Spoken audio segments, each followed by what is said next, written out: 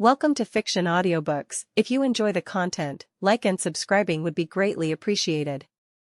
If you have any recommendations for novels, comment below. Please join my Patreon at https://www.patreon.com/fictionaudiobook. Chapter 1. The End. Betrayal. The betrayal from friends. The betrayal from family. The betrayal from acquaintances. The betrayal from co-workers. The betrayal from one's expectations. The betrayal from the world. *CK betrayals. Life is full of betrayals, be it from friends, family, or worse, from our expectations. Well, betrayal is a very strong word. Deception, treachery, dishonesty, perfidy, disloyalty, perfidiousness, and many more. There aren't as many synonyms for betrayal as there are types of betrayal. To be honest, my parents were the only people who, despite scolding and punishing me, never betrayed my trust. They always had my back. They valued me and the choices I made and would always prioritize me. Now, after having a good growing environment, when we come out to the society, we come face to face with the harsh reality and know how cruel the society and world can be. Well, I understand that few of us don't even have that luxury. They don't have an ideal environment while growing up. Everyone has their circumstances growing up. This dog-eat-dog world doesn't spare anyone. Especially if you have no money, no power, and no connections. I am an engineer, and unlike many others in my profession, I am not an extrovert. I am an easygoing guy. I don't take many things to heart. Even if they are heartbreaking for others. It may be because I am heartless. I'm cold and indifferent to many things, but I am soft at times. I am paradoxical, sometimes even I am perplexed by myself. I am kind and caring most of the time, but there are times when I am cold and indifferent towards things which doesn't make sense. My reactions are paradoxical and I have no idea who I am when my true feelings contradict my very own personality. What baffles me most is that deep down I know that this is wrong or very different from what I should have or would have done or shown. I have no idol that I am crazy over, and there aren't many things that can sustain my interest after a few weeks. I always lose my interest in them. I'm a loner and haven't met many people with whom I can vibe. Sometimes I feel as if I am all alone in this world. As to why talk about betrayal, the word didn't have much space in my life a few months back, but now, it is staying rent-free in my life. I am a simple man, born in India, currently living in Germany for a project. My life is currently in shambles. I was betrayed by my team, colleagues. Betrayed by those whom I thought of as friends. I didn't have many friends, to begin with, and getting betrayed by the few I had left me all alone. The girl I had a crush on also got engaged with the guy who backstabbed me. Alone, all alone with no lover or any friends or family. I am just a guy who has a passion for cars. Cars are something that I have had an interest in since I was a kid. Even the cars of whom I was fond of have had ups and downs throughout my life. My interest in them ignited when I was a child but dwindled in my teen years, but it rose again like a phoenix when I was in college. Which brought me to Germany. I'm in my 20s, I have a very long life ahead, I am sure that is what they will say. Anyone else in my shoes would have committed suicide, or those who are optimistic or are afraid of dying would have just moved on with life, but not me. I don't know how or why, but right now I am driving my Koenigsegg Adra R on the Autobahn in Germany, the car I just so happened to purchase or borrow, some might say. I was hoping to purchase Jesko, but it is way out of my budget, and so is this car. I had to sell my old car to buy it.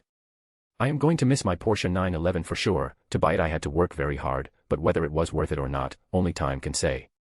Luckily for me, there was some businessman who went bankrupt. Well, his bad luck was my good fortune.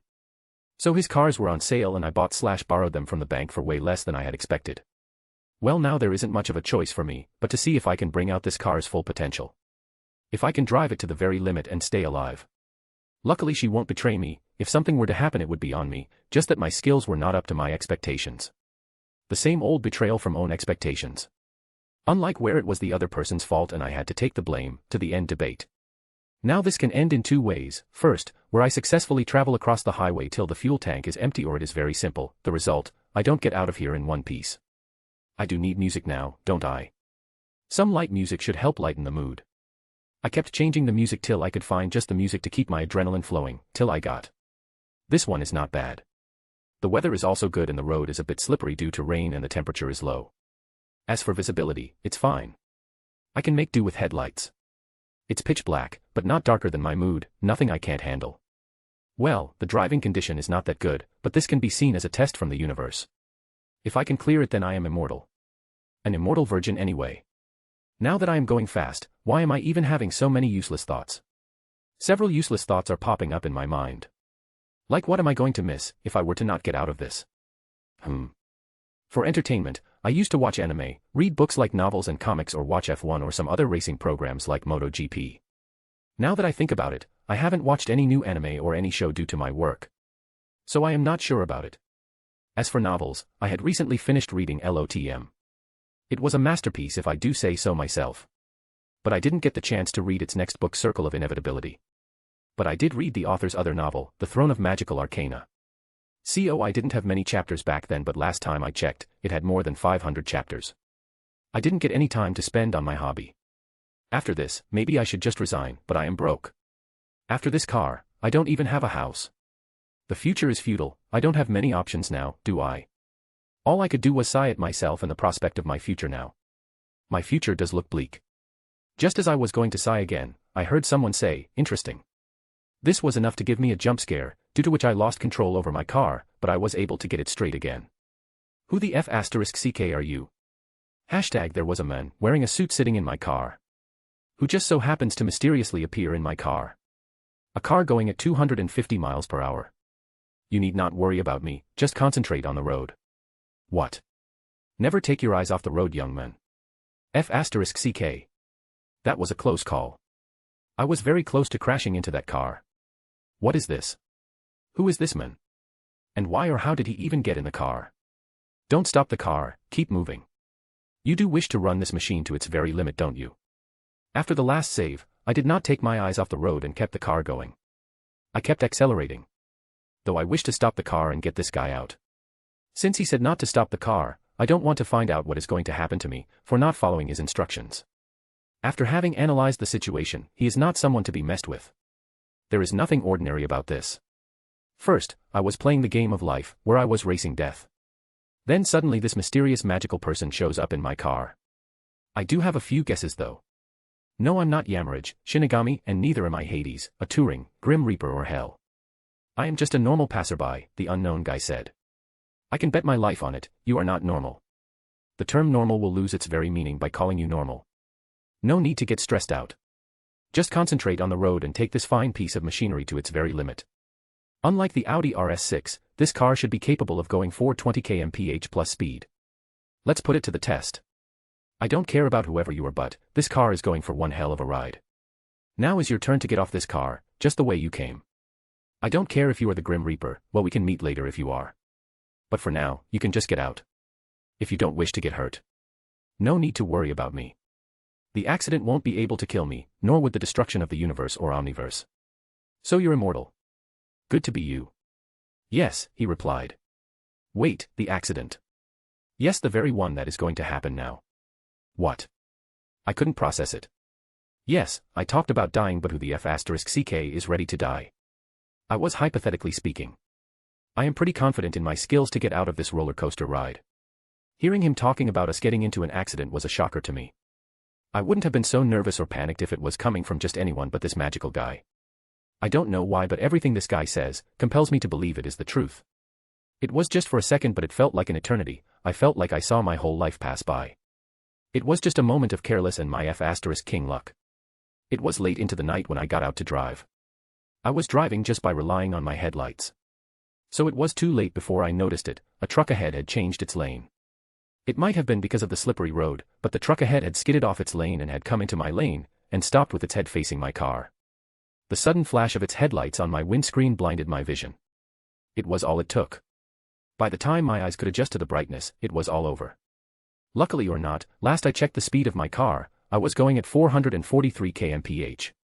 To bring the car from that speed to standstill condition is very difficult. This time I saw it for real, my whole life passing by. Well, there is a scientific explanation for it though. My brain couldn't come up with any solution to save me. It was searching through my memories to find a solution. An eternity later. King died. Well, mind has never been so clear. I can't feel my body and my mind is crystal clear. So did I survive? Did they manage to save me? Right, maybe I was admitted to some hospital. That could be a reasonable explanation. Maybe I am in a coma right now. That's why I can't feel my body, but how am I thinking then? Aren't brain-dead patients declared as being in a coma? Never mind that, I just hope they save me.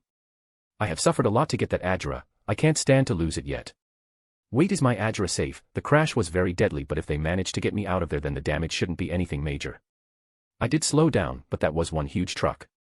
It was blocking the whole road. I don't even know how many extra carriers were attached to it. I had no choice but to apply the brake.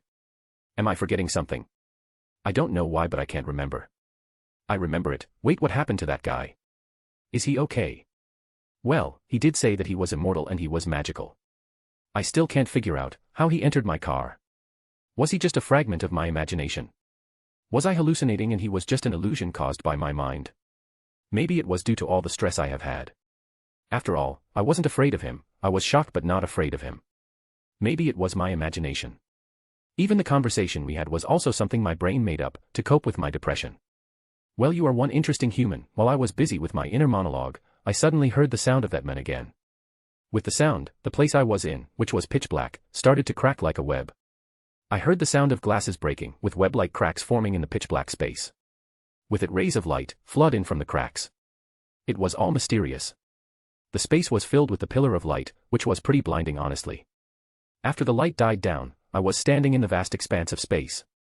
Well, floating would be the correct term, but I am standing. But I am not too sure, because I can't seem to find my body. I can see, I can hear, and that's it. I don't see my body, nor can I feel the vacuum of space tearing my body apart. So how am I seeing? Surely this is a dream. That's the only probable explanation I can think of, or this might be crazy, but never mind, that's impossible. Well, nothing is impossible, young man, said the mysterious voice. Yes, I'm possible, right? I replied. If you think so, then yes. Now let's discuss as to why we are here, said the mysterious man. Right, so why am I here? Yes, so the thing is you are dead. Right, go on, I am dead. Well, this might be the most realistic dream I've ever had. Chapter 2, The game. No, I was not joking when I said that. You are dead. Do you think that a driver going at the speed of 435 km/h can survive the crash? No, wait. Even if I were to believe you, then where am I? If not a dream. You are just a figment of my imagination, just like that man in my car. Oh. Now. So do tell me, if this is also a part of your dream. Just as the mysterious voice stopped speaking, there was a ripple in space and it contracted and expanded. Before long I was able to see the solar system, at least what I believe is the solar system. I am not sure about it. Before long I was able to see Earth. At least the planet which resembles Earth, I have seen in textbooks and on the internet. The expansion didn't stop till I could see a road, with a truck and a car crashed into it. The road was packed with ambulances, police vehicles, and fire trucks. So an accident seems similar to what happened to me, just that, wait, is that my car? Yes, the whole body of the car was nearly destroyed. So do you think that your body can survive that? Am I dead? And this is reality and not my dream? Yes. So then, who are you? I am what you would call as an omnipotent being, or a ROB, to make things simpler for you. Though this is my first time doing something that could categorize me as ROB. So this is real. My car, my F***king car. See what have I done to her? She was so beautiful. This is your fault. If it wasn't for you, I would have never. Well, yes, if it weren't for me, you wouldn't be dead. You wouldn't have been in that crash and gone ahead with your life and lived the rest of your life as some zombie. Yes, but my F***king car. A couple of minutes later. Have you calmed down now? Let's just continue, maybe this can help you. You do know that I have brought you here on a whim.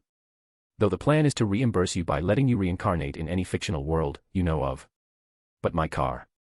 I'm omniscient, I know everything, young man. You are trying to get sympathy there. I know that you love your car, but is it more important than your life? Yes and no. I know that, so fine, how about I give you a gift? A gift. Yes, an extra, besides what we were about to do earlier. But a gift can't replace my car. I had my feelings attached to it. My Koenigsegg Adjura are.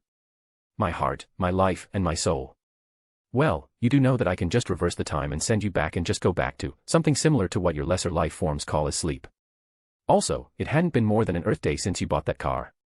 So what is this gift that you were talking about? Also, can we move on to the main issue at hand? We have wasted enough time as it is. Fine, well, the gift I am going to give you is a cube and a book. The book is an extra, for you trying so hard to keep me entertained. As he said that, a cube and a book materialized in front of me. They don't have any design, and why do they look like I'm watching them in some old black and white movie? Well, you can design it to look however you wish. While I do know the final product, let's say the reason I'm letting you design is related to the world you will be going to. Interesting, so what do they do?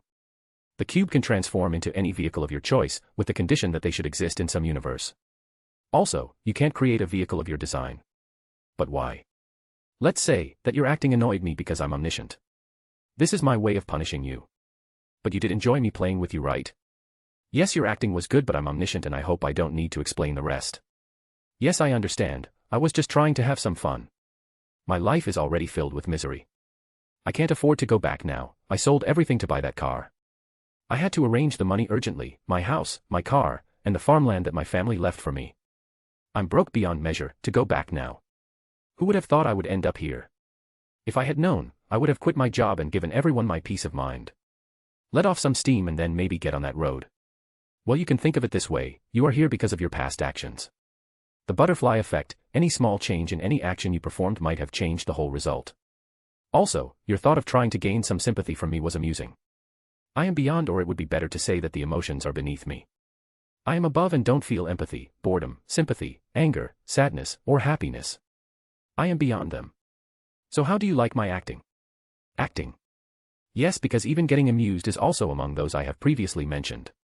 Also because I don't feel anger, the punishment I have imposed on you is light, if you could even call it a punishment. I understand, I should just see the bright side. I have a lot of options to choose from, there are way more variety of vehicles in existence. Getting to ride any vehicle from any universe is great. A big upgrade to my car. The best part is that I can turn it into Jesco, or Adra, or any other car or even a spaceship. So on to the main topic, we were talking about giving you a second chance at life. I have created an omniverse, with all the fiction verse to ever exist in it. Just as he was saying that a small sphere appeared in front of me. So this is omniverse with all the fictional worlds in it.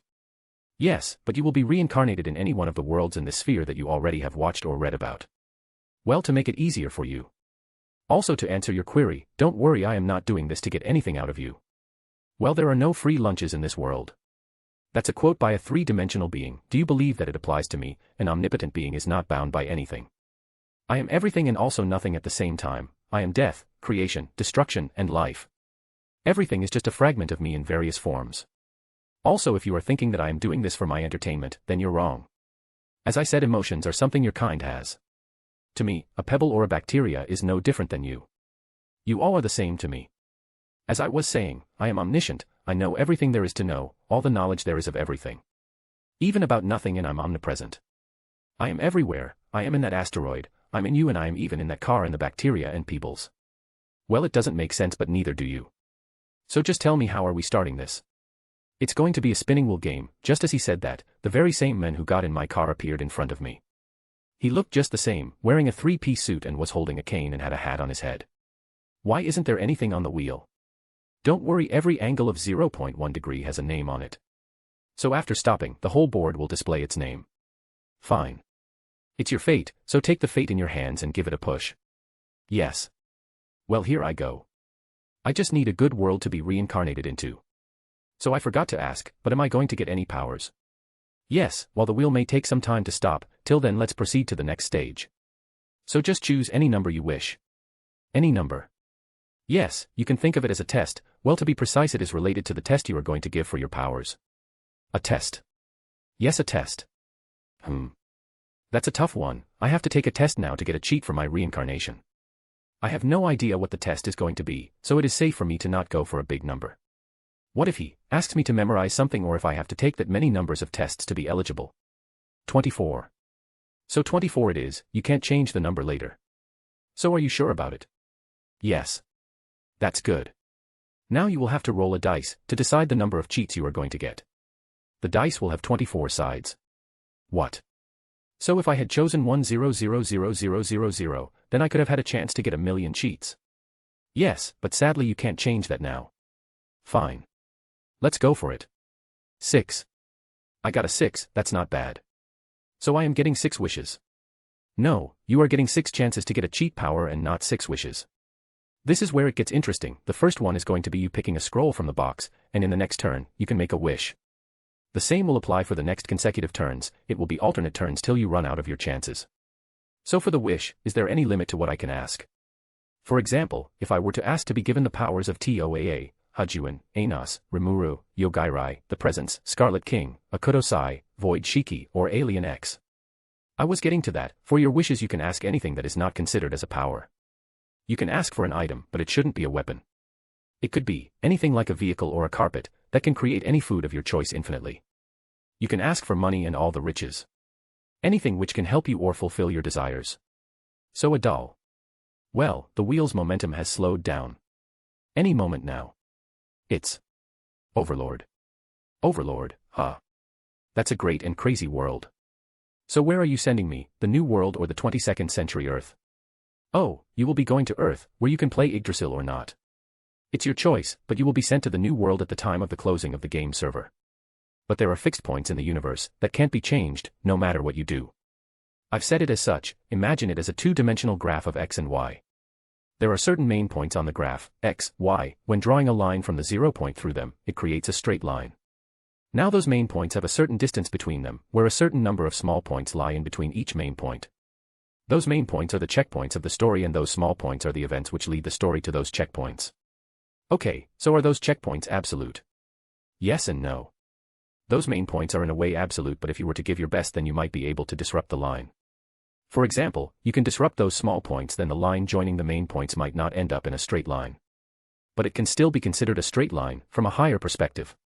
Any small disruptions are bearable. While you can disrupt those main points, if you try too hard, what you can't change is the start and the end point. The start point is you getting reincarnated and the end point is you getting summoned from Earth. So they can't be changed, it is inevitable. It's all in your hands, but the changes it will bring can be extreme. Extreme. Yes, for example, at the endpoint you can get summoned to some other universe, rather than New World.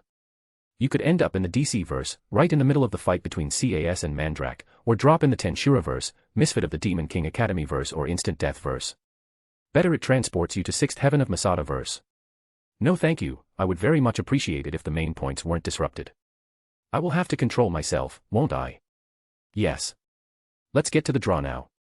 As soon as I asked him about the draw, a polyhedral box with 24 sides appeared in front of me.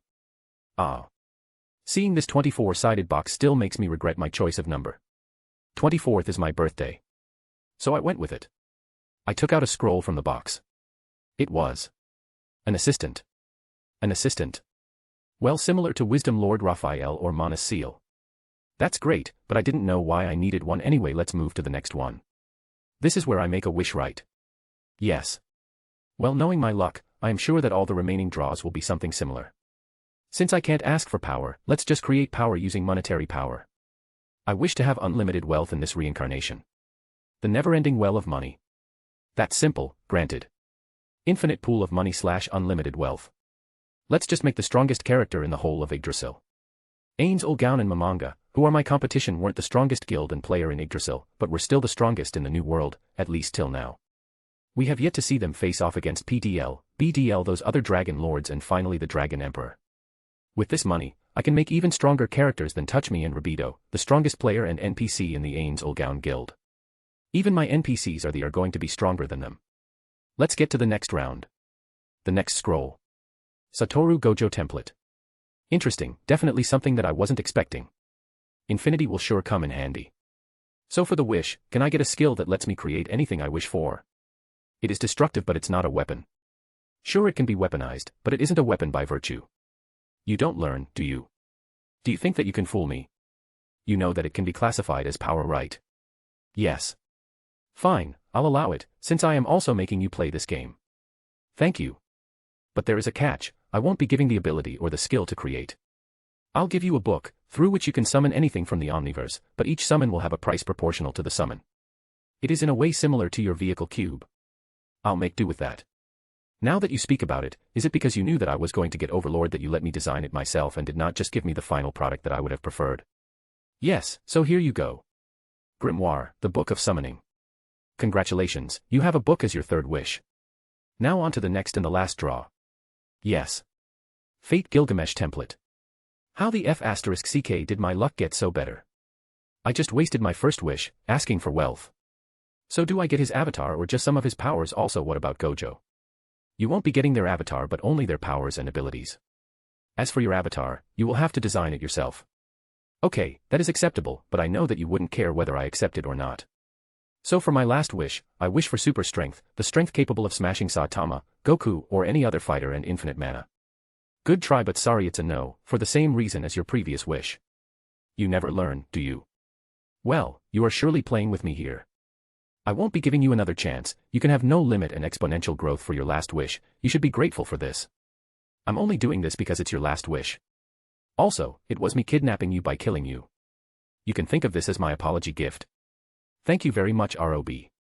So I have been meaning to ask you, but I didn't wish to waste much of your time. There is no concept of time here, and I know what you're up to. Anyway, go ahead. Thank you, that is a nice looking cane you have. Also, your suit is great. Yes, it is. The design is marvelous. I am sure that there is only one of its kind. It's such an exquisite piece of art. Even your suit, it's just marvelous. I know what you're doing here, you can have it. When you wake up, you will have them with you. Also, the cane functions as an umbrella. Think of it as a bonus. A reminder, you can't use any of your tools or powers on Earth, except the boon of unlimited wealth. That's good to know. I was lamenting having wished for unlimited wealth upon getting the Gilgamesh template. I guess everything happens for a reason. It's great. So now that the game is over, I will be sent off, right? Yes. Ah. I forgot to ask you an important question. I won't be losing my memory after reincarnation, right? Well, you have two options. You can either reincarnate or get transported. I would choose transportation since I will be leaving Earth at the end of the game. I don't wish to go through the pain of separation from my family once again. Feeling that pain once is more than enough for me. Also, can I have my situation similar to Bruce Wayne's and transport me to the future after his parents are killed? That's acceptable. Also, you will have the suit and the cane on you after you go there. As for your memory question, there won't be any point in erasing your memories if I am specifically sending you to a world that you have prior knowledge of. Good point. And lastly, what about the book that you mentioned at the start? Well, it's a gift for you. I'll be giving it to you, but you won't be able to open it. It will only open after you complete a quest. Before you ask what the quest is, it is only a quest and not a quests. Okay, so what is the quest? Right, just as I was telling you, the quest is unknown. I won't be telling you what the quest is.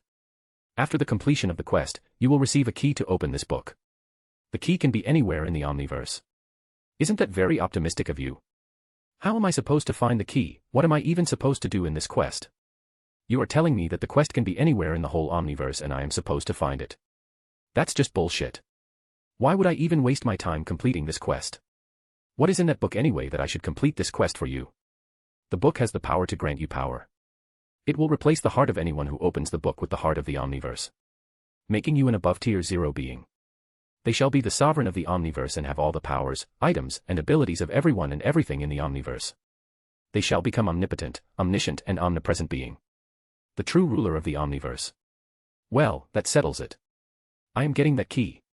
But did I hear it right, that anyone, not just me, can open the book but should just have the key? Yes, and don't worry, no one can erase or steal your powers. Thank you, but that still doesn't ease my mind that anybody can open that book with the key. How am I supposed to remain calm knowing that? Well, that is for you to worry about. So off you go. A portal opened up just beneath MC, and he was gone. Silence descended in the space. The mysterious man who introduced himself as the ROB was just standing and hadn't moved an inch. It was baffling that the man had no face. It was pitch black, while MC made no notice of it. Before long, cracks started forming on ROB's body. The body disintegrated and disappeared. As if the whole exchange between the MC and the ROB wasn't reality but a dream. Leaving behind a whisper, the sound traveled from all directions and across all dimensions. What an interesting dream he had, but such is fate. If he had wished for omnipotence, he could have attained it. He could have acquired any power he had wished for.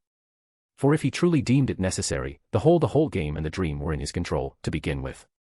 He was the one to limit his powers and potential, such is the fate of man. Challenging oneself is also interesting. Sooner had the whisper ended, the whole space collapsed. The universe where the exchange took place disappeared. Chapter 3, 3. The Beginning. Earth 2125. In a mansion at the edge of a city. A teenage boy could be seen sleeping on a bed in a room in the said mansion. His consciousness began to waver, he slowly opened his eyes lids. Where am I? Have I come to the Overlord world or was it all just a dream? So was it successful? Is this the Earth from the Overlord universe? Or was it all a dream? Just as he was getting up from his bed, he spotted a small briefcase and a long cylindrical box lying by his bedside. Interesting, the ROB did keep its promise. Let's check what all things have we got here. He quickly moved from his side of the bed to pick up the briefcase and the cylindrical box. After getting the briefcase and the box and making himself comfortable on the bed, he opened the briefcase first. The briefcase had the book, the very book he designed at the start of the game. So here is the book said to be able to grant omnipotence. I could never say this out loud, not even in this world or even in my home. You never know when someone is listening. The people of this world may think of me as being delusional or a fool, but you never know when someone could take his chance at robbing this book. The world is messed up as it is, you can never say when someone might just go insane. After running his fingers across the book and getting the feel of the intricate design on it. The design he had designed and had Rob build it, he tried opening it but failed. I'll have to find the key as soon as possible. While I have the book, I am not the strongest person in this omniverse, and the worst thing is, even after going to the new world with my game avatar and the cheats given by Rob, it will or can make me one of the strongest beings in the Overlord universe, but I will still be far from being the strongest in the omniverse. Let's just hope that the quest is something easy, a quest that I should be able to accomplish with my strength. All he could do now was sigh and leave this problem to the future. I should hold on to this book safely till I complete the quest. But first I should think of a way to keep it safe till I reach the new world. After reaching New World, I can store it in GOB. Not just this book, I should also survive till I reach New World and not just get killed before the game launch. Well, that's where you come in. He picked up the suit next. You and this Kane, you both are the personification of Rob himself. The strongest armor in the whole omniverse. I should just be careful, this armor doesn't cover my head, but I still have a hat that came with this suit. That should count. While some might call me a fool, for this action others may hold me in high regard. There is both positive and negative side to this. The cane is a very strong weapon. I should be able to kill just about anyone with this. It is after all the strongest weapon in the whole omniverse, but the downside is that this cane can also be used to kill me. It doesn't matter if I even end up as the sovereign or ruler of the omniverse. This cane would still be able to kill me. But I got it for free and I didn't have to waste any wish to get it, that's a plus. A weapon to kill anyone in this omniverse.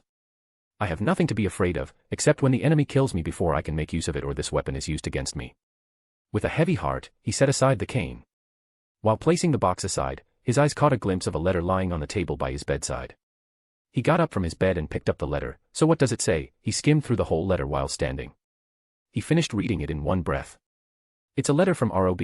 According to the letter, my name in this life is Bruce Wayne, and I am currently in Gotham, the home of Batman. My parents are dead and I am 16 years old. Yes, that's the gist of it. So I am currently in the room of the infamous Batman. After placing the letter back on the table, he moved towards the balcony in his room. He could see a quarter of the city. The most infamous fictional city of DC. This city is quite different than what was shown in the movie or the comics. Well, I should have expected as much seeing it, He looked around the room, and he found a clock mounted on the wall. It was an ancient giant clock. He started looking around again and found a modern-looking clock, placed on a table on the other side of the bed. Hashtag 07:24:06. Number 24, May 2125. It is year 2125, Interesting. Well, it's 2125, the city would have changed with the flow of time. The city looks more futuristic, but still, it gives off the feeling of depression. The dark vibe, and also there is barely any sunlight. The sun should have risen some time ago, but it is still dark. Those ominous-looking clouds just add to the aesthetics of the city. He kept staring at the clouds, trying to find the sun. But failed to find it. Well, the Earth in the Overlord universe was said to be beyond saving. Nuclear warfare has destroyed most of the world as we knew it. Nature has been polluted and destroyed with each passing day. The technological advancements also played a huge factor in deteriorating the condition of the planet. He sighed loudly, thinking about the condition of the Earth. It's 2125, so there is still a year before the game will be released. So what should I do in the meantime? While thinking about his plan for the foreseeable future. Since he already had a rough idea about the game and its features, he got busy thinking about how best to use his knowledge to get ahead of others. I should first buy some stocks in the company which created and owns the game Idrasil. It will give me more freedom as a player. I can also keep in check about any major events or changes happening in the game with my presence. MC couldn't contain his excitement. A lot of thoughts were flashing through his mind. Unable to contain his excitement, expectations for the game were rising. I still can't believe that I am in the Overlord universe, and as Batman no less. His mouth started twitching and he started laughing out loud, unable to control his excitement. So, let's do it. He cleared his throat, all the while standing on the balcony of his room. It was the moment of truth. I'm Batman. I said it, and this time as the real Bruce Wayne. That was great. I may just be 16 years old, but I still have good height and a good physique. I didn't notice it earlier with all the excitement, but this body does feel more light and I am more flexible. Let's check my strength. Bruce moved towards a pillar attached to the wall in his antique-styled room. He chose this pillar specifically to not destroy his room. The chances of him breaking the pillar and destroying the support for his roof seemed high. He couldn't have his roof falling on him now, could he? Bruce got into a boxing stance and then punched the pillar. The punch was swift and carried all the strength his body could muster. I expected nothing less. I was able to leave a dent, on my hand that is. I should just get an X-ray just to be sure. Bruce moved away from the wall and sat on his bed, nursing his hand. I shouldn't have been impatient. He did say that I would receive all those cheats after getting summoned to the new world. I have a total of 6 cheats. Wait, what about the assistant? Do I get it now or later? He heard a gender-neutral robotic voice, soon after asking the question. Good morning to you, Master. I am your assistant ready at your service. So I also get the assistant now. Fine, but what were you doing till now, my assistant? Waiting for your orders, Master. You could have warned me. Ready and waiting for your order, Master. Fine. Sighs loudly once again. Am I not sighing a lot recently? What has my life become? Sighs again. So what do I call you? I was getting at it, Master. To fully use my capabilities and operation, you need to name and select some options to boot up. Okay, let's do it now. Name. Gender. So just the name and gender. But why do you even have gender? You don't even have a body. I thought you would be similar to Jarvis, Raphael aka Seal. But now that I think about it, Seal did acquire a body. Okay, if you don't wish to answer that, then it's fine. I've decided, I am going to call you World. As per the agreement, you are supposed to be my most loyal subordinate and are never going to betray me under any condition. At least that's what ROB said, and I trust him. Name registered. As for your gender, I'm not sure about it. Before I was planning on naming you Jarvis and just being like Iron Man. But it may be due to circumstances and various other factors, I ended up naming you World. Okay, let's go with the female. You'll be the second woman in my life except my mother, whom I can trust to not betray me. Gender registered. Well, enough of that. So, hello World. Hello to you, Master. Okay, so can you not call me Master? Yes, then what should I address you as? Call me S, it's the initial of my name. Okay, S. That's good. Hidden quest completed. Wait, so I completed the quest. This was fast. Soul generating. World acquired soul. I, World, am at your service, S. Bruce heard a lot of notification sounds. There was a moment of silence before he heard a female voice. The voice radiated life, youthfulness, and sweetness. At the dining room of the mansion. Bruce was having his breakfast while listening to the news. Mac POV. Sir, you may take a rest. After what happened yesterday, no one is going to blame you for not attending school. I'll inform the school authorities about your absence. You do that, I'll check if I have anything else to do. I had a detailed conversation with World, and had my misunderstanding cleared. The hidden quest was not the quest that I was looking forward to. How could a quest that grants omnipotence be so simple? It was a hidden quest, which granted her soul. Now she can talk like a human, feel emotions like a human, and think like a human would. Long story short, she doesn't talk like an emotionless robot anymore. The person who was talking to me now was Alfred. The very same old Alfred, butler to Bruce Wayne aka Batman in the flesh. He is here, as my butler. Thanks, ROB, now I won't have to worry about finance management and work. I can just allocate all that work to him, and more importantly I can act as Batman, except I don't know any martial arts except a few self-defense moves. Nor do I have exceptional strength to bend a rifle or lift someone. Alfred returned to Bruce, while he was still contemplating his life going forward. I've talked with the school and they are okay with it, sir. Thanks, Alfred. You're welcome, sir. Alfred, I was thinking of investing in stocks. That is a good move. It is good to know that you are taking an interest in the business. So what stocks did you have in mind? Not the big companies. I was thinking of investing in the gaming industry. That could be a good move, but why the gaming industry, sir? I was just browsing through the net, I found a trailer for a game. The trailer was good and the game sounds interesting. If they can do what they have proclaimed to be able to do, then it could be a great investment. They are trying to build a VR game, but this is different from the other pre-existing VR games. It will be more realistic than the ones already available in the market. People will try to find paradise in the game, trying to get out of this cursed world. They have the whole world to explore, and the amount of player freedom granted makes it stand out from the crowd. It's good that you have thought of it this much. I will look into it. So what is the name of the game, sir? It's Idrasil. Okay, sir. Do you need anything else to be done? Nothing. Well, that's one thing out of the way. I'll try to purchase 15 to 20% worth of stocks. I can't just up and decide to become a major shareholder in the company. It will change a lot of things, for which I am not ready. Minor distortions are tolerable. I can't disrupt the whole flow. The butterfly effect caused by my and Gotham's presence is more than enough. But I still can't believe that I have to go to school, once again. Just as Bruce was thinking of ways to quit school, he heard Alfred's footsteps approaching him. He eyed Alfred to hear what he had to say. Sir, the sword you were asking about is complete. I got a call from Lucius. Ah. The sword, yes. So they completed it. Yes, sir, if you would like, I will have them bring it over any time you wish. No, they did a great work building it, I'll go to them. I should also congratulate them on the effort they have put. Yes, sir, we will do that. We can leave after you finish your breakfast. That will be good. Yes, sir. What sword is he even talking about? This is my first day here, and what do I do with a sword anyway? This is the 22nd century we are talking about, don't they have energy guns or energy blasters? What will a sword do against them? If I may interrupt S. So what is it, world? Ah. Right, you have my memory stored in you. So what sword did me, before I reincarnated in me want? It was a lightsaber. The you before reincarnation was interested in weapons. Futuristic weapons, and he was also a fan of Star Wars. I am not disappointed in you, the me before I reincarnated. You are a true man. So what other weapon was he hoping to create? Now that I have you, we can boost the progress of his dream. Might I remind you, he is dead, which is why you are here. Which is why I am doing this. I am trying to fulfill his dream here. This is the least I can do for his noble sacrifice. Sure. See, you understand me and so do I understand your sarcasm. Is there any way I can undo the quest? You will have to contact ROB for that. I just work here. Sure you do, dear. Am I not getting too familiar with you? This is a first for me. I have never got along with anyone this fast. Maybe it's just you are a robot and are loyal to me. You won't think badly about me and won't leave me.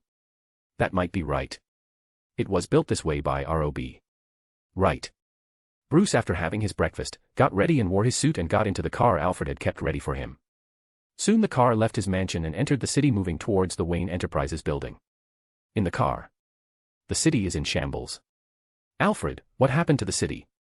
It was caused by a criminal who calls himself Joker, sir. Joker. Joker. Do you know what this is, world? Yes, it is a chance for you to become Batman. Yes, I have always wanted to do this. It has been my dream my whole life. I'm Batman. Yes, but are you Batman? Yes, I'm a billionaire or trillionaire, will I have unlimited money cheat active? I'm an orphan in this world. What else do I need? That's it. Conviction, hope, symbol, justice, righteousness, selflessness. I am neither of these. Right, I am not sure about it. If I can truly forgive someone or not kill someone. I am not sure I can make the right decision. Can I restrain myself from killing Joker after he brings me to my breaking point, like Batman? Or can I protect myself from being corrupted by Joker? After the White Knight of Gotham couldn't save himself, then where do I stand in this? Batman is a symbol of Gotham. The symbol of hope, just like Superman. Also, I am no expert in martial arts to beat up Joker and his hired goons. We should concentrate on Idrasil, S. But it won't be in right consciousness to leave him be. Batman was one of my favorite heroes growing up. I can't let this go. So. I can start learning martial arts from you. I know it will take time. But it can prove useful in future. But for now, I've decided. Let's do this. I know you are worried about my safety. But I've got this suit, it's bullet and missile proof. As for my weapon, I'll have lightsaber. But you have school. I know, but I was thinking of dropping out. It's not like the school or my degree is going to help me with transmission. Better I can just skip grades, I have you. Also, because of the fight the me from yesterday got into, I am not going to school for a week. We can work with this. Yes. So are you on board? Yes. Good. It will be great, a Jedi versus Joker. In Wayne Enterprises R&D department. Research and development. Good morning to you, Master Wayne. Good morning, Mr. Fox. So where is my lightsaber? It's right here, just follow me. I'm excited, what about you, world? I'm your assistant. So you're excited about this? Bruce followed Fox, till they reached an enclosed section of the lab. A box was placed on the table. Here we are. Fox slid the box towards Bruce and opened it. A metal hilt lay in the box. So this is it? Yes, it was quite difficult to build it with the technology we have, Fox replied to Bruce. So it was difficult even for them. How did you manage it? While asking him about the process, Bruce picked up the lightsaber. He started checking out the weapon while waiting for Fox to answer his question. It was difficult, but your idea helped me complete it fast. My idea? Yes, it was quite a unique approach to solving the issue with a blade. Yes, would you please mind telling me about my idea world? The you before you reincarnated, or simply put, the original owner of the body thought about it. So it was his idea. Yes, the idea was to make it similar to a fencing stick. But to make it foldable, it opens up when you press the button. After activating, a current is passed through the stick and the stick is strong. Strong and sharp to be able to cut through steel. They have used a similar approach. Interesting, I had thought of a similar approach in my previous life, but it was a dead end. It was a good idea but very difficult to implement. Yes, I don't know what and where you are going to use it, but I would be careful while handling it. I'll be careful. So how does it work? I'll give you a demonstration. Saying it, Fox took the saber from Bruce and moved towards a separate room connected to the lab. It is a spacious room, with white airbags coated walls. The very room where Bruce Wayne first drove the Batmobile in Batman Begins. Cylindrical blocks of wood, steel with other types of metal and various materials were placed in the room. Fox moved near the block made of steel. Nearing the block, he activated the lightsaber. A purple-colored lightsaber was in his hands. Fox swung his arm holding the saber, he cut a steel block. The slice was swift, the block was cut in half. The saber was still intact and glowing purple.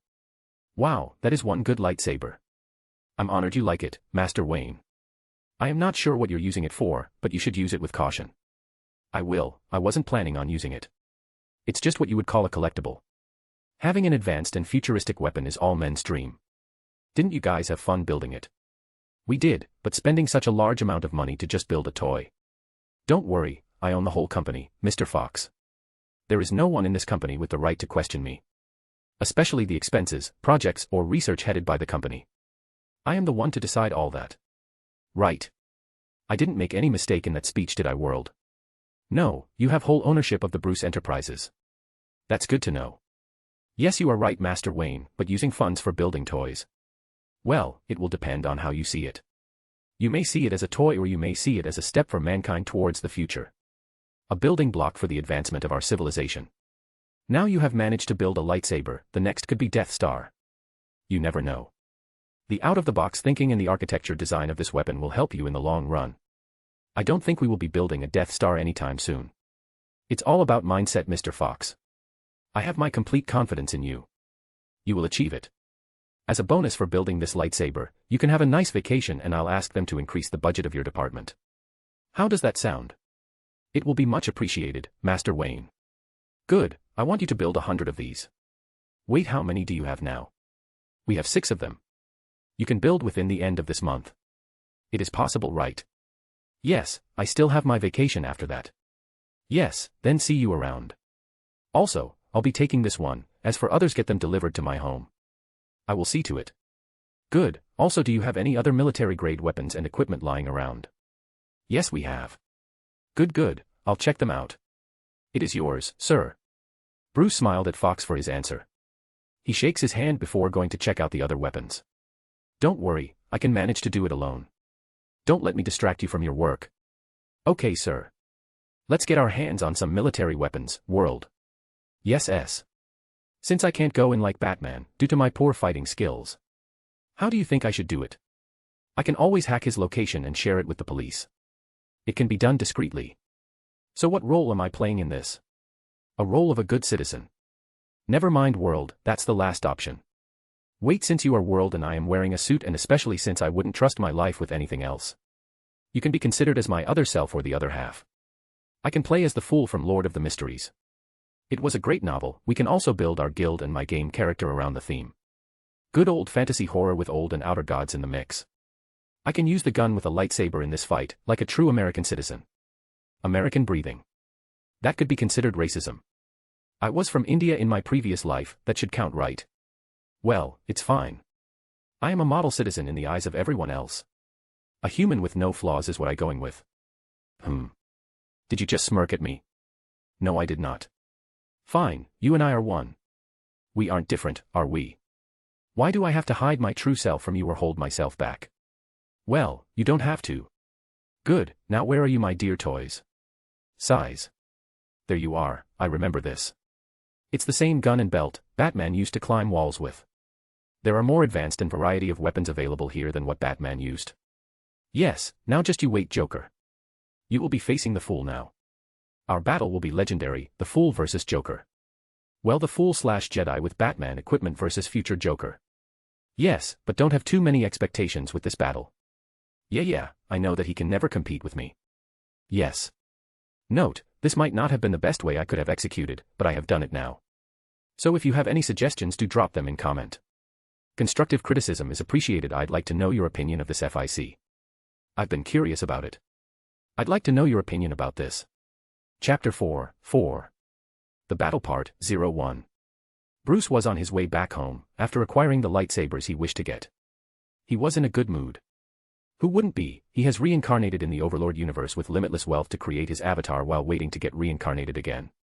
Getting reincarnated in one of his favorite anime worlds is a big deal for him, but as Bruce Wayne no less. To top it off, he also has Gilgamesh and Satoru Gojo's template. He even managed to acquire a lightsaber. He also has Joker to entertain him till the game launch. Saying he is in a good mood would be an understatement. He left the office after he was satisfied, and is in his car now. He is seated in the back seat while Alfred is driving the car.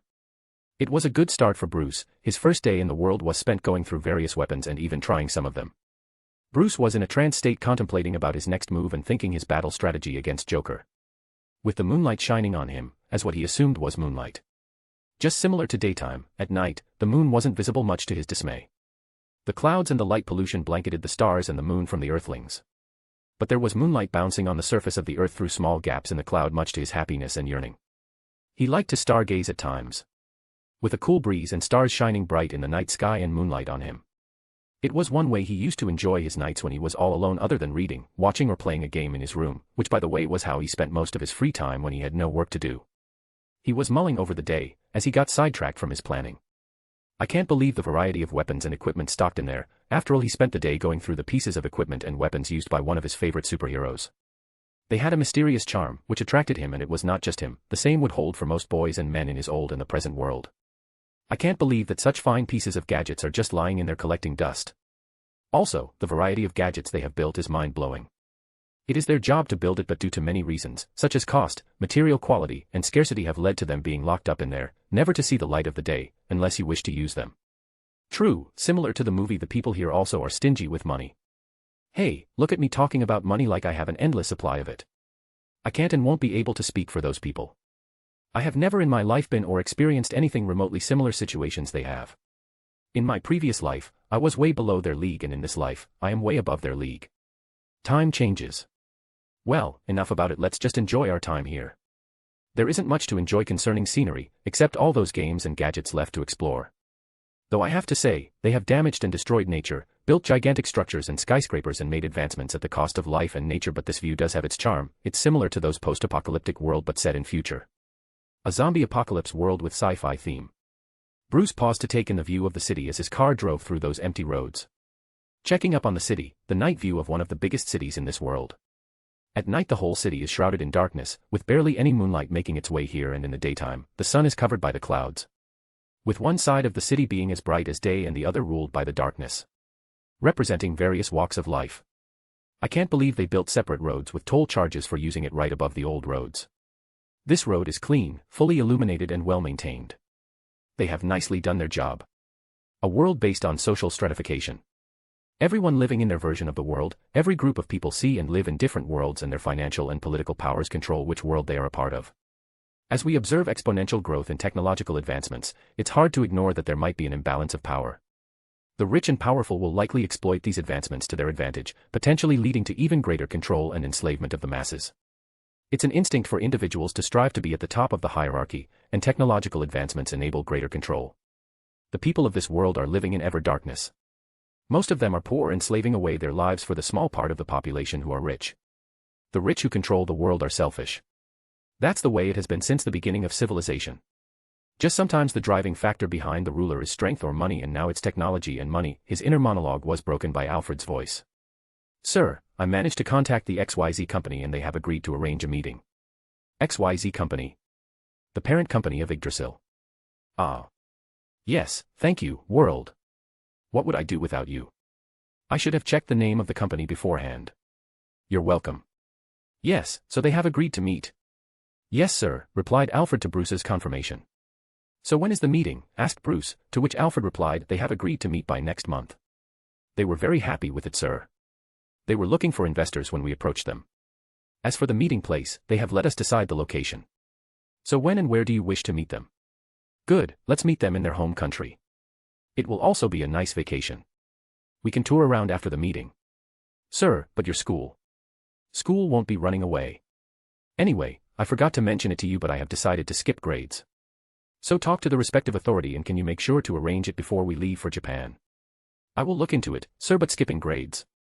And is it due to the fight? I'd rather enjoy my life than waste my time in school, Alfred. There are zillions of things I could be doing rather than school and enjoy doing them. I wish to tour the world, look after my company, expand it if possible, and explore. When I already know what they are teaching, then what's the use? If that is your wish, then I see no problem, sir. It is good that you are thinking of finishing your education rather than dropping out. You are the sole heir to the Wayne Enterprises. You have a reputation to maintain, if not yours then that of your parents and the family. Yes, I will. Alfred, with that silence, returned to the car. Bruce was looking out, capturing the night view of Gotham while thinking about what Alfred said to him when he heard from World. I've located him, the Joker. He is planning on acting up tomorrow. That was fast. I have access to your system and the network. Hacking into the internet and all the devices connected to it in this city is not difficult. I guess technology is in a way bane for Joker. It is true for everyone in this world. I guess, unaware of the implications of the world, Bruce was lost in thought. He misinterpreted the underlying message of the world and related it with the state of the world. The damage the technological advancements have brought upon this world. The destruction of nature and the natural habitat of most animals and plants. Humans are tolling away at their lives to live to see another day, living inside the dome cities created by them to protect themselves, like a bird living in a cage. While the humans could live inside their house without any precautions, the moment they left they needed a mask to protect themselves. There were strict rules governing these issues. They needed masks, with built-in air filters while traversing safer regions, but had to carry oxygen cylinders with full body protection suits when visiting the nuclear-contaminated regions. Later that night, Bruce fell asleep as soon as he had dinner. It was obvious he was tired after the work he put in today. Trying out those weapons and different gadgets used for spying and assassinations. He found himself sitting in a white space in his dream. All alone in a never-ending space. It was a white room as far as he could see. It was a first for him after meeting ROB. Unlike back then, he was in a white space, never-ending white canvas as far as he could see in all directions. ROB, are you there? It's me, S. World, was it you who pulled me into this space? Yes. I didn't know about this place. So a spirit realm or a pocket dimension of yours. But ROB never mentioned anything about this.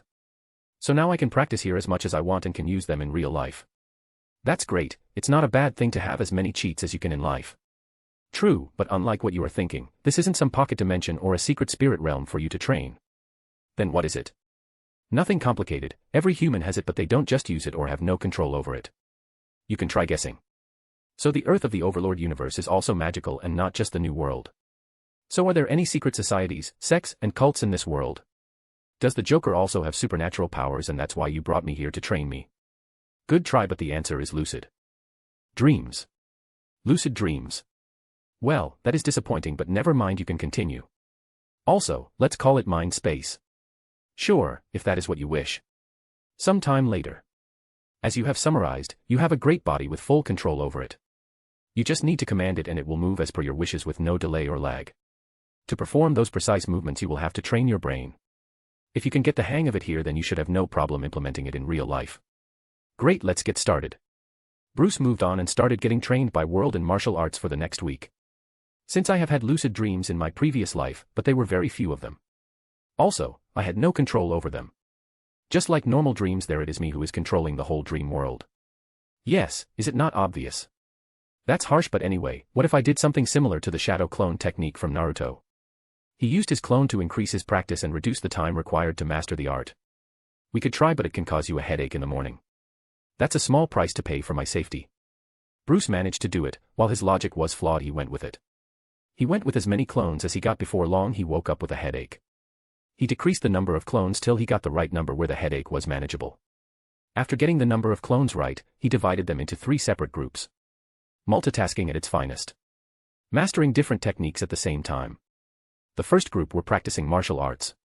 There were 2 types of clones in the first group, those learning the basics of martial arts, while the rest were practicing attack and defense moves repeatedly. The second group of clones were busy learning and fighting with a weapon. There was diversity in weapons, with some using lightsabers. A few of them, similar to the first group, were practicing striking and blocking with a weapon. The third group of clones were less in number than other groups. They were practicing using the equipment and weapons Bruce took out from the R&D department. And so he continued his learning with multiple avatars. Many of his shadows were busy mastering the martial arts in the background, while Bruce, who calls himself the original, was busy playing chess with World. While World wasn't present in the dreamscape, Bruce could communicate with her just fine. She wasn't present physically in his dream, if you could call it as physical. She directly communicated with his consciousness. Right now he was sitting on a throne in front of a table with chess board on it. He was sitting comfortably on his throne. The throne was comfortable and extravagant. He didn't need to move to play the game. He just willed it and the pawns moved. I like this. I don't have to waste energy moving the pieces and just concentrate. But moving them yourself is also part of the fun, but this feels more fun. I'm good at delegating tasks. Yes, you are. So say, World, did I kill the original owner of this body? I am not following. It's just a thought when I saw the aftermath of Joker's attack. The people were killed and injured in those attacks. Their people were crying, mourning, and crying for help. Also, the people who were working hard in my company. They had dreams in their own life and are not just a part of my story. They have their thoughts, emotions, dreams, life, and so on. They aren't NPCs. I have been subconsciously seeing myself above them. Just because I know about this world and have read it in the form of a fictional story, I see them as NPCs you see in a game. Just like those pedestrians in GTA, you shoot or drive over. This pseudo-omniscience is creating an illusion, a false sense of control. I feel like a god, who has complete control over their life and fate, and my one action can change the direction of their life. Which I can, which is not helping at all. I do know that they have their own life, but it might just be a subconscious thing. Having watched and read Overlord and Batman, it just doesn't feel right for me. I know it's not right, they are genuine people just like me. I am doing it unconsciously. While I hate this line of thought. What can I do? Following the line of thought, if I consider this as real, then who am I? Am I the killer of the original owner of this body? Do you see where I am going with this? Am I playing with these people? I know it was confusing, following along my thought process, but what can I do? My mind is a mess now. ROB created this omniverse for you. They or this world wouldn't exist without you. So I am sure there is nothing for you to worry about. They are as real as you. If so, then, all of this is happening because of ROB. You can say that. It's just a hunch, but I am sure that wasn't your main question.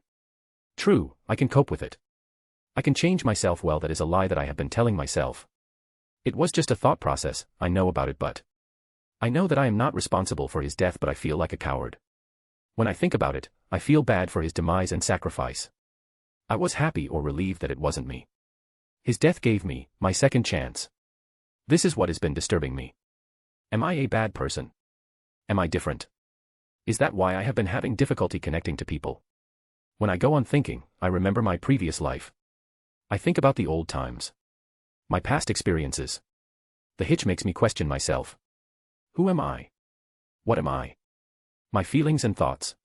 Am I heartless? Don't mistake that I do have emotions. I felt sorry and was sad when I saw them. They were just a victim of Joker's attack. They didn't deserve it, but the world is cruel. I wish to help them. All of this is because I was thinking about the talk we had about Batman. Am I kind enough to save people and risk my life for strangers? Will I help people at any cost, or to what extent? I have full confidence in myself to not get corrupted by Joker because I am a coward and am already corrupted. I empathize with people but never move in to help them. I didn't like to disappoint others and didn't know how to say no. Was that why I was walked over by everyone? It's making me rethink my whole life. My death and reincarnation are hitting me now. As I see people living their lives, it just makes me realize that this is real. It has been a week since I came to this world. It's the first time I have experienced something unexpected. Everything in my life till now was within the range of possibilities that I could think of. While for some of them, I was surprised at first, but they were within the range of predictions. As Newton's third law of motion, for every action, there is an equal and opposite reaction. I could predict the result of my actions, at least they were near my predicted results. Considering all these things, I question myself. I had a complicated life and I doubt myself for leading such a life. It reminds me of a quote, "By caring you become weak, people will walk all over your kindness." To be frank, I wasn't going to kill myself back then. I was just trying to cope and move on. Those shenanigans were just to forget about everything for some time and say, *CKU world. After the ride, I was going to go back to my same old black and white world. Because that's life. Even now I am doing this to make me feel better. Just to satisfy my ego, to show the world I am above them. I just use sarcasm to cope with my problems. I keep it all bottled up, and the funny thing is that I haven't exploded yet. Because I know that no one will care. I will just be a liability. I haven't talked about this to anyone. I don't know why, but I just felt like talking with you. To hear a third-party opinion on this maybe. I never had anyone whom I could trust to discuss about this till now, but hearing what you say could be insightful. An opinion of artificial intelligence is what I need now, I guess. After humans are just selfish. I guess I should also live freely from now on. I need freedom. People are different. It's a theistic nature of all living things to survive and be afraid of death. As for your problem, people are shaped and grow with their experiences. Their life history will tell you their personality. As long as your actions aren't causing others problems, I am sure there won't be people complaining to you. As my master, you have nothing to worry about, you are the chosen one. You shouldn't worry about others' opinions and do just what you wish to do. I'll do that, but sometimes I am conflicted about myself and dive into overthinking. But I wonder. I am a different person to different people. Annoying to one. Talented to another. Quiet to few. Unknown to a lot. But who am I, to me? That's something for you to find out. Yes, and on that note, check. A good move, but Queen F3. Is it a coincidence? No, you could not play. Also, I am not just any artificial intelligence. I have a soul which they don't, so don't go comparing me to them. They are inferior. Wait. How? What? When? Bruce got up from his throne and bent over the table, staring intensely at the board. He fell back in his throne like a puppet whose strings had been cut, giving up. Well, since I am pseudo-omniscient, at least more than you. I have access to all the information the world has to provide. Can I be considered a god or a goddess? If yes, then feel free to worship me. I am your master, right? That doesn't mean that you can't treat me as a god. Let's just play another game. I'll defeat you for sure this time. Challenge accepted. I guess I don't have a problem talking to people or acting like I am if I try. And so his training continued. Chapter 5, 5. The Battle Part, 02. 2 weeks later. Bruce was lying on his bed wearing his suit, gifted to him by ROB, while holding the cane on his chest. Waiting for the time to get out. Bruce with World found out about Joker's plan and has been making preparations to fight against him. In the night he used to practice in dream space, and in the day he was Bruce Wayne. Touring his factories and exploring the VR. It wasn't a good ride for him researching about it, the darkness behind it. The game and other facilities were more generally used for giving people happiness and enjoyment, but now it was a way to control people. I shouldn't be worrying about it, I will be out of this abyss before I know it. I should concentrate on my plan. Everything was set in order. Bruce had visited many places in search of him. Especially the places that had been impacted by his attack. After checking out all the places, he found similarities in them. Every one of them was a place that the VIPs of the city visited, or at least those close to them. The bank, restaurant, hospital, and pub. There have been 4 attacks so far by the Joker. After going through all the recent incidents, I can tell they aren't just random locations.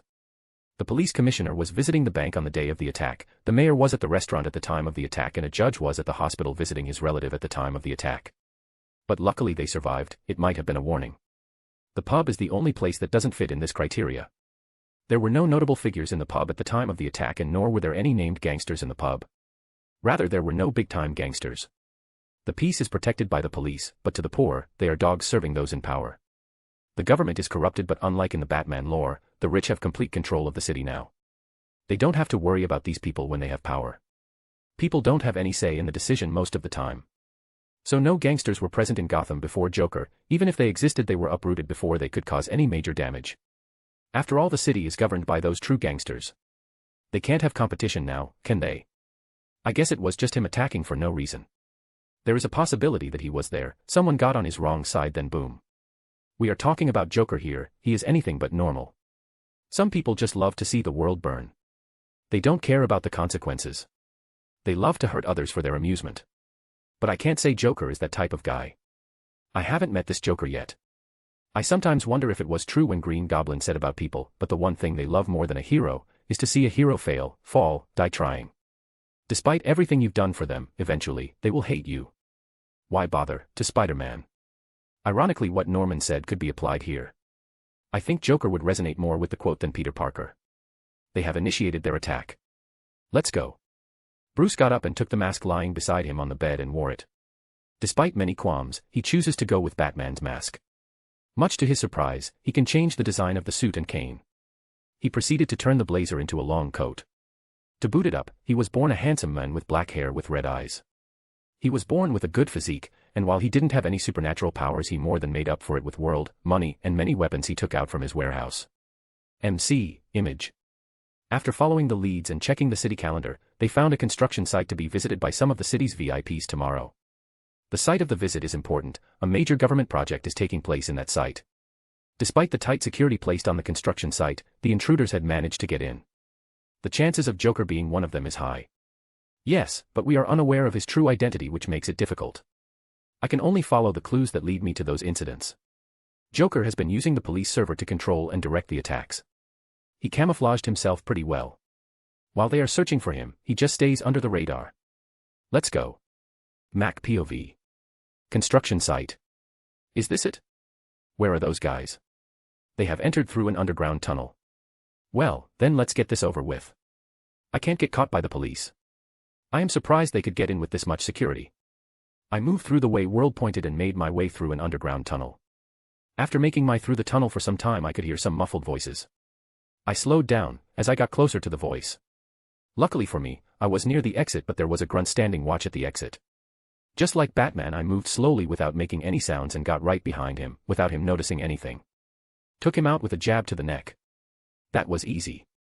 I just hope the rest is as easy as this was. After getting him out of the way, I moved ahead. Hey, you, unluckily got caught by some other grunt. You shouldn't be here. I know that. What can we do now? I'm here now. If you allow me, I'll make it as painless as possible. It's too late now. Wait. What? Having learned the martial arts, and stuffing all that knowledge into my brain, everyone would have expected me to rush to him and have a brawl, but unfortunately for them, my opponent had what appeared to be a gun. Just like anyone in my situation would have done, I took out my gun and shot him. It was his fortune that it wasn't a gun made for killing. While you could kill with it by tweaking it a bit currently, it wasn't set at that. It was sci-fi or a future version of stun gun. I was fast and no one got hurt. Well, except him. Doesn't he know that those weapons are deadly? You carrying them and using them against others by extension permits others to use them against you. Unless you are a cop, which you aren't. Well, even they have certain rules and regulations that they have to follow. He made his way onwards, taking care of the other grunts he found safe keeping the place. When at last he reached to what appeared to be the main spot of these criminals. It was an underground space. What are they doing here? This here is right below the stage set up above where the mayor is going to be giving his speech. How did those guys not find out about this? They are right under them, and I am sure digging this tunnel would have made noise. And this isn't a tunnel anymore but a cave. We can have this conversation later. They have spotted you. I jumped down from one of the holes in the underground layer. When did they even start digging? This is one big room. Who are you? Said Grunt 1. Get ready, we have to finish it as quietly and quickly as we can. We can't have our plans fail because of some masked clown, said Grunt 2. Isn't their leader also a clown and a masked man? Well, rather than answer them loudly, I choose the not-so-superhero approach. I attack them without waiting for them to finish talking. I don't know how they have done it, but this is a cave. A large one at that. This must be at least 100 meters below the ground. Which I was going to use to my advantage, as I shot the first person in my sight and used a grapple gun to lift myself above and latched on a rock using a grapple hook. While I was suspended in the air, I shot anyone and everyone who entered my sight. Well, many might consider it to be a disadvantageous position, but I didn't think so. Yes, I was suspended in the air and was a target for them to shoot, but I was, much to their disappointment, swinging like a pendulum with full force, dodging their attack. This could have been a losing situation for me if they could go all out to their heart's content, but they couldn't. They could, but who would risk a major mission trying to kill a man wearing a mask playing around? I shot many of them using my stun gun while they kept shooting me. They kept cursing and shouting orders, but I filtered out their useless noise to concentrate on my aim. Much to their disappointment, no bullets made contact with me. At least that is what they assumed with such low lighting conditions here. After having enough fun, I dropped down, right in the middle. They were stupefied seeing me drop down and me standing just there without moving an inch. Some were fast to come to their senses and started shooting, but to their astonishment, I was unharmed. The bullets turned to dust as they made contact with my coat. I observed a guy standing in the corner, from where he was shooting and trying to run away. It's time for the main show, saying that I took out my lightsaber and activated it. And the rest is history. I chopped up the guns all the while I was putting them to sleep. A jab or punch at the correct location with the correct power can do miracles. Finally, after beating out the rest, I caught up with whom I assumed was Joker. He had managed to escape the cave and had come outside. Give up. Do you think that I will give up so easily, you self-righteous hero? Guess not, but let's find out. I rushed towards him and he fired as soon as he finished talking. He was carrying an AR. I think that it is an AR. I am not too sure about it, it's the 22nd century after all. Armed with the lightsaber and this suit, I didn't have to worry about his bullets. Soon he was within my arm's reach. Omni POV. Bruce sliced through Joker's aiming range and punched him right in the face. The punch broke the mask the Joker was wearing. Is this it? Joker was lying on the ground with Bruce Wayne standing right in front of him. Bruce was having a tough time accepting the result of the fight. It was anticlimactic. I guess the world played a huge role in this. Without her, I wouldn't have been able to find him. Also, this suit is a cheat. I can just rush through anything without having to worry about defense. Bruce removed the rest of the mask to get a good look at Joker's face. He looks different than in movies and comics. While Alfred looks the same as his comic version, he doesn't. Well, I guess it's fine since neither do I look like Bruce. His inner monologue was broken by an all-too-familiar laugh. It wasn't his first time hearing it. He had heard it a lot of times while watching Batman. But to surprise Joker was unconscious. This is getting interesting. I hadn't thought I would meet some hero of justice in this corrupted city. By the way, you do a very clumsy job, Mr. Peking Tom. So this guy isn't Joker. It is never too easy when you are handling Joker, are you? Joker's voice was being transmitted through a phone speaker of the duplicate Joker. Bruce, after following the sound, picked up the phone from the duplicate Joker's dress. So hello, Joker. Hello to you, Mr. Peking Tom. I hope you are fine as I can see you right now. I'm going to go with you being fine. Well, on an important note, I like Tom and Jerry. So it does not matter what you decide to do, I'll stick with my plan of action. I like that in a hero. It makes it more fun to bring out your true self to the real world. You are interesting. Copying me now, are you? Well, let's see about it when I bombard Town Hall. Easier for you to say, do you think I would let you go? First. You have to catch me, to let go. I like the confidence, but it is not going to help. Well, I don't have to worry about it much, Mr. Hero. I will have to thank you though, if it weren't for you I would have never found out. Never found out what? I was busy. Planning. This attack. I was careless and didn't check it out much. If it wasn't for you. I caught the sniff of you snooping around and had to check it out. What? That the police were on my trail and set up a trap to catch me. You don't give them enough credit. A trap. World. We will meet, or wait, we can meet if you get out of there alive.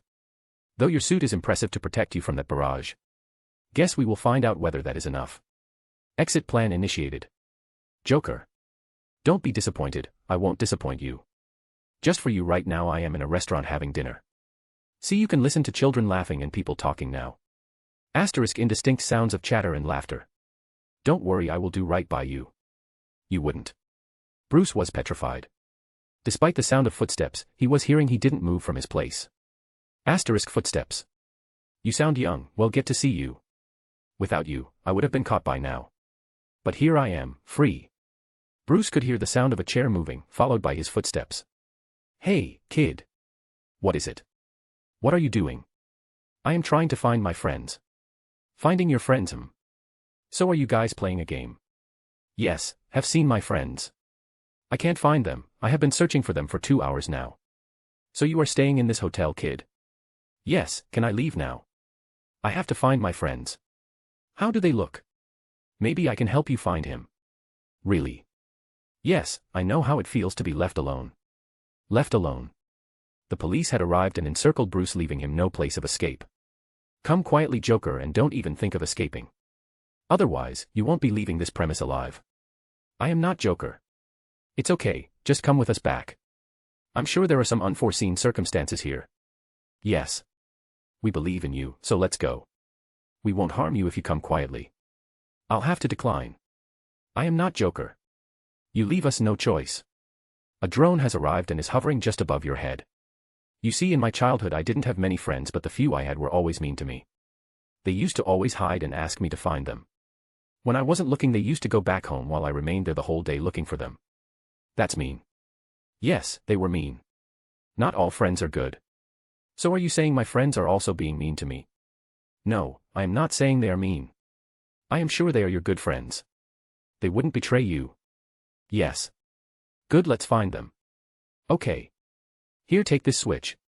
What's this? It's a switch. You can't find them alone now, can we? This is a very big hotel. So let's split up and search for them. It will be very fast. That's where that switch comes in handy. It has two buttons, red and green. The green button is for when you find them. The moment you press it, I will get a notification on my phone with your location so that I can come running to you. Okay. As for the red, it's a special button. It's your wish when you decide to press it. It's your wish, you can press it or leave it be. What does it do? Oh. It's a special button for a grand fireworks show. I had set up a fireworks show to do with my friend, but he stood on me. While he promised to come here but didn't. He just lied to me. That's wrong. Yes, it's wrong. Would you like to say that to him for me? He wouldn't care if it was me saying it. I think he will realize his mistake and ask for forgiveness if it was you saying that to him. Okay. Just a minute. Don't speak out of line. I'm sure you know the consequences of such action. Bruce stood like a statue, but he couldn't let the worst come to pass. Here, take this, he is on the line. Okay, you are a big meanie. You should never betray your friends. You should also ask for Uncle's forgiveness. He couldn't let himself get arrested here. A lot was riding on this now. I'm sorry, I am sorry. So can please give the phone back to Uncle. I'd like to apologize to him. Good, Uncle, take it. He says he is sorry. Thanks a lot, kid. Now you can start finding them. I'll be right behind you. I will also help you find your friends after I finish talking to my dear friend. Okay. Keep the switch safe. Yes. By friend, Joker had disconnected the call. Bruce with his grapple hook held onto the drone. The drone was being remotely controlled by World. The police started their open firing with World's greatest control and drone maneuverability, plus the suit got him out of the area for a long distance. Bruce got down in an alley not so far away from his fight. World tracked the hotel, and how far is it? It's at the other end of the city. F***CK. Asterisk phone ringing. Joker. Congratulations, you were able to get out of there. I'm impressed. As for your reward, don't worry, I have deactivated the bomb in the hotel. So the kid is safe. You. Oh. Let's save it for when we meet again. Bruce was in the alley for some time before he got out and got on a bus.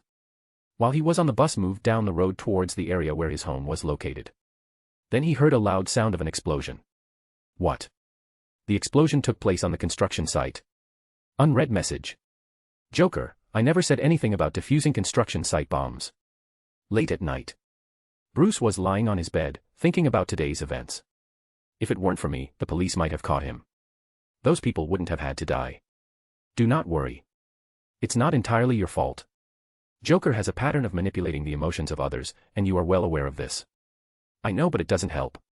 While Bruce was on the bus, there wasn't a single explosion but a chain of explosions. There was a set of explosions that night. It wasn't just the building, the cars where they were carrying the fake Joker and his other grunts also exploded. Right in the middle of the road. Those two buttons were triggers for those bombs. There never was a safe way out of this. It is plausible. He killed them using a child. He was never as exhausted as he was now. This was a first for him since coming to this world, even intense training never gave him such a tough time. Wait, he said meet again. What did he mean by it? He met you but you don't know who it was. Most likely, do you? Anyway, how did the police even lay the trap for him and even you managed to locate him? How did you do it? It was a neurochip. Neurochip. The chip is implanted at the back of your head. Once connected to a system, it enables you to connect to the virtual reality system or console. Although accessing your memory is challenging, tracking your emotions and thoughts is relatively easy. Bruce had a chill run down his spine. He got up from his bed and his hands moved towards his port for the neurochip reflexively, located at the back of his neck. So with this. Yes. Am I going to be safe? As long as you have me, no one can access or mess with your brain, not even me. Your memories and thoughts are protected from them, and even I can only access those that you give me permission for. Good to know. He threw himself back on his bed. When suddenly he remembered a fragment of his memory. In the memory, he was in search of Joker in the pub and was checking out nearby places. While he was wearing a mask to cover his face. An old man bumped into me and apologized. Now that I think about it, he didn't have any neurochip port. Joker. How am I supposed to live a free life with him? Sighs. Well, this would have never happened if I hadn't got involved in this and had just gone to Japan. I know it, world. I guess this is where I say, you should have listened to this artificial intelligence. Huh. Are you still mad about it? I don't know, but since Joker thinks so highly of himself, I think I should show him his place. Then what was it till now? All my calculations were right, though I failed to recognize him when we met him for the first time. But it won't happen again. All was going according to my calculations, but Joker was an unknown variable till now. Now he is not going anywhere. I hope for it. Chapter 6. The Face-Off. Mac POV. It's been a few weeks since my first clash with Joker, and it wasn't my last clash with him. I've had a few clashes with him since then. We have had a few skirmishes. I have faced him thrice since the construction site incident. All of them have resulted in not failure, or as World said, they were just a part of an experiment to study Joker. Joker is smart, to be able to play by hiding himself. I wonder how is he conveying his orders to his henchmen. All of the face-offs with him were difficult and repugnant. It makes me question his humanity. Everyone has a limit they don't cross, but so far Joker makes me question whether he has a limit or not. My first clash with Joker was on the construction site. The rest, that followed, were just as crazy. My memories of them still haunt me. Or it would be better to say that my failure to catch him is irritating and infuriating. I'm frustrated, to say the least. The last clash, or the third face-off, was the most prominent one. Third clash. Joker contacted me again, but this time all of Gotham saw him. He did use television to contact me after all. He left no clue as to where I could find him, but World managed to track him down, and with the help of my jetpack, I was there within minutes. But to my utter disappointment, I was there in the building but with some unwanted company. The building was infested with policemen within minutes after my arrival. I couldn't find a single trace of him, but I did find a note with his greetings attached to a box containing a time bomb, warning me of it. It was a game for him. He was playing with us. The note spoke about there being multiple bombs planted all across the building. The conditions for the explosion and the game were interesting though. 1. The bomb got activated when the policeman entered the room containing the bomb, but on the condition that I should have picked up the card before they entered the building. It will mark the start of the game, countdown. It had an electronic system to differentiate between me and the policeman. The system only had the power to turn on and not to turn off. So there was nothing I could do, since it wasn't the only bomb in the building. 2. The condition for the explosion was that if a single person were to leave the building, the bomb would explode. 3. The bomb had a timer, which meant we had a limited time for it to crack the game. 4. There was a way to defuse the bomb though. It was the only silver lining in this situation, but it was the same old Joker style. The bomb will automatically turn off if there is only one person alive in the building, with no one leaving the building alive. It just meant to kill everyone else. The survival game. Also, the bomb would explode if anyone were to get within 1 meter of the bomb. 6. Another interesting aspect was if a single person was leaving the building. He would survive but the rest wouldn't. As in, the bomb would explode after he got out. But, in the condition, multiple men were trying to get out simultaneously, then the bomb would explode instantly. Starting with the bomb planted near every exit in the building. 7. This was the most brutal rule of this game. We weren't the only ones with the bomb on our heads. He had planted bombs on the train, the mayor's building, and the mall. They had the same conditions applicable to them. 8. He gave us remotes. The power to control the death of others. The remote we had on us controlled our bomb and the rest. The same was true for everyone else. Now there was an impasse. In the first scenario, we can choose others for the explosion and we will survive. Second scenario, if the rest were to kill me or the mayor, the bomb would be defused, or if I were to kill the police battalion, then all the bombs would be defused. Or mayor or I, either of us had to sacrifice ourselves for others. I had to stay in the building placing my hand on the scanner while the rest of them left the building or the train. Not going to lie, but this was nerve-wracking. I couldn't let them kill me, but neither could I kill them. It was crazy. If you wished to keep the casualties to the minimum, then you had to convince me or the mayor to sacrifice ourselves. This intricate planning and execution would have been flawless and would have at least killed one person. But what he forgot to include in his plans was my suit. While I could have had World defuse the bomb, it would have just resulted in a more severe response from Joker. While I was out contemplating my options, I could hear and see the ugly side of people. The people on the train were arguing about sacrificing us, while the people in the mall agreed. They couldn't go against the mayor when they had other options. We didn't hear anything from the mayor's office, they were silent. Even at a time like this, they were thinking about the repercussions their actions and decisions would have. Thinking about politics, I was impressed. The police here knew about me a bit. How at our last meeting, I had dispatched the whole army Joker had prepared all alone. Even the fact that I escaped from their encirclement unharmed. So they shouldn't be having any fantasies. While they are slowly surrounding me. Blocking all the exits. The panic caused by this incident was immense. I had never predicted Joker to have planned all this, and I walked right into his trap. I know what you are thinking. I was an assistant given to you by ROB, but I am not omniscient from my birth. Just like humans, I learn and grow. At my birth, all I had was knowledge provided by you. What can you expect? It's fine, I understand, so can we continue? Yes. Can you track Joker now? No, he has distanced himself from the equipment he used to reach you out and has also discarded the mobile through which he explained the rules to you guys. Huh. Just tell me. Can this suit take on the explosion? Yes, you have to believe in the ROB. Fine, then let's do this. As every one of them was arguing about sacrificing me for their safety. Yes, me, as they couldn't outright speak against the mayor. All that awaits them is death, but after some time. What use is surviving this hell to just walk into another? Their minds were synced, everyone was thinking the same. Some weren't beating around the bush. They blackmailed me, tried manipulating me emotionally by showing me their babies, and tried gaining my empathy. How they were the only parent working to feed their family, working in the mall or anywhere they worked. I was sad and disappointed, but it's no excuse to ask someone else to sacrifice their life to save your own. It's another thing if they were to volunteer. Violence had ensued. To stay at the top. A battle royale. I could use the fourth case though. All I had to do was kill all the policemen in this building and every bomb would be defused. As soon as I spoke out loud, the tension in the air intensified. Everyone got quiet, not just the people in my building, even the people on the train, the mall, and the mayor's building. It's not every day that you see some weirdo wearing a mask talking about taking a whole police battalion himself without any heavy weaponry. I have a family waiting for me at home. The same old tactic. Some were blabbering while few chose to remain silent. A single officer chose to shoot me, but seeing me unharmed, he decided to give up. Which did discourage the others who were planning on joining him.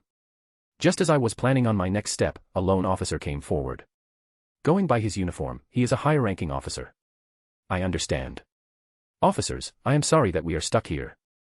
I am sorry that I wasn't able to avoid this situation. A lot of our comrades have died in the hands of the Joker, and now here we are facing this vigilante. I don't wish to play along with Joker's plan, but the lives of our citizens are at stake. An impressive speech. You masked men, you may be a hero to people, but to the law, you are no different than Joker. Here we have a decision to make. It's either you, who is a criminal, or my men. The sacrifice will save the lives of many citizens. You may be strong and have armor strong enough to protect you from our bullets, but not from our punches. The decision here is simple. Though this is something that I don't wish to do, there are lives at stake here. First, we will take you down, and then the Joker. The people of Gotham are not your toys to play with. He has guts, challenging me. He at least seems brave. I don't know what relation you have with Joker, but you should not bring innocent people into your fights. Wow, from being a hero and leading his men to blaming me. That sure was something. He is simply trying to shift public opinion by shifting the blame onto you and Joker. Though indirect but effective. Now the world will perceive this situation happening due to the enmity between you and the Joker. Quiet. What? I moved towards the screen after shutting him up. I just stood there, placing my hand on the sensor and waiting for them to disperse. Move. It took them a couple of seconds before they could wrap their heads around the situation. The same could be said about other places. Many people got carried away by his speech and started cursing me. Now all of them were scrambling out of the mall and the train. Now that I see it, it's Metro. But I had to respect this policeman and the people there at the mayor's office. Even with the bomb hanging above their heads, they didn't lose their calm. The moment I remove my hand from the sensor, all the bombs will explode at the same time. But still, they are going out at steady speed. Calmly and orderly. There was no exchange of dialogue here except for a single officer who thanked me silently before going out. It was quite funny, seeing his face fall. He was all self-righteous, pinning the blame on. I wonder what would he answer if such a question was given. Yes. Now at the main matter at hand. Is it time? Any moment now. I'm surprised. I knew you thought of yourself as some hero, but to this extent. Now I'm impressed. Or is it because of just another of your gadgets? Well, this better not be your fake bravado because of some gadget or tool to defuse the bomb. Don't worry. The bomb will explode, or it would be better if I say that I will let it explode with me. If no other person is harmed in this experiment of yours. It's that asking for too much.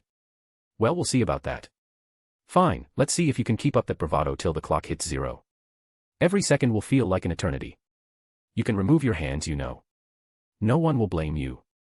Just the thought of you sacrificing yourself for others is enough. I am knight. Oh. Is that supposed to mean something? I don't know. You do know that these people don't appreciate you and are selfish. They are just happy that it isn't them. They don't have any shame.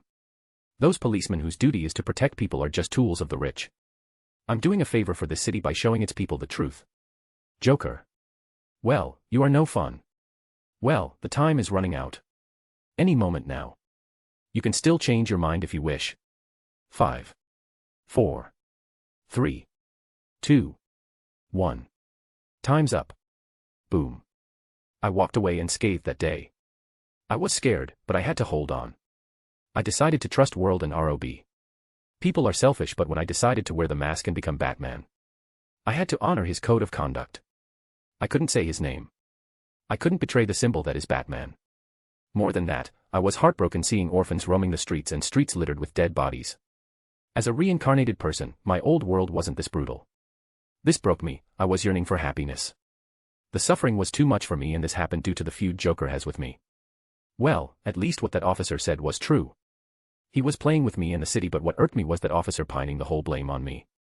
There was another clash I had with Joker before the game. It was a simple game. He had planted bombs in 2 places. One being an orphanage and another being a nursing home. In one place there are kids and in another, there are elderly people. It was just another of his sick jokes, a morally questionable game. Who is more important? But the silver lining in this game was he gave me more time than I would have needed.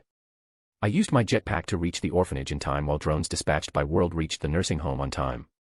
Much to his disappointment, I managed to save the day. I became famous that day. Batman had taken center stage in this world. Everywhere in the city, you could hear people talking about him for a couple of days, but with the way the world was, people moved on. They were too busy with their life to talk about some masked man. Even after what I had done, the people forgot about me. They were cursing me. I guess this is just a part of the job.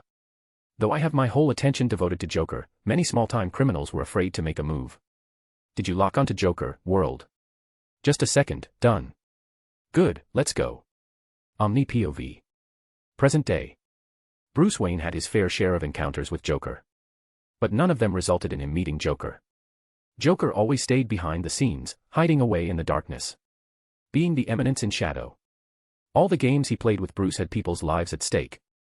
While Bruce found it challenging after the first game, he couldn't bear witness to the tragedy that unfolded afterwards. His way home wasn't easy on him. He was used to there being litter across the street sometimes, but here he had to walk on a street littered with orphans and poor people. It was worst in the slum areas. You could find dead bodies lying on the side of the streets. He started taking Joker seriously since then. The first encounter with Joker was at the construction site, with the second being at the game, where Joker made him choose between an orphanage and a nursing home. The third and the most recent face-off was when he planted the bomb at the mayor's office, the metro, and the mall. After getting out of the blast unscathed, Bruce Wayne returned home. While he did feel compassion for those innocent people, he was afraid. He refuses to admit it, but having been in the blast has changed his perspective. He had nightmares about the blast. He claimed to be unable to sleep, but you would always find him sound asleep just after him being dramatic about the blast. One thing was for sure, he was a heavy sleeper. Such that, even the blast might have not alerted him if he was asleep. It took a week before World was able to track him again. Just as was ready to go after him, he got contacted by Joker, asking him for a meeting. Though he didn't mention the place of the meeting. As if it was himself who leaked his location. This guy, it never is easy when you are dealing with Joker. Bruce left with his bike. Designing and building a car in a couple of weeks is difficult. The one they had in Wayne Enterprises was difficult to drive without attracting the attention of the police. So he chose to go with the bike. It was similar to the bike Batman had used in Dark Knight.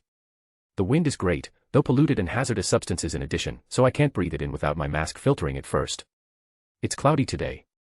He was riding his bike to his destination. Having reached the restaurant where Joker was, according to World, Bruce parked his bike a bit distance away from the restaurant. Away from the sight of others. Though the bike did stand out, he managed to ride it around through back alleys and small passages, where the car wouldn't have fit. He rode it away from the prying eyes. He was wearing a suit with a long top coat to blend in with the crowd. With everyone wearing a mask, he didn't have to worry about that aspect. So where is Joker? He is seated at the right corner, all alone. Oh. I see him now. Is that Joker though? No, it's a decoy.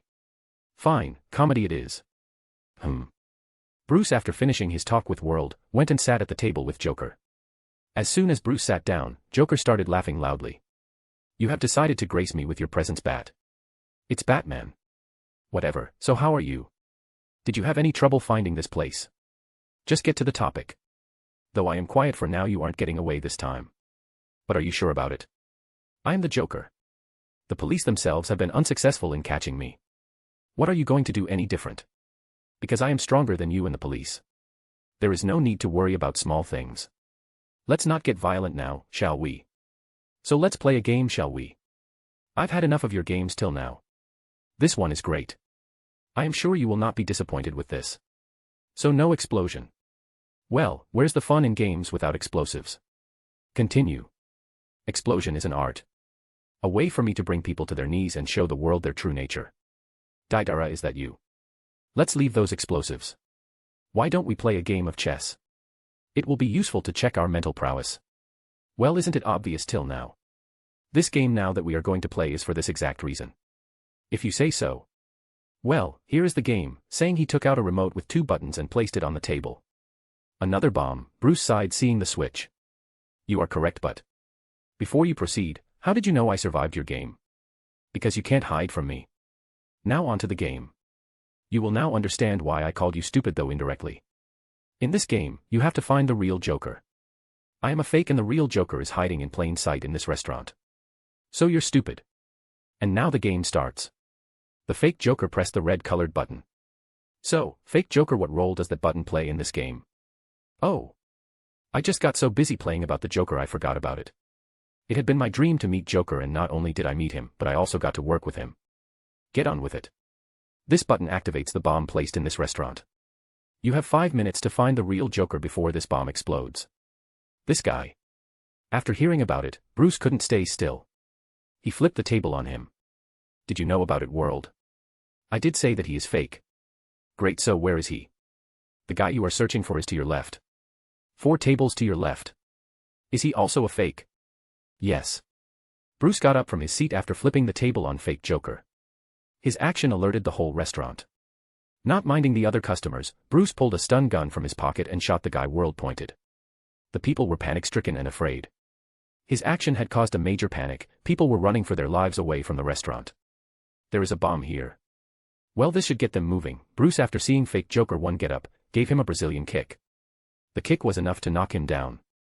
After shooting the men with the stun gun, he moved towards the fake Joker 2. On his way, he stomped on the remote. After getting close to fake Joker 2, he was disappointed.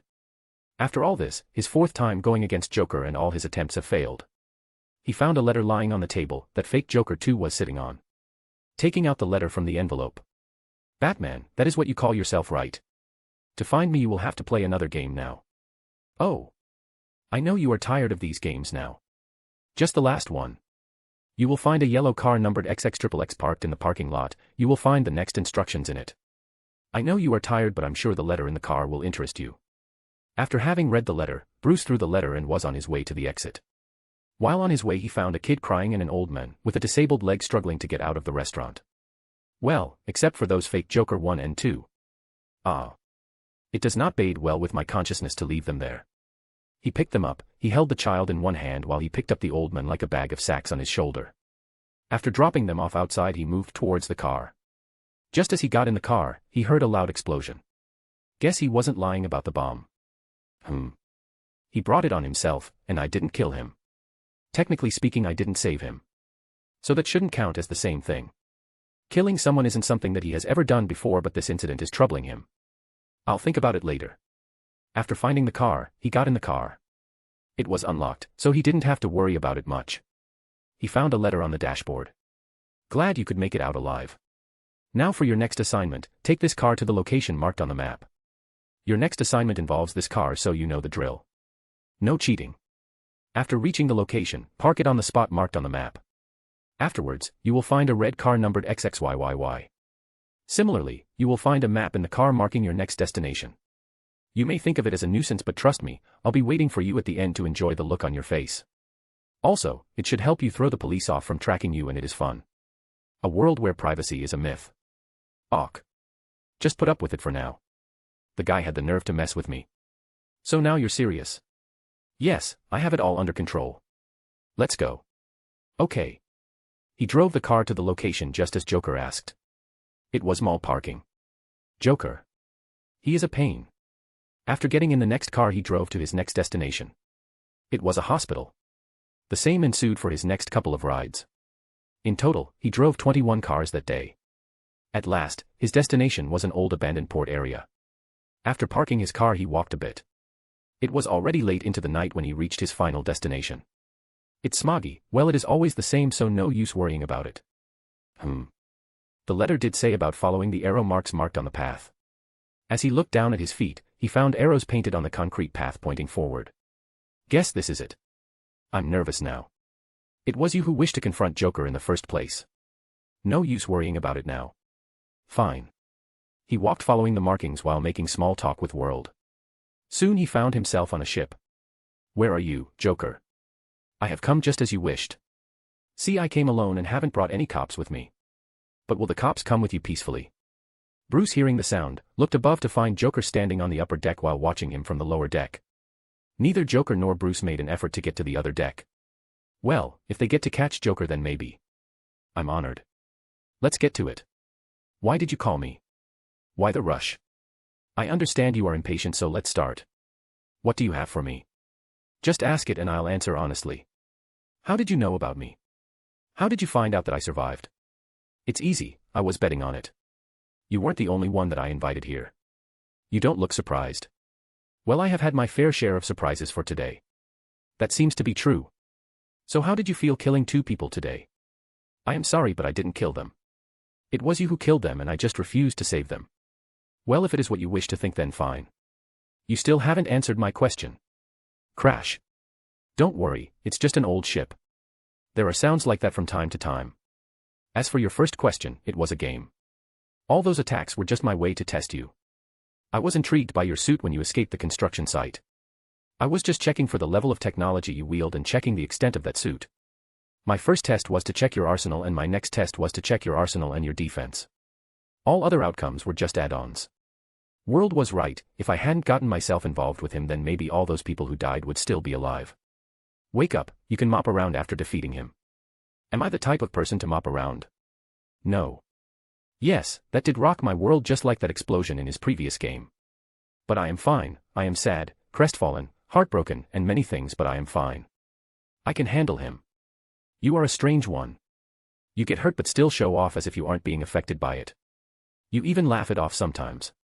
It might be a good quality for you. It helps you cope with any situation until it is big enough to destroy you. But you should also understand that to others you are just shameless. They will perceive you as scum. That's harsh. Yes. But what about you? To me, you are my master. I also know what you are feeling, so I don't know. Maybe I see you as a selfish master who doesn't appreciate his subordinates. Point taken. You should concentrate. He is getting to the main topic. While Joker was prattling on and on, Bruce was busy talking with World. So you see how I was able to find just the way to design a field for us to meet. Yes. Now on to the main topic. Just wait a second. Our last guest is here. Chapter 7. Joker. The very police officer who had tried pinning blame on Bruce in the last game of Joker walked into the boat. It's you, Batman. What is he doing here? Quiet. I was getting to it. You two are the players for today's game. Don't worry, I have ordered them to release your family after you walked into the ship. Thank you. You're welcome. I am a man of my word. Now on to the main subject. You both were tasked with different tasks. Batman here was asked to drive vehicles from one place to another while I asked you to plant a bomb in the mayor's office. You should be proud. What is it about explosives that you love so much, Joker? Bruce had been thinking about it since the moment he first saw Joker's attack. He hadn't been able to find out about it. Explosives, huh? Because it is a symbol of destruction. While it wasn't major, there was a variation in his voice for a second. Bruce didn't fail to miss it. He was surprised for a moment, but Joker just continued, while the police officer stood like a statue. Well, now we are moving to the main topic. Batman, how was your journey till here? Great, I guess it was the same for you cop whose name I can't bother to remember. Was it fun driving those cars, Batman? I understand, you are angry right now, Batman. The same could be said about the cop, but I am sure the only reason you aren't thrashing me is because of our reason for the meeting. You are bidding your time till I reveal it. Great, not that I mind it. But how does it feel if I were to say that you killed thousands of people? Knowingly or unknowingly today? What do you mean? To make his point, Joker continued. The little game that we played today was fun. Do you know that I planted a bomb in every car? While you drove that car all across the city and parked them in the most bustling areas, risking the lives of the people of the city. Is that so? You are very calm about this, Batman. We have faced 3 times now, Joker. You should have learned it by now. That I never fail. How are you planning on changing the situation now, Batman? Just like this. Just as Bruce replied to Joker, he snapped his fingers. With the snap of fingers as a cue, multiple cars drove through the deck and parked in front of them, turning on their headlights. The crash you heard earlier was from this vehicle being loaded onto the ship. Bruce went on to further explain and break Joker's confidence. Hearing Batman, Joker laughed loudly. You got me, Batman. I was skeptical at first about you having a companion, but now I'm completely sure of it. Your companion isn't someone ordinary. She is a god in this world of ours. Through all the tests I can say for sure that they have no limit. There is no winning against them when it comes to cyber warfare, so I tried other ways but I have still failed. He gets it. Bruce sighs. While unbeknownst to Joker, their whole chat was being telecast live in a room located in one of the skyscrapers in the city. It was a meeting room with a table at the center and chairs arranged around it. The video footage was being projected on the wall while the people in the room watched it. One of the people present was the mayor. The rest of the people in the room are comprised of the rich, other politicians and corrupt officials. What? How did he survive that explosion? He must have escaped before the explosion. That's one way to see it. But did he have the time to escape, or was it some equipment of his that helped him? Wait a minute. He has planted bombs all across the city. Sighs, it won't be easy this time. Handling the aftermath is going to be difficult, a man in a suit spoke while massaging his forehead.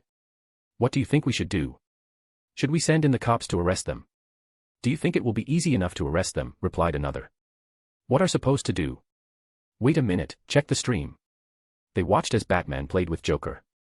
How he summoned the cars with a snap of his finger. After hearing what Joker had to say about Batman's assistant, they were sure of one thing, that the destruction of Batman was more important than Joker's existence. They had to eliminate them. Seeing Batman's track record, they were sure that it was them on the list after Joker. So the ruckus continued. They fought and debated about various solutions to their problem, but weren't able to conclude until silent. As the mayor spoke, the whole table quieted view. I understand that this is quite a predicament we have found ourselves in. Joker is a threat to the city and so is Batman. Are we all on the same page? Yes. They have disrupted the peace of our city. True. I concur. After everyone agreed with him. So I was thinking of taking a similar approach to this problem as Joker. We can launch missiles on the ship and sink it. Is that agreeable? Yes. The gentlemen, let's move on to the next phase. The mayor, after taking everyone's response, contacted his secretary to move further with the plan. They are on the move. They plan to drop bombs on this ship. That's fast. Don't they care about their spy here? Well, seeing the condition of the government and the city, I doubt it. So what now? You brought those cars here on the ship. What are going to do next, Batman? That's a mystery, Joker. It's a task for you to find out. You still have the remote, right? But before we proceed, I just want to ask you for your purpose in doing this. Because it's fun. Is that it? Yes, what else would it be other than fun and some sweet revenge? Revenge against whom? The world. Missiles incoming. That's fast, they didn't wait, did they? They couldn't miss you or Joker. Seeing you survived the explosion previously. They are worried. Good. What? Don't you have anything to say for yourself, officer? What was your name? Ramsey Bolton. Well, he can die. A guy who can eat another man's D can die. There is no use saving him. Nor does his actions or his name warrant me to save him. As for Joker, I am tired. He will fall today. Sighs. World. Yes. He is the real deal, right? Yes. Good, remember after those missiles do their damage, trigger the bombs in the cars. It's good that you have parked them surrounding us. There is no way left to get out of the ship other than going over the car. By the way, how many missiles have they launched? You are using plural here. Less than 10. That's a lot, won't it harm the city? They have even decided on their official statement for this incident. It has come to our attention that a recent incident on an abandoned ship involving two individuals, namely Joker and Batman, has resulted in unfortunate consequences. Their altercation caused harm to innocent bystanders, leaving many injured and traumatized. In these challenging times, we urge everyone to remain united and resolute in our efforts to prevent individuals like Batman and Joker from exploiting our communities. The government is committed to supporting our citizens during this difficult period, and we deeply appreciate the contributions of our generous business leaders who have come forward to aid in the city's recovery. We also encourage the public to join us in this endeavor. That's fast. My life since the moment I stepped into this world has been eventful. More so than my past life. While I had such or even more extravagant events in my past life, not with such consistency. It was all because of Joker. Now I wish to know why Joker did what he did. It's going to remain a mystery forever now. Impact in 3 seconds. Boom. Even the weapons have almost no noise. It's good for a surprise attack. Boom. Detonating the explosives in car. Good. Am I not getting too casual with explosives? Just as Bruce was reminiscing about his life in this world, his line of sight was on Joker. They had eye contact. Bruce was surprised to see the smile on Joker's face. Strangely, he was more surprised than shocked to discover it. Joker was not making any attempt to escape the ship as if he was welcoming his demise. Strangely, it wasn't his usual crazed smile but one of disappointment. Ramsey tried jumping off the ship after the first missile made contact with the ship but was torn by the explosives in the car. Before he could think further about what the smile meant, a missile dropped on Joker. The missile was a couple of meters away from Bruce but he felt the impact. While the suit protects him from any harm, it does not help him when the terrain is affected. The deck broke off. While falling, he saw it. The missile tore through Joker's body and had a point-blank explosion. The heat from the explosion burned and melted his body. At the last moment though, Joker had lost most of his body and his body was still in the process of being destroyed by the missile. Bruce felt as if Joker was watching him and both had eye contact again. Before he blacked out. Where am I? In a previous instance, as far as he could remember, he had reincarnated as Bruce Wayne in the Overlord world after meeting ROB. After he found there was still a year left to game release. He was spending his time enjoying his life, taking full advantage of his prowess. When he found out about Joker, he couldn't help himself from donning the mask to protect the city. To be Batman was his longtime dream. With Joker's presence and R&D department of Wayne Enterprises and his money, nothing was stopping him. He fought Joker many times, all ending in neither of their victory. Having gotten tired of their games with Joker's proposal, Batman agreed to meet Joker. So he got on the ship as per Joker's instructions. He was on the ship fighting Joker when the government decided to drop missiles on the ship. Was it all a dream? Was my hypothesis about being in a coma true after all? Before he could think further, he heard a baby crying. Until now, it was as if he was floating in a dark space, he couldn't feel his body. Just his soul, but now the whole dark space was filled with light. Though the feeling of being without a body didn't go away, he could see a hospital-like place. He couldn't hear what they were talking, but he saw a nurse hand him over to women. Wait, where am I? What is this? I can't feel my body yet. From my perspective, I am in some infant's body. Did I reincarnate? He was filled with questions, but it wasn't like before. Maybe reincarnating once had prepared him for this moment. While he was making sense of the situation, from the corner of his eye he saw the expression of the woman. She was happy. A smile was plastered on her face. Though it might be just his imagination, as even she looked tired and just a second away from falling asleep. MC POV. Nope, I didn't reincarnate. So where am I? It is not my body. After the birth scene, I am assuming it to be the birth scene. The scenery changed in a blink of an eye. The infant had transitioned to a child. However, I still have no idea as to who this person is. Also, neither have I been able to contact World. The main difference, if I were to point out, would be the reaction of whom I assume to be this child's parents. They don't treat him well. Even his mother, whom I saw smiling and looking at him, is now treating him harshly. So is his father and his brother. He is the younger member of this family. The family of this child has a total of 4 members. His parents and his elder brother. While his parents fawn over his elder brother and yet they despise this child. It is another story with his brother. He doesn't even acknowledge this child's existence. A very pitiful life. His brother is genius and handsome, whereas this child is smart but is more inclined towards science, specifically physics and chemistry. But his achievements aren't even considered or acknowledged in his house. It may be because of his face and especially his nose. It's disfigured. After watching his story, I have shortlisted some candidates with matching histories. But I am not sure. Penguin, Dr. Doofenshmirtz, etc. Though he is from another universe. The story moved on with him growing up alone, even the kids avoided him and bullied him. His brother was a picture-perfect son to his parents. He wasn't just good at studies, he was also athletic. This guy was only good at science, and he even failed at some experiments. To boot it up, he is physically weak. Life moved on, and he got younger siblings, but the story didn't change. Even his younger siblings trampled on him. He was alienated. But he didn't give up on his life. He still made an effort every time. He tried exercising and even improved his performance in academics to get acknowledgement from his parents, but all his efforts didn't help him. That's something I think is great quality. Not everyone can do this. Also, it wasn't just his home where he got bullied, even in his school the faculty and his classmates treated him worse. I feel sorry for this guy. Later he moved to college where things didn't change. Whereas his brother had turned into a successful businessman. He was passing his day, but as they say, after bad times, good things do happen.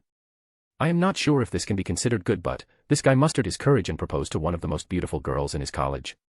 As anyone could guess, he got rejected, and with rejection followed by bullying by her henchmen and other admirers. But it did lead to one good thing though. A girl, though average in almost every aspect, fell in love with him. Her looks were average, but she had a certain charm in her.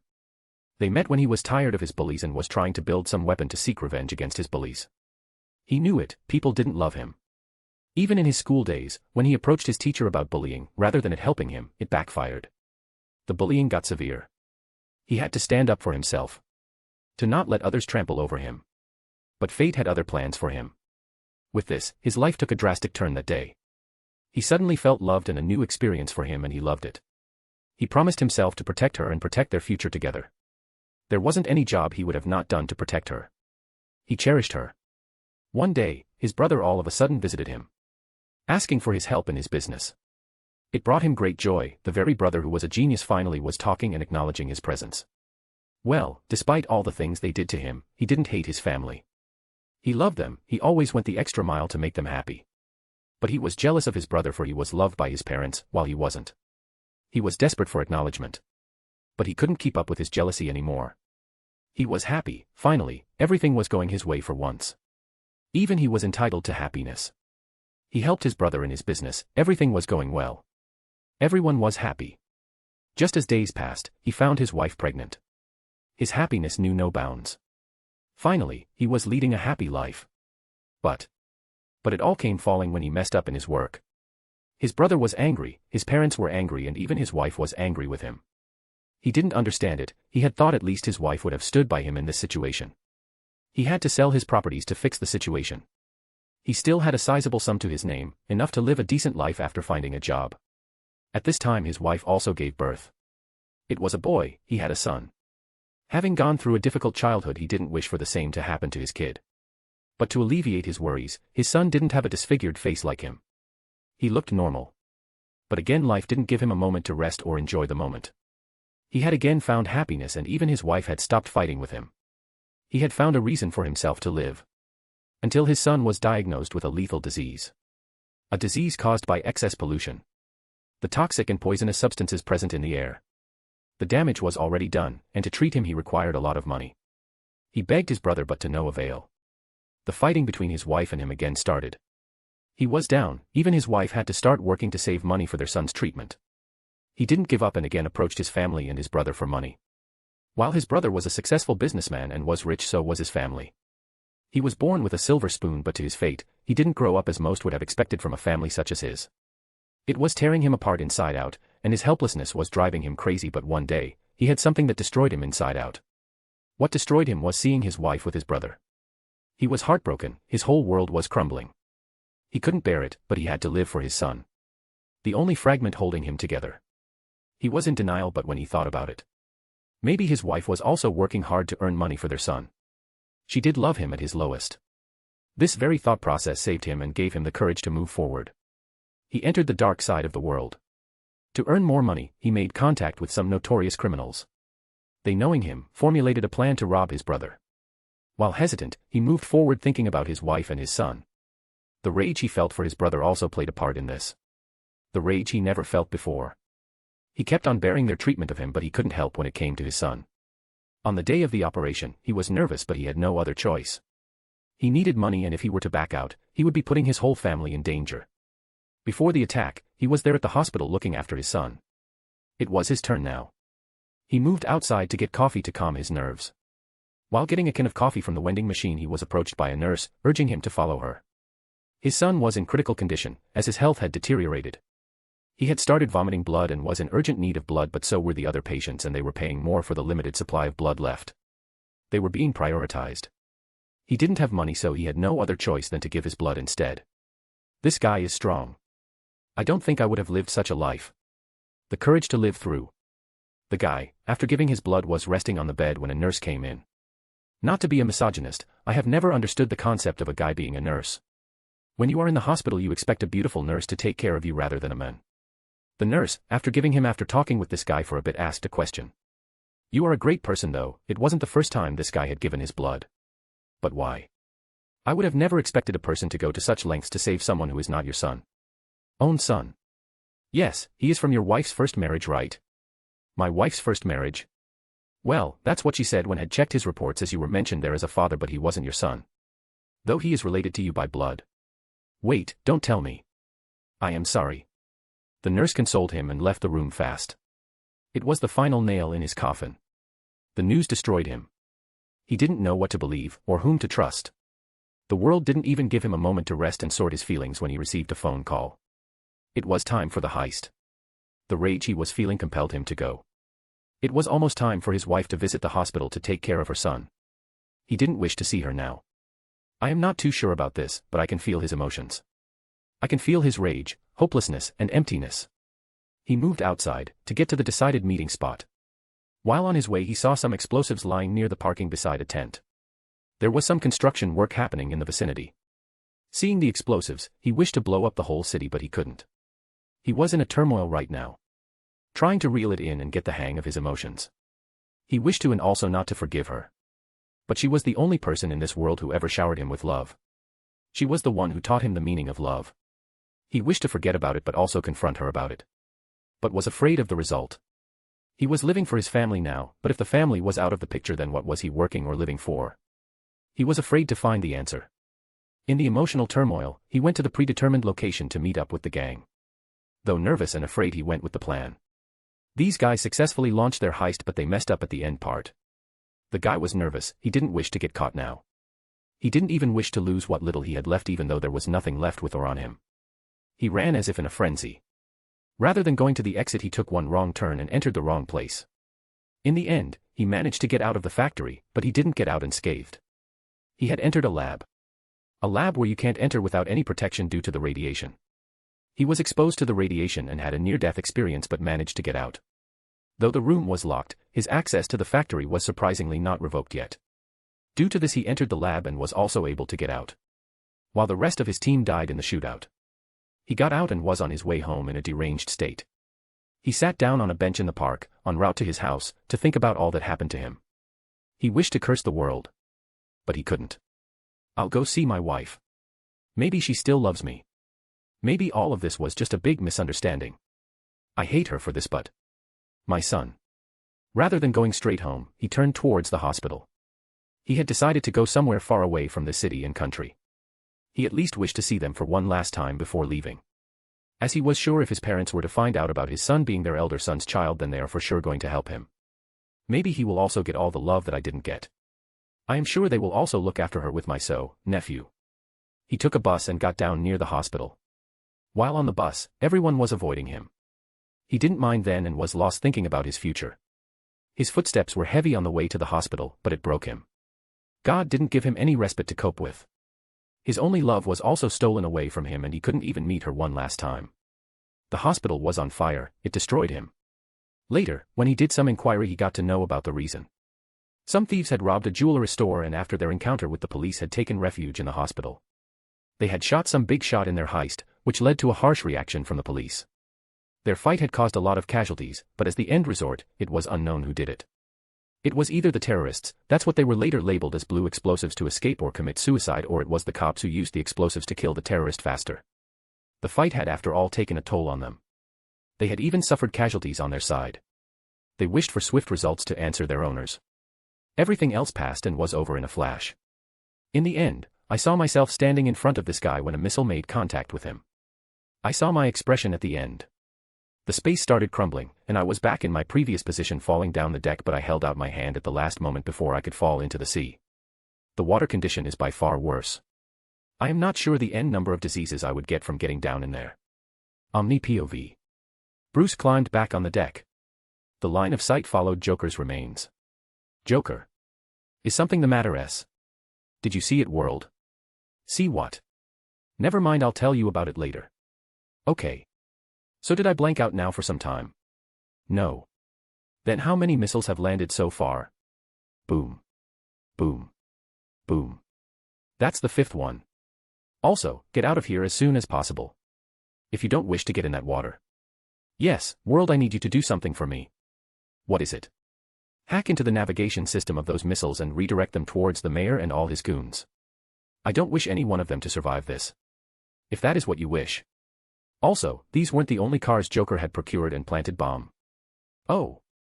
So. Use them. Last time you said they were in some skyscraper, right? Crash all those cars into the building and no one should survive it. But if you can please keep the casualties to those who deserve it.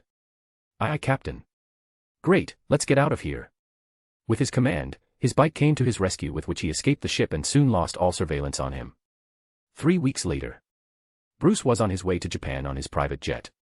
It had been some time since he had left Gotham and was nearing Nippon or Japan. World. S. I have been thinking about it. It wasn't just Joker's life I saw there. Before I woke up, I even saw my whole past life pass through me in the blink of an eye.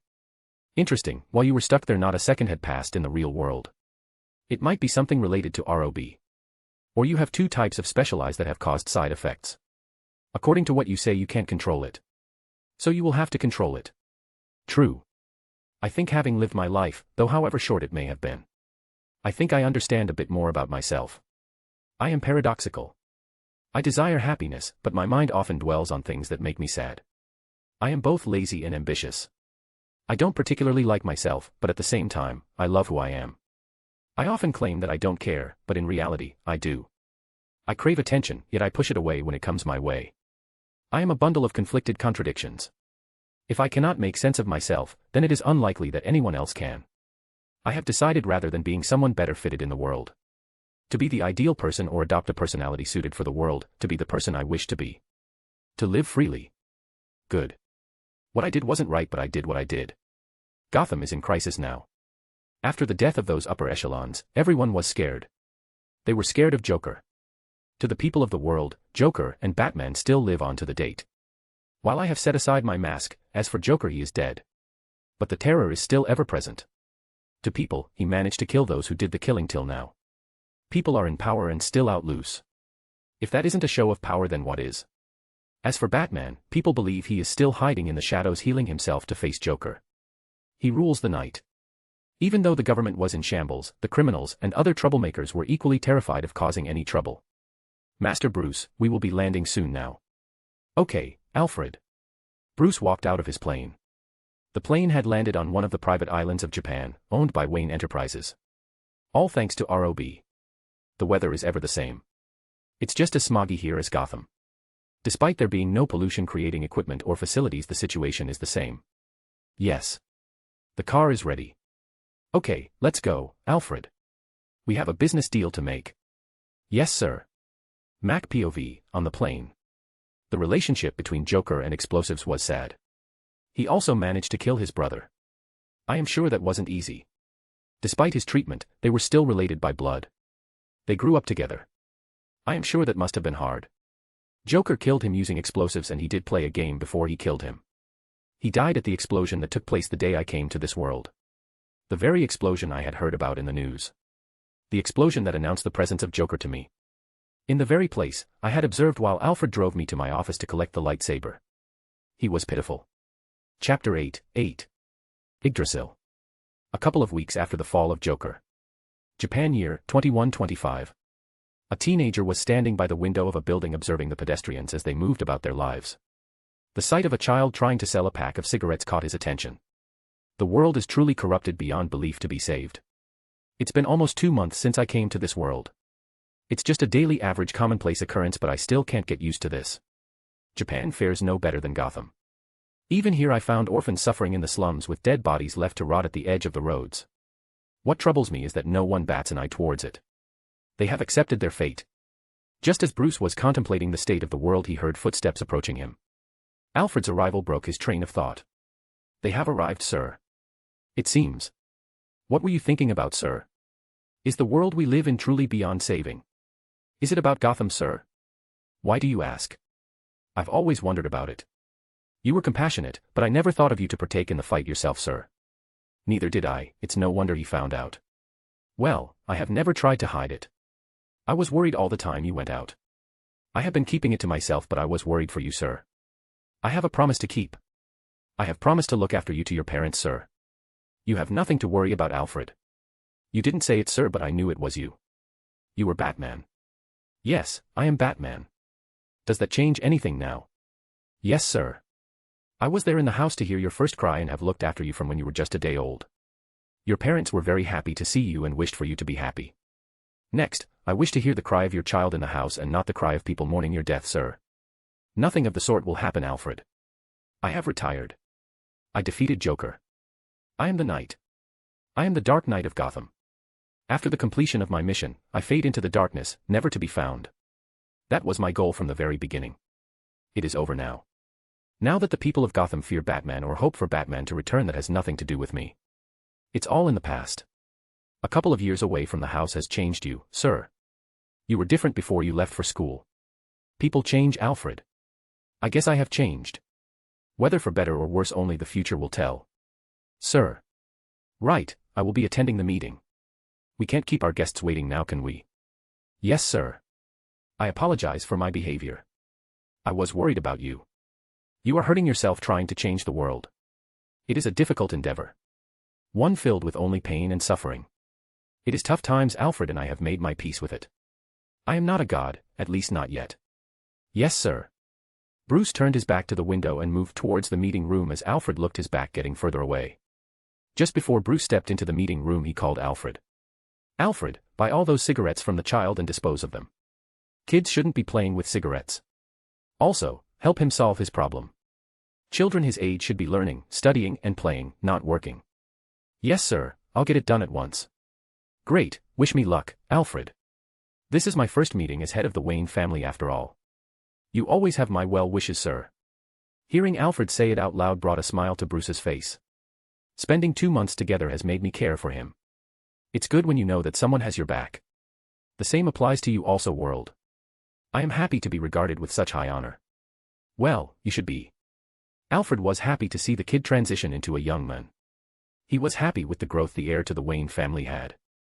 Your parents would have been proud of you, sir. After all, becoming Batman and fighting injustice all alone is a very difficult endeavor. I can't imagine how hard you must have worked. It just proves how serious you were about it. Note, I will keep most of the Idrasil arc in MC POV/first-person perspective. Japan year 2126. It's finally here. Though the official release is still a couple of months away, the game is still in the beta testing phase. 1,000 players were selected to be beta testers for the game. As an investor in the game, it was well within my right to get early access. As I had planned, I did buy 20% of the stocks, though they were giving me a hard time. I played by their rules at the start. I also tried negotiating, but when they still weren't budging, I made my offer of buying it at double the market price, and yet they were going about it the hard way. If only I had the Gilgamesh template now, I would have shown these mongrels their place. At last, when I made my last offer of doubling the previous amount I was offering, they were skeptical. But when I stated that it was my last offer, they could either take it or leave it. Clearly showing them how much of a nuisance they were being. They came around pretty fast. Due to this little shenanigan, I did make a name for myself on the board in Japan by extension. To them, it was a foreigner throwing his money like a fool. What would they know that this little money was my ticket to immortality and godhood, but to the few, I was a monster because of the stunt, or maybe it was my pride. A monster trying to enter the Japanese market aggressively. They were afraid of me. But when I didn't try to buy another company or make any other move to warrant their caution, they were relieved and treated me as they had before. That is to ignore me. They were living in their own built fantasy, and they couldn't have an outsider trespass on their garden. When I had the chance to check out the game, I didn't have any fantasies of playing fair. These scouting don't even count in terms of cheating in my book. But I did plan on playing fair in the beginning, so as not to get bored. I did check out the game, though I didn't create a character at the time. It was practically announcing my character to the devs and the board. All of the major investors were privy to the user data, and their knowing about my account is the last thing I wish for. It will just be a burden on me. I don't wish for them to be meddling in my affairs. I can come out with my account at a later date if the situation calls for it. Till then I have world to manage or handle all my problems. I got access to it by mentioning my advisors wishing to check the game. They had no reason to refute my request, and here I am. But the account I am playing with is the one world got me. No trace left. Sometimes my geniuses frighten me. I was trying to play by the book. It is just the start, and I don't wish to blow up anything. The last thing I wish is for the game to shut down before the canon begins. Everything was good. I got up early on the day of release and got all my stuff done before the release time. I made my way towards my gaming room here in my mansion. I had a state-of-the-art technology console. The best the technology of the 22nd century could offer. Even the equipment used by the company to build and host Idrasil doesn't compare to this console. That tells a lot about how my gaming experience is going to be. To boot it, I have my power generating station to power this console plus the best internet connection. I didn't leave any stones unturned. I sat down, admiring the machinery. It's giving me goosebumps. After I'd had enough, I sat up straight. I wore my helmet and connected the cable to my neuroport. The display popped up, showing various applications installed in my console. Idrasil was one of the many games I had installed, the rest were my little experiments to get the handle on the VR games. After clicking on the icon of Idrasil, waiting for the game to begin. This is it. World, how much more? 2 more minutes. This will mark the beginning of my reign as the ruler. To make sure that I was ready for it, I tried playing various games trying VR. All I saw were simple RPGs and some fighter games that could help me. The games were good, but I can now understand how Idrasil came to monopolize the market. It was revolutionary. Many games that I thought were going to last have faded away from existence. Though Cock and Pocket Monster have survived. I did try logging into my old Cock ID though, but it didn't work. As expected, this is another world but has similarities with my old world. Though it differs in many aspects. Almost all Japanese media is available, but many from overseas don't. Idrasil. Loading. World, it's in your hands now. Do it fast. As the owner of the company, making the game, I knew about certain things. Well, it's more like I got to know about it from World. As a partial owner, I had the power to recommend and place workers in the company. Using my power, I recruited World for the company. To them, the World is handicapped women who have to work from home. At the start, they were skeptical about it, but after witnessing her prowess they were amazed to never raise a complaint, and it shut up those who raised it at the beginning. My sweet little spy. However, I wonder if I ever am going to need a spy. After all, I do own a good amount of shares. Name, Lord of the Mysteries. Race, heteromorphic, doppelganger. Start world, Jotunheimer. Design. World went on skipping those, at least it looked that way to me. She might have read it all.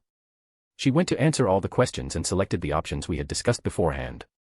After having discussed it with the world, I decided to make my character look just like what I look in the real world.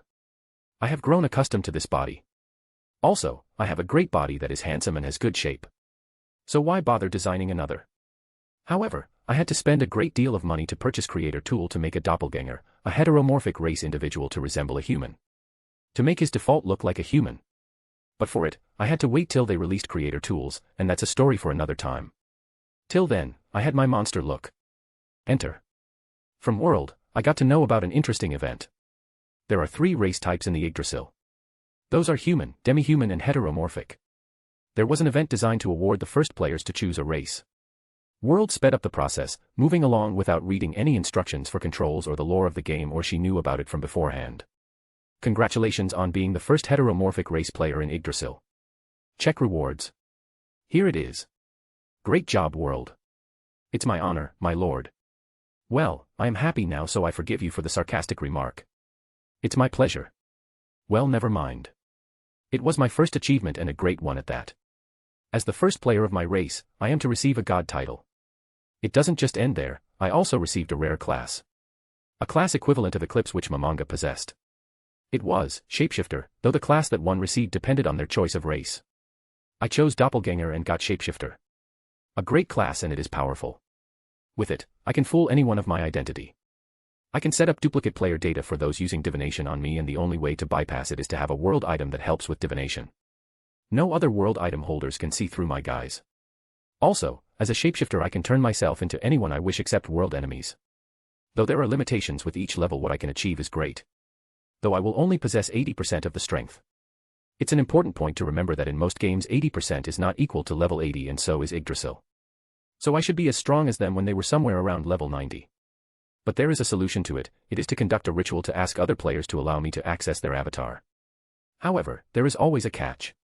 For this, the players who conduct the ritual have to sacrifice experience worth 100 levels, or in layman's terms they have to give up all their experience and start from level 1.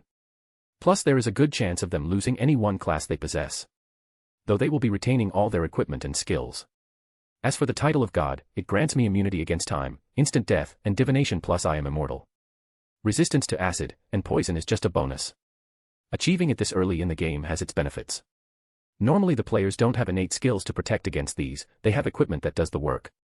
But here I am immune to them without any external factor.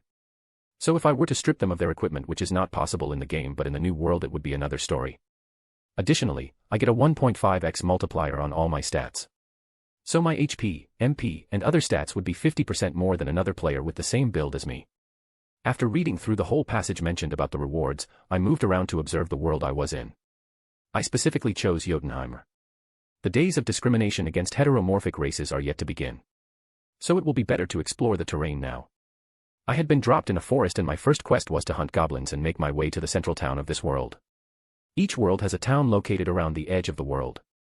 It's called Central Town with a town hall and shops. It's a safe zone and the main location of the world. As per the quest, I moved around the forest in search of goblins. I just wanted put to this quest behind me so that I could concentrate on my plan. After 5 minutes of walking around, I finally found a couple of goblins sitting around a bonfire. It is interesting to note that the developers have concentrated on even the minute details. As I moved close to them, they noticed me. As a level 1 player, I didn't have any noteworthy skills and neither did I have any weapons on me. Heteromorphic are only given a tattered robe and a low-grade HP potion, whereas human and demi-human races are given a sword or a wand depending on their class. I had no choice but to fight with my bare hands. There is still time before they release creator tools, so I couldn't create my avatar to resemble me. So for now, I have made my avatar have a face similar to those Celestials from Marvel, with the humanoid body but hands and feet are replaced with tentacles. In the dream plane, I have learned to fight with my human body, but here I am going bold, trying new things. It's not like this is a do-or-die situation. I can experiment all I want. GR. With a battle cry, all 3 goblins ran towards me. It was difficult to hit, so I kept dodging.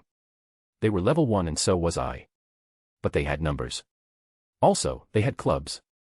I kept on dodging until one goblin showed his back to me. As a heteromorphic race, I have more stamina and health than other races. Especially the goblins who are demi-human. I tried penetrating his heart but was unsuccessful and all I managed was to whip him. 1/3 of his HP dropped. It was a battle of attribution. After 15 minutes of fighting with them, I was successful in killing them. I got the resources and data crystals from their corpse. So I made my way towards the central town. All I know is that as someone makes their way to the center of any world, the difficulty increases. With increasing difficulty, the rewards also increase. Idrasil game. It's been some time since the official release of the game. More players have joined, and even I was successful in reaching level 35 before the completion of the first week of the game release. After defeating those goblins, I made my way to the town and spent the rest of the time exploring. Now I was level 35, in the first week of the game. I was spending a crazy amount of time, so much so that Alfred started complaining about it. But all I could think about was that my build wasn't the best. Also, I decided to focus on magic. So all my classes were related to magic. Even though I managed to reach level 35, the game wasn't easy. The amount of experience required is way more at every level. Currently, I was on my way towards a giant village to complete my quest. It's been 10 days since I had focused on completing the quest, so I didn't get to grind levels. But with this quest, I did progress to level 37. The quest was easy, a goblin tribe had been stealing their crops. Though the giants were strong and were able to kill all the goblins that attacked but were unable to locate the goblin hideout. They assigned a quest to me after I stumbled on their village while I was on my journey to explore the region and grind levels. I was in search of a nice spot, rich with experienced monsters. But doing a quest is also fun. As for the reward, they promised to give me a giant sword. Though I do not need it right now, I can't say the same about the future. The sword though isn't a divine tier or legendary tier weapon. It still has a charm to it. After all, the sword is as big as the village chief. An important detail would be that the village chief is the largest giant in the village. He's 18 meters tall, while I am 1.86 meters. He's the strongest and the largest giant in this village, followed by a 12-meter giant. The sword was forged by a dwarf and a giant. There is an interesting story about the sword. The sword was forged by him and his dwarf friend. It's a steel sword. Well, they used to belong to the same party. As a show of cowardice, the dwarf with his help forged a weapon for him, but in the end, he couldn't wield it. The weapon had been lying around in his house since then. So he decided to gift it to anyone who could help him. Though he tried finding a suitable owner for the sword, none were able to wield it. Well, neither can I. But those who could wield it weren't impressed by the quality of the weapon. The sword is a legacy class item. It's not the strongest, but a legacy class weapon at this stage of the game is great. Right now, I am visiting the village to collect my reward for the completion of my quest. As per the quest, I had eliminated the goblin settlement. Thank you for complying with our request. You're welcome. Quest complete. The village is the same as last time. Though this is a game, the scenery changes with time. A small village I had visited earlier had been wasted in a couple of days, destroyed by a dragon. As a player who visited the village before its destruction, I had unlocked a quest to kill the dragon. Which is impossible for the current me. Dragons are the strongest race in this game. Even a young weakling dragon is as strong as a level 40 warrior. The dragon that attacked the village was an adult dragon. It's beyond me to complete the quest now. After I received the sword, I was on my way to grind again. That's all I am doing other than doing quests. Players had started forming clans, parties, and guilds. Taking on quests together. Completing missions and taking on dungeons. After all, it's been 3 months since the official release of the game and I had managed to reach level 100 just a week ago. Though my classes weren't impressive, most of them were mediocre at best. Unlocking and finding rare and powerful classes this early in the game is very difficult. The developers hadn't even started most of the quest with a rare class as a reward. I was strong among the current player base but not the strongest. Seeing the state of the game, I didn't rush to grind and max my level. I was getting bored just grinding. I was completing a lot of quests, stacking up on rewards. I had evolved to Greater Doppelganger and next came the Faceless One. A class equaling Shapeshifter and Eclipse. I had to say my build was very weak. Probably one of the worst builds I could have built. Well, this is what happens when you reject your neighborhood-friendly AI when building your character. Glad you understand. Yes, but I still wish to play the game as I wish. I don't want you spoiling it. Since I had maxed out my character, it was time for me to challenge the dragon. The chances of failure are high, as my build is weak, it's because of only one reason. Defense. My whole build is concentrated on attacking. My magical attack stats, for example, are off the charts. As for defense, it's the worst. So even after maxing, I had to wait to get my hands on good equipment to protect me. Now that I have stocked up on HP and MP potions with good armor, I can finally challenge the dragon. I have to get the recipe for the MP potion and learn the skill to brew it before they decide to remove it. So many things to do, but I am alone to do all that. Maybe when I create my guild, then maybe. Now for the dragon, usually when you challenge a boss monster, you don't do it alone. It's a suicide mission. The dragon I am going to challenge is one such example. You typically need a party of 6 to a group of parties, or what they call here, a raiding party. Depending on the level of difficulty of the mission. My build isn't balanced and mostly focuses on attacking. I have focused on learning as many spells, all the while keeping the spells as diverse as possible. As for my stats, I have focused on improving only MP and magical attack stats. The rest are garbage, even the HP stat isn't different. After getting ready, I teleported near a certain mountain, where the dragon is supposed to be resting after destroying the village. I hadn't been given the location of the hideout but clues at the scene. All I could infer from those clues was that the dragon was on a mountain. Which mountain I was unsure of. If it's in a mountain, then the mountain is from which world? All I had was questions, but with World's help, I was able to crack it. As I had ordered her previously to not spoil the game, she was honoring her part of the deal by not interfering majorly, though I wonder if it's within her character to act as such. Chapter 9. The Faceless Void. Omni POV. Near a dark mountain, hidden beneath the never-ending smog and clouds, was a volcano. The silence reigned supreme here, except for the sound from the volcano. A black silhouette appeared near the edge of the volcano. In this game, the only ones who could teleport freely were the players. One such player had teleported to this region. His presence destroyed the tranquility of the region, as alerted by his presence, the residents of the region roared simultaneously. Followed by the roar, a flock of giant birds took flight from the places surrounding the mountain to pass judgment on the rude intruder. Well, that's the best welcome I have received from this game till now. Upon closer inspection, Bruce noticed what he thought to be a flock of giant birds was a group of wyverns. World, do you have any suggestions? Shouldn't you try getting along with them? It isn't time for that, or wait. I think. You don't mean. I am sure they are friendly. Well, I have never tried it with mobs before, but let's do this. Every one of those birds is at least packing the strength of a level 80 warrior. They all are level 70, but the stats work differently for every race. Racial classes heavily impact stats. Some may give you an edge over HP than others, while few would help you in the MP department. But the strength of those monsters is undeniable. Bruce was ready to take on the stampede. He took out many cash items. Most of them were for boosting his strength. After boosting himself, he moved to cast a spell to erect a barrier around himself. Greater Shield, a 9th tier spell, this should hold on. Bruce cast a barrier spell to protect against the attack from wyverns. Wyverns, when they came near him, spewed fire to burn him. The barrier was able to hold onto the flame breath of wyverns before it broke out in 2 minutes. After the barrier broke, Bruce vanished from the spot. There was a delay in judgment, the wyverns hovering over the place, trying to find the player, but were unable to. With no target left to attack, they returned to their spot, a large cave in a mountain adjacent to the volcano, waiting for the next player to appear. They didn't suspect a thing. You are a shapeshifter, the faceless one, and have the title of God. The combination of these classes is equal to world tier classes like World Champion or World Guardian. Bruce, while doubtful, had gone ahead with World's suggestion to turn himself into a wyvern, hiding in plain sight. Bruce, after having fooled them, went ahead and entered the volcano. He flew and landed in front of a large door situated in the volcano. Right after landing, he transformed back to his original form. Being a wyvern is great, but I only have 80% of their strength. To transform, I should have the character or player should be in my line of sight. Though it is interesting to play as different characters. But in this situation, the wyvern was way too weak than me. Bruce made his way to the door and pushed it open. Inside the door lay a pool of lava. The game was realistic, though Bruce had never been to a real volcano, but he had this feeling. This is what a real volcano would look like. Bruce, after entering the room, there it is again. The boss's entrance. Bruce started getting ready to face the dragon, ignoring the cutscene. He started casting all the buff spells he had learned, while humming the BGM playing in the background, as a part of the cutscene. The dragon made an epic entrance from the lava, with a roar. It was a giant dragon. So it's a fire dragon, huh? The dragon flew and landed in front of Bruce. It didn't attack Bruce and just stood there, staring at him. Just like most bosses, the dragon stood waiting for the players to make a move, giving them the advantage. Or a single player in this scenario. Bruce and dragon stood there staring at each other.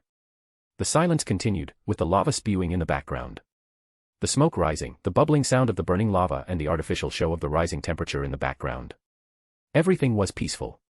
Kneel, dragon, bow before me. No reply, huh? Let's get this started. Many intricate magic circles started forming around Bruce, rotating slowly as if declaring to the world. The spell possessed the power to change the world, to alter the reality. The casting time for super tier spells is long.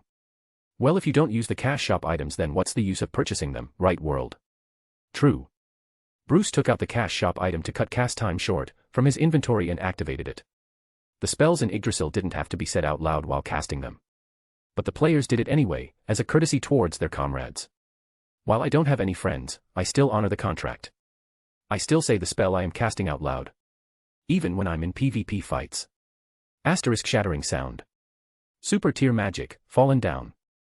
A large beam of light encompassed Bruce and the dragon.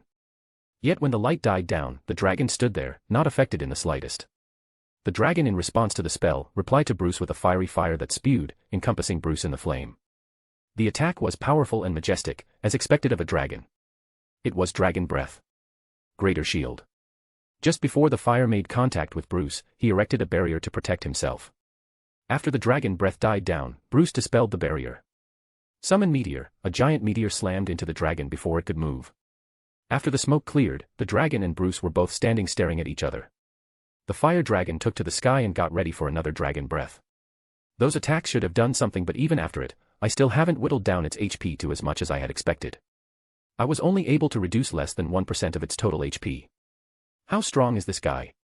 Moreover, with its HP recovery rate, he will be as good as new in no time. No wonder he is classified as a raid boss monster, or else a team of 100 players or a guild full of casters casting super tier spells together can bring down any boss monster. So what's the use of it then? Dragon fell. Ah. It was tiring. Bruce fell, like a doll whose strings had been cut. He lay there sprawled on the ground staring at the roof. It's over. The fight was tiring, he had to complete the fight without dying. He wishes to complete the game and transfer to new world without dying even once. That dragon was the pet of Sutter. Congratulations, you have unlocked the quest to challenge Sutter. Many players had access to this quest, but the player who defeats the fire dragon first wins the ticket to challenge him, and only you. Many have tried to fight fire dragon but all have failed. Well, they didn't have as much money as you to burn to fight the dragon. So what did I win? The rewards are all great, but the most prominent one is the fire dragon's heart. A world tier item. An item when equipped grants you the power of fire. A skill to create and control fire. So now I am a god of fire. Interesting, now I have my first world item and I got this on my own, plus I didn't cheat. It's a great achievement, don't you think, world? Yes, you didn't forget about it, did you? No, I remember. So what should I do next, world? To balance out my character. I had a very tough time defeating him. He was strong, crazy strong, and he wasn't even a world enemy. So how strong are world enemies? Enough to warrant the title of world enemy. Right, so what should I do next? I don't wish to create a new character, and also I don't wish to reset my current stats. Those classes and skills are very precious, and to get them back is next to impossible without cheating. Well, to be honest, I did interfere in the beginning. You were supposed to get the Faceless One class in the beginning, but I replaced it with Shapeshifter. Go on. Shapeshifter is an elite class you get from the event The Great Old Ones or Eldritch Gods. It's a hidden class, with chances of getting 0.001%. So what is it supposed to do? No use fighting over it now, you were acting in my favor, even if it removes the fun part of the game. Anyway, I was going to get the class in the future, so let's think of it as borrowing from my future self. The Faceless Void is the next class you should be aiming towards. It's a class upgrade for a player with Shapeshifter and the Faceless One. Similar to how there are only 9 World Champion classes available in Idrasil, the Faceless Void is only one of its kind. It sounds interesting. So what does this class do? It's a class representing the Eldritch Gods and the Void where Yggdrasil resides. It grants you 1 original avatar and 9 avatars representing 9 worlds remaining in Yggdrasil. All avatars aren't connected and are treated as separate player accounts by the system.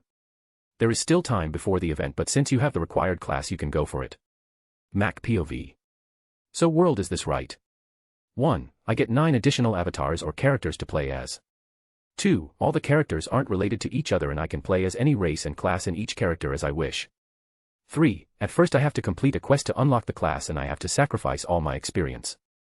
4. After getting the class, I will have my first avatar unlocked after sacrificing 10% of my experience, i.e. 10% of what I would require to reach level 100. 5. To progress I will have to max my character and then perform a ritual and sacrifice 20% of my experience to unlock the next character. 6. With each progressing character, the experience required will be doubled to max my character and the experience required to sacrifice will be plus 10%. So my last avatar will require me to sacrifice 100% of my experience. This is torture. By the time I have reached 8th character, the experience I will need to max my level would be 8x.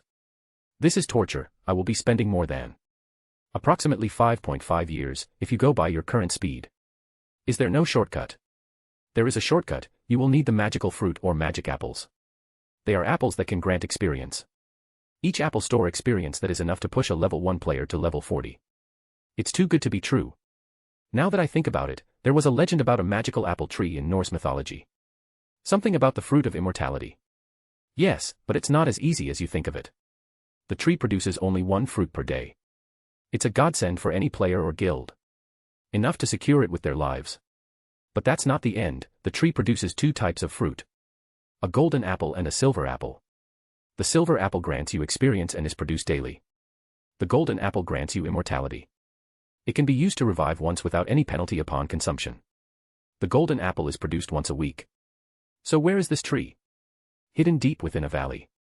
On a small island in the middle of a large lake. The tree is just like any other tree with no character to distinguish it from another. Also, the lake is guarded by a hydra. As for the island, it is guarded by an army of level 100 spirits. Level 100 spirits. Isn't that too much? The tree is a world item. World item. But it's not that simple. To be able to possess that world item, you should have plus 500 karma. Even if you don't have plus 500 karma, you can still pluck the fruit after defeating those spirits, but in your case, with your god title, those spirits won't harm you. That's great. 3 months later.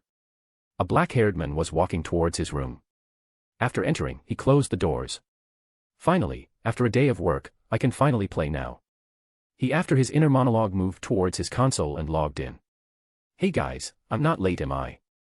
The man now looked different, he was in his game avatar and had entered Idrasil. He now was handsome a male, with long ears. No, you're just in time Drays.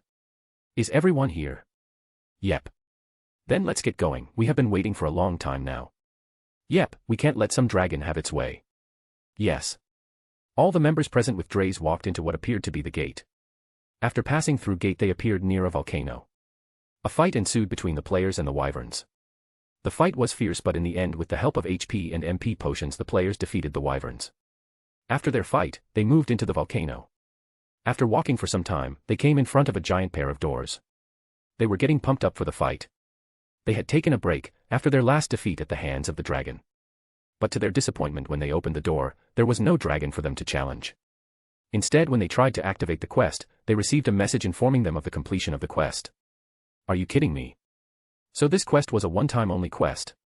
Not exactly, can't you read it? It's saying that someone has already beaten us to it. So this is an exclusive quest for those who beat it first. It will be gone after it is cleared, similar to some dungeons in this game. Perhaps, so who was it? What do you think Drays? They have information here about the party who beat us to it. It's a single player. No way. We have fought the dragon, do you think that a single player could defeat it? No, but how is this possible? Maybe it was a hacker. Should we report him? I will report and let's see what the devs have to say about it. Contact GM. Till he is busy talking with GM, tell me what's his name. Oh. It says, Lord of the Mysteries. Lord of the Mysteries, what an interesting name. So what if he isn't cheating? Should we invite him to our guild? Don't get ahead of yourself. There is no way a single player could defeat that dragon all alone, just as the debate was heating up. The member who had been assigned to contact for help relayed the information. Guys, I talked with the devs. So they are saying that he didn't cheat. Rather he spent a lot of money on cash shop items and other equipment to win against the dragon. The fight lasted for 6.5 hours. Are you for real? So this guy just up and spent that much amount of money just to win a fight. If it's Idrasil coins then it is understandable but real cash. Yes. Let's go, we will have to find another raid event or dungeon for creating our guild. Yes, this is making me question my strength in this game. Are all players like him? Who knows, if many players are like him then our dream of being the top guild will remain a dream. So what do you suggest? Well, this game isn't all about fighting. The world of this game is so vast. Maybe we could try being adventuring or exploring guild. That's a good idea and who says we can just be exploring guild? We can still be the top guild, after all, it isn't just PvP matches that decide the rankings. We are strong as a group. Right, what do you think about it Drays? World Searcher. World Searcher. That's the name of our guild. It does have a great sound to it. Right. And so the future World Searcher Guild, Yggdrasil's second-rank guild members moved out of the volcano.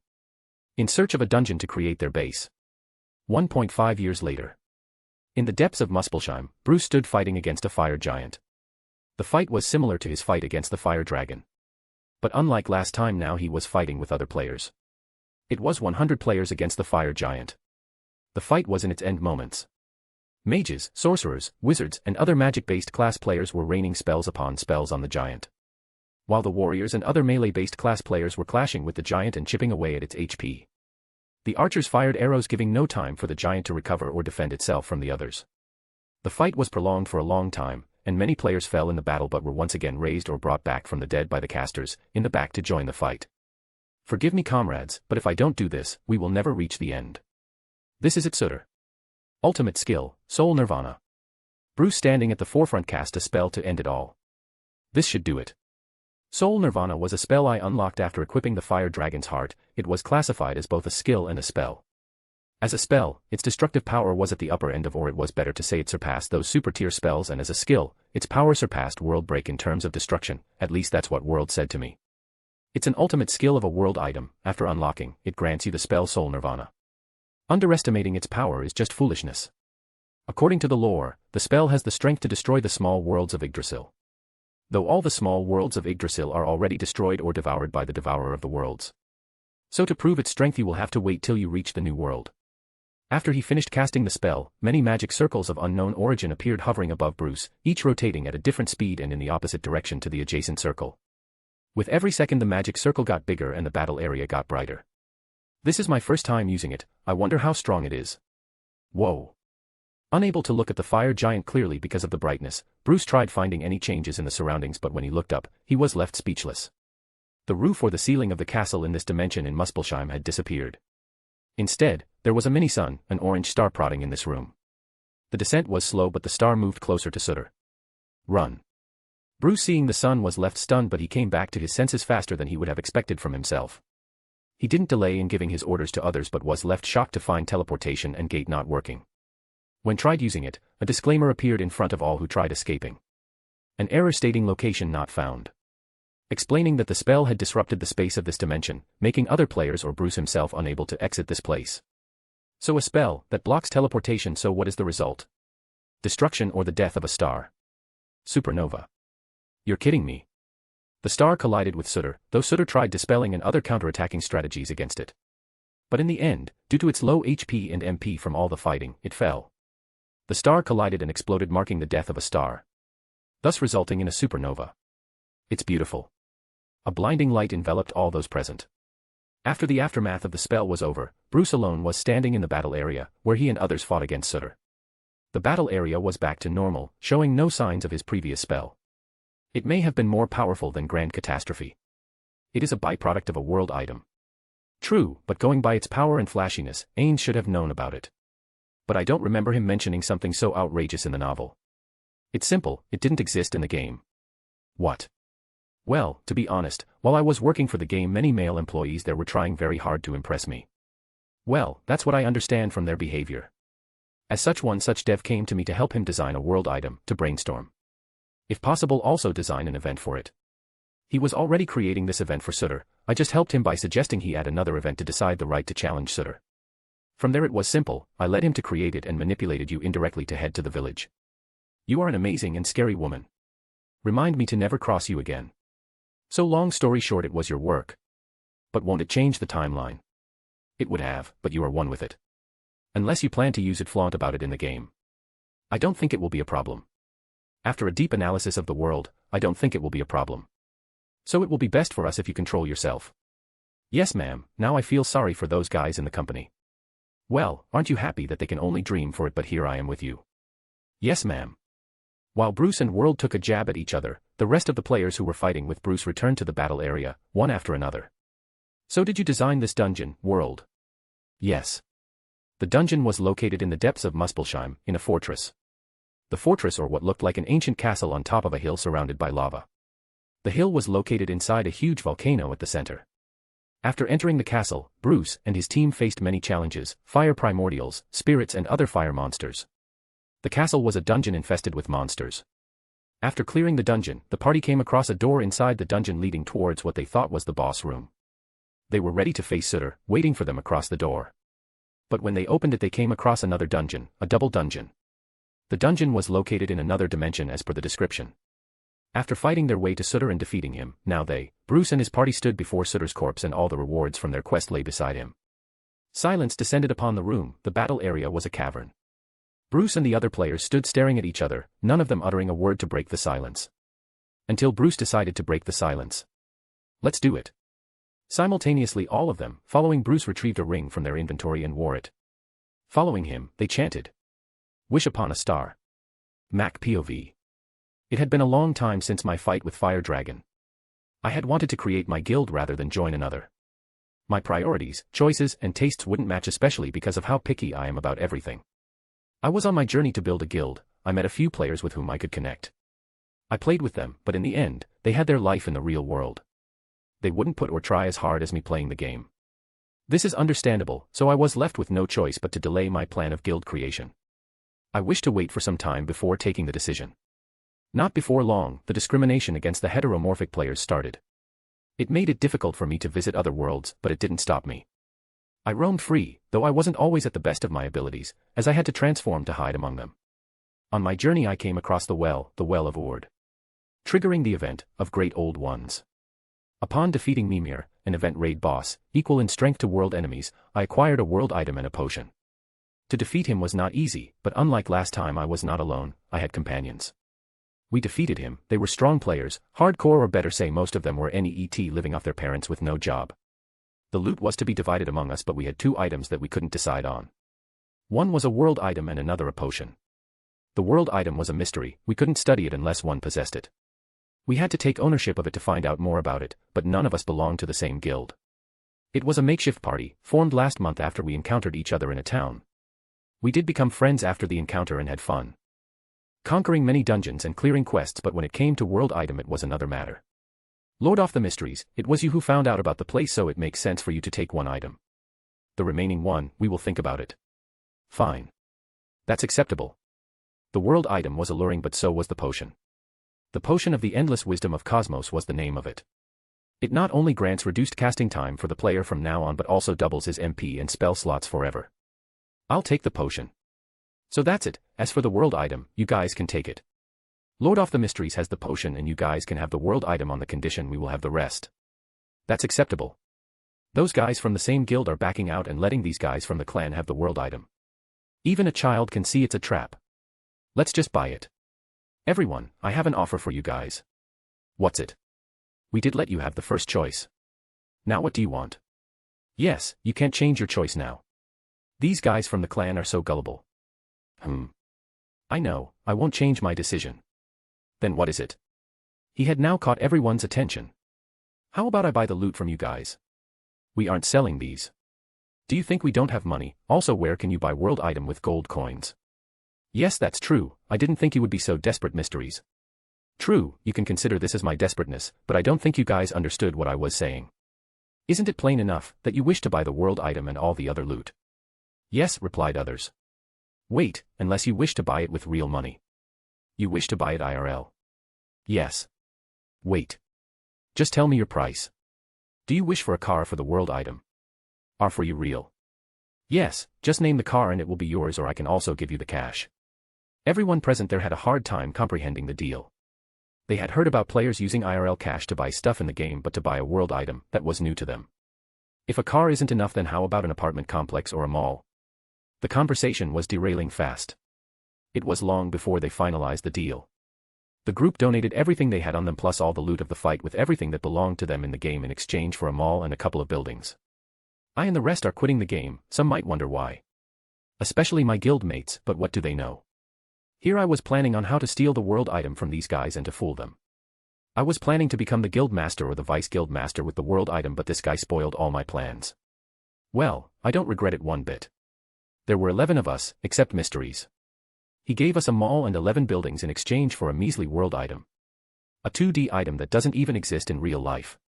Imagine what I could do with all these properties IRL. I can become a true king in the real world. Though we have to share it among ourselves, it doesn't make it less. We are still rich. He is a fool to give it away. But now that I think about it, he didn't give a damn about them while giving it.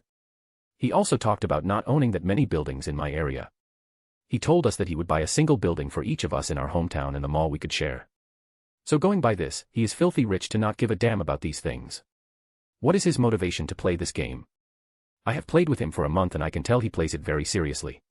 Serious enough to not have died once since the beginning of the game. Having talked with GM, Bruce moved ahead and stood in front of others. We were successful in creating the guild. The players stood there watching him, giving no response. Bruce stood there with his arms spread wide open, with a smile emoji icon above his head. Kneel and bow before my greatness, you lowly creatures. Praise the fool. While watching them kneel and chant his name, Bruce was left amazed. It was not possible to turn this place into a guild as it is an event location. Though it is a one-time event. But by using Wish Upon a Star, we managed to convince the GM to let us have it. At last, I was successful in creating my guild. Also, I have acquired the Faceless Void class. I have already used 4 of my slots and now I have 5 avatars independent of each other. 1. Doppelganger, level 100. 2. Golem, level 100. 3. Vampire, level 100. 4. Trent, level 100. 5. Undead, level 100. All the races I have were heteromorphic. Going forward it's going to be more difficult to level up. My progress was coming along well, not to mention the world items. 1. The Fire Dragon's Heart. 2. The Divine Tree of Immortality. 3. Well of Ord. 4. Gillerhorn. 5. Sword of Ra. Bruce was busy thinking about his past. He was in a happy mood. As he was contemplating his actions, he swept his vision observing the dungeon. until he looked at his guild members. If he could express his facial expressions in the game, the corner of his mouth would have been twitching. I wonder if this would turn into more of a cult than a guild. Outside the game in real life, Bruce lay seated on his chair connected to his console. Though he was connected to his console and couldn't respond or react in the real world, he was smiling right now. At the same time, in his basement, there played hundreds of consoles all running with no human controlling them. All of them were connected to a system similar to the one in Bruce's room. Make them stop, world. Your wish is my command, oh. My great lord, the fool. Chapter 10. The High Priest of R'lyeh. Mac POV. It has been 6 days since we conquered this place. It was a hassle to get to this place though. In these 6 days, I have played for 16 hours a day and slept for 6 hours while managing the rest of the work and my body's necessities during the rest. With this, I finally was able to progress and unlock the next avatar. I've chosen Demon as my next choice. This marks my 6th avatar. They weren't keen on giving us or me this place, but since we all, I mean my whole future guild members wish upon a star, they had to give us their time. I am sure, else they would have just brushed us away. After all, I am still hiding my identity. But with a little persuasion, they had to listen to me. After all, the amount of money spent by me and the bots created by World here is more than the money they could ever earn in their whole lives. I was put on hold, as they had to check in with their colleagues and superiors. But I had World there, who persuaded them, discreetly, to not ruin the current state and cause a butterfly effect. They agreed, but instead of this base, they will create a similar dungeon with similar surroundings a bit distance from this castle. They will let us have the dungeon, in the ready stage for us to turn it into a guild. I for one, asked them to create a dungeon with monsters in it and provide me with the key to the dungeon. It would be fun, and because of all my demands, the person on the other end was getting a headache. Well, I intended to trouble him, to have him pass the call to World. I don't understand why I am using the roundabout way to reach my objective, but it's fun this way. Moreover, I am trying to lay undercover, or better say to not cause big disturbances. Though I am doing things that contradict my statements, who cares? For my demands, World readily agreed and convinced or fooled them. The demands I made on call were less than what I made offline. To not raise suspicion, she asked for 2 weeks to fulfill my request. It's almost been 2 years since the release of the game. There were and are many events happening in the game. One such event was taking place now. The Tales of Cthulhu. I am currently with the bots created by World and we are in R'lyeh now, the sunken city of Cthulhu. Omni POV.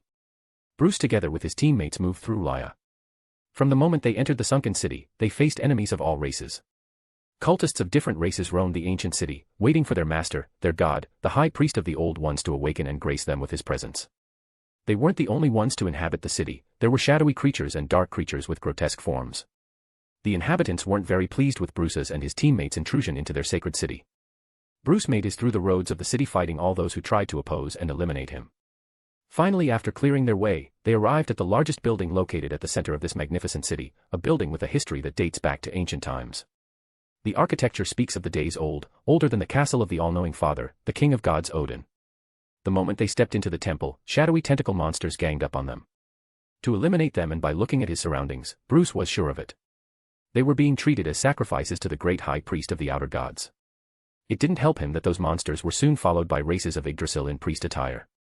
So they must be priests of this temple. Am I involved in some ritual? It didn't help them when they received a notification stating the same. So if we were to die here, not only will we lose 50% of experience but also any one class, be it racial or job. It didn't matter if they were rare or any ordinary class. I am sure it was the sadistic nature of devs that got this game into trouble. Finally, at last, they dispatched the last of the monster without suffering any casualties. After the fight, they began to heal themselves and restore their HP, MP, and stamina. While the fight wasn't tough for them, Bruce alone was fighting differently. As for the rest, they fought as one, bringing the fight to a swift end. Bruce moved along the temple, exploring it. It was beautiful, as the temple was situated at a higher altitude, and the view of the city was also mesmerizing. As he stood there admiring the view, just when he was wondering about the main event, the whole of the sunken city experienced an earthquake. The cracks began to form in the world. The temple experienced a high amount of damage to its foundation. Web-shaped cracks started forming on the temple, followed by the city. Its upper layer crumbled every second due to the vibrations of the earthquake. Bigger cracks started forming, dividing the city into several parts. Suddenly the earthquake stopped, and Bruce moved back. Slowly and calmly he backed out. His instincts were screaming at him, danger bells were ringing loudly in his mind. His instincts and experience were whispering to him about the arrival. For he had experienced it many times, though not personally but as a viewer or a reader. Again and again, he had seen the protagonist fall and die for his useless bravado. For he had made up his mind to complete the game without dying. He was scared. It was a first since he started playing, but what he was afraid of wasn't the eldritch horror being released or the graphics but the possibility of death. His wish to not die, while he could have quit this quest to maintain his status, he still didn't wish to give up on this fight. It didn't help him to remember that quitting the game in the middle of a battle was the same as dying in Idrasil. The thrill, fun, and his expectations for the fight kept increasing. He was confused about his next step. Whether to fight and come out as a victor or die trying. There was always an additional option, that is to escape, which he couldn't. World. Since you are a fan of these things, I thought maybe I should do some work that would also make it more enjoyable for you. I have worked a lot on the game mechanism for this event and the storyline. I hope you enjoy it. We'll see. He was looking forward to fighting against the boss monster now. Well, a god to be precise, an outer god at that. Just as Bruce was getting ready to buff himself, the temple subjected to an earthquake broke down. Debris falling everywhere. He saw it, and after making up his mind to fight he moved a lot closer to the temple to get a better view of the approaching enemy. There he saw it, in the depths of the temple, the dreamer, Cthulhu. For he had awakened. He knew it was fake, but it still managed to give him a jump scare. Maybe it was because of the details and perfection achieved through art. He looked far more terrifying than any image of him he had seen till now. Then he heard it. The chorus singing of worshippers, the prayer sung in an unknown language, not known to mankind. He was so busy or had been distracted by what was in front of him that he had ignored his back. Before he knew it, he was surrounded by all sides. As the races wearing black attire had surrounded the temple, praying. He didn't know of the language used by them or the meaning of the passage being recited by them, but he knew this. They were praying, offering their prayers to the Great Old Ones. Here in this sunken city of R'lyeh, in the grand temple of the Great Old Ones, lies Cthulhu, the Great Old One of the mythos, sleeping for many eons until he was disturbed by the intruders, in his sacred sanctuary. Hearing their prayers, the sleeping god opened its eyes. The Idrasil screeched, being subjected to its vision. Reality was rewritten as Cthulhu made his way from the fallen temple. As the great dreamer rose to the sky from the deepest depths of the sunken city, the whole world despaired. Madness I. Madness 2. Madness 3. Madness 4. Madness V. Aura of Despair L. Aura of Despair 2. Aura of Despair 3. Aura of Despair 4. Aura of Despair V. Negative Burst. Insanity I. Insanity 2. Insanity 3. Insanity 4. Insanity V. Aura of Death V. Many debuffs were applied against the trespassers. It was he, whose very visage would drive anyone who laid their eyes or those he saw to madness. Driving them to insanity. Losing their minds, the cultists sacrificed themselves, inflicting more harm upon themselves with each passing second. Ignoring the cries of others and the rude intruders standing before the now broken temple. For Bruce and the Idrasil saw it, the Great Old One had awakened. It rose to the sky, breaking off its old forgotten shackles. The Great Old One, Cthulhu, had awakened, its movements a voracious maelstrom, indiscriminately devouring the essence of both the deceased and the living who dared to wander within its malevolent grasp. The very essence of his existence was a blight upon the cosmos, a perverse anomaly that twisted the fabric of reality into grotesque parodies of their original design. Upon Cthulhu's arrival at the shore, the continuum of time began to decay, as ancient and modern prophecies unraveled and evolved into terrifying actuality. The deranged ramblings of lunatics and seers once dismissed as the ravings of the insane, now echoed with a chilling accuracy. The Umbra Mortalis, the very shadow of death itself, surged forth like a sinister tide of obsidian flames, scorching through the world's crust as Cthulhu's presence seeped into the world's foundation, akin to a malignant ink corrupting the integrity of a fragile edifice. In that dreadful instant, the temple of the sunken city of R'lyeh disintegrated into oblivion, swallowed by the abyssal chasm of the Midgard Ocean's deepest trench, within a realm of darkness where reality and the uncharted abyss converged. The last high priest of the first city, Cthulhu, relinquished its ancient sanctuary beneath the waves, ascending to claim dominion over the terrestrial sphere as the preeminent star god. As the final vestige of its kind across all existences, Cthulhu emerged as the lone victor of a cataclysmic conflict so ancient that its origins were lost to time itself. The sinister, tar-black conflagration unfurled like venomous tendrils in the clearest of waters, engulfing all of existence in its inexorable advance. Those hapless beings ensnared within its path were erased from the annals of reality, as the great entropy sought to revert creation back to the primordial void, erasing every trace of the cosmos' inception. As the shadowy web of destruction expanded across the world, countless lives were extinguished in mere moments, the shadows advance as indifferent and inescapable as the eventual demise of the stars themselves. As the world succumbed to the eldritch terror of Cthulhu's rise, the skies themselves began to weep tears of black ichor, a vile substance that blotted out the sun and transformed the day into a perpetual twilight of despair. The very air turned thick and oppressive, a miasma of otherworldly corruption that choked the breath of all living things. The seas, once teeming with life, now lay still and stagnant, their depths a mirror to the void above, reflecting a universe devoid of hope.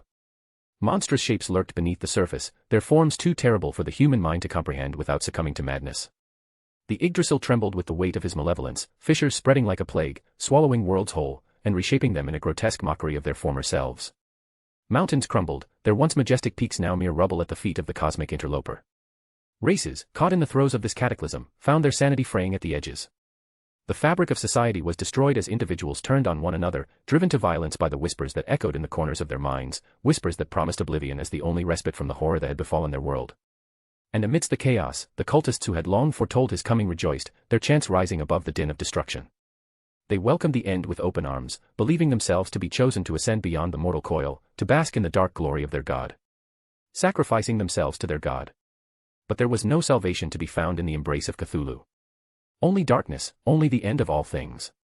For in his wake, there was nothing left but the silence of the void, the eternal night that would consume the stars themselves, leaving behind only the echoes of a universe that once was.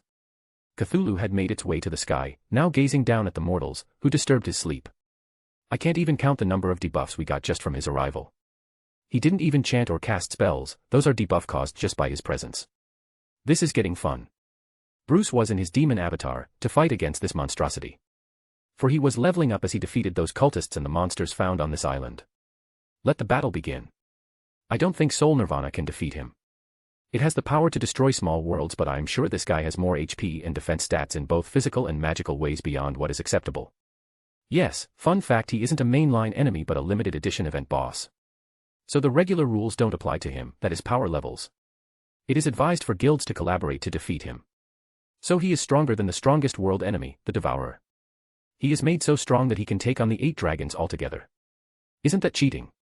It's more fun when the difficulty is more. Moreover, this is not part of the main storyline but just an event. Fine, I do agree on that part. Though I may hate or get bored fighting those ridiculous beings, but the sense of accomplishment I get after winning makes up for all my suffering. Let's start with a bang. Bruce retrieved an item from his inventory and activated it. The item was a miniature statue of a goat-headed demon with 6 pair of hands. Well, I got the idea from Overlord itself for this item. This item was given to Demiurge by Ains during their attack on the capital of the Re-Estais in the 2nd season of the anime. It's in a way similar to the original item but better. It summons hordes of demons to attack. 1 Demon King, LVL 95, a demon equivalent of Seraphim, 3 level 80 demons, 7 level 75 demons, 9 level 65 demons, 21 level 40 demons, 25 level 35 demons, 65 level 15 demons and 100 level 10 demons. It does look like a very strong lineup, but I alone can take on all of them at once. But it will depend on which avatar I am using. I can defeat them mostly because of the strong classes I possess. The amount of effort I had to put into creating this artifact makes me cry tears of blood. Well, I will have to just trust these bots to get me the material next time. Since I can't buy them with cash directly, well, I can offer cash in exchange for materials, but I don't wish to buy materials with significant value to the story. Ah. This really is quite a peculiar situation that I have found myself in. With the artifact activated, the horde of demons was summoned to the battlefield. Bruce moved back, and let the demons fight him to check his strength. As soon as the demons were summoned, Cthulhu looked at them, and so did the demons lay their eyes upon him. It was the end, lower demons died from his very presence, as for the 3 level 80 demons they were driven mad, with all sorts of debuff. They stood there unable to make a move, petrified as they waited till their HP decreased to 0. Other high-level demons were driven to madness, they inflicted harm upon themselves as they succumbed to insanity. Only the Demon King stood still, not affected by all the debuffs. The Demon King moved and cast a spell. Summon Meteor, a 10th tier spell, it summons a giant meteor when cast. The meteor clashed against Cthulhu, but it did not harm Cthulhu. Cthulhu completely ignored the meteor, as it cast its eyes on the Demon King. Cthulhu is designed to ignore all spells except super tier, as they won't cause him much harm. Interesting, so the only way to cause him harm is to pile up our damage for a long time. But won't it recover before we do our damage? That's where super tier spells come in for good damage and divine tier items, and 10th tier spells to pile up damage. So, 10th tier spells are the minimum tier spell for damaging him, and we need divine tier at the bare minimum to damage him personally. Well, this event is designed for guild alliances to challenge. It's being used to promote guilds to form alliances and band together. Yes. Bruce stood there watching Demon King fight, and from the looks of it, he didn't plan to join in any time soon. Cthulhu, having cast its eye on the Demon King, attacked the Demon King with a tentacle. It was swift, a tentacle penetrated the Demon King. The Demon King fought back, a giant flaming sword appeared in his hands. The flames covering the giant sword have a reddish-black tint. The Demon King stood 12 feet tall, with a large pair of devilish bat-like wings.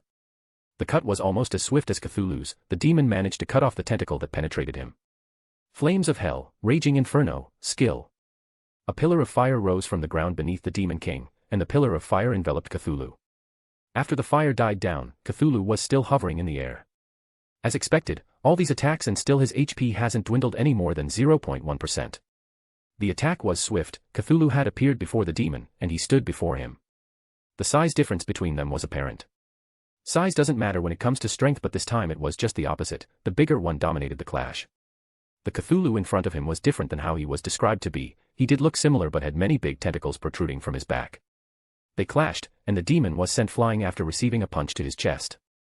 The fight had taken away from the temple, now they were going at it in the city.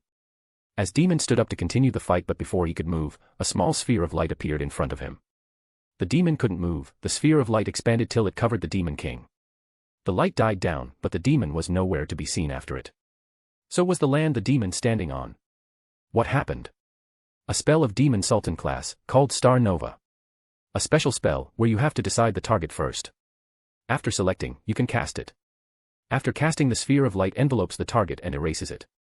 A 10th tier spell, but is stronger than the super tier spells as it is being cast by Cthulhu. A monster with monstrous stats. Yes. Bruce was in his demon avatar. His appearance was of a young white-haired male.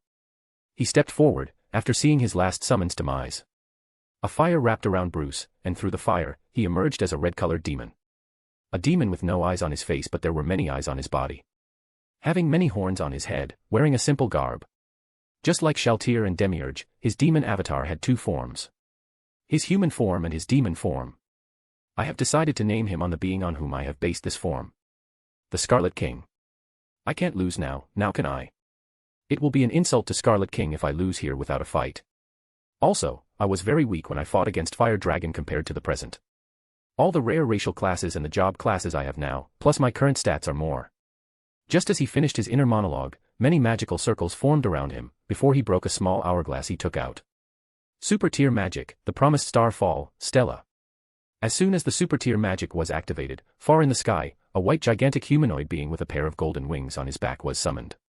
As he raised his left arm above, a golden bow materialized. At the next moment, he aimed and shot a golden arrow through it. The golden arrow made its way to Cthulhu and exploded. Nice one, I was able to take down 3% of his total HP with that attack. It's a good spell of Grand Arcanist class. A hidden class I got to do to world. Similar to the Beast of Apocalypse. Beast of Apocalypse is the class that allows me to have two forms. Plus, this second form is twice as strong as my first form in all stats related to physical strength and triples my stat of all those related to magic. 3 times MP, magical defense and attack. As for my HP, it is 6 times more. I am as strong as most boss monsters in many low-level dungeons with a difficulty requirement of 6 level 100 players in my first form, that is if I play my cards. In the second form, I can take on 3 such parties, a total of 18 players. Just 12 short of what the world enemy from web novel took on. Though I have never fought against that many in PvP till now. Before you continue, I have an interesting fact about him: he can manipulate reality. He can avoid any attack, but it's only possible for every alternate attack. He can erase rather than dispel, just before it hits him. Dispel is a spell, used to erase a spell after activation, but it depends on what spell it is against. Here he can delete any spell, be it 10th tier or super tier itself. He can delete it. How is that reality manipulation? He can manipulate his opponents. Teleport his opponents, and dispel spells. If it's a warrior attacking, then he can cause their attack to hit his allies or himself. That's troubling. He only uses it after his HP has dropped below 20%. Well, if he could use it from the start, then it won't be a fight but a massacre. Even if we are not following the main power system or not the usual difficulty level, we still have to maintain power balance to not make any quest impossible to complete. Create greater item. A black chair materialized, and Bruce sat on it. Let them continue world. After Bruce sat, he completely ignored the glaring Cthulhu. Cthulhu, having been attacked, made its way towards Bruce to retaliate but was stopped by his teammates. They clashed against Cthulhu, and their attack coordinated like a single player was controlling all of them. The fight continued, but slowly players fell, but they still fought till they weren't able to due to the loss of levels. Players fell one after another, the numbers kept dropping. Till only 9 of his teammates were left. There is nothing we can do. Bruce sighed. How are you losing this world? Aren't supposed to be a super assistant. Sacrifices are necessary, if we wish to complete this as soon as possible. Understandable. Bruce got up from his seat and joined the frame. Maximize magic, reality slash. The fight continued till Bruce was the only one standing. Super tier magic, 10,000 swords of Demeter. Thousands upon thousands of swords materialized in the sky, targeting Cthulhu. The sword with Bruce's hand swiped fell targeting Cthulhu. Bruce stood watching how the sword fell on Cthulhu. He blacked out for a second and the next moment it was him standing below the barrage of the infinite number of swords. He switched with you, the spell is now targeting you. Well, that's a crazy ability he has. There is nothing we can do. That's the second time you are saying it today. Just felt like saying it. Replaying those crazy moments makes my blood boil, I get an adrenaline rush. My blood boils from the excitement. Moreover, I feel it now. Napoleon's when he said it. He teleported more times than he could count, escaping those swords. Let's end this as soon as possible. Summon the herald of the end of the world, the messenger of death. Yet with another of his divine tier items, he used a summoning rite and summoned a LVL 95 Grim Reaper. The Grim Reaper moved in to fight Cthulhu. In the meantime, Bruce activated one of his skills. Skill, the Scarlet Archon Dystopia. After the activation of the spell, a drop of blood fell between him and the Cthulhu. Soon it started raining blood.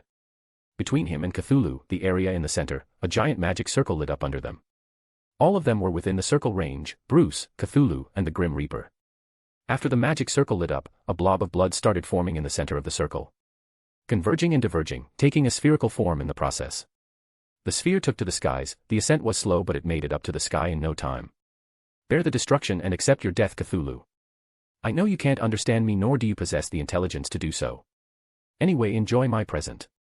The blood sphere had solidified, and soon it stopped its rotation. Cracks were forming on the sphere and it exploded. Destroying everything within the area of the magic circle. Causing instant death to the Grim Reaper and bringing Cthulhu's HP from 7% to 2%. Everything within eyesight was destroyed, stained crimson-colored. My Beast of Apocalypse's boost and my skill did a good amount of damage. But with this strong skill comes a big limitation. I can use the skill after casting a super tier spell but the reverse is not possible. Similarly, I can't use any of my other attacking or damaging inflicting skills and 10th tier spells for some time. Knowing this guy, using anything below that won't do any damage, rather he will recover before the cooldown ends. Bruce, having made up his mind, took out a sword and a small piece of wooden stick the size of a popsicle stick and broke it. Perfect warrior. Show me your power, sword of Ra. Form, Ragnarok, the destroyer of worlds. In another of my classes, I got named Ragnarok. Let me have super giant form. All these classes are something that players can't have or use but the monster boss and event boss possess them. I as a shareholder of the company am open to giving suggestions. I suggested that they reward those who find bugs in the game. For example, some bugs let you rob others' classes or items. It may be anything, a bug to switch classes with other non-playable classes upon glitch in the game. A set of movements in a specific place or any repetitive actions that cause the game mechanism to fail. Reporting such bugs will not only get you rewards but you are also allowed to keep the class or the item. Though it wasn't mentioned publicly, but those who reported them got it. In this case, he used it many times to get many such classes and skills. Some were impossible to get legally so he had world hack in and create loopholes to get the class. There is no way these morons will ever be able to track or find the changes she made. Even detecting them would be beyond these guys. After transforming, he rushed towards Cthulhu wielding the sword of Ra. They clashed, and the battle raged on. Bruce was now a titan, the same height as Cthulhu fighting with a world item. It was effective, he was able to cut all the tentacles coming his way. Second form, the spear of Ra. Finally unleashing its second form, he stabbed Cthulhu with the spear. The sun was shining brighter, similarly, the spear was radiating bright golden light as it penetrated Cthulhu. Bringing Cthulhu down, Bruce finally managed to kill him. Just as I calculated. Yeah. After killing him, Bruce reverted back to his humanoid form. His first form. He watched as he received the reward for killing him. Also, the body that was left behind. In the game, the bodies of boss monsters are left behind after they die but players turn to specks of light and scatter after they die. That is if they are fighting outside, but they also leave behind a body if they are fighting in a guild. Just as he was making his way towards the loot, he lost his vision, he was covered in darkness in every direction he looked. With darkness covering him, he lost his sense of direction. World. Just as he was trying to make sense of the situation, light flooded his sight. He gained his vision back, but what followed was what he not was expecting. Bruce, after getting his vision back, found his avatar on its knees, with the spear lying on the ground beside him. He doesn't remember dropping his weapon. I must have dropped it when I lost connection with my avatar. He was down on the ground, with both his knees touching the ground. He turned his head trying to observe his surroundings. Just as he looked to his sides, he looked up. His body froze. There was a single big eye looking down on him from the sky. It was as if the eye belonged to the sky, as there was nobody, just the eye looking at him. It looked like the eye in his situation was taken out from a horror story. To him, the eye looked like it was carved right into the sky. He tried to move his body, but it didn't move. No matter what he tried, his body didn't move. So the event isn't complete yet. Now please don't expect me to fight Azathoth. Fighting Cthulhu has brought me to my knees. I am sure I am going to lose against him. Don't worry, just play along. If you say so. The eye that was staring at him closed, and as it closed its eye, it vanished. The presence that was watching him vanished, but he still felt it. With the eye vanishing, he gained back control over his body. He got up, checking his surroundings to make sure to not get attacked again. As he was surveying, he found a door made of light hovering above the now destroyed temple. Well, the temple got destroyed when Cthulhu made his way outside. He made his way to the door. It wasn't real life, he wasn't in danger. It was just a game. How dangerous could it be? Going in would make it more fun. Such thoughts were going through his mind as stood there contemplating about the door and the fight. Having made up his mind, he made his way to the door. Just before he entered, he received a notification. Unlocked skill, Magnum Tenebrosum. Unlocked skill, Magnum Inominandum. Unlocked super tier spell, Shub-Niggurath. Unlocked super tier spell, Yog-Sothoth. Unlocked super tier spell, The Shadow from the Steeple. Unlocked class, High Priest of R'lyeh. Unlocked class, Primordial Star God. Unlocked class, Lord of Interstellar Spaces, The Shepherd. I have unlocked a lot of good stuff already. I wonder what is waiting for me inside. Bruce passed through the door and entered the white door. After entering, he saw space. It looked like he was in space, but he didn't feel any different effect or debuff. He made his way inside. After walking for about 10 minutes straight, he was running out of patience. Finally, he found a group of tentacles squirming around a golden ball. Sensing his approach, they made a path for him to approach the golden ball. As he stepped forward to inspect the item, he heard a voice. Curious about the voice, he backed away to listen to the voice. He heard it say, "Outside the ordered universe is that amorphous blight of nethermost confusion which blasphemes and bubbles at the center of all infinity, the boundless demon Sultan, whose name no lips dare speak aloud, and who gnaws hungrily in inconceivable, unlighted chambers beyond time and space amidst the muffled, maddening beating of vile drums and the thin monotonous whine of accursed flutes. The universe is but a dream, envisioned by the blind idiot god. Reality is what he wishes it to be, he is the origin. The ancient legends of ultimate chaos, at whose center sprawls the blind idiot god Azathoth, lord of all things. Location, the ultimate void of chaos. World item, the eye of the blind idiot god Azathoth. Acquired, title the one who knows the void of chaos. Well, this endeavor was fruitful. Congratulations. You were the first player to complete the event. As a reward, you received a world item that specializes in divination. It's a powerful tool that allows you to access a console and check anything you want in all worlds, including player character sheets, item descriptions, and lore, but you should be aware of the item beforehand, its name and appearance. But you should be aware of the target beforehand if it's a world item.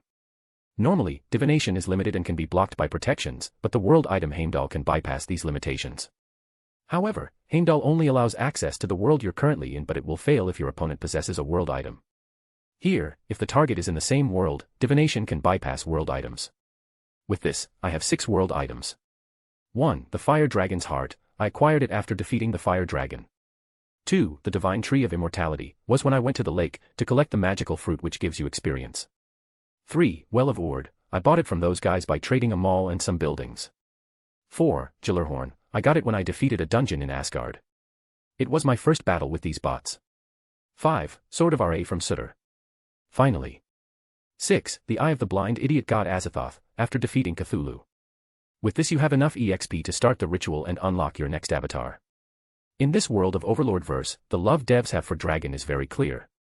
Similarly, the love Murayama has for HP Lovecraft, Outer Gods shines through. 2 weeks later. Bruce, as he was promised, got a dungeon from the GM. He made his way through the dungeon, easily dispatching all the enemies he found. He blazed through the enemy ranks without giving a chance for the bots to participate. Even the boss of the dungeon was defeated by him alone. though he changed his avatars to maneuver. With the experiences he has collected after defeating Cthulhu until completion of conquering his dungeon, he was able to max his current avatar. He was battling boss monsters who were giving him enormous amounts of experience. Especially the cults of outer gods located in various worlds he was raiding. Starting with Raya located in Midgard, where he fought the cult and their ringleader Cthulhu. There were other cults, who were worshipping other outer gods in other worlds. They were hidden, but he had world with him. As this was a time-limited event, he had to get it done as early as possible. Moreover, Alfred wasn't here. It was quite surprising when Bruce found out about Alfred having a family. It was just like any other day, Bruce was having his breakfast before he went to play the game. Alfred, unlike every day, wasn't reprimanding him about the game. When asked about it by Bruce, he replied by requesting a leave of absence for a month.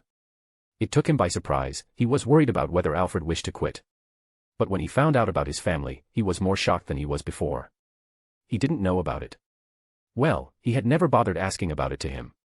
He had unconsciously surmised that Alfred's whole existence was there to serve him. Die serving him. He hadn't shown interest in anyone else other than him and Joker since coming to this world. It didn't help him when he found out about Alfred having a daughter and a son. They were twins. They were turning 5 this year, and he as their father wished to be there with them on their birthday. Bruce was shocked, but he understood where he was coming from. Since he had no reason to decline, he accepted his request. Since Alfred was out of town, no one in Japan could stop him. He played day and night, grinding and completing quests. As he wished to attend their birthday party. As a person being who is being benefited by Alfred, and as the person who caused them to live apart. I have to at least make it up to them. That's the least I can do. Probably I won't be able to play for some time while being busy with mundane activities. I have to at the minimum hit my goal for this month. I work by assigning tasks to myself, and by dividing them in time frames. So I have an idea of what to complete, and it is also easy to assign importance or priority rating to the task. I have to complete this month's assignment. As a person fully focused on going to the new world, I can't treat the people of this world as nobodies for my selfishness. I have to respect them and also enjoy and live in this moment. Going by the flow, who knows, maybe I may never have the chance to live my life like this again. Carefree life, with no supernatural elements involved, the ordinary careless mundane life. Maybe I may never have the chance to once again don a mask and call myself Batman.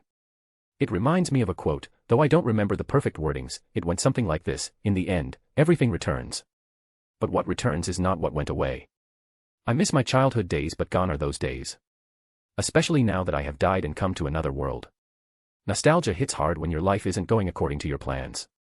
You carve for those happy moments from your past. He had unlocked the next avatar to be a giant. It was not something he could choose, but with World's help, he got the quest to unlock it. After soloing the whole dungeon, Bruce stood there not quite feeling the accomplishment he had expected. The dungeon was very weak. I was able to speed blitz it. I had asked them to make it as strong as Sutter's dungeon. They can't turn the boss monster of this dungeon into a world enemy. Also, I wasn't going to mention this, but you have shown a bit of maturity compared to before. So. Is that a world item? Yes, it is. As Bruce was inspecting his haul from this conquest, he again found himself lucky. It was an item to create NPCs.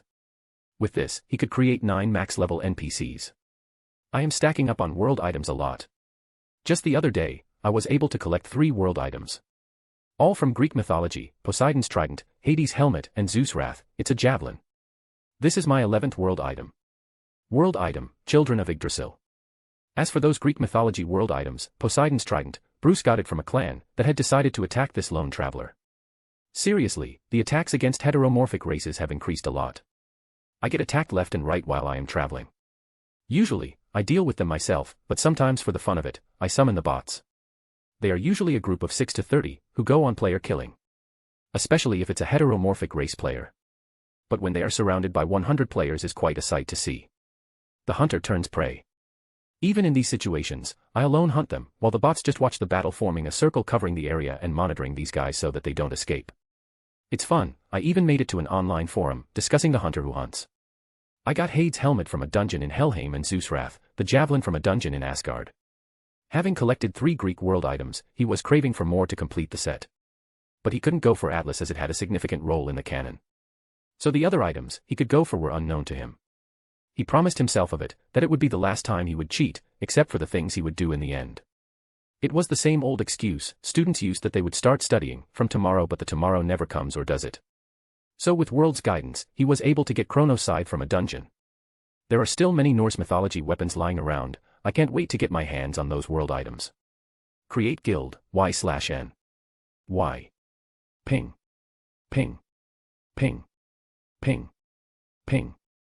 After creating the guild, he sent out invitations to all the bots to join his guild. Now that you are done with it, let me continue. The boss monsters that you have been facing till now are all powered-up versions that I had created for you. You were destined to get bored with this game. After all, you are training daily in the dream plane, since your arrival to this world. This game was going to be easy for you.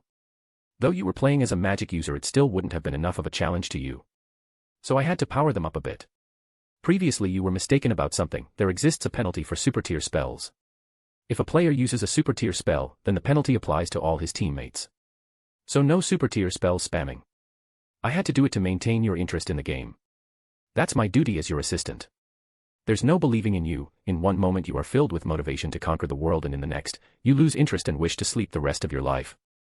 So till now, I have been fighting more powerful enemies than what other players are. So how come? Wait, that explains a lot of things. It's not just because of my crazy classes that I was able to beat those pikers. It was my skill. I'll ignore your last remark for the sake of my guild. Also, maybe what you are saying is a half-truth. If that's what helps you do work, then fine. Fine, world, get this place up and ready before I come back from celebrating their birthday. Also, don't waste a single level without my permission. Remember to build the guild according to what I have told you. Also, keep me updated about everything. Also, it was me who made the avatars of the class the Faceless Void have a ritual to progress, and the huge amount of experience required to level up was also my work. Guild. Guild weapon. Levels assigned, 6500. World, Muspelheim. Type, World Enemy Event Dungeon, Double Dungeon. Chapter 11, 11. The Guild. Mac POV. It's been 8 months since the creation of my guild. Though I haven't been to the guild as I have delegated all the tasks to World, I have been busy completing quests. Also, the party was great. Both his kids were wonderful. Though they were unkind to me in the beginning, they came around later. The trip to and from there was enjoyable. A great holiday. Before returning, I extended his leave by a month. After all, I've kept him away from his family for 2 whole years. Since going back isn't an option now. Later when I returned, I was busy playing, grinding, and completing quests. While World was busy building the guild. I wonder if she is done. My guild is supposedly the strongest when it comes to NPCs. After all, I have a whole army of them. My supposed army is a literal army compared to other guilds. I have more NPCs than players in my guild. All of them being max level is another achievement. At least those who are classified as guardians. After contemplating for a very long time, I have decided to follow the same template for my guild as Ains Olgaun. Assigning the same roles as them. It doesn't stop there. The number of NPCs my guild possesses is more than the current top 10 or top 25 guilds. When it comes to max level NPCs, achieving them was not easy, and nor did I wish to involve Bruce Wayne's persona in this game. To find out, we will have to travel back in time. 7 months ago. Bruce currently was on his visit to the company. He had concocted a plan, but to execute it he shall need World and for him to be present in the company at the time of execution. So to set his plan in modio then, he was on his way to the company, the one that built and manages Idrasil. As the car made its way into the compound, everyone in the vicinity was drawn towards the vehicle. A classic model of a limousine. It was very hard for the residents of this world to lay their eyes upon these classics. Mostly because of the expenses they would incur to run them. Many fuel-powered vehicles were turned and modified to run on other power sources. But still, they were very hard to get by. Only those in power could afford it. A modern car by Bruce's standard, from before he was reincarnated, was treated as a classic here. To him, the car still looked more futuristic than any cars from his past life. Just as his car came to a stop, he surveyed his surroundings. To find many staff and the CEO of the company waiting at the doorstep to welcome him. To everyone present, the purpose of his visit was clear. It was to get a tour of the company. They toured around the whole building, ending it in the main office space. The control center of the game. Mac POV. The company is good and well maintained, or it might be because they knew of my visit beforehand. Anyway, after completing visiting various places, we ended our tour where everything happened. It was a giant room, filled with cubicles. They were divided by a giant plus, where cubicles were present in the areas divided by the plus. With a giant control panel in the center. That's where the manager seats. They observe the simulations, prepare against any system failures, address GM calls, test betas, and keep the game running. Since it's an online multiplayer game, they have tons of GM calls to attend daily. With Wish Upon a Star and world items with the power to change game dynamics. They have a lot to manage.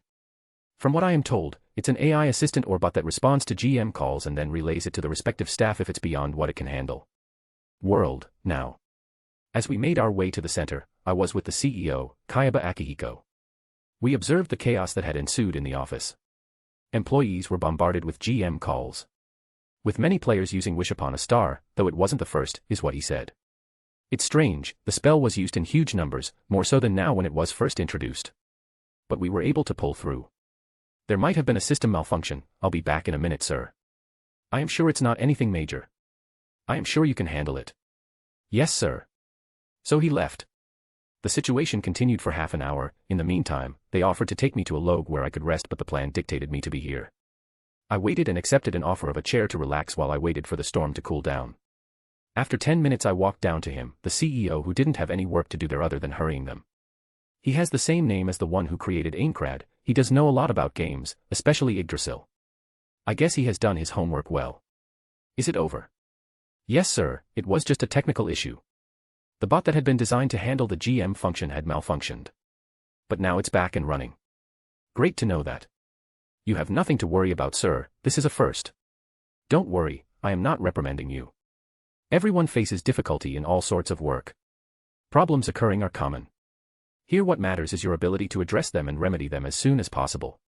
Which was impressive back there. You honor me, sir. Though I must say your Japanese is amazing. Every day you learn new stuff. Staying here for a couple of years has done wonders for my linguistic abilities. As we were enjoying our talk, Akihiko noticed the disturbance among his employees and made his way towards them. I followed along with him. They, noticing him back, were relieved, as they were getting earfuls from their superiors. Now watching their superior approach, they were relieved to some extent. Now they knew that he would be keeping himself busy with their superiors, the manager, for a while. After all, Akihiko would now address the manager relaying his dissatisfaction, and then the manager would rain his anger on his juniors. Seeing me, they quieted down. So what's the issue now? Akihiko asked the guy, who I suppose is the head of this section. Sir, there has been a problem. A guild has reported a bug, he answered him, after introducing himself to us. If it's just a bug, then handle it fast. Why are you delaying it? The thing is that what they have reported as the bug isn't a bug. What I mean to say is, this problem would have never occurred if it wasn't for the bot failing. So what have they reported? Sir, it's him, Lord of the Mysteries. Again, so what bug is it this time? Don't make me repeat myself. Why can't you people do your job correctly? Sir, through their action or by what he said through exploiting a bug they found, they have successfully managed to buy 30,000 NPC levels for their guild. Wait, what? So he explained the context, I guess to not leave me out of the discussion. To them, I was someone who did not play many games. As I am busy managing my business. At the time of guild creation, players based on the location they have chosen for their guild are allotted a certain number of floors and NPC levels to them. Depending on what type of guild they are building. Some just rent a place in the center hall beside the town hall in every village. So after guild creation, the floor and levels they are allotted are not permanent. They can increase them by buying more of it. By using the store, they can buy with real money, but even that has a limit. They can still buy more of it, by using Wish Upon a Star and exchanging it for real money, and that's it. Guilds can buy up to 300 levels using Wish Upon a Star, after buying up all they can from the store. It is costly, a single level costs $10. Leaving aside the inflation and equating the value of money to our 21st century standards rather than 22nd century ones. So buying up 300 levels costs somewhere around $3,000. But these guys have outdone us this time. Any player of a guild can make this transaction with his guild master's permission. Here the players of this guild have all cast Wish Upon a Star at the same time and wish to buy max NPC level. That's 300 levels per guild member, including the guild master and vice leader. So they have purchased $300,000. Yes, sir, now if we were to revert back or fix the bug, we would have to return the money. Have they used any underhanded techniques to get it? I get it, he is panicking. $300,000 isn't a small amount for a game company, and neither is it a huge amount. So here it comes. It's not the amount they are worried about. Considering the CEO here, he isn't worried about the money, but the employees are. To him, it's the rule or a proposition of mine that worries him more. I had asked them to reward those who report a bug. The tension kept rising. I for one was enjoying the show. To break their bickering and to ensure they don't mess up my plan. I moved ahead and called out the person sitting over at the desk nearest to me. So have they by chance cheated here to get those levels? Seeing me talk, their attention was drawn towards me now. No sir, it was just a coincidence that they stumbled on this bug. Is that so? What do you think about it, Serena? I agree, sir. Serena was role-playing as a worker here. Though she was not present here physically, she had a cabin to her name near the control panel. I have to say this office is unlike any game-making company or any other company's office that I have seen yet. There she was connected through video cam, with a fake face and background working for them part-time. She is good at multitasking. They continued their discussion, noticing my silence. Soon they decided to talk about it with the guy and then decide their next course of action. So they made a call to the Lord of the Mysteries. You guys took longer than usual this time, Lord of the Mysteries. We had to discuss with our superiors on this one. Unlike past incidents, this time it's a major problem. We can't hand over 30,000 NPC levels to you. It will be a game-breaking move, the manager Nobuyuki Sugo. So will you be returning that money to us? That's the plan. What about the compensation for our troubles? We weren't told about it. I understand that you have rules that you have to follow, but try to understand our situation. We are extremely sorry, but there is nothing we can do about it. Now is the time I will have to interrupt. Wait a minute, so I am speaking to the Lord of the Mysteries here. Yes, and you are. I am the superior he was talking about. It's nice to meet you, you can call me Kirito. It's nice talking to you, Kirito, so what is your decision on this? Nothing, I just wish to know how you wish to proceed with this. Am I good to know that you wish to keep those levels? Yes. Aren't we in a pickle now? So I have talked about it with my colleagues here and have decided to let you keep the levels but under certain conditions. So what are they? You only get 3,000 levels rather than the 30,000 you bought. But unlike before, you will have to pay $100 per level. That's 10 times more level you could have purchased. Is it not a good offer? Yes, but won't it be a waste? We have paid $3,000 to get 30,000 levels and now you are offering 3,000 levels for the same price. Isn't that unfair? Yes, but you can't expect to get such an unfair advantage against other players. So what, we paid for it. I understand, so let's increase it by 1,000 more levels. Is it not enough now? Why don't I do you a favor and double my price? We paid $10 for each level and now you are offering it at $100 per level. I will do you one better and double my price. Let's buy it at $200 per level. Silence reigned in. The offer was tempting for the employees, but the same can't be said for the CEO. He was seeing the bigger picture here. But I could see a look of wonder and amusement on his face for a second there. Now that I remember, didn't I do the same while buying stocks of this company? That's a difficult proposition, I answered. So why won't we do this? I'll take back my offer, but you will have to return all my money to my account, including those spent by my guildmates to my account within the next half an hour. Or you grant me my wish. I kept my silence here, to let these guys think about it. Seeing this, after muting the call, Akihiko urged his employees to get to it. But alas, it was an anonymous transaction. Sir, it's an anonymous transaction. They use an elite banking network, where they protect their customer data very well.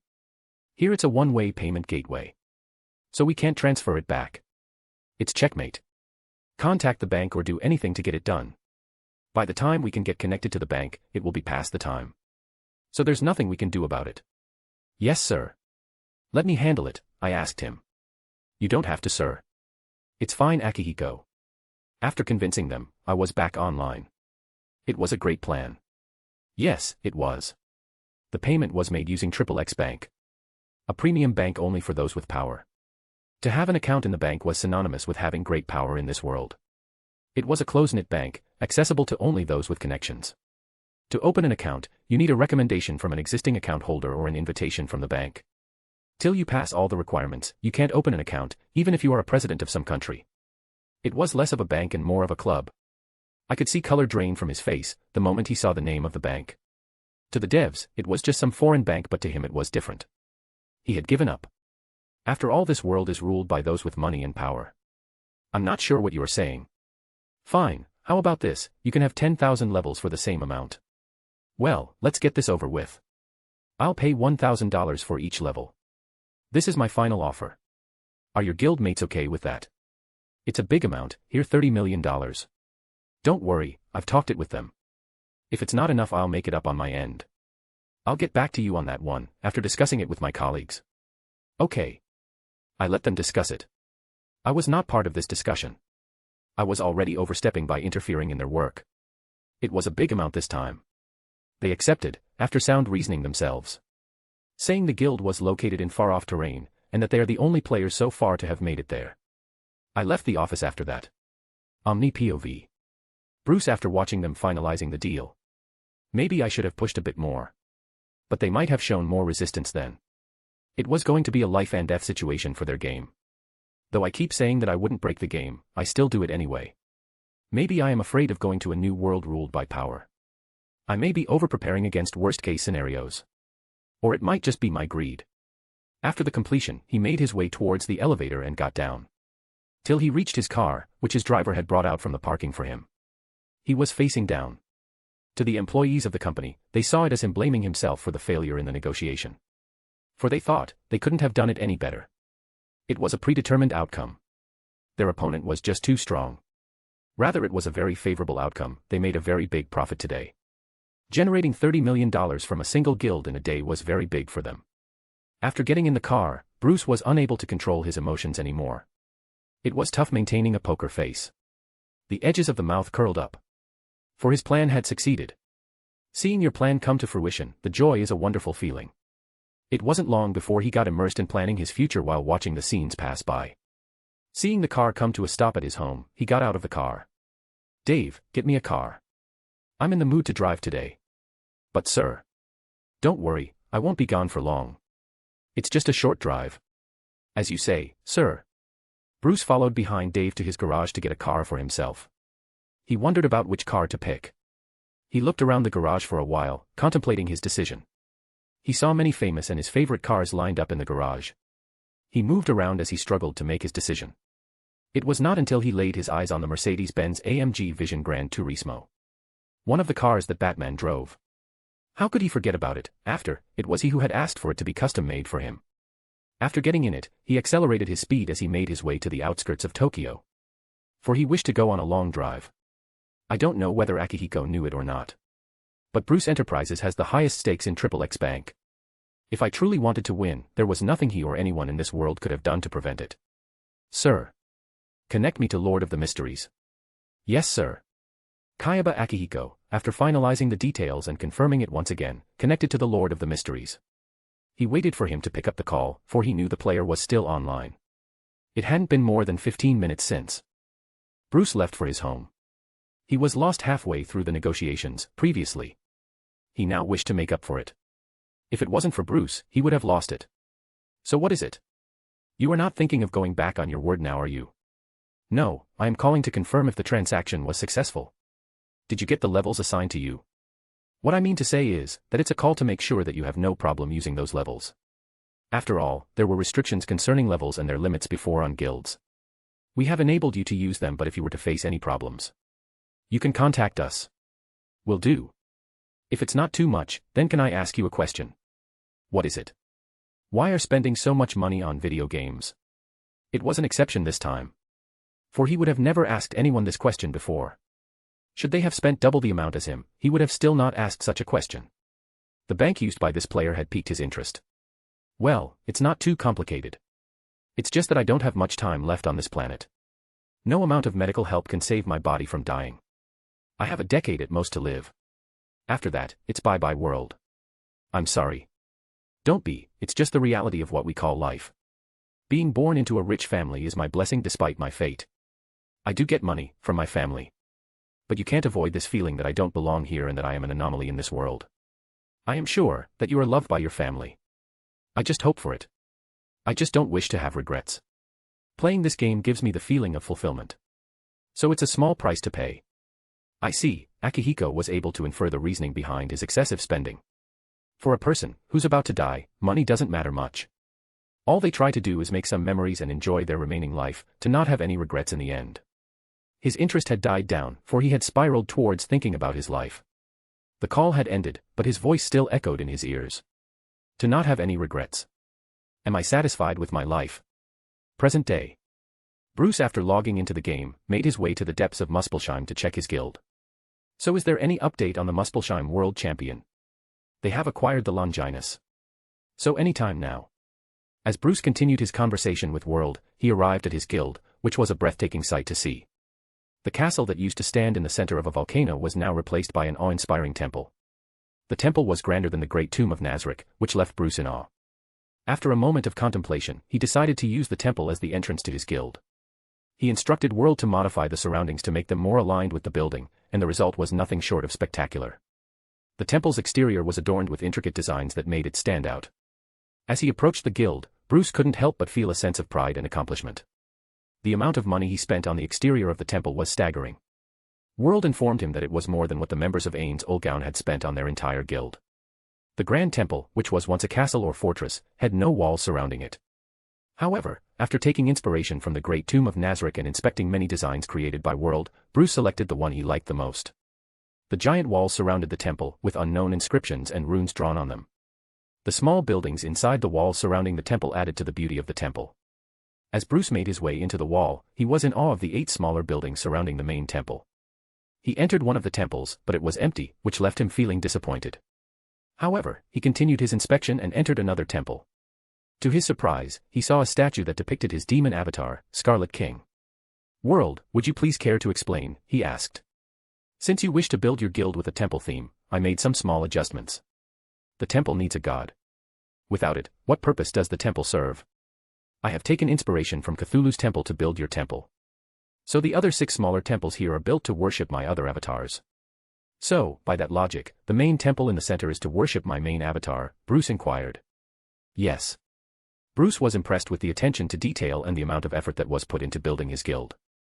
Let's just go for now, he said, feeling satisfied with his inspection. It wasn't just satisfaction, he was too tired to correct World or argue with her. Moreover, he was intrigued by his feelings, he wasn't repulsed by the idea of his NPCs worshipping him or being treated as god. After checking them out, he entered the main temple in the center. He walked and walked, he was amazed by the details. The temple was grand, unlike any other. Though it was named a temple, its infrastructure was a mix of a temple and a castle. Many knights armor standing watch across the halls, according to World were the guardians of this temple. He walked across the walls, where ancient murals depicted the story of his guild. Though short and most of the walls were empty, he was sure they were left for future use. But what was available showed his fight with the fire dragon, Sutter, Cthulhu, and many more. He made his way to the depths, where he came across the commander of those guardians. He was named the Cosmic Armored Knight Commander. An 8-foot-tall monster guarding the temple. Upon receiving World's command, he moved aside for Bruce to pass through the door. The door connecting this temple and the guild. After opening it, Bruce found himself in a land covered with snow. The region beyond the door was covered with ice, the stark difference between the temperature of space beyond the door and outside the door was surprising. The World of Ice was the name of the first floor of the 31 floors. Sadly, they didn't give me an option to increase the floors for my guild. Sutter's dungeon came with 31 floors, where the first 30 floors were teeming with monsters as Sutter awaited us on the last floor. As they transferred the dungeon to me, it came with 31 floors. World enemy dungeons usually come with the same range of floors. The one where Ains Olgaun was built was 6 floors originally but later was upgraded to 11-floor guild. He proceeded forward through the icy land. After traversing into the land for a bit, he summoned the floor guardian. With his summon, came forward an ice dragon, the guardian of the floor. The dragon was just a normal dragon if you could categorize a dragon as normal. The dragon was assigned the role of the floor guardian with snow giants acting as the guards. Similarly, he passed through the next 3 floors. Just like the first floor, the next floors were named World of Water, World of Flames and Nature. The World of Water, as the name suggests, is a floor filled with water and no land. The World of Flames was the land of fire and lava. It was filled with volcanoes. Nature, the 4th floor, is the land with nature. A valley, a forest and grassland. Similar to World of Ice, the rest of these floors had dragons as their floor guardians. Water Dragon, the floor guardian of the World of Water. Red Dragon, the floor guardian of the World of Flames. Storm Dragon, the floor guardian of nature. Similar to how snow giants served as the guards of the World of Ice, sea serpents served as the guards of the World of Water. Fire giants the guards to World of Flames. Wyverns were the guards to nature. After inspecting the first 4 floors, he made his way to the 5th floor. The 5th floor is named the Shadow Realm. It was based on solo leveling, Ashbourne the floor guardian. The area guardians, Igris, Tank, Iron, Tusk, Kais, Barrow, Jima, Kamish, Greed, Bellion and Shadow Giant. After looking over everyone, he moved to the next floor. Bruce had World also place many tools and added functions to the floor, such as monster summoning, and had added many mercenaries to it. Mac POV. Floor 6, the Spirit Realm.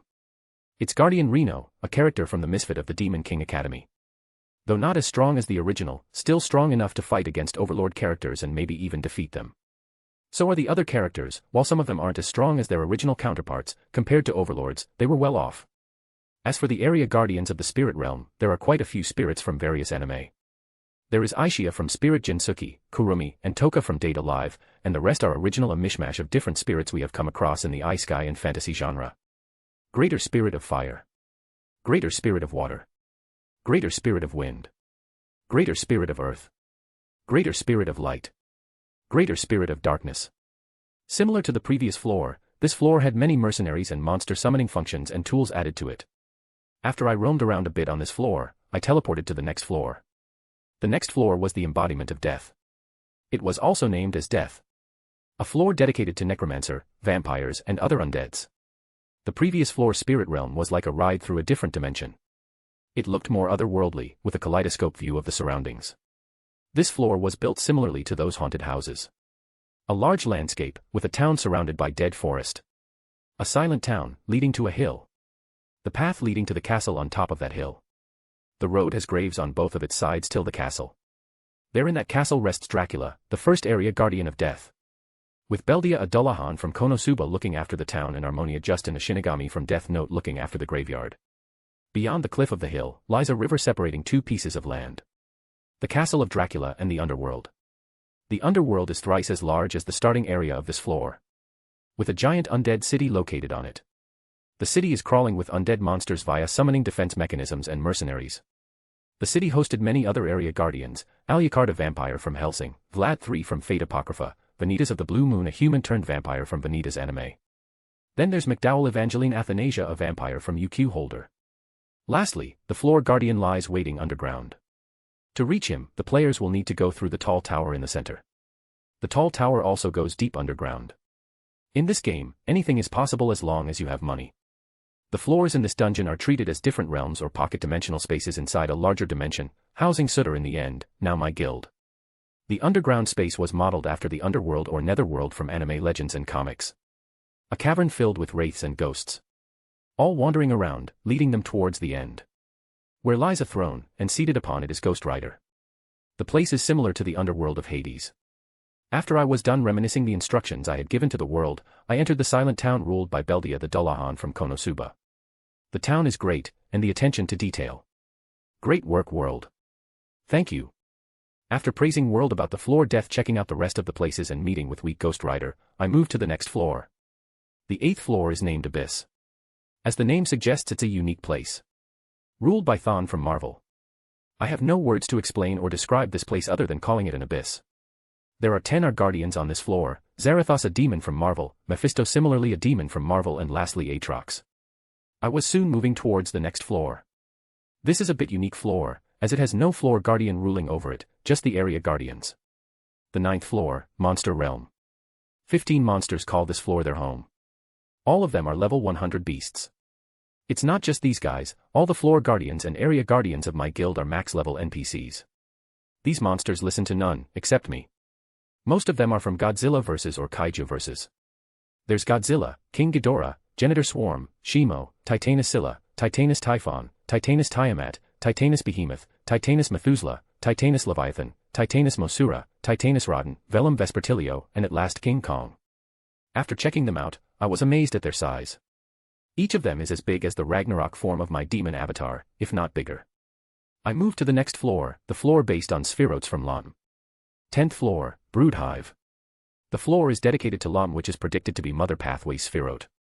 Its floor guardian is a monster named Mother. I've based her looks on the glimpses shown to us in LOTM. Area guardians being Ant Queen and her army. 11th floor, Chaos Sea. A floor that I have replicated from LOTM. Upon entering it, I found myself in a forest cloaked by darkness. No magic can be used here to brighten this place. I moved through the forest, it was a maze. Without world's help, I would have been lost. Following her instructions, I arrived at a clearing. Since magic can't be used here to provide light, I had to bring out my lantern. Seeing this, I was reminded of the scene from LOTM, where Klein follows Amon in the Forsaken Land of God. In the clearing was an old worn-down building. With Cornabill written on top. After admiring the building for a bit, I pushed open the door and entered the building. The interior was similar to those sci-fi power plants. It was a big plant, and after roaming around a bit, I came to the main door. The door, which would have usually led to the main chamber, where they placed the turbine. But here, the door led to the Spheroid Chaos Sea. The forest is guarded by the monsters, while the factory is guarded by the mindless ones also from Marvel. In the Chaos Sea, rests the floor guardian of this floor, Dormammu, the cosmic entity from Marvel. So, I was stuck on the 12th floor, the City of Calamity. I had no idea what to do with it. Then, I remembered watching Loki and the End of Time Citadel. I thought to myself, why not model this floor after that? I asked World to do just that, and voila. We now have Leviathans and Chitauri guarding the floor. Alioth is on duty to protect the gate leading to the Citadel of the End of Time, and Loki himself serves as the floor guardian. Miss Minutes manages the Citadel. 13th floor, Nation of Disorder. As I was also clueless about this one, I went with Architect from Solo Leveling as the floor guardian for this floor. The floor was more or less similar to the temple which the protagonist of the SL visited with golems. After having looked through every nook and corner of 13 floors, I was getting bored of this now. I can always check it later anyway, let's just directly go to the throne room. If that is what you wish, then I have no problem. Are you sure about it? I don't know why, but World's voice just now sent a chill down my spine. Nah, let's check them out. What other task do I have, other than this? I am free till they kill the Muspelheim World Champion. Later I can participate in the next World Champion event and acquire World Champion class and Longinus, after his demise. It's not like I missed the event because of diarrhea. I was after all planning for it all along, right World? If you say so. Right, I was able to distract her for a bit there. Let's continue the journey for now. Next, I traversed through the subsequent floors, Floor 14, Tenebrous World, with its floor guardian Terrorblade from Dota's Dragon Blood and area guardians Akira Fudo from Devilman Crybaby, Leo from I'm Quitting Heroing and Majin Buu from Dragon Ball Z. Floor 15 is River of Eternal Darkness with its floor guardian Shiroko Terror and area guardians Pale Rider from Fate, Kelty from Durarara and Rory Mercury from Gate. Similarly, I finished my tour as fast as possible, with Floor 16 named Atlantis with its floor guardian Nine-Headed Nightmare Hydra from Warlock of the Magus World. Floor 17 is Avalon with its floor guardian, the White Dragon. Floor 18 is called Agartha and its floor guardian Sinbad from an anime called Magi. Floor 19, Aincrad and its floor guardian Ugwe, a giant city with a giant coliseum in the center. The whole city or floor is dedicated towards the gladiator theme. World, can you extract movies from my memory? Yes. How about Batman vs Superman, the greatest gladiator match in the history of the Earth as he called it. I'm sure it will be fun watching it with my NPCs. Why not? Great, let's move on to the next floor. Floor 20, Academy City and its floor guardian Dumbledore from HP. It's a city of magic and those who use similar arts or techniques. A modern city, taken from the infamous Academy City from the anime A Certain Magical Index. Floor 21, Divine Throne, a world created for my amusement and its floor guardian Tiamat, the goddess of Genesis or whatever it is from Fate. Floor 22, the Key of Light, a place for divination and its floor guardian Laplace Demon. Floor 23, Babylon, a place for scientific minds, researches many aspects of magic and weapons artifacts. A place taken from the anime in another world with my smartphone. Its floor guardian, Galactus from Marvel, a scientist of a bygone universe. Floor 24, Knowledge More, it's the floor guardian Wisdom Tree from Warlock of the Magus World. He is the equivalent of World Tree and the person who knows it all from his verse, though he isn't the strongest. This floor is dedicated to the library of my guild, managed by the great race of Yith. The next floor is where I reside. Floor 25, Arcadia. This floor has a giant city, similar to the other floors. Unlike GTA, every city in my guild has accessible buildings. I walked along the path towards the biggest city of my guild. Located at its center is a giant palace where I reside. The city is built with every facility one could think of. Also, the city has a museum, dedicated to showcasing the history of the guild and its members. There are various facilities like restaurants and shopping centers but not limited to entertainment facilities. After getting a look around at the facilities, I entered the castle. The castle is guarded by the children of Idrasil, NPCs created by the world item. 1. Artoria Pendragon. 2. Scathack. 3. Arcuade Brunestud. 4. Alice, SAO. 5. Enkidu. 6. Jeanne d'Arc. 7. Morgan Le Fay. 8. Raiden Shogun. 9. Arads. Seeing them made me proud of myself. Though it wasn't me who made them. It was my guild mates. Next was the butler or the caretaker of the city, Sebastian Michaelis, and the assistant butlers Doraemon and Dorami. After looking over them, it was the maids now. Mage Arna the head maid and maid Cyn, a murder drone, Alice von Zelchen OC, Shirari, and Violet Evergarden. I was thinking of adding other maids, but I couldn't think of anyone. Then there are the assassins, their leader King Hassan and 11 other assassins from Fate. You have done a great job, world. I moved to the next floor to check the other places. Floor 26, Magical Realm or Astral Plane, its floor Guardian Arceus and Area Guardians other 54 Pokémons. All of them are max level, making this possibly the most powerful floor. If a player wishes to access the treasury, they have to pass through this floor. Its residents are all starter Pokémons. Floor 27, Null Void. A place with no guardians or residents. It's a place inspired by Ben 10. Floor 28 Sapphira Castle is a place for meeting just like the Tarot Club. The floor was covered with grey fog, and after passing through it, a castle stood. Inside it is a table to hold fools gathering. Just behind my chair at the table led to the mysterious door covered with tentacles. The castle was managed by NPCs, unknown, Pokémon from Pocket Monster. Beyond the door at the back leads to the space with a giant book laid open on the floor. It spanned across the whole floor. In its center lay a door, leading inside the book. After I opened it, I could see the endless space spanned in it. I could see the galaxies and the stars in them. Floor 29, Cosmos. The only way to treasury. The Guardians, the monsters with the mystical form of various pathways. The mythical forms of the pathways that we know of are 18 pathways. 1. Hanged Man. 2. White Tower. 3. Visionary. 4. Tyrant. 5. Sun. 6. Attendant of Mysteries. 7. Key of Stars. 8. Worm of Time. 9. Demoness. 10. Red Priest. 11. Darkness. 12. Death. 13. Twilight Giant. 14. Moon. 15. Black Emperor. 16. Chained. 17. Hermit. 18. Wheel of Fortune. Floor 30, El Dorado the Treasury of the Guild. A golden city guarded by the floor guardian, a giant red eastern dragon, the Dragon Emperor. Golems guard the golden city. Floor 31, Arrow of Time modeled after Beerus planet and castle. The castle houses various divine tier items and world items. It also has many other significant items stored inside it. The Eye of the Blind Idiot God Azathoth was imbued to the guild. I can use it from anywhere in the guild and I can extract it anytime. After checking out everything, I retrieved an artifact from my storage.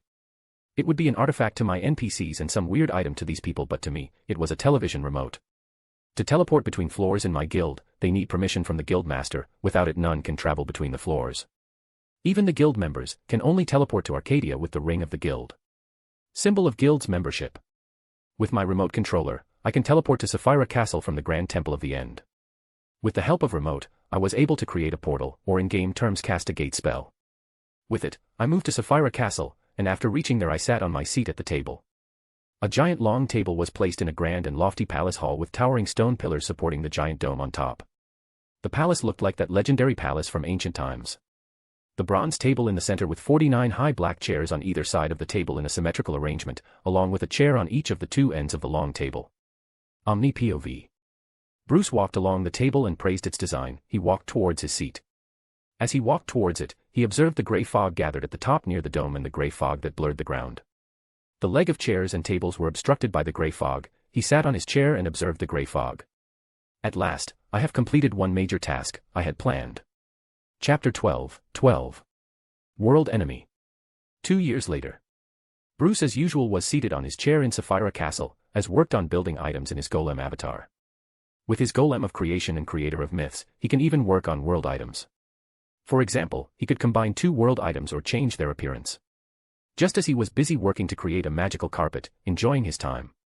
It was not until his concentration was broken by World's report. Fruit of Idrasil has been found. Baba Yaga managed to get his hands on it. With Longinus already in possession of Antares Guild, Baba Yaga the Muspelheim world champion can turn into world enemy any moment. Great news, it has been a bit dull lately. Except for the event from 3 months back, the infamous Avalon event, the fight against the great ancient red dragon resting in Avalon. Other than that, it was boring. Just like before, I swooped in to fight against the dragon before others.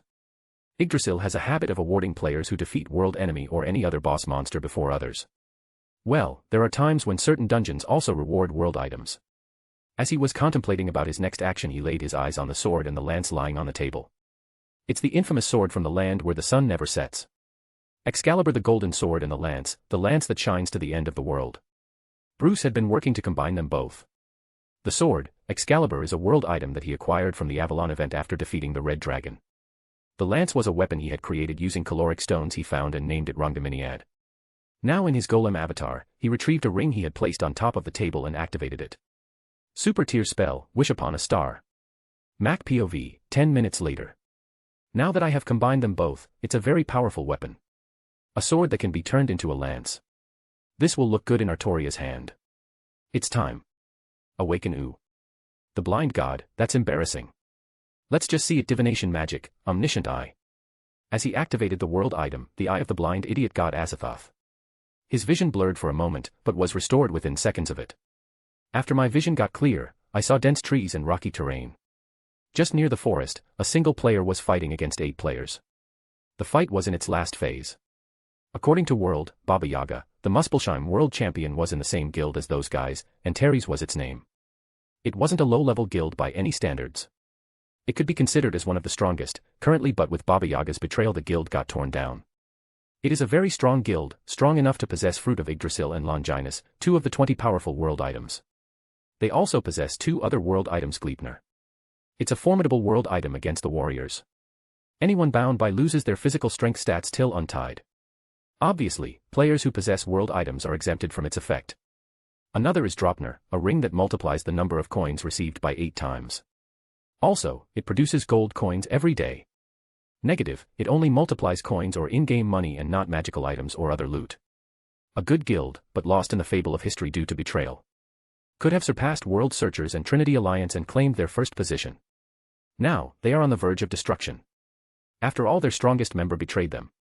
Surprisingly, Baba Yaga wasn't the guild master. I have no idea as to why he betrayed, nor do I have any interest in finding out. All that's left is claiming the Longinus, Draupnir, Gleipnir, Fruit of Yggdrasil and World Champion class. This is it. Just as I was thinking about it, their fight had reached the end. Baba Yaga, a world enemy and world champion, had managed to defeat 30 players all by himself. Omni POV. Now their guild master had come to the playing field. He stood in front of Baba Yaga, sensing the impending doom. He retrieved a spear from his inventory. Seeing the spear, Baba Yaga stepped back. The Gleipnir fell to the ground. For he knew it was the end. Seeing Longinus being brought out, he zoomed in to finish off his ex-teammates before they activated it. In his rush, he managed to slay a player holding Gleipnir. As a world enemy and world champion, he still wouldn't be immune to world items, as he is still a player. He was able to counter Gleipnir with Draupnir on him. Usually, world enemies are immune against Gleipnir and Longinus, but not him. For he still has not broken the level cap. There exists no level cap for world enemies. Alas, he was late. The Longinus had been activated. Both players received a notification, stating such. Look what you have done now. I know, but you started it. I wouldn't have done it, if you hadn't said yes to her. What should have I done? I didn't know you liked her, and even you should know that I liked her for a while now. But you only met her in high school. I've been with her since childhood. She had even promised to marry me when we were kids. That's it, you were kids. But a promise is a promise. Like I care. She likes me and I like her. You can *CK yourself. I used to call you brother, look what you have done. Everything is fair in love and war. But. Both of them sighed at the same time. Baba Yaga had kneeled on the ground. Do you know the amount of money I have spent on this game and the time? I am not as rich as you. I am sure of it, she chose you because of your looks and money. Like it's going to change anything. It's your fate to be born poor. What? How could you? While they waited for their imminent demise, they both had given up now. The last punch from Baba Yaga to the ground was felt by everyone present. It was a punch from a world champion and world enemy, after all. They both received another notification informing them of the result. While waiting for their character to be deleted, both of them noticed an unread notification silently sitting on top of their console. You are being watched. Just as they read the notification after it was marked as read, they noticed a giant eyeball in the sky, silently watching them. Which wasn't there before they read the notification. After all, how could they have failed to notice such an eye-catching sight? It was the last thing they saw before they were brought to the home screen of Yggdrasil and were logged out of their account. They tried logging in but were unable to. Mac POV. So it was love that led to his betrayal. After they disappeared, I turned into my dragon avatar, my 7th avatar. I haven't been sitting idle this whole time. I have unlocked 2 more avatars. 7th is dragon and 8th is human. As for my last avatar, I could have unlocked it before, but I was waiting for this moment. Using greater teleportation, I arrived at the fight scene.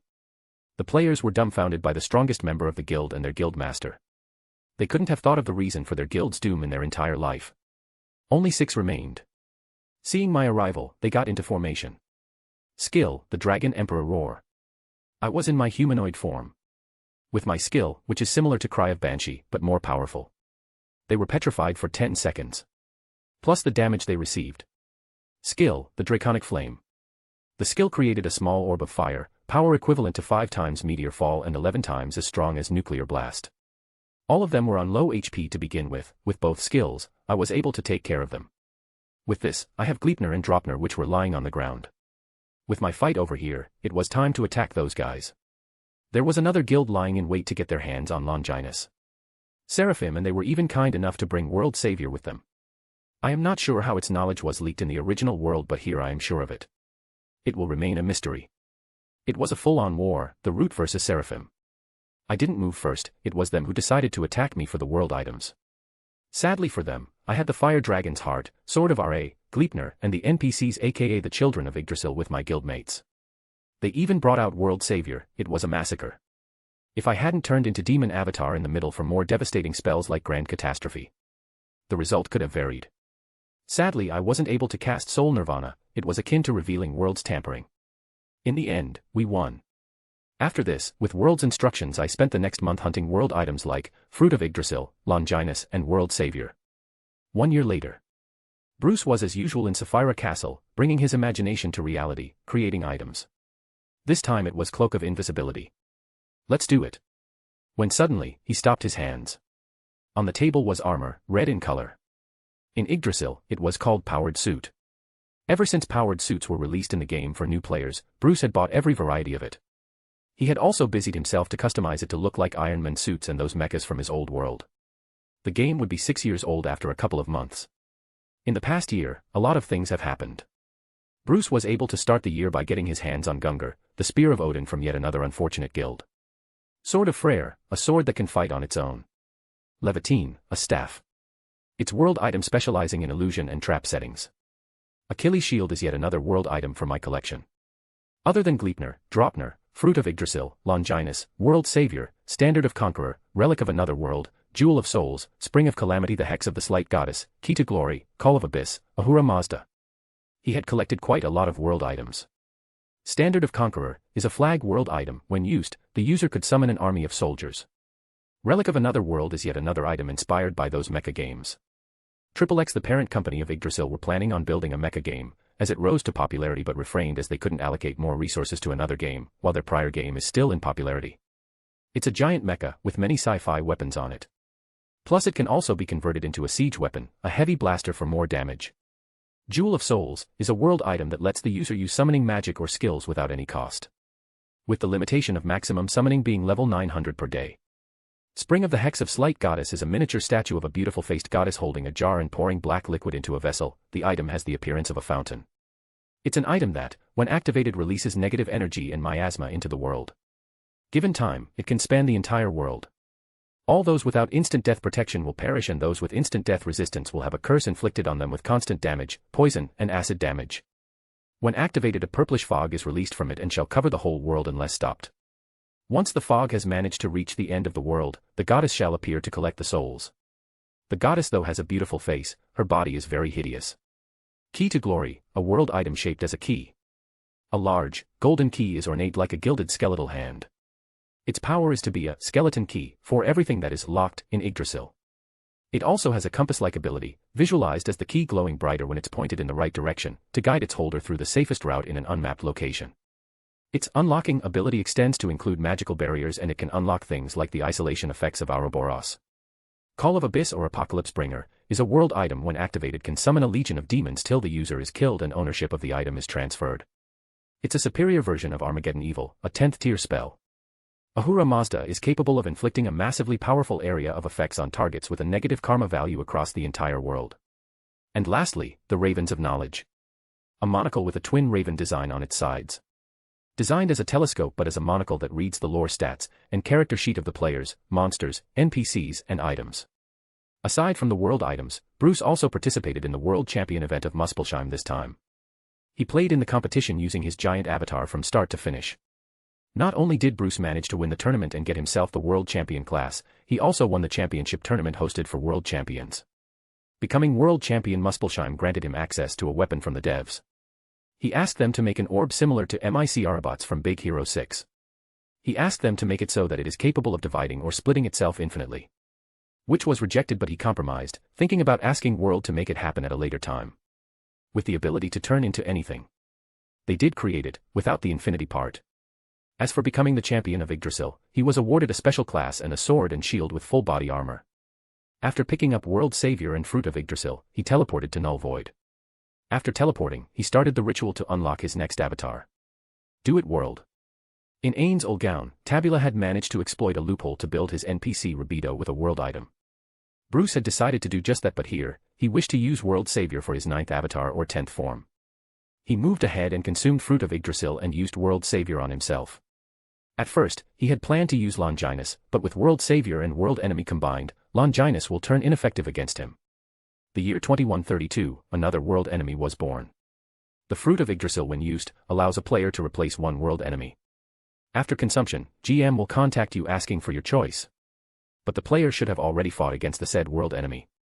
Right after consumption, the player's stats are increased, then the player can again challenge any World Enemy from his past and replace him. He had a wide variety of options to choose from, but he asked whether he could choose any of the event boss.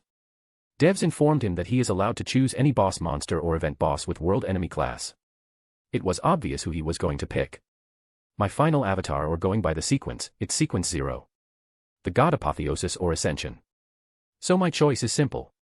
I choose you, Cthulhu. Chapter 13, 13. The World Alliance. Omni POV. Bruce stood in the Null Void in his sequence 0 or 9th and the final avatar of his class. Admiring his form, Vantablack, body with a violet outline marking his body, separating it from getting integrated with nothingness. Making his presence known to the world. The violet-colored hue defined his body structure, his knuckles, ankle, elbow, shoulder, fingers, wrist, knee, foot, spinal cord, etc. Though they shaped his body and defined his parts, he had none of the parts mentioned. It was just his body that was shaped to be the way it was. A lean body of fighters. Cyan blue-colored pixelated cloth wrapped around his waist. Bruce had turned the appearance of the armor he got from defeating all world champions into the cloth that he had wrapped around his waist. With 2 white star-like eyes on his face. This is great. Side story. Kendo was a normal guy in high school. It would have stayed normal if not for his childhood crush falling in love with their mutual friend from high school. Which led to him betraying his guild in Idrasil. He and his friend, whom he thought of as a brother, had started a guild in the game. While his friend was the guild master, Kendo was the vice guild leader. Both of them had achieved a lot of things, but the person he thought of as a friend in a week took away both of the important things from his life, the things he considered as precious. He was devastated. Idrasil was his solace after losing his love, but even that was snatched from him. He was lost. He tried contacting Idrasil support and staff, but all of them turned him down. Just as usual, he was seated on his chair connected to his console trying to log in. He had made it his habit to check his emails, to find replies from them. Alas, he hasn't received any so far. To cope with it, he started a new account using his different ID. But still hadn't given up on his old account. It didn't help him that his friend and his crush were happily living their life. It infuriated him. Today, as usual, he checked his mail to find a new mail he had received. He was disappointed to find it from someone else. Since he had opened it, he thought of reading it anyway. Mr. Sato Kendo. He couldn't control his expression. Tears filled his eyes. It was an invitation from Wayne Corp. God hasn't forsaken me. His clip of fighting against 30 players had reached them and they were inviting him to join their company. As a gamer sponsored by them, they were also hiring him to work as an alpha tester, with the prospect of working for their game development sector after his graduation, if he were to meet their requirements. It's my chance, but isn't Gotham in America? That is quite far from here. No, this is better. The further away I am from here the better. I can join them after high school. It's great that they are also offering to cover my college, but I will have to move there. Since I am in my final year now, it won't be long. He was having a headache thinking about the prospect of his future. Things are moving too fast. I have 4 more months before I finish my high school. Then I will have to move to America for my college. Wait, nothing is fixed yet. I don't even know if this is legit. Wait. At last, it was mentioned that one of the heads in charge of this department had been nearby when the fight took place and had watched it all and even recorded it. They had been playing the game to pass the time. That explains it. But I'm not sure about game development. I've played games till now but haven't made any games. Wait. I did make a small game a long time back. It was a simple space battleship game, where we just shoot down alien battleships. I should contact the company to confirm the legitimacy of this mail. He was happy. I can't wait to tell SAE, Mom, and Dad about it. He sprinted from his place after logging out from his console but stopped midway from opening his room door. SAE. I shouldn't worry about her. He got on his knees. Tears were running down his face. Idrasil 3 months after Bruce becomes a world enemy. It had been a couple of years since Idrasil had launched, its golden age was slowly coming to an end. It wasn't imminent but still the process was slow. Currently unknown to Bruce, major changes were taking place in the game. Many players who were portrayed as villains in Bruce's story were portraying him as such in their story. They had taken it to the internet to complain. They were being petty, though they were the ones to attack first to rob him of his precious weapons. Seeing him all alone with expensive gear, motivated them to attack. A heteromorphic race player roaming alone was asking to be attacked, according to them. But when the heteromorphic player when attacked, retaliated. It was not acceptable to many. They couldn't accept the fact. Him calling his friends and guildmates was something unacceptable to them. They complained about him acting as bait to hunt them. They complained about him cheating them. Some people are oblivious to their situations. They complain when things don't go their way and when they are on the receiving end of cruelty but are happy when they are the ones inflicting harm. Bruce had received a lot of animosities, especially from the guilds from whom he had so generously received world items. Though they didn't know a lot about him, when they reached out to the forum to vent their anger, a lot of them found companions who had been through similar situations. The most infamous alliances that Bruce knew from the novel, like 2CH Alliance and Trinity, had few skirmishes. 2CH in one of the wars even had their headquarters destroyed. After which their members declined. At one point of time in the game, they boasted of having the highest number of players, as many as 3,000. With great numbers comes less flexibility and difficulty in compliance. Trinity, one of the major guilds, had faced a similar situation to theirs but was still standing above them, followed by World Searcher and 2CH Alliance. Many new guilds were born from them. The players who found companions online got to work to find the guy who stole their world items. They were successful in it. It took them almost a year to find him. In the meantime, the 8-Guild Alliance had also raided Ains Olgaun and a record had been set. Ains Olgaun has successfully managed to defend against a horde of 1,500, comprising of players and NPCs. Most players had given up on going back, after losing their prominent weapons and items in the raid. Their hunger for revenge had died down. When they couldn't beat them with 1,500 of them, then what use is it to attack again when most of them had given up on the cause? But the same couldn't be said about the others. The self-proclaimed victim of Bruce's rampage. Many had united under the same banner to bring justice to Lord of the Mysteries. An alliance had been formed of many guilds. Many were partaking in the raid against Lord of the Mysteries to quench their thirst for revenge. While most of them had united to get their hands on the world items in his possession. They had heard a lot of stories about how Lord of the Mysteries had snatched world items, and there were even stories of him spending a fortune to fight against raid bosses all alone. The fact that he emerged victorious was shocking to most. They couldn't fathom the amount Lord of the Mysteries had spent to get his win. An alliance called the World Alliance had been formed, and major guilds from Asgard, Alfheim, Midgard, Jotunheim, and some small guilds from other worlds had banded together. Most had learnt their lesson from Ains Olgaun, especially now that they are attacking a man who has no problem throwing money around to get things done. Plus they knew of the strongest world champion being in the same guild as him. They were prepared for a difficult raid to come. Banding together to attack a guild was not uncommon, but most of the time the rewards weren't worth it. According to their information network, Ains Olgaun houses 2 world items or possibly more. At the same time, the Root, Lord of the Mysteries' guild houses more than a dozen world items. Which is confirmed by many players online. The rewards they could reap and their distribution among all the guilds participating in the raid and still earn a great haul themselves. According to their estimation, he has nearly 15 to 16 world items. With this raid, many guilds could get their hands on world items. So the choice was simple, they had set their sights on the Root rather than Ains Olgaun. All of the discussion regarding the raid was taking place in private forums. Many new guilds also joined the raid to get many divine tier weapons and other items he has. The World Alliance were ready for the raid. They had managed to form a 3,672 player alliance.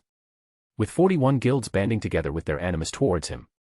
Counting NPCs, the raiding party had surpassed 4,700 strong. Ains Olgaun. The members of Ain's Old Gown are still playing the game at present. It wasn't until a year later that most of them decreased the number of times they used to log into the game until they stopped altogether. Currently, the members have gathered in the conference room of the guild. Not a lot of their guild members were present in the room.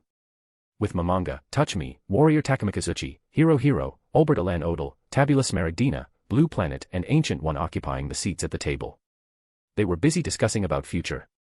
Warrior Takamikazuchi grabbed everyone's attention by mentioning a new dungeon he had found. "Where did you find this dungeon?" asked Touch Me. "I was out trying to gather materials to make a worthy weapon for my NPCs when I found it."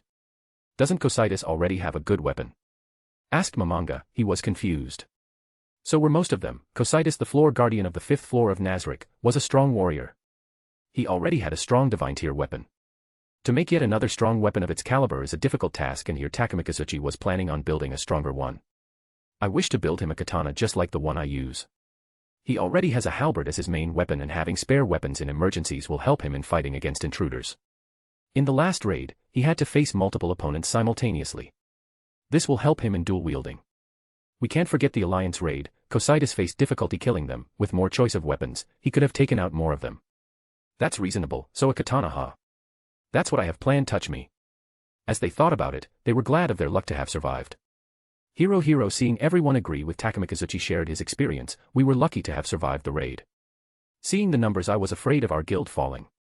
Yes, we were able to pull through with Touch Me and Albert San's amazing interference with the enemy from time to time. That's true, without them we could have lost our guild." Mamanga's right. "That's my duty. As a member of Ain's Old Gown, I must protect it." Even Mamanga handled it as a pro. "Yes, but as a guild master of Ain's Old Gown, how could I let it fall so easily? We have built it with our virtual tears and sweat. We can't let it fall so easily." The recollection of the battle brought a smile to everyone's face. Though they couldn't express it with their avatar, but they did show it with emojis. They heard the sound of laughter. Asterisk haha, Albert with his laugh attracted everyone's attention. Those foolish people didn't know anything. How could they take over our guild? This guild is our temple of evil. They were truly ignorant if they thought they could take over it, right Mamanga? Yes, Albert-san. Ancient One, who had been silent till now, followed along with a question to Takamikazuchi to further their conversation. Takamikazuchi-san, so where is this dungeon? Ah. Ancient One, it's in Muspelheim. So Muspelheim it is. We can gather everyone later and plan our conquest towards the dungeon as soon as possible. We can't let others take it over, said Blue Planet. So let's wait till we can hear what everyone has to say about it. Yes. Asterisk silence, when they thought about it, they didn't have anything else to do now. Even their talk about raid and other things had come to an end. Seeing the awkward silence, Hiro asked a question that had intrigued him since the raid. I have been meaning to ask, Tabula, how come your NPC Rabido is so strong? Her strength is unparalleled in our guild. Seeing her fight, I am sure of it. She might be even stronger than Touch Me. You're right, I have seen her fight. She is strong. Well, you may be right about her being stronger than me. So what did you do, Tabula? Touch Me and Hiro. They were getting sidetracked again. Ancient One had wished to discuss more about the dungeon but wasn't able to bring it up again. He had missed his chance and Hiro had taken over the conversation. He had been thinking about his work, which he remembered after hearing Blue Planet talk about it to Mamanga. He got distracted from the conversation and had the chance to take it over. He had been busy lately, which is why he wished to complete the dungeon conquest as soon as possible. As per his estimate, this workload wouldn't be decreasing any time soon, rather it would even increase more with time. Now the topic being spoken was something even he had been wondering. It's not something that I wish to hide. But I don't wish for this information to get outside our guild. There is nothing for you to worry about. All of us have been in this guild for a very long time now. Everyone is loyal to the guild. Mamanga is right, we are all in this together. Why would we even think of betraying the guild? So everyone chipped in. They had been curious about it for some time now. Especially Mamanga had been curious about it. I have used a world item when building her. No sooner had the words left his mouth, Mamanga countered him. But that's impossible. You can't use world item to build NPCs. Neither can you build any items using world items, I think. As he continued, he wasn't as confident as he was when spoke at the beginning. By the end he grew doubtful of his own understanding of the game. Right. Everyone at the table agreed. Yes, I know that. When building her, I found a loophole. We really are a menace to the world, aren't we? Now we have an NPC who is as powerful as world items. You may be right. Tabula, if you don't mind, I would love to battle her. Even I would like to fight her after him. It's fine, I don't mind. Touch Me can fight her after Takamikazuchi. Ancient One, just as he was trying to lead them to talk about the dungeon. The door to the conference room was swung open. Everyone paused their discussion to look at the rude intruder. Perorancino, after hearing about it, had right away made his way to the game and his guild. Fortunately, he found many of his friends, including their guild master, Mamanga. What is it, Perorancino? Just wait a minute. Without answering anyone, he made his way to his seat at the table. After getting seated, he kept his silence. Others tried asking him about it, but to no avail. All he said was, wait for a bit. Just as they were waiting for him to speak, another one of their guild member Bikubukagama entered the conference room. Seeing her, they connected the dots. So you were waiting for her? What is it, Perorancino? It better be important. I had to leave my practice to come here. Seeing her fuming with anger, the rest decided to leave the two siblings alone. Right, since you have all gathered here. I would like to share an important piece of information I got to know from one of my online friends. What is it? They wished to ask, but still the rest were maintaining their silence. To not interrupt their quarrel. Something big is going to happen in Muspelheim. What? It better not be another one of your pedo gathering also. Who is this online friend of yours? Is it one from your fetish forum? Though he wished to point it out to her about herself but refrained from doing so. He couldn't wait to share the news with his guild. If he were to go down that path, the fight would have prolonged till the end. Everyone had the freedom to love what they love. Also, that's not important right now. Our fight, the raid on our guild, was the biggest thing in the gaming industry and in this game specifically. But that record is going to be broken now. What? Mamanga was confused now. At first, he had assumed it to be something related to his interests like a dungeon or an event. But now. Listen carefully, Lord of the Mysteries from the root has made a lot of enemies. Some of them are from major guilds. Also, it was revealed in the forum that, the root, his guild has 16 or more world items. What? That's crazy. If we can beat them, then all those items would be ours. Dream on. We are a small guild. Do you think we can conquer Seraphim, much less the root? Can't a girl dream? Fine, so let's go. We will conquer the root. But no one knows where the base of the root is. So they bantered. You can't underestimate them. They are ranked at the top and have maintained that position for a long time now. Even Trinity and 2CH Alliance, boasting more power than us, have failed to do anything against them. It's the root followed by Trinity, World Searcher, and 2CH Alliance in guild ranking. We are a strong guild within the confines of our guild. We can defend against most attacks, but attacking or picking a fight outside is a bit foolish thing to do. Especially if it's in another guild base with just the 41 of us. We can't fight 41 versus 100 hardcore players. Not to forget, they also have a world champion in their guild, and not just any world champion, but the strongest one. The world champion of Muspelheim. True, but that's not the end of it. According to my friend, an alliance has been formed. It's being led by Trinity, with many new guilds. Some of them were members of 2CH Alliance, and even a few of the 8 Guild Alliance have joined in. Major guilds from Asgard, Alfheim, Midgard, and Jotunheim have joined together to raid his guild. With more than 3,600 players and raid strength totaling more than 4,700 players and NPCs. Impossible. How could they even fit that many players into a guild? They are opting for a war approach to this raid. They have learned their lesson fighting him and his guild in many guild wars they have been a part of. From what I know, Lord of the Mysteries alone has managed to defeat a dozen of players with just his pure skills. His guild's world champion Takuster defeated many players with his swordsmanship. It is said that he is a sword and hand-to-hand combat master in real life. I was defeated before I knew what happened. The way he moved and dodged my attacks was amazing. It's no wonder that he was able to defeat the rest to win the tournament of Idrasil, said Touch Me. Isn't this interesting? You can't complain to me now of disturbing your practice. So should we check out the fight? I am interested in it, starting with Takamikazuchi. Many of them responded.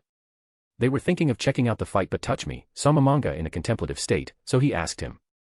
Is something bothering you, Mamanga? It's not anything major, but aren't all those guilds of humans and demi-humans? If we were to walk in there, the chances of us getting killed are high. We know, Mamanga, that's why we're planning to watch it from afar. Wouldn't they have measures to counter divination? Watching from far means to watch from a safe distance. Not divination. Yes, we wouldn't be able to watch the main fights inside the guild, but the sheer size of the participants participating in this raid camping outside the route will be incredible to watch. It might be the last time we may see the guild. A guild like the root isn't your average guild. To see it fall is also a once-in-a-lifetime opportunity. You may never know if there will ever be such a big alliance of players again. True, but don't they have World Searcher as their allies? If they were to participate, the root would have more breathing space to defend. Yes, don't you think we should help our fellow heteromorphic guild? Well, they aren't exactly a heteromorphic guild. They sure have more heteromorphic players, but they aren't one. I don't have any idea what the requirement to join the guild was. It has had 100 players since the very beginning. There never was an empty seat. Yes, but Perorancino, how are we supposed to watch the fight? We don't have the skills you have to spectate as an archer and a birdman. You aren't trying to take us along as bodyguards, are you? I would never. Chapter 14. The Raid Part I. The Root. Volcanic regions, at the center of the world. Muspelheim. The World Alliance had gathered near the Root's guild base. With everyone's approval, they marched forward. The main reason for the huge crowd was their shared animosity for Lord of the Mysteries. Many players had learned their lesson from the raid on Ains Olgaun. A medium-level guild had managed to counter an army of players. Here they were facing a large guild, ranked at the top. Housing many world items, with powerful NPCs protecting it. Not to mention the strong players present in the guild. World champion to world disasters. A guild to have never lost a single guild war. Their guild master, a player with an abundance of money. Also to have defeated raid bosses, whose power almost rivaled world enemies, all alone. Some of the participants in the raid already had their fair share of experience invading an invincible fortress. With their experience from Ains Olgaun, they were prepared for the worst here. They couldn't allow for this raid to fail. Players marched inside the guild, the Temple of the End. If the New World citizen were to watch this, they would have lost their sanity. At the same time in Saphira Castle, Bruce was seated on his seat at the table, watching the whole process with the eye of the blind idiot god Azathoth. It was a powerful divination tool. When used to spy inside the guild or the surroundings, even the world item holders would be oblivious to the spying unless Bruce wished otherwise in these regions. The raid. As the players moved ahead inside the temple, they had to fight against the Golem Knights. As the world champion of Asgard slayed the last of the Golem, they set their sights on the floor guardian of the floor. He is huge. As the world champion of Asgard. They expect more from me, but this is quite a guild. The NPCs are too strong here. The fight against the guardian of the temple was more difficult than he could have imagined. He was able to slay it with help from others, but it was a tough match. What is this place? From outside and inside it is built as a temple. Even these Golem Knights look more like guardians and worshippers of this temple. Rack, this is one interesting guild, isn't it? Yes, the designs are great and the concentration on details is incredible. He sure has spent a fortune to get this done. When you think about it that way, it does feel wrong to destroy this place. Well, it's his karma that has brought this war. There is nothing we can do but march forward. Just as Rack and his companion were discussing about the guild, he was joined by another couple of his teammates. So what's your take on this, Rack? The difficulty level of this temple is high. We have already lost 96 players, just in this temple. Going by the pattern, this seems to be a guild similar to ours. It must be an underground guild. Well, the chances of it are high. The defense here is very strong. Those Golem Knights have cursed swords with the penalty of not being able to revive inside the temple when killed by them. They were in a contemplative state because of just one rule of any raid: any time a raid was initiated, or any other time, when they are revived using an item, they respawn in their home base. But when revived using the resurrection spell by their allies, they revive at the spot of death. While the first condition results in them quitting the raid and the latter causes them to lose some levels. It's good that he hasn't thought of building a similar guild as World Searcher, a flying castle. It's never easy to attack them, they are always on the move. That's our fortune. Let's proceed further. There's a door. We have already lost nearly 100 players here, not to mention those who have suffered experience penalty when they were revived. Many players died by knights. We weren't able to revive those who got killed by knights, but those who were killed by monsters were revived. What's your take on this, Rack? This is just the start. We were expecting this level of difficulty. So where's Arios? Arios, Alfheim's world champion, was yet another player and the other world champion participating in the raid. He has already made his way through the door. Let's get going now. Rack moved with his teammates through the door to find many corpses of players and monsters awaiting him at the other end of the door. They made their way into the door, with remaining players and 0 NPCs. All of the mercenaries were killed by the Golem Knights. Arios, there's a door here. The enemies here are strong. Don't get distracted, we can't lose. Players were getting disoriented from facing the never-ending horde of Golem Knights and monsters summoned by defense mechanisms. So what about Rack? Where's he? He's fighting Golem Knights on the other side of the temple. Let him fight. We'll continue forward. Arios with his guildmates moved to the door. Let's open it. Arios, it's not a trap, is it? Kage, is there any other way for us to move forward other than this door? Though we have checked for traps, it won't hurt for us to be careful. There are no traps here, which worries me.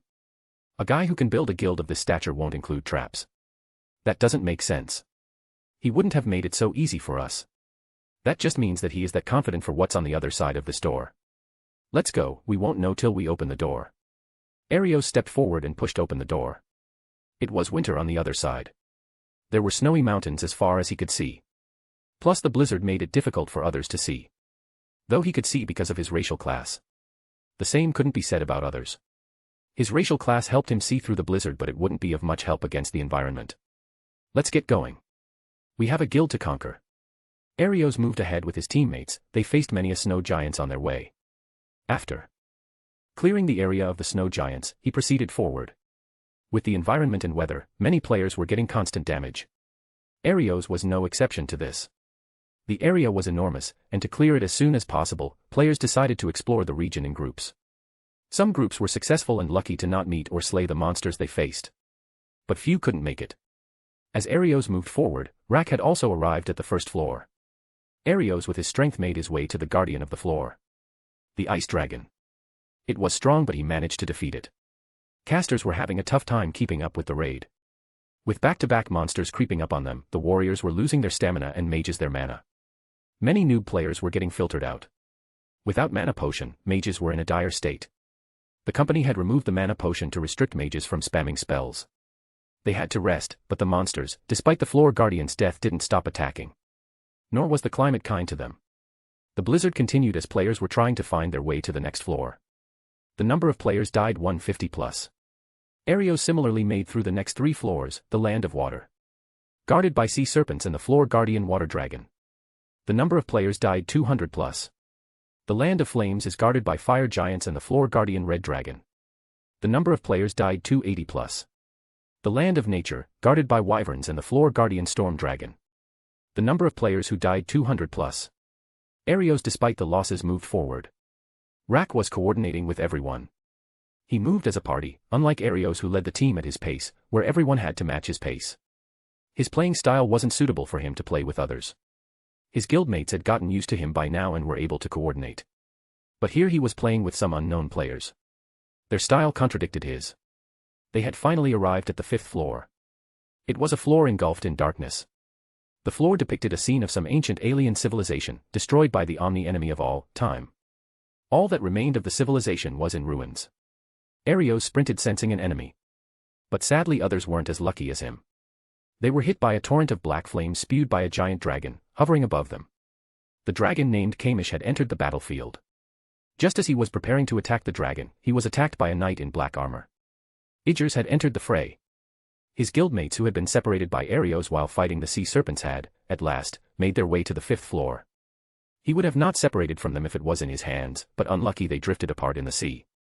A floor that prohibits flying except for the floor guardian and the guild, where communication had been blocked between players.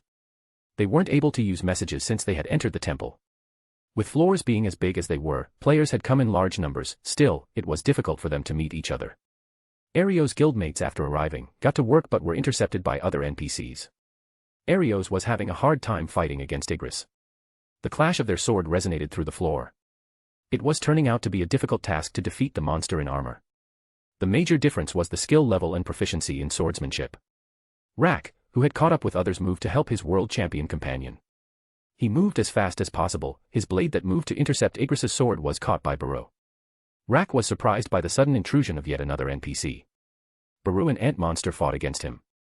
The fight prolonged for a while, but with reinforcement coming in waves, they managed to beat the area guardians of the floor. Arios. What's up, Rak? Why did you rush ahead? Do you have any idea of how many players we have lost? I don't see any problem here. They were weak and they lost. What's wrong with it? We have lost nearly 1,000 plus players in just 5 floors. They were the weak ones. From here on out, we won't have any problem moving forward. Rak is right, Arios. We can't rush in blindly from now on. We don't even know how many floors we have yet to clear. Not you too, Kage. How many floors do you think this guild has? 12 to 16 floors. Assuming him to have spent a very large amount of money. Then what about NPCs? Considering this to be a greater dungeon before he turned it into his guild. It should have at the minimum 4,500 levels. What do you think, Rack? As what he said. So what about you, Cammy no Raka? Interesting that you are asking me, Arios. Well, you are the leader of Trinity, aren't you? As a guild master of the Father. You are the one who is leading this raid and yet are the last group to arrive here. Kage, we were busy handling the monsters and helping other players. And to answer your question, numbers do matter here, Arios. So how many players got kicked out? What Rack said is true. We have lost a lot of players coming here and this is just the beginning. The monster we fought till now might have been mercenaries. It will be guardians from here on out. That's an interesting theory, Cammy. Though the dragons were as strong as boss monsters, these guys were just as strong as those dragons. The real fight starts now. What do you think, Arios? Why would my opinion matter here? If we were to face Tacuster, it would be up to you two to face them, Arios and Rack. You both are world champions. You both are going to play a crucial role in this raid. That's easy for you to say, Raka. I'm sure you can handle it just fine, Rack. What is it, Arios? As they were planning their next course of action, they noticed Arios not paying attention to him. Seeing him, Rack grew worried. The journey till here was not an easy one. Well, I have good news and bad news. What is it? Just they asked him about it, they got into a fighting position just to be safe. While Raka fell back towards his guild members. While Arios and Rack didn't move from their place. What's the bad news, Arios? Great, Kage, the bad news is that the floor guardian hasn't been killed yet. What's the good news? He is walking towards us. Get ready, everyone. A fight broke out between players and the guardian, and many players who were in his way got killed by him. The floor guardian Ashbourne had arrived. They were unlucky to have been in his way. With the darkness enveloping the area, they didn't see him coming. Arios, Rack and Raka were directing their teammates to coordinate. As he came near, most of them were able to see him. They moved back to regroup to fight him. They were paying attention to his every move. His eyes, which were glaring at them, were ignited. As his eye shined in the darkness. Darkness engulfed them this time. They were able to see him just a moment ago, but now they couldn't even find their teammates. Their sense of sight was snatched. They could hear each other but were unable to see them. Since they were unable to light up the place, they were sitting ducks for the enemy. Still, many players with unique and other racial classes and races with night vision and special eyes were able to see. Those who could see were silent. They were waiting for him. They were observing his every moment. Then they saw him lift his right arm. They heard it. Just as he raised his right arm, they heard. Arise. It was all they heard, the monsters that they had defeated since coming to this floor. They had struggled and struggled against them. They were strong, they had caused huge casualties. The monsters, the NPCs, or the area guardians of this floor had once again awakened to fight for their master. Their toughest fight since entering the guild had finally begun. Arios moved in to intercept, while Sakura casts a spell to bind him. Using the time gap, Arios used his skill. Skill, World Break. With the final attack, Ashbourne, the floor guardian of 5th floor, had fallen. Are you all right? I am fine. What about you? I am fine. Arios retrieved a vial of HP potion and consumed it as he spoke. Sakura did the same. Rack and Raka had been sadly killed by Ashbourne and his cursed sword. They were unable to revive, as they got killed in a raid by a cursed sword of Ashbourne no less. What is with these curse of no revival and no communication rule? It's no use thinking about it now. What's done is now done. We are down by a world champion and some guild masters. Yes.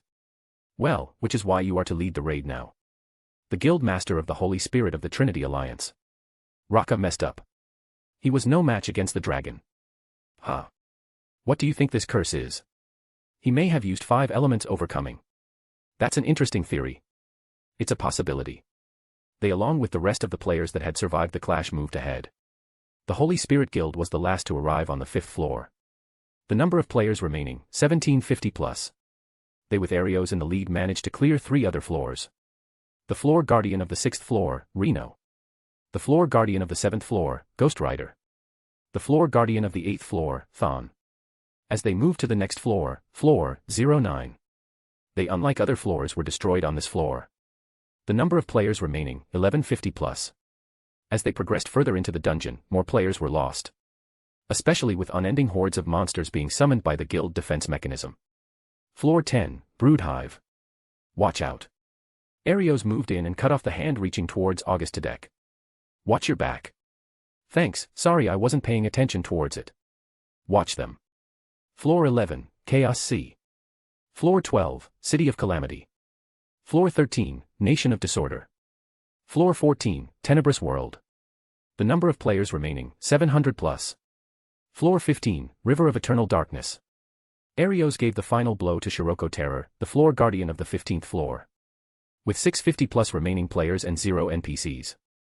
They got on the move after healing themselves. Chapter 15, 15. The Raid Part 2. Sapphira Castle. What do you think about it, world? How is their performance? Mediocre at best. That's harsh, but still this has gone on for a long now. If it weren't for my guild and my isekai'd plan, I wouldn't have decreased the difficulty level of my guild. If I were to go by those average isekai'd guild rankings, from G to S. Here my guild is SSS, better than the rating that's provided by those guilds. Now my SSS guild dropped from SSS rating to D. HM.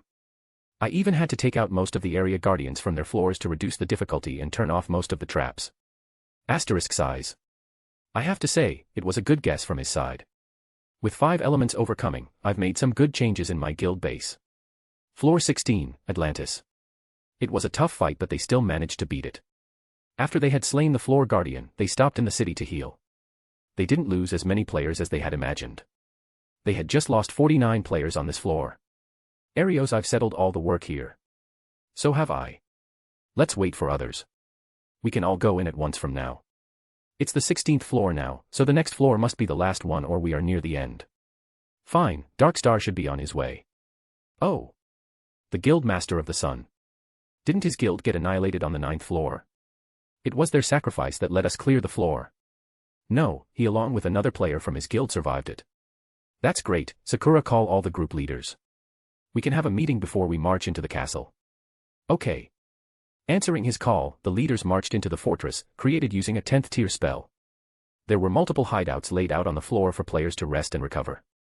They were healing themselves and others. Waiting for the orders. Getting these many gamers to follow along is very difficult. Most of the players are rebellious and don't care much about anything. They play to experience freedom, to escape reality. Just like they escaped from the Root Guild or were kicked out after getting killed. Trinity or any other guild participating in this raid wasn't a god. Their decision wasn't absolute. They were also players sitting with the console playing the game for their own reasons. They didn't have much power over others. They could leave anytime they wished. Players were prideful and egoistic. They didn't give a damn about the game. But still Arios, Sakura, Rak, Raka, and Kage did their best to guide the players in the raid. Expecting social outcasts, neats, real-life winners, overconfident, lazy ambitious, etc. Expecting these people to follow rules and maintain discipline for raids in a game was too much to ask for. They are selfish. Everyone is busy thinking of themselves as the main character of the story. The dream is to come out and save others from crisis. To turn the tables and become a hero. It was a difficult path but the raid team had managed to come so far. Arios and Sakura with Darkstar held the meeting with each of the leaders of all the groups. They decided on their next strategy in the meeting. They have had a kind experience since they initiated the raid. They had been cut off from the outside. They couldn't contact others. The message wasn't usable. They couldn't revive players killed by NPCs in the guild.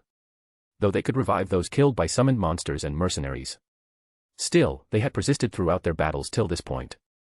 Still, players could log out of the game, but in Idrasil when a player exits the game while in a raid, or battle and when in a quest or mission. It results in player death.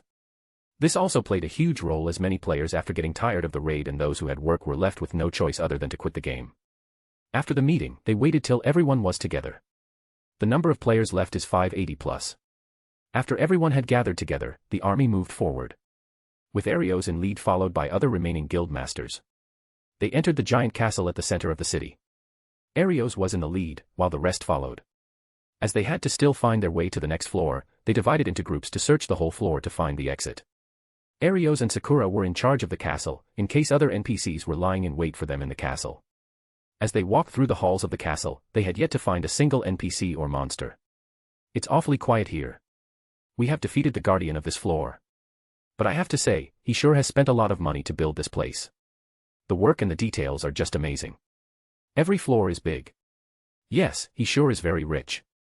Oh. Are you having second thoughts now that you know exactly how rich he is and you have confirmed it yourself? Oh. Please, I hate those rich bastards. We common people aren't even considered as humans in their eyes. We are no different than animals to them. Interesting, so who hurt you? Why do you think that someone has hurt me? You may not notice it, but you spoke with high pitch while *ching about rich people. Just ignore it. Fine. They walked while admiring the works and details of craftsmanship used on the walls. This castle is huge. It is big enough to fit 100 players. Yes, Sakura. Arios and Sakura were each leading 49 players in their team. The rest of the players were evenly distributed across the whole floor, in their search for the way to the next floor. They roamed the castle while talking about the game and sharing some information that they deemed appropriate to share. So what's up with your guild, the Dragon Spirits? I don't quite understand your question. I've heard rumors that you guys aren't online most of the time. The time you spend on the game is also decreasing. Oh. It's just that, unlike this dude, we don't have as much free time as him. My parents are also pushing me to work in the family business to get some experience before I take over. What's the difference between you and him? Both of you are from rich families, aren't you? That's true, but I think you are mistaking something here. Just look around, I'm in no capacity as rich as him. Yes, my parents own a small business that I would possibly inherit, but that's it. I don't have a lot of money to throw around like him. Yes. Yes. I get it. All you guys are the same. That's hurtful, but I'll let it slide this time. I am not asking for forgiveness. Neither am I asking for it. Then why bother? True, so is life. So, Sakura, what about you? Sorry. Well, you are asking about my life IRL, I grew curious about yours. I am living off my parents' money currently. What about finding a job? You are complaining about rich people while you are jobless. I am job hunting, but what, they aren't hiring you because you are old? Who are you calling old? I am sorry. Ario saw a magic circle forming around her, and sidestepped to avoid the attack. The place he was standing on had sustained damage. I am 28 years old for your information. Oh. Just a year older than me. So, 27. Yes, what were you saying about job hunting? I don't usually like to share my story, but whatever. I was harassed at my previous job by my boss. So I had to quit, now no companies want to hire me. Sorry. It's fine, I am tired of people looking at me with those sympathetic eyes. If you do feel so bad, then why can't they just hire me? Well, I'll see if there are any vacancies in my company.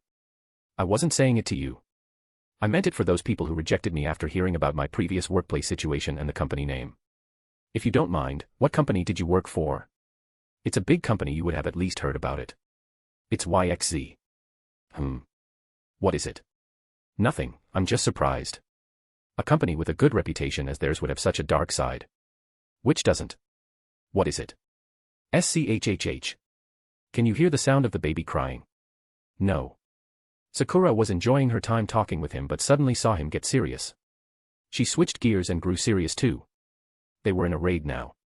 They had a lot running on this raid, they couldn't mess this up. The sound he talked about, she could hear it now. It got louder with each passing second. I can hear it. It's coming from there, let's go. Wait. What? Are you scared? No. Then what's the problem? This is just a game. I know that. What I meant is, aren't you rushing in blindly? Well, that's the fun part here. What use is it, if you are in a game where you don't have to worry about recuperation your actions have? Well, most of them aren't important from a bigger perspective. You are playing it for enjoyment and fun. I am sure even this guy is playing it for fun and enjoyment. Just look at these places. I can't think of the fun he must have had while building this guild. Let's go. That's the spirit. Seeing her follow along, both of them rushed down the hall. The sound they heard was coming from downstairs. They moved with their speed, with Arios in the lead because of his monstrous stats as the world champion. While Sakura was a magic caster. They arrived at an empty hall, and when they looked around they found other players to have also arrived at the place after hearing the sound. With nearly 60 players out of 100 already arriving at the hall, they quickly got to work to find the source of the sound. But to not find anything. They looked around and all they could hear was the sound. They assembled at the center, seeing Arios with Sakura to discuss about the sound. It was when they heard it. The sound of footsteps. Footsteps. From a passage connected the hall to deep within the castle.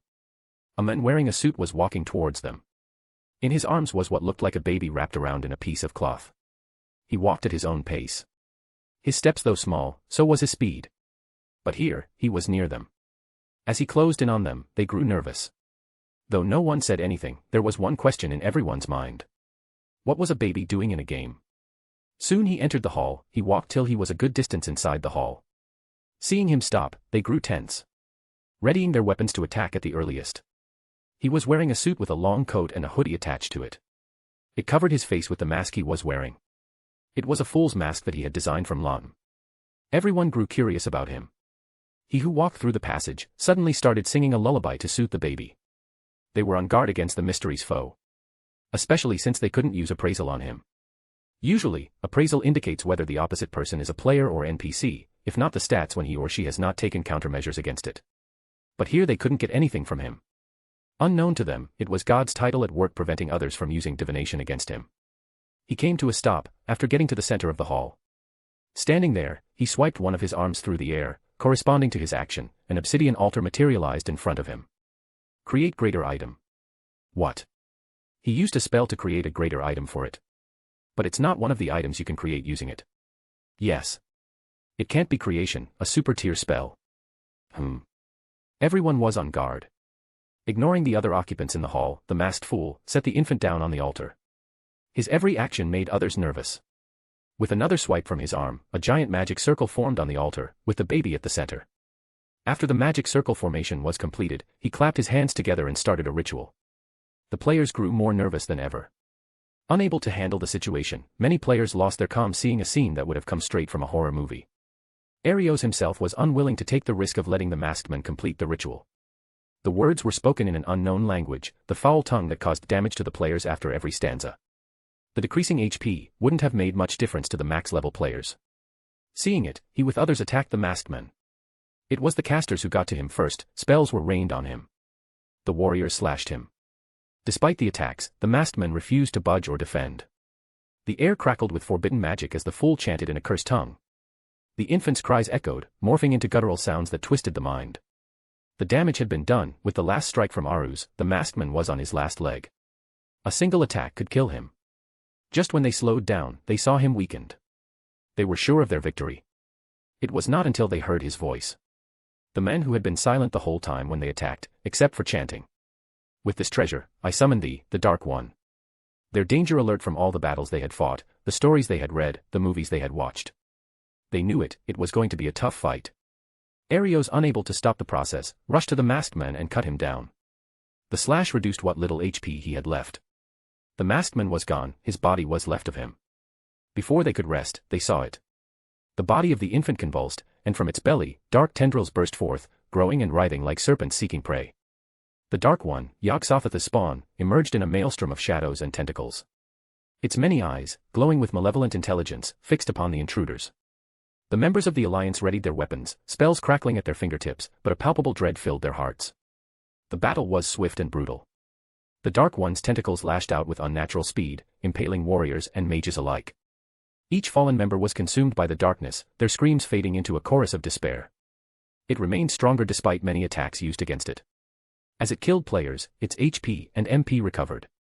The Guardian's many eyes wept tears of black ichor, which burned the ground and flesh alike.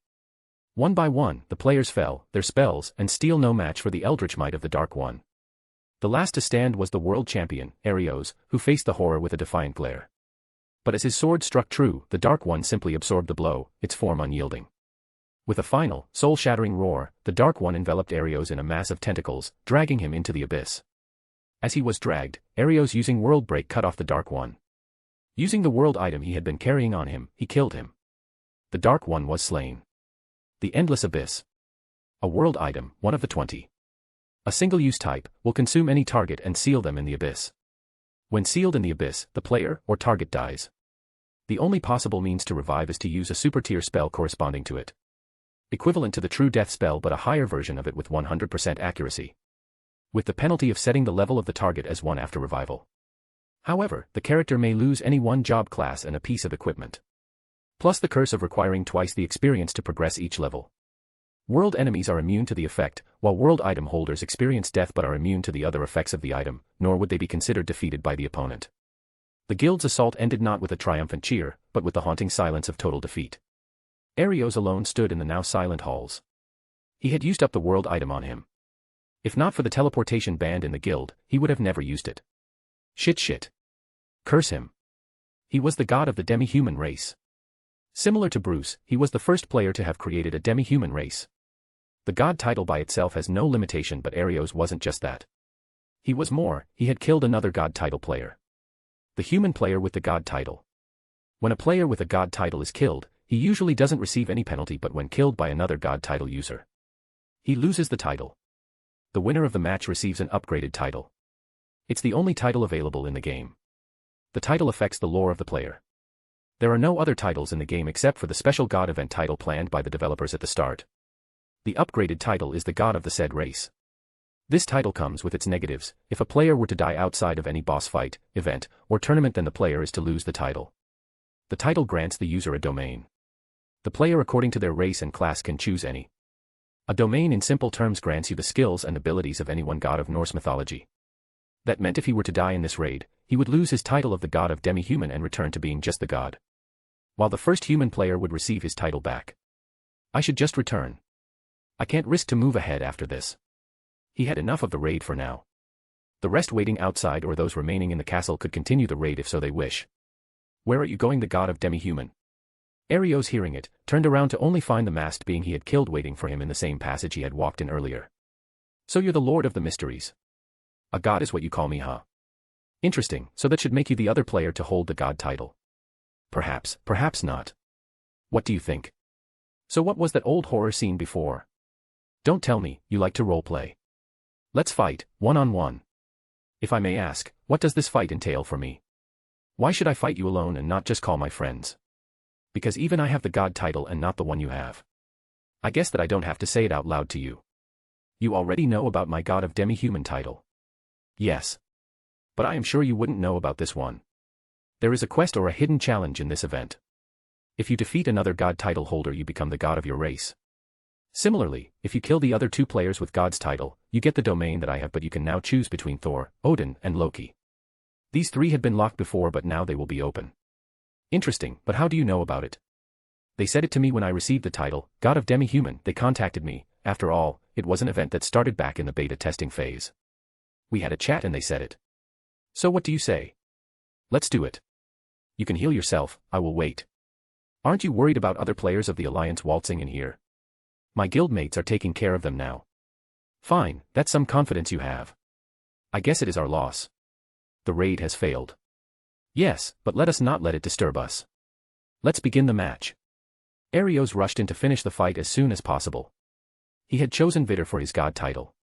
It gave him more boost in the physical aspect of his stats. Bruce kept dodging his relentless attacks. He used multiple defense spells when he couldn't make it due to the speed difference between them. After all, his opponent was a god and a world champion. They clashed, while he used spells on him and Arios attacked him with his sword. The sword from the world tournament. Bruce, after a couple of minutes in the match, stepped back to make some distance. Arios, taking advantage of the situation, tried healing his HP. It wasn't until he saw him again for the second time today. With this treasure, I summon the... Just kidding. Instead, he retrieved a purple orb from his inventory. Arios was getting a headache thinking about facing him once again. So as soon as he saw him using the same skill again, he moved into intercept but was intercepted by a sword. A flying sword that was attacking by itself, with no owner. A self-fighting sword. It's a world item, Sword of Freyr. It can fight by itself. Just another weapon that will join my collection. Are you sure? The summoning you used earlier has its limit, doesn't it? Summoning a monster of that caliber is not simple. True. The Dark One was a strong monster summoned using a skill from Lord of Interstellar Spaces, the Shepherd class. It could be used only once a week.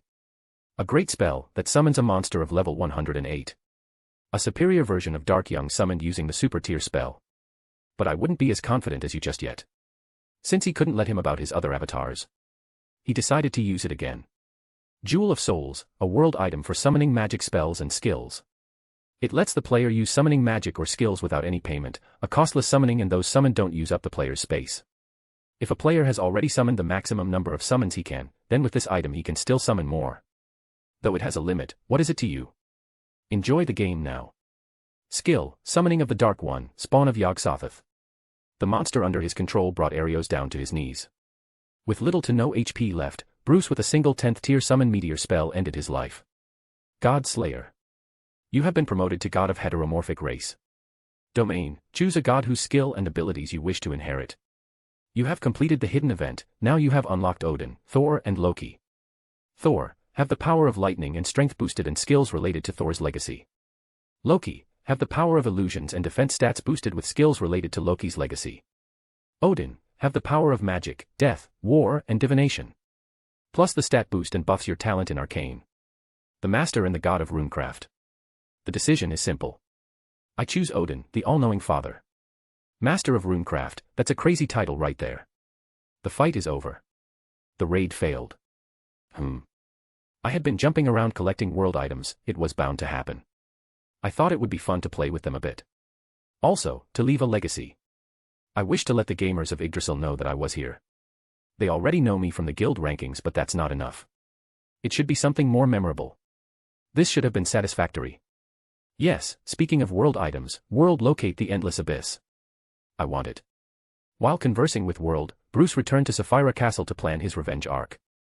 It wouldn't do right to let them be after they have had the guts to attack my guild. There should be a revenge arc, more so because I get to loot a lot of weapons, items, and gold.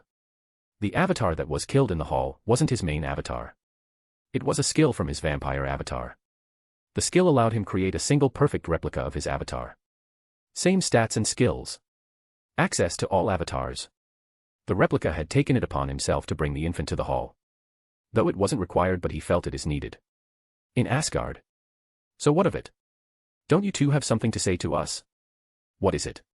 How come 600 players who had managed to ascend 16 floors get wiped out in a single floor? Most damage was done by the players of the guild. The amazing coordination and prowess.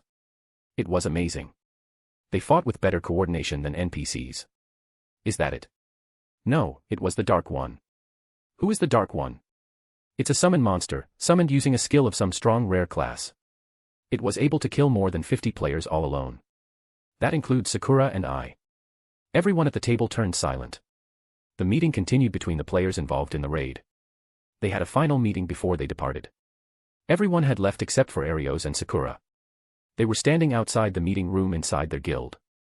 The Guild of the Holy Spirit. Let's go for now. We can think about it later. Yes, Sakura replied to Arios. So, Sakura, I was thinking about your problem. It's not out of pity and you shouldn't feel that you need to accept the offer. What job is it? Among all the job opportunities that I am aware of, it's my assistant post. Why am I not surprised? You wish for me to become your assistant. Doesn't that sound suspicious? You can think what you wish to think about it. I had a great time raiding that guild. We could cooperate. We didn't fight much. You are also smart, and those are the qualities that any person would look for in their assistant. Also, I promise to pay you well. What is the name of the company? YXC Corporation. I know that you didn't have good experience in my company and I promised to remove the guy who gave you tough time, but this time you are here as my assistant. It will be different, you'll only be answering to me and no one else. Yes, but just give it a try. We will meet on Monday morning at 9. Be there on time. Wait. Don't worry, I will be there. Others wouldn't have the courage to speak or do anything to you. Fine, I'll give it a try. Good, then see you. Then what about Yggdrasil, Arios? I'll be quitting the game. I've had my fun. It was great till it lasted. I'll delete my account. I need closure from it. After all, I have my life to concentrate on. Okay, I think I'll do the same. If your job doesn't come together for me, I'll still have to go about job hunting. I can't waste my time here. Then what about the guild? I'll let others take over it. I'll quit now.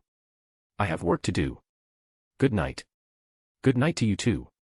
In the year 2132, a world alliance had been formed in Yggdrasil of 3,672 players, and with NPCs they numbered 4,700 plus. A raid was conducted on the guild, the route by the alliance. The raid failed. It was a humiliating defeat, despite the difficulty level of the guild being reduced. Chapter 16. Vengeance. Bruce in his doppelganger form was hovering over the skies of Asgard. Violence. If it's not solving all your problems, you simply aren't using enough of it. The players had used violence against him by attacking his guild. Now it was his turn to strike back. Seeing the dropping player base, which wasn't apparent at first but now he could see it. He was sure of it, this would be the end of the war. There won't be any gathering of players of that stature in the future. Even the players who would wish for revenge and call arms after this raid would fail to gather players. Finding players capable of breaching the route is an impossible task. Now it was his chance to strike back. He had started his attack with Asgard. Flying alone in the skies of Asgard, watching the hustle and bustle of the Asgard, the world of gods. To be precise, he was right above the center city of Asgard. Usually, it would have attracted a lot of attention, but Bruce was here with a world item, Helm of Darkness. A helmet from Greek mythology. When worn by a player, those without world items would fail to notice him. Asterisk size. Asgard is a great world to start the game. It has the largest and the best center city in all 9 worlds. There's the Castle of All-Knowing Father, the Hall of Valhalla, etc. Especially the Castle of All-Knowing Father is a great spot for beginners and small clans. It's a multifunctional place. It was designed for guilds, but it's mostly used by clans and small guilds. They can rent space in the castle for their guild base or clan base.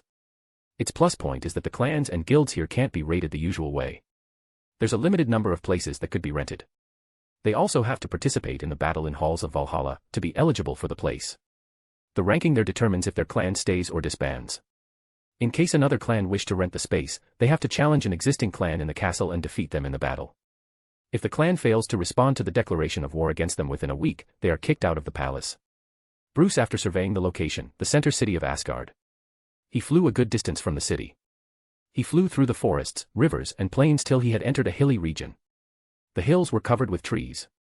He flew till he reached a hidden cave in the depths of the mountain. After entering the cave, he checked for signs of other players. After completing his search, he retrieved the Spring of Calamity and placed it atop an altar he built using Create Greater Item. After placing it, he roamed around the cave a bit. By the time he was looking around the cave, a player had entered the cave. Others are ready. Great, let's get this party started. Bruce took off the Helm of Darkness and placed it in his inventory.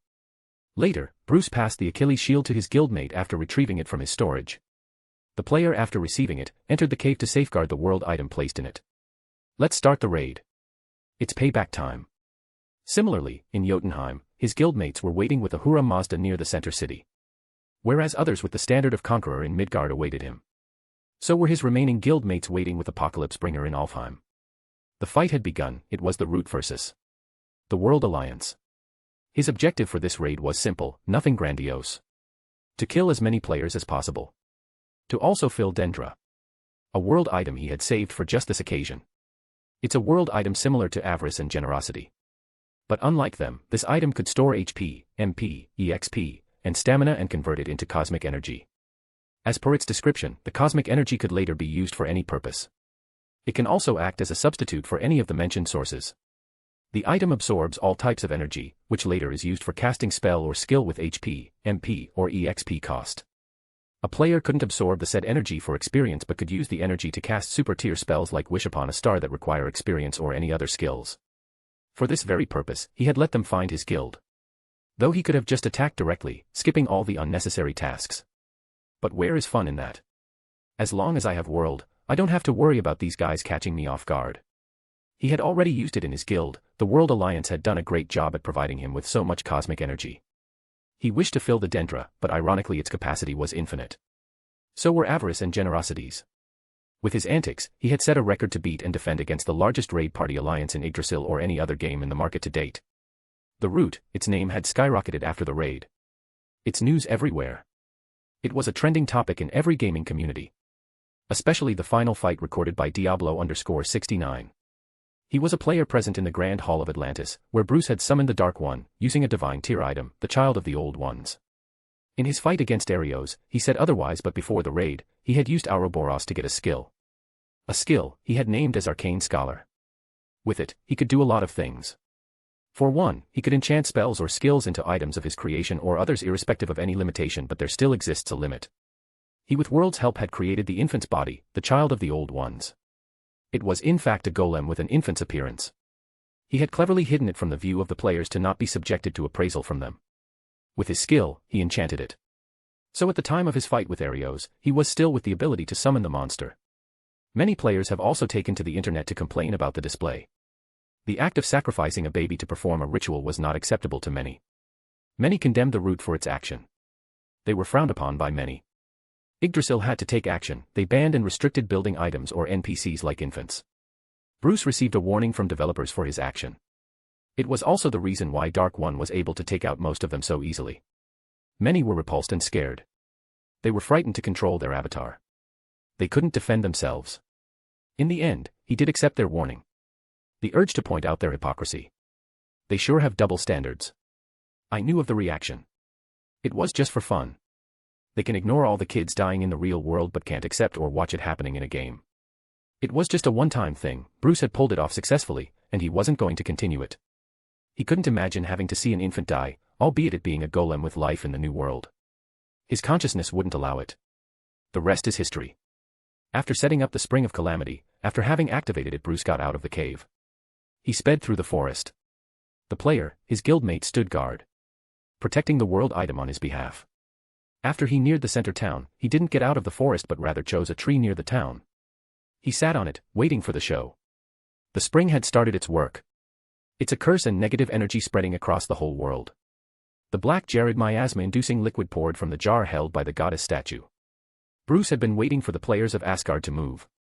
A good amount of time had passed, and the miasma in the form of mist had covered a lot of area. With every second, the players were cursing the idiotic player for having activated an unknown cursed item. All players, NPCs, and monsters irrespective of their designation fell. As the mist of the curse spread across the world, those without instant death resistance, those without protection and resistance against the negative energy, and those who were weak died. The players enraged followed the mist out of the center of town to hunt the perpetrator. The other players spread across the map also made their way to the location. The Spring of Calamity had a huge flaw, unlike other world items. Most world items' effects wouldn't be cancelled when their user dies. Even in death, the effect caused by them using world item remains. But at the death of the player, the Spring of Calamity would transfer its ownership to the killer. The slight goddess favored the strong. It was then within his power to choose. To either stop the plague or get assist kills from slight goddess. The mist traveled the world, its effect affecting all those in the mist. A disadvantage of the mist was that it didn't let players affected by it teleport, it didn't allow them to escape the mist by teleportation. The goddess was obsessed with her prey and once caught in her clutches, she didn't let go. As Bruce spotted those flying dots from the town, he flew to intercept them. As fate had it, heteromorphic players were subjected to debuff in any human or demi-human world. Alas, he couldn't transform into his human avatar. The slight goddess didn't differentiate between allies and enemies. All were equal in her eyes. The caster and world item holders were spared of her wrath. A big flaw in her powers was that it didn't affect powerful undead allies. Her prowess killed and caused damage to powerful undead in enemy ranks, but it didn't affect powerful undeads belonging to the same party as the user. A big loophole or one of its functions. It wasn't just undead allies, but even those teammates with max negative karma irrespective of race were spared of her wrath. At the same time, humans or other race allies were subjected to her wrath. So Bruce had to change his avatar. He as planned started the war with undead avatar. Mors was the name he had given to his undead avatar. Mors means death in Latin. I don't have great naming sense, so there's nothing I can do with it. As players made their way to the forest, they saw him hovering in front of them. It wouldn't have raised much suspicion if not for the player being from the undead race in the mist. Not a lot of players had come, only a small group of players were successful in making quick judgments. The rest were still gathering their allies to attack, regrouping and planning. Rak, the world champion of Asgard, was at the forefront of the attack team. With him were his guildmates. Accounting for 74 players stood facing Mors aka Bruce. If it isn't Rak, the world champion of Asgard. Great, so you do know me. Then it makes things easier. There is no way you can take on me and my guildmates all alone. So just spill it, who are you and why are you here? Also, what is this mist? Is it a world item? The players with Rak questioned Mors for the answer, but throughout their questioning Mors remained silent. Observing his silence, I don't think there is any use of further questioning. He isn't answering any of our questions. Rak was the first to raise his weapon. Mors remained silent. As Rak closed in on Mors, his sword was just an inch away from Mors when he teleported. A delay in teleportation. That's crazy, for it to have worked. He must have predicted my actions and reaction to his every statement. My speed and my guildmate's reaction. It hadn't been long since the match started. Rak had only swung his weapon once, but he was terrified. He didn't cast any spell at the time of my attack. Was it a coincidence or pre-planned? It must have been a fluke. It wasn't just Rak who was shaken up by this event. A few of his guildmates who noticed the phenomenon were also shaken up. Mors, who had maintained his silence so far, spoke. I'm not alone. Rak was unable to use appraisal on Mors, just like the players from Raid weren't able to appraise Lord of the Mysteries. Maybe it's an event. That could explain a lot of things. I have my guild with me. The statement from Mors was the last nail in the coffin. Rack was terrified of the skills of the player named Moors. You players waltzed in my guild and expected to get away scot-free. Now it's time for retribution. Moors after his declaration cast a spell. Widen magic, cry of banshee. An instant death spell had been cast, and a woman's scream echoed in the surrounding area. But it was of no use, all players present had instant death protection. Seeing the spell cast, he moved forward with his skill. Skill, the goal of all life is death. A special skill accessible by those who master necromancy magic tree. A skill that helps any spell bypass all instant death protection. After the cry of banshee, the skill had been activated. After he had cast it, Rack and others withstood the attack. After the spell effect died down, they saw it. A clock had appeared behind the skeleton. By the time they could make note of it, the needle in the clock ticked. The countdown had started. As a world champion and a guild master of a big guild in Idrasil, he had heard of this skill. Rack had researched and collected a lot of information on Idrasil. Though he knew not of the class that the skill belonged to. He knew its effect. A skill that aids spells to bypass instant death resistance and protection. Knowing what he did, it would be foolish to let the skeleton mage complete the spell. He rushed into strike. To cleave through his HP and kill him before he could complete his accursed skill. It wasn't him alone, many of his guildmates joined him while a few teleported to escape its range. It was Rack who reacted to Moors first. Rack was confident to be able to cut the skeleton mage standing in front of him. He was just one step away from slicing his sword through the skeleton. He wished to use World Break on him. When he was within striking distance, he had been immobilized. He stopped, he couldn't move his body. Golden shimmering chains covered with black inscriptions, what looked to be runes he had been seeing in the halls of Asgard. The supposed golden chains had bound him. Rack could hear it. He heard him, the skeleton mage, laugh. As he looked at the skeleton mage, he heard him speak. I'm vengeance. The F***CKUR, Rack couldn't delay it anymore. Rack was just having an unlucky day. First, it was his work pressure and now this. He shrugged off the chain binding him. Gleipnir, a world item, was useless against players with world items. It did stop his charge, but he didn't lose his stats pertaining to physical aspects of his character and was able to easily shrug it off. This should be a world item. Spells rained down on Moors. Moors, taking advantage of the surroundings, dived into the forest. He maneuvered through the forest. Taking trees as covers, he ran. Now, it was Rack who was confused. Wouldn't the spell activate near him and not on them? Wouldn't they be out of the range of the spell? But no matter, it doesn't change the fact that he attacked us. We don't have much time. Ignore him and let's find the item that started this. Possibly this could be the work of a world item. True, but why did he run away? He couldn't be thinking of jumping on us after the spell is activated. As Moors escaped into the woods, Rack's guildmates assembled near him pitching in their ideas. Rack was confused by his action. But he knew that he couldn't underestimate players from the root. The guild that he thinks the skeleton mage belonged to. It doesn't sit right with me to leave him alone. Who knows what he is up to? Fine, how about we split up? That will do. They were hurrying to find him.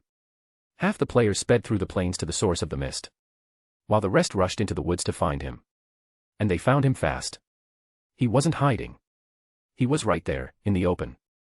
Moors was sitting on a stone in a comfortable position, looking at them. Alas, it was too late. The hand was just one tick away from striking the final mark. They were sad to have failed him from activating the skill, but were elevated to be outside the range of the spell. Still, it eluded Rack.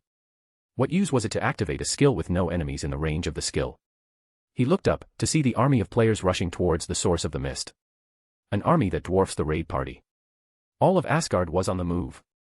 Asgard hosted the highest player base in the whole of Idrasil. Though the player base of Idrasil had decreased, Asgard was still in a league of its own. The number of players in Asgard was equal to the number of players in 3 or 4 other worlds. Though it boasted the highest player base, the unity among them was non-existent. It still had more players than what few worlds had in their prime. Asgard called for players. It was the home of gods, which players wouldn't desire to build their home base in Asgard. Asgard was also the world that had been explored the most. Most of Asgard had been mapped. It was an advantage that came with a larger player base.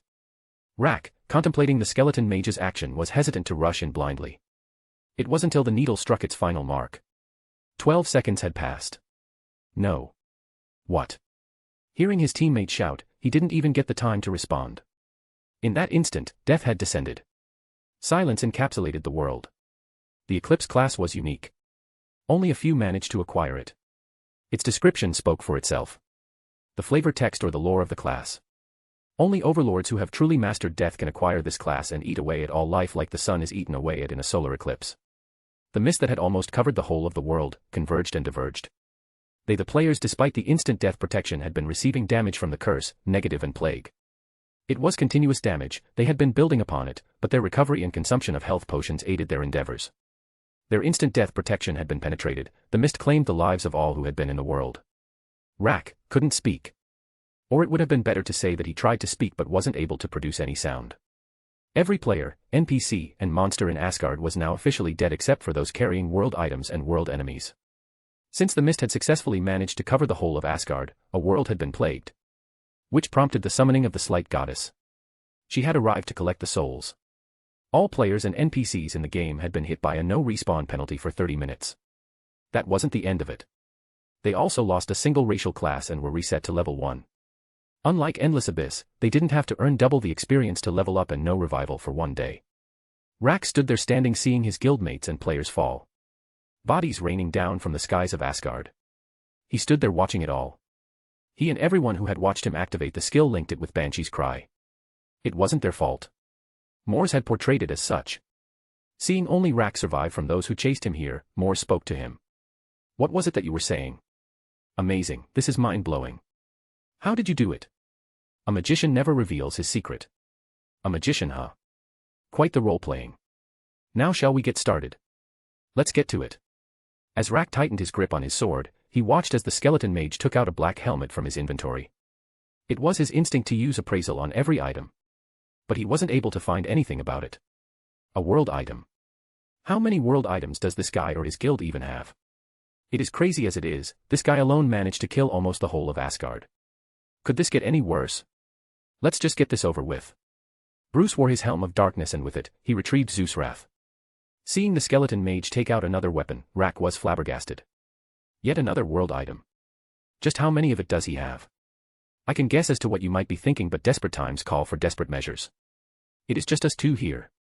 After killing all those players, you aren't nervous now, are you? I am world champion after all. Not quite right, I have fought world champions and even won. My schedule is packed up. I don't have much time that I could give you. I would have enjoyed fighting you without these, but I have somewhere else to be. Huh. You don't think that this is the only world we are attacking, do you? I get it now. That's the reason it's just you here. Yes, let's get this over with. I also have to aid my guildmates. If you don't mind answering. What's your name? Mors. World Champion of Asgard, I am Mors, your friendly neighborhood overlord. Rack didn't wait for the call, as he rushed towards Mors. Lightning strikes the place he was standing before. As Mors had raised the Zeus wrath to the sky. A barrage of lightning struck near Mors, creating an effective shield against Rack's advancement. Seeing it being inspired by Greek mythology. An item belonging to Hades, I had expected it to be related to the undead, but it's quite different. The helmet helps me pass through any barriers and walls, plus it makes me invisible. There is also the effect of fear and madness debuff with the aura of death to those who look upon me and to those I use it on. Lastly, it can create chains that sprout from the ground, those who are touched by the chains are pulled into the underworld. With an instant death skill, those without instant death protection will be unable to free themselves of the chain except for those who have equipped a world item. Lastly, it can summon Shadow Construct. Creatures of Shadow, the monster made of shadow. I would have expected it to be able to summon undead, seeing that it is Hades' artifact, but whatever. Shadow constructs rose from the ground following Mor's arm. His gestures summoning more of those shadow armies. The shadow constructs had the appearance of imps, wolves, and many more. These guys are similar to what Shaltir summoned in Overlord. In the fight against Mamanga. All of them simultaneously attacked Rack. The fight continued as Mors kept on summoning shadow constructs and undead using his spells and skills and also enhancing them with his abilities and skills. The fight continued, Rack could do nothing but defend as he was forced to face those summons. He swung his weapon, and with every swing, the enemies disappeared. They were killed with every attack, but the number kept on increasing. While fighting them, he was subjected to lightning strikes back to back. Paired with attacks from Mors, he was down on his last leg. Weapons or world item in general focus on only one aspect. They have only one ability and are unrivaled in that aspect. There are a few exceptions though, those are the mythological and divine weapons of the gods and the heroes. They have multiple abilities, but not all of them are absolute abilities, most of them are just add-ons. Super tier magic, fallen down. Mors with the super tier spell managed to eliminate Rack, the world champion of Asgard. As fate would have it, the raid continued. It was a massive success. They had managed to raid 4 worlds and successfully defeat a horde of players and monsters. Though they didn't intrude on the guilds, they still got a lot of loot. Bruce was now sitting at the top of the castle of All-Knowing Father. The castle is of gods, as he watched the whole center city. He had also acquired quite a haul from this raid. Especially the world items. The Caduceus, a world item that has the power to revive players, monsters, summons, and NPCs. No limit to amount of players that can revived once activated. Usable only once per day. Those revived face no experience penalties. Aegis, a shield world item, similar to Achilles' shield but unlike it, this can reflect all skills and spells. The user can't equip any other weapon when holding the shield. This can be used to reflect all attacks but is of no use against physical attacks. Anubis, a long obsidian black staff. A red orb at the top held by grey roots coiled with the staff. An undead summoning staff. The symbolization of the power of the god of death. Erebus is capable of inflicting a massively powerful area of effects on targets with a positive karma value across the entire world. Alternative of Ahura Mazda. Morpheus, a world with the power of dreams. Can be used to put the players or targets to sleep, spanning the whole world. An item that can be used to control their dream. Plus the ability to show a good dream or experience nightmares. Can also be used to create a phobia. The phobia or the fear inflicted upon the target is random. Styx, a world item that can be used by a player to drag any target into a spiritual realm. The river separates the world of living and dead. Both the user and target aren't able to use their power here, while their body is immobilized in the real world. A sitting target for the allies of the user or the target pulled into the space. The spiritual realm cannot be breached by anyone, even those with world items. The target is not affected by the pull if he so possesses a world item. Other world item holders or other entities can't spy on or detect the realm or its activation. Bow of Artemis, the legendary golden bow from the Greek mythology. Never misses a target. The bow does not require arrows. The bow has the strength and prowess to affect the terrain and afflict different conditions to the target. Holy Grail, a healing type artifact. A world item with the power to heal. Atlas, a world item that has the power to locate any player, object, monster, or NPC. With the power to teleport the objects and players as per user discretion. Also, can be used to teleport the user to the said object, player, or location with no limit. Even has the power to bypass barriers created by other world items like Ouroboros. These were the world items he acquired from the raid with another world item from an event. He like every time rushed to complete the event. It was the fight against the Prince of Abyss. After defeating all Lord of Sins in the past, when he fought and won against the Prince of Abyss, he got the world item, Idrasil Leaf. Idrasil Leaf, the world item, with the power to create a barrier. A dome barrier blocks players from entering or leaving the dome. The land is transported to different dimensions. It's a shield or barrier creating item to protect against intruders. Similar to the world separating wall, a wild magic spell was used by PDL. The raid was a success. Bruce in his doppelganger form kept looking at the city. He had been silent the whole time. It's been 7 years since the beginning of the game. Within a couple of months, it's going to be 8 years. Only 4 years will be left before I will be gone from this world. His gaze lingered on the halls of Valhalla before he stood up. Veni, Vedi, Vici. I came, I saw, I conquered. His muttering lingered in the palace as he teleported from his place. Sooner had he teleported, players started appearing in the center city of Asgard. The city that had been empty till now was now filled with players as they spawned in the city. Soon the city of Asgard was filled with players appearing or after reviving when they were killed by the Spring of Calamity. In the year 2133, the Root had declared war on 4 worlds of Yggdrasil, where Bruce alone managed to conquer Asgard and kill off all the players in the world, while his guildmates eliminated the players in Jotunheim, Midgard, and Alfheim. The Root didn't attack any guild, all they did was eliminate the players, NPCs, and monsters they got their hands on. It was yet another milestone achieved by Bruce in Yggdrasil game. Chapter 17. The Mythologies. Mansion, Japan. Sir, you should get out and make some friends and enjoy your life. You can't keep playing games all the time. It's not good for your health. I just wish for you to live your life rather than turning into what these people call as hikikomori, shut-in. You are drowning yourself in work and games. You should enjoy your life while you can. An elderly man wearing a butler uniform could be seen lecturing a young man in his 20s at the dining table. Despite the ramblings of the butler, the young man's hand didn't stop. He scooped in the oats as he brought the spoon to his mouth. He replied to the butler. Alfred, I am enjoying my life. I work, I play games, I exercise, I eat. What else is there to life other than these? Hearing his employer's answer, all he could do was sigh. What about your future? Have you thought of marrying and continuing the Wayne legacy? What about marriage? A marriage without love is a disaster, and what is love? Is it something that you find or something that finds you? I'll let the fate decide it for me. Sir, for love to find you, you should first get out of the house. I doubt you are even serious about it. Marriage is bothersome, to be honest. Why don't I just adopt a kid? He can look after my business. It will be in bad taste to abandon my family at the end of the game. Also, it wouldn't be nice of me to take her away from this world. I have never had any lover, much less a wife, in my past life. Well, except for some crush I've had. I can't get sidetracked now. Alfred was exasperated hearing Bruce's answer.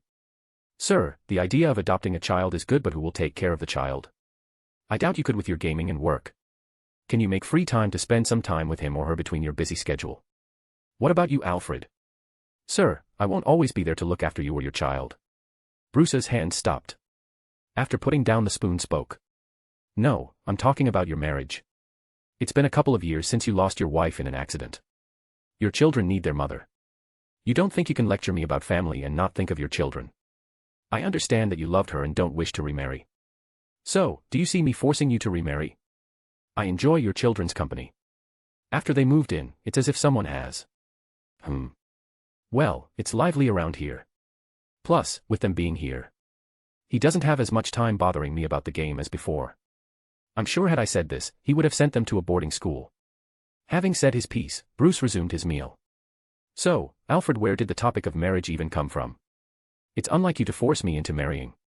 Recently, it's all work and games for you. I have been worried for you, sir. And the letters you have been receiving from the esteemed families around here and from back home offering their daughter's hand in marriage. I thought if you were to get married, you would be more responsible. You will have someone to look after you. I won't always be there to look after you, sir. I understand your worries, Alfred, but there's nothing for you to worry about. Don't worry, Alfred, and keep those letters on the table. I will look it up later. Understood, sir. Maybe I should adopt his son. I can't think of a better candidate to handle Wayne Enterprises than him. His daughter is also good, but she isn't made for business. She is too gullible. She would be eaten up by those power-hungry wolves. Whereas his son is as smart as a fox. He won't be fooled by others and can take the company to new heights. Also, I can name him Robin when I adopt him. My successor, the successor of Batman. After finishing his meal, Bruce as usual made his way towards his gaming room. Got seated, connected the cable, booted up the console and clicked on the Idrasil icon. His every action was fluid. After the Ouroboros incident with Ains Olgaun and the Kaminari Guild, where they used Ouroboros to block them and other guilds from entering the world, Bruce, although interested, had decided to not interfere in their fight. There was the 7 hidden mines, a mine that Ains Olgaun had taken ownership of, but were kicked out by the Kaminari Guild. From what Bruce knew from the novel, it was the mine where celestial uranium could be found. Though he wished to abstain from getting involved with Ains Olgaun, he was having a tough time holding himself back from getting his hands on those caloric stones.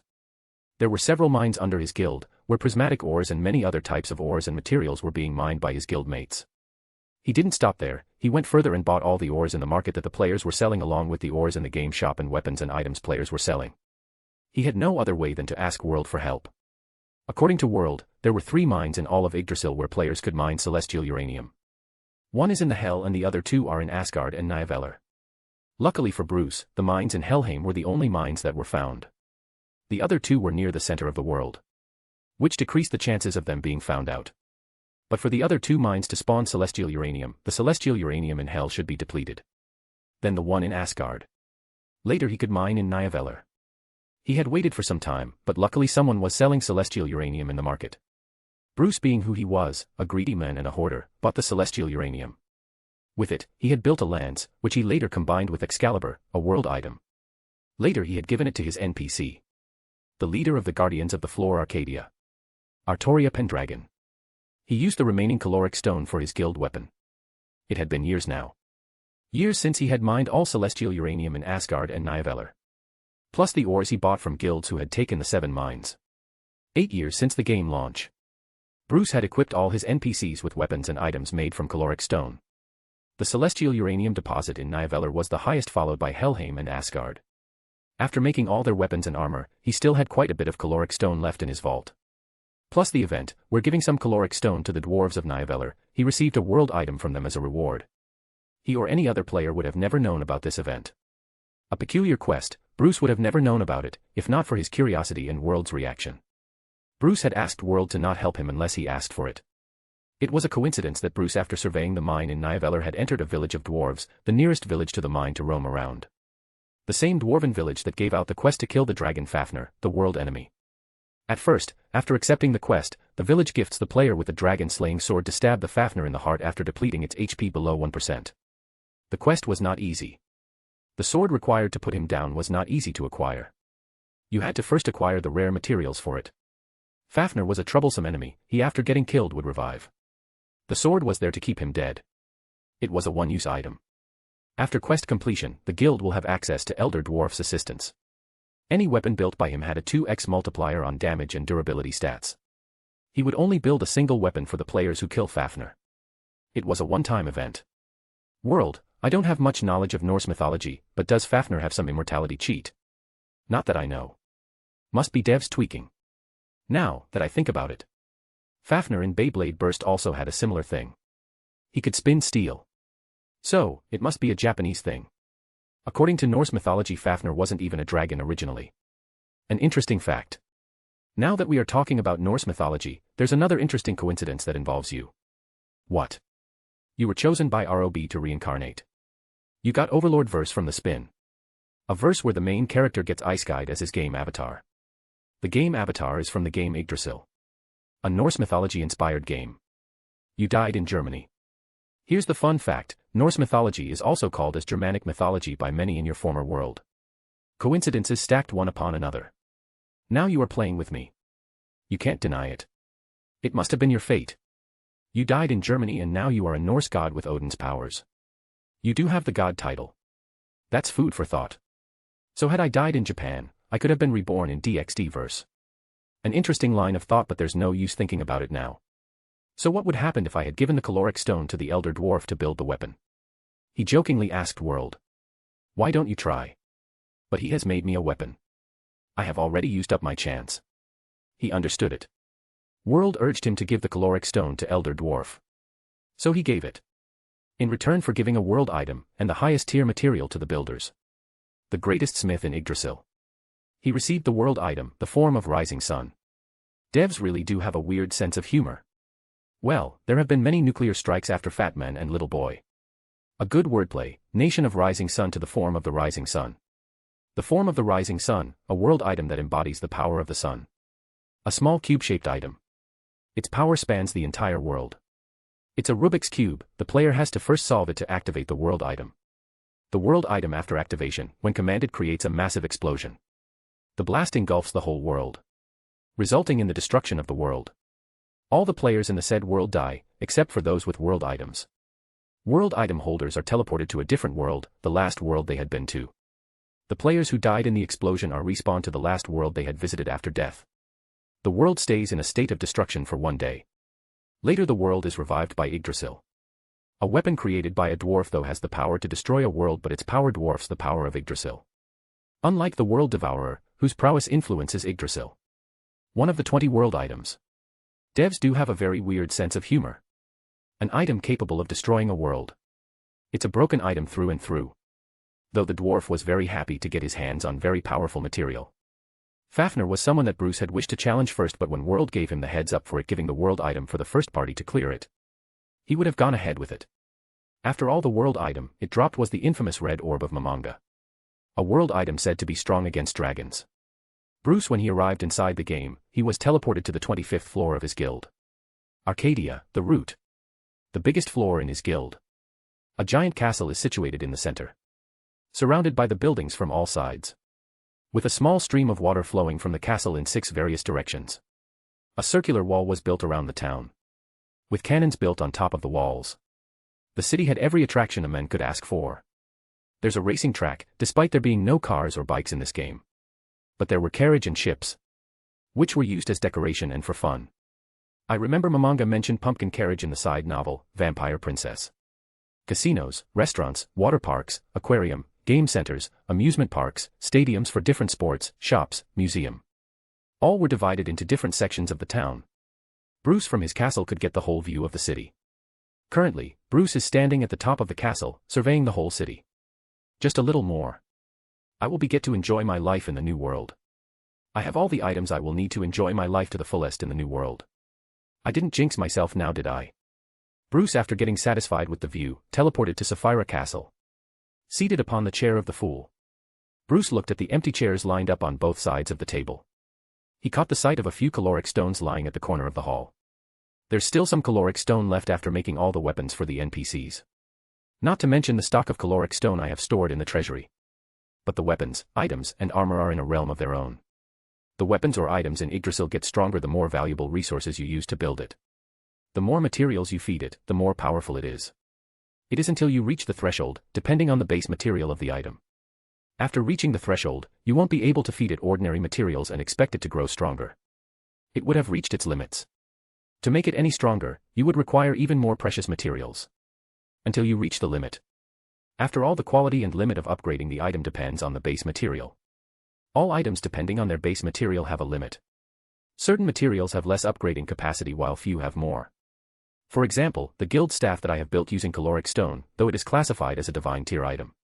It's a world-class item, an item of similar rank to the weapon granted by the devs for the champion of every world. But its prowess surpasses most world items in terms of damage or output. In simple terms, depending on the base material, a certain threshold is set as the limit.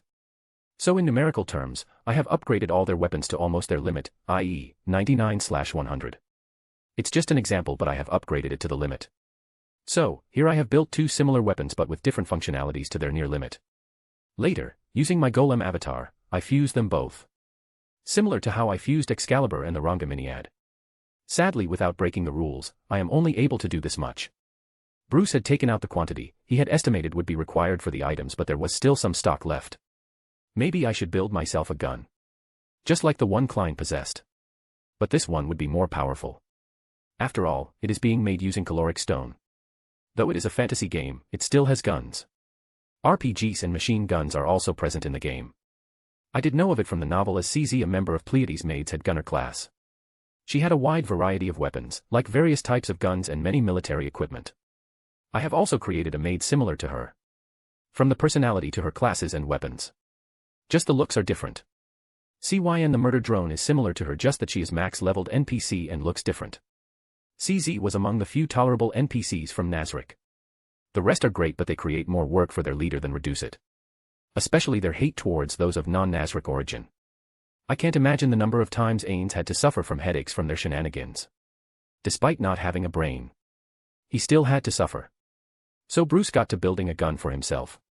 He had built various weapons like guns and other military-grade pieces of equipment for his NPCs and his entertainment. But none of them were made using caloric stone.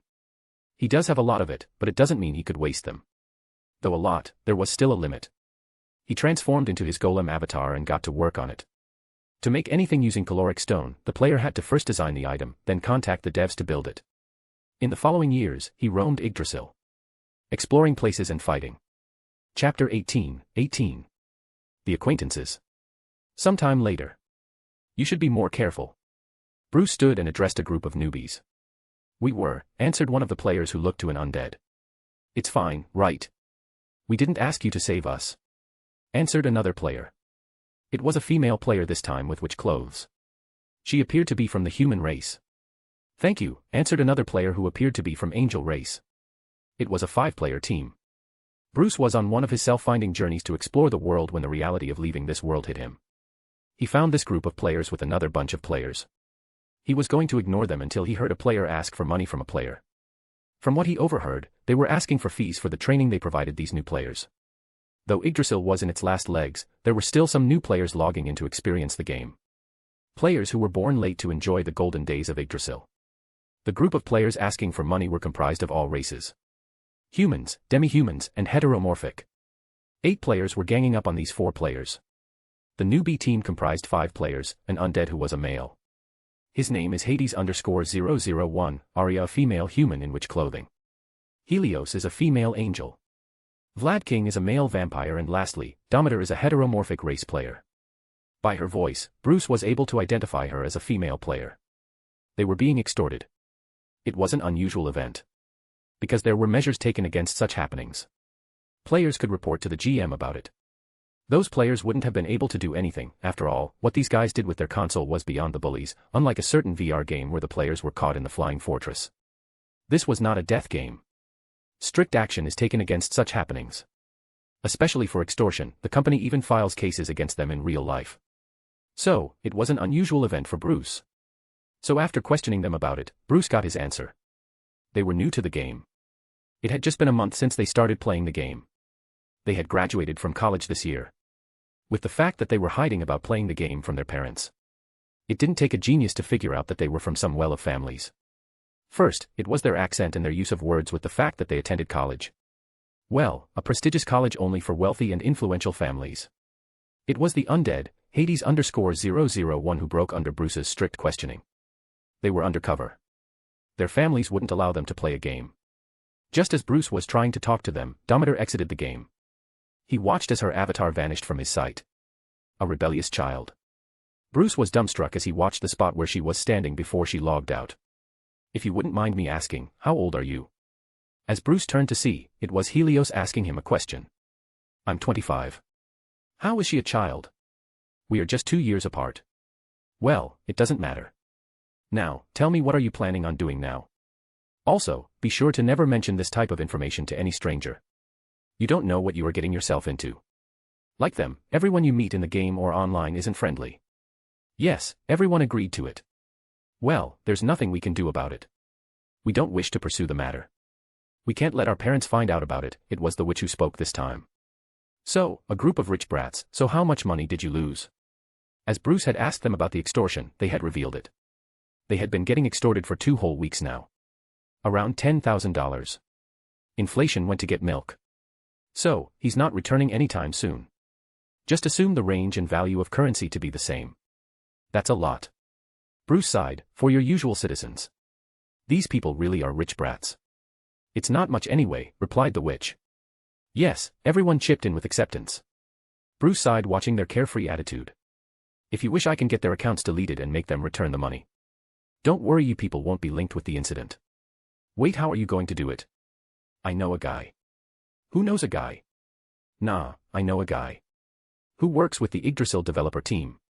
Question mark, they were blank. I have my connections. Aren't you getting full of yourself? Are you sure you can even get it done? Don't worry, I do know some people in the company. This witch is getting on my nerves. Maybe I should purge the witch. Oh. They showed a look of realization at the revelation. As they got familiar with Bruce, they relaxed a bit. The witch asked him. So you are a human, right? Yes. Then how are you so strong? You were able to beat them all alone. Right, I still haven't introduced myself. I'm Vishantai, a human sorcerer. If I am not wrong, you all are part of a clan, right? Yes, we have our clan. Of which I'm the leader. It was Vlad King who spoke this time. So where's your base of operation? Asgard, he replied. You guys are pretty far from your home. What are you doing in this faraway place? Was it supposed to be sarcasm? No, I'm serious. What are you a bunch of kids doing in Niflheim? We were exploring the place. They walked while talking. They weren't that far from the center city of Niflheim. Upon reaching the city, they walked to the castle of Niflheim. Admiring the game features and the landscape. It hadn't been long since they started playing the game.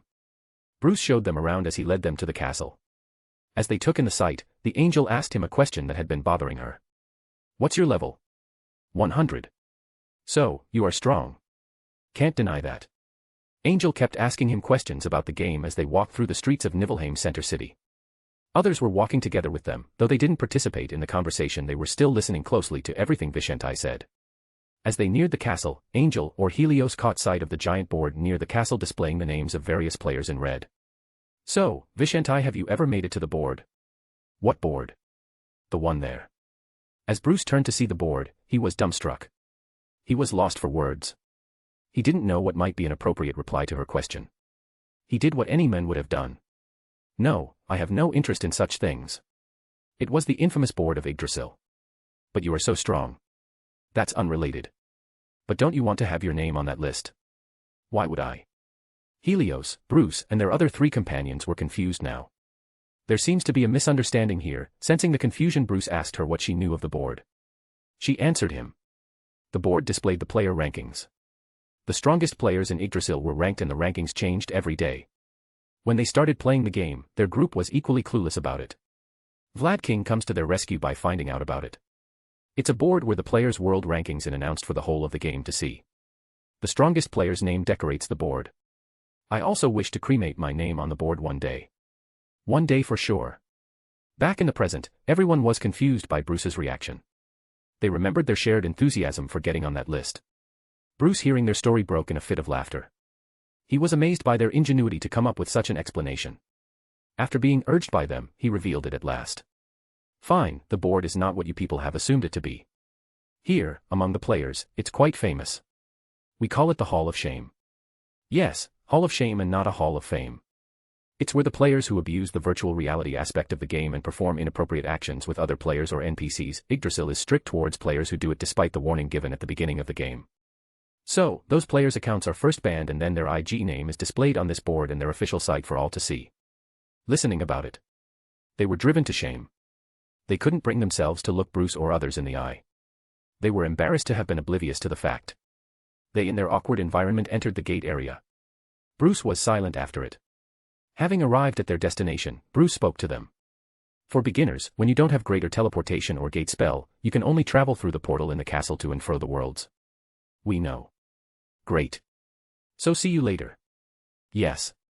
They were too tired to continue the game. Rather than teleport back to Asgard, they started quitting the game. It was just Helios, Hades_001 and him left. I have been wanting to ask you. Would you join our clan? No, I'm already in a guild. Is that so? As Hades_001 was disappointed by the outcome, Helios consoled him as they got ready to quit the game. Don't worry. What if we can't be in the same clan? We can still go on adventures as a party. True. Is it just me or did I use don't worry many times in my conversation with them? After saying what he had to say, he moved out from the castle. He teleported to check the cliché event. To clear an old dungeon he had heard about from his in-game friend. The guild leader of World Searcher, the Seven Seas. The World Searchers couldn't mobilize their full power now. So, instead of wasting such an opportunity, he had chosen to share the information with Bruce, Overlord of the Mysteries. Bruce had helped him in their time of need. He had held back the 2CH Alliance when they were under attack. 2CH Alliance had set their sights on first place. They were doing everything in their power to bring down the top guilds and alliances. World Searcher and the Root, despite being a single guild, were fighting against alliances like 2CH and Trinity. 2CH Alliance were helpless against the points World Searcher gained in guild rankings, despite their weak performance in guild wars. They were left with no other choice than to destroy the World Searcher guild to remove them from the competition. If not for Bruce helping them with their quest to find a new base for their guild, they would have been destroyed or not. In the original, they had supposedly survived the attack. As to how, even Bruce was oblivious to it. It may be related to the fact that Bruce captured the Fire Dragon's dungeon before them and deprived them of the opportunity. Fire Dragon's dungeon was a unique event. The dungeon came with the feature to turn it into a guild base upon completion of the event. Though it has fewer floors and fewer upgrading options, it still came with the Wyvern Nest, a monster army guarding the entrance to the dungeon, which was also upgradable. They could increase the number and their strength, similar to how Bruce received armored knights with his guild base. Since it was Bruce who conquered the dungeon, only he had the right to turn it into a guild base. Bruce shared, or it was better to say, he invited them in his raid against the Flying Castle. The castle of the Domnius. Domnius, the indomitable dragon, the ruler of the skies. On the condition that he gets access to the loot, they get to keep the dungeon. If not, they would have not survived. It was the place where they got the world item, 5 Elements of Overcoming. They shared the location of the dungeon they had recently discovered. Though they had lost most of their members to the times, they still had not given up on their adventuring spirit. In reminiscing about their alliance against 2CH, the World Searcher shared information about a dungeon with him. Chapter 19. The Last Days. Bruce now stood in front of a frozen castle in the center of Niflheim. The castle was located inside a frozen mountain. The cave leading inside was built like a dungeon. It was a horrendous journey reaching here. But Bruce had made it, albeit by switching avatars between his vampire and human form. Cadis Atrama D. Rizel and Vishantai.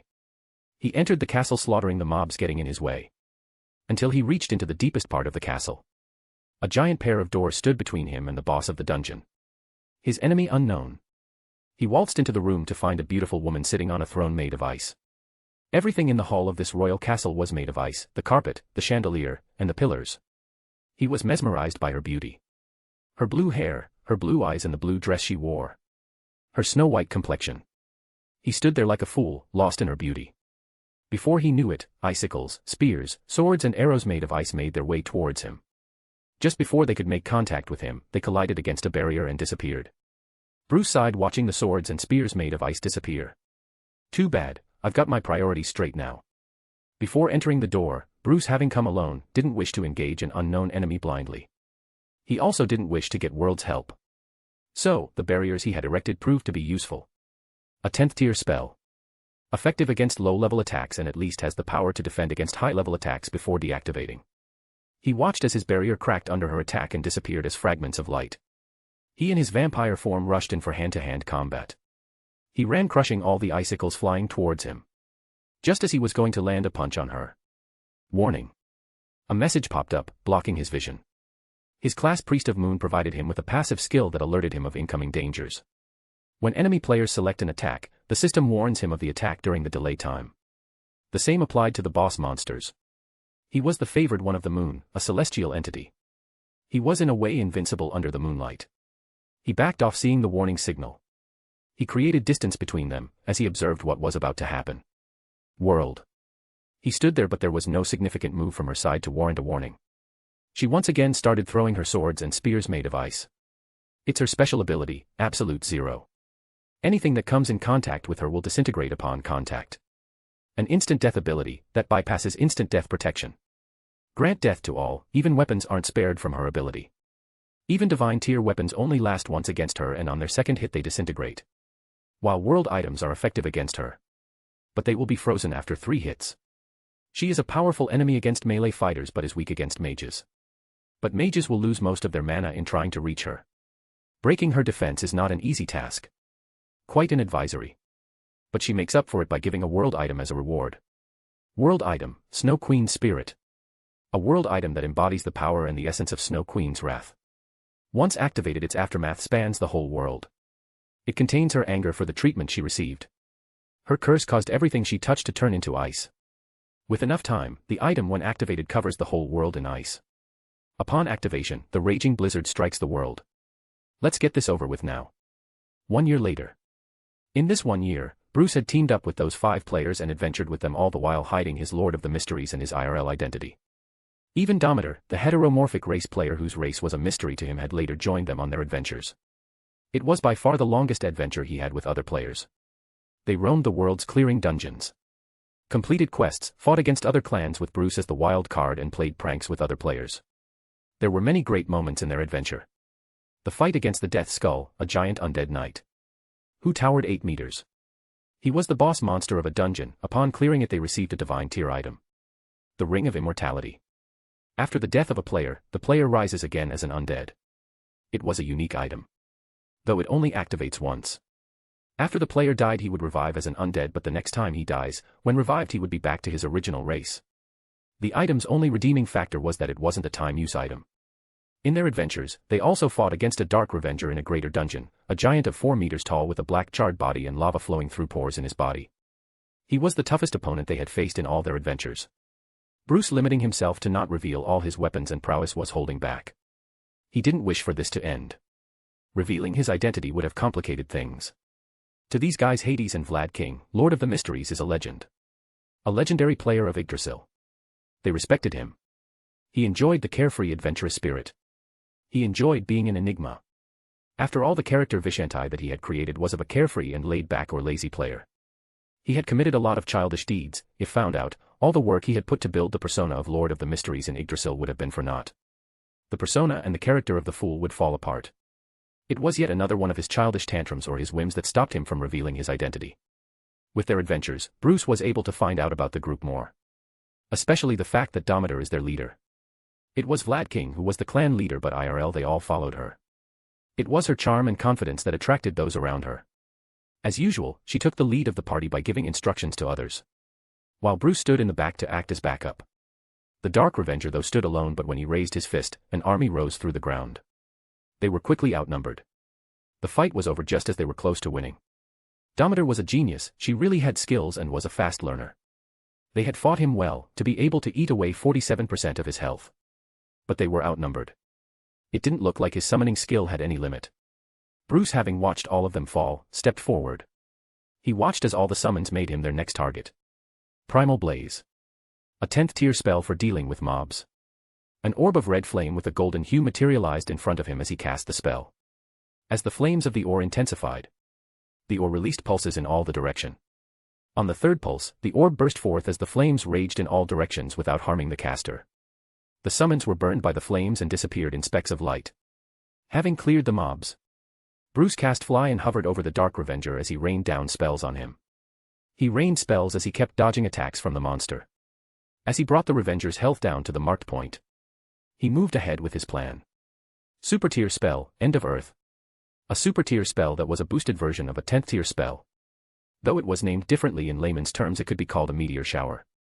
9 large boulders, twice as big as those summoned using the summon meteor spell, descended from the skies as they brought destruction and wreaked havoc to the land. After the effect of the spell died down, he looked around, but Dark Revenger was nowhere to be seen. To only receive a notification stating his demise. Even their bodies and his body were destroyed. But there wasn't much change in the landscape as it was still in the game. This is going to cause a lot of destruction in the new world. I don't even wish to imagine the after effects of the spell. Normally End of Earth wouldn't be this destructive. But paired with Bruce's skills and abilities, it was destructive. Enhanced and boosted to the limit.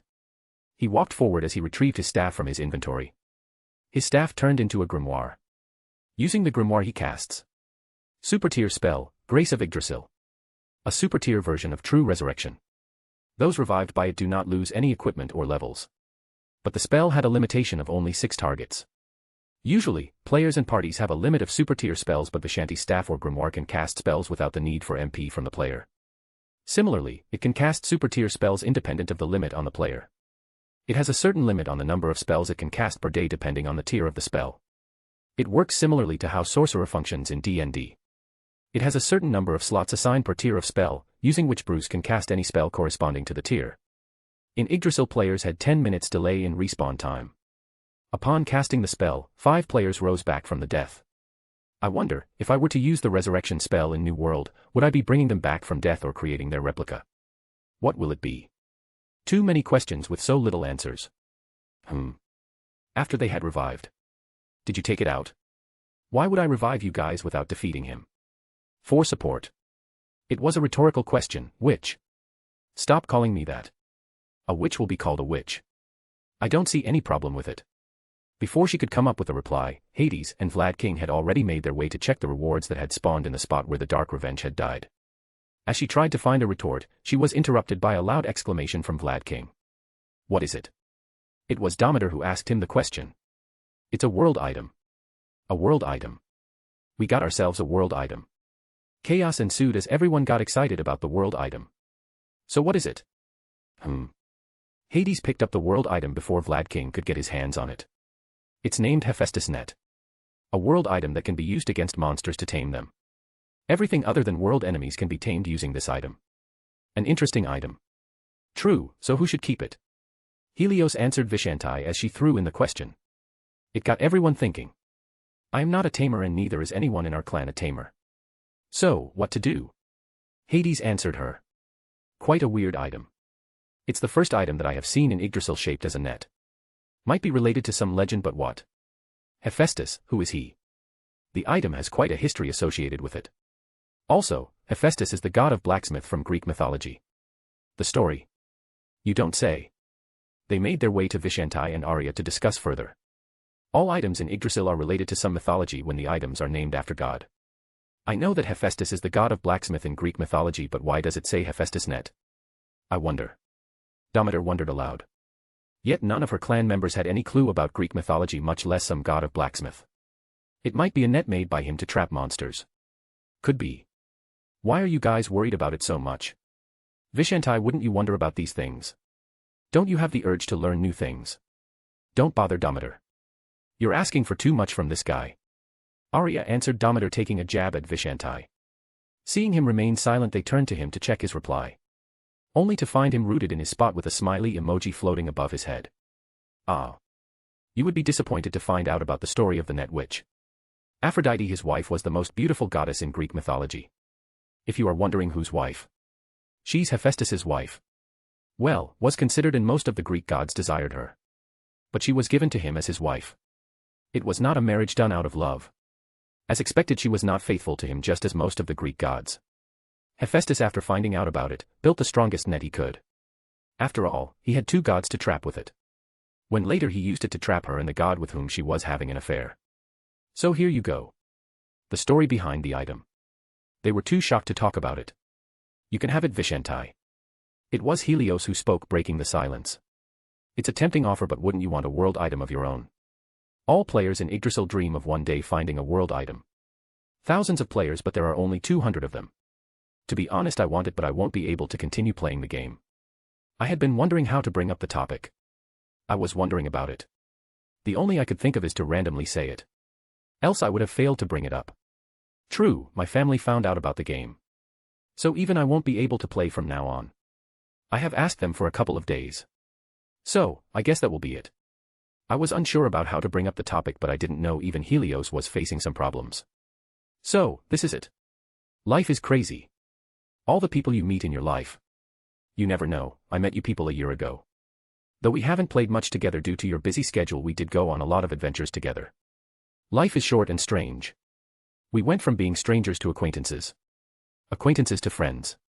And we will never know when we will go from being friends to acquaintances. Then back to being strangers. Well, it is what it is. There's nothing we can do. So what about you guys? Are you also quitting the game? Yes. Yes. I'm sorry, Vishentai. But our parents are friends. When Hades' parents. I mean Akira's father found out about the game. There was nothing we could have done to stop it. It was inevitable. I'm sorry, Vishentai. It's okay. You guys don't owe me any apology. It's a game and we play it for fun. It's better to know about separation than to be separated without knowing it ourselves. So what else am I missing? Should I say it? What? As Hades asked the question to no one in particular, but Bruce could observe Vlad King's and Witch's reaction. Well, what is it? Hades, seeing no objection from Vlad and Arya, revealed it. Vlad and Arya are set to marry next year. They, after picking up the loot that they gave to Bruce, moved outside the dungeon, teleporting back to their clan, Pandora's Paradise. They, after teleporting, moved to the meeting room of the clan. It was a small room with a round table in the center with grand chairs around the table. The clan only had 5 members, but the table had 6 chairs around it. Though Vishentai wasn't a member of their guild in an official capacity, he was an unofficial member. After they had made themselves comfortable around it, they looked around. They couldn't come up with a topic of discussion. Since you will be quitting the game, what have thought about doing with your avatars? You guys have spent a lot of money on it. Also, do you guys have any plans of coming back? No. As for our avatars, I think I'll delete my account. I have to concentrate on my business. I can't waste my time playing games. Vlad. What? It's fine, Dometer, Vlad. I play games because I love them. I enjoy playing them. Also to escape reality. I'm sorry if I was being insensitive about it, Vishentai. But still, you can't undermine others' choices. It's fine, Dometer. I'm sure Vishentai doesn't mind it, right? No. Hearing his reply, Arya turned to Dometer as she spoke. Dometer, there's nothing wrong with what Vlad said. I mean the amount of money and time Vishentai has wasted in the game. If he had invested himself in some business, I'm sure he would have achieved something in life. He wouldn't be so lonely now. Playing games. The audacity of this bitch. Who does she think she is? I can buy her whole family, right, world? Should I? Obviously no. I'm not sure what she is trying to do here. But unlike her usual self, she isn't trying to take a jab at me here. She is countering Dometer. That I can tell. I just got caught in their crossfire. So, don't bother. I'm not sure of the reason, but they have been friends for more time than I have known them. Okay. Seeing their fight escalating, Hades and Helios joined in to calm them down. While Bruce sat down, as he watched them fight. Well, I am inexperienced in these things. I've never intertwined in fights between 2 women, and I sure as hell not going to take the brunt of it now. But still, Dometer is defending me a lot. Does she have a crush on me? I don't think that's it. Who would fall in love with someone in-game? We don't even know each other's real names. We don't even know much about each other.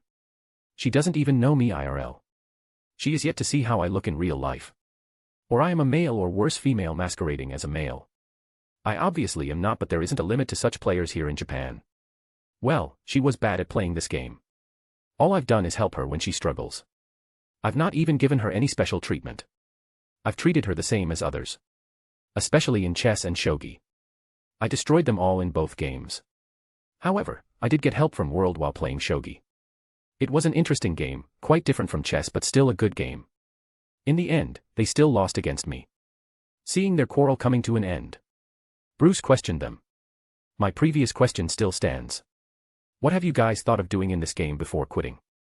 I will help as much as I can to help you achieve it. Not taking in the situation, Bruce asked his question.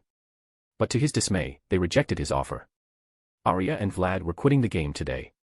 That's what he could guess from their conversation and their reply. To not get in the way, Bruce. I guess I am done for the day. You all should enjoy your time here in this game before you stop. Enjoy your time. I am not sure about it. But why did the situation suddenly turn sour after we came back to the clan? After Bruce teleported out of the clan, it was just them. The 5 friends remained in the hall. As Helios tried to call out Demeter, Arya beat her to it. Akane, give up. She couldn't complete her sentence as she saw her friend disappear in particles of light. She had quit the game. Being male, Vlad and Hades were oblivious to women's matters. They refrained from speaking, alas they got dragged into whatever was going on between them. Helios, seeing her go, asked the only other person who could tell her about it. Arisu, what is that got you both so heated up? It's complicated. I'm sure it's not anything major. Seeing that you are still talking to each other, unlike last time. So what is it? It's Vishentai. Akane likes him. What? It was news to them. Vlad aka Hirata and Akira were too shocked to constrain their reaction. It wasn't just them, even Helios was surprised. But wasn't it a crush? I was sure that she would not take it seriously. So you knew? Yes. Well, kind of. You know her. She has never shown interest in anyone. But he was different, she would follow his command and would always seek his approval. And her drive for revenge against him. In the end, she couldn't beat him no matter the effort. I was sure it was just her competitive spirit. Before long she would beat him and lose interest in him. But I was wrong, no matter what she or we did. We couldn't beat him. No matter the game, we always lost. That might have led her to have such thoughts. Well, she did talk to me about how he treats her normally. How he cares for her and protects her. Despite having seen what she looks IRL, all due to our great Lord Akira. Yet he didn't fawn over her. Well, that's what she said to me. Couldn't you have spoken about it sooner? You know about her family. They would never allow her to marry out of love. It is bound to fail. Even if they did, do you think they would allow her to marry some nobody who spends most of his time playing games? I agree that he is knowledgeable, but what about money? Is he as wealthy as her? Can he match their societal status? Vlad and Hades didn't even get a moment to interject or get involved in the conversation. It was a one-sided conversation from Arisu. AI, we should nib this bud before it can grow any further. We can't let her suffer in the future. Is that why you are dropping the game? Yes, I am sorry. So, it was you. You were the one who informed our parents about the game. I had no other choice. To not let Vishentai or Akane find out about it. I had to steer the direction of our life. I know it's not his fault. He is the way he is. He is smart and is a man of many talents. But still, in the end, it's all about money and status. Her love is bound to fail. Her family would never allow it to happen. My sister had no other choice. My parents didn't allow her to follow her love. She gave up her life to make them understand her. In the end, they still criticized her. I can't see Akane go through something similar. Saying everything she had on her mind, Arisa broke down. Helios supported her as she pulled her to a chair. Arisa could have commanded or controlled through the console to have her avatar sit on a chair. But she refused to look or move. After she had calmed down, 4 of them sat around the table. To further discuss the issue at hand. Hades prompted. I think you are underestimating Vishentai. There is no way anyone can live a life like his without coming from money. The amount of money he has spent on this game, from my observation, is more than what we as a clan have spent. His weapons and items he carries. Plus the cash shop item rolls. Just the other day I were trying to get a cosmetic effect from the cash shop item. It was a limited edition effect. One of the birth of evil. The effect whereupon looking in the eye of the player with the effect, the target will see a heinous monster made of shadow. The player hallucinates. I gave up on the effect after $1,000, but he didn't give up. He spent around $70,000 to get it. He purchased multiple effect copies. One for him and the others for his NPCs. That's not a small amount for anyone of whatever category you are categorizing in. But it is fine. It's her life and her choice. She can choose to do whatever she thinks is best for her. Yes. Seeing Hirata and AI agree with Akira, Arisa calmed down. Fine, just don't complain to me about it later.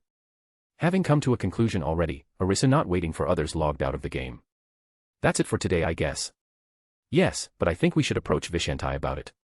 He's a pretty chill guy. I'm sure he can help us with it. Helios, after thinking about it, answered him. I don't think it's a good idea. If Arisa were to know about it, it would end up a disaster. Chapter 20. Batman is dead, clan dissolution, Idrasil and the last meeting. There you are. What took you so long? I had to meet my sister before coming here. A young man who looked to be in his early 20s arrived at a table in a hotel in a hurry as he was questioned by the only female of the two occupants at the table. He answered her as he looked around the table to find another man of his age group already seated. It's fine, have a seat now. So, are you sure he is coming? Yes, I have already talked about it with him. Though I had to give him all the items in our treasury. Including the clan staff. It's fine, Akira. After all, it was he who designed it in the first place. Moreover, as you are the clan leader now, after you quit there won't be anyone capable of wielding it to make changes to our clan. It's just a simple weapon now. As he rambled on, he was quickly stopped by the women at their table. Yes, it was AI who was with Akira and Hirata seated at the table. The person they were waiting for was none other than Vishantai. Why are even worried about it now, Mr. X clan leader? Akira is the current clan leader and he isn't even playing Yggdrasil nowadays. Also, you have already deleted your account. What is it to you about Yggdrasil? Are you regretting your choice now?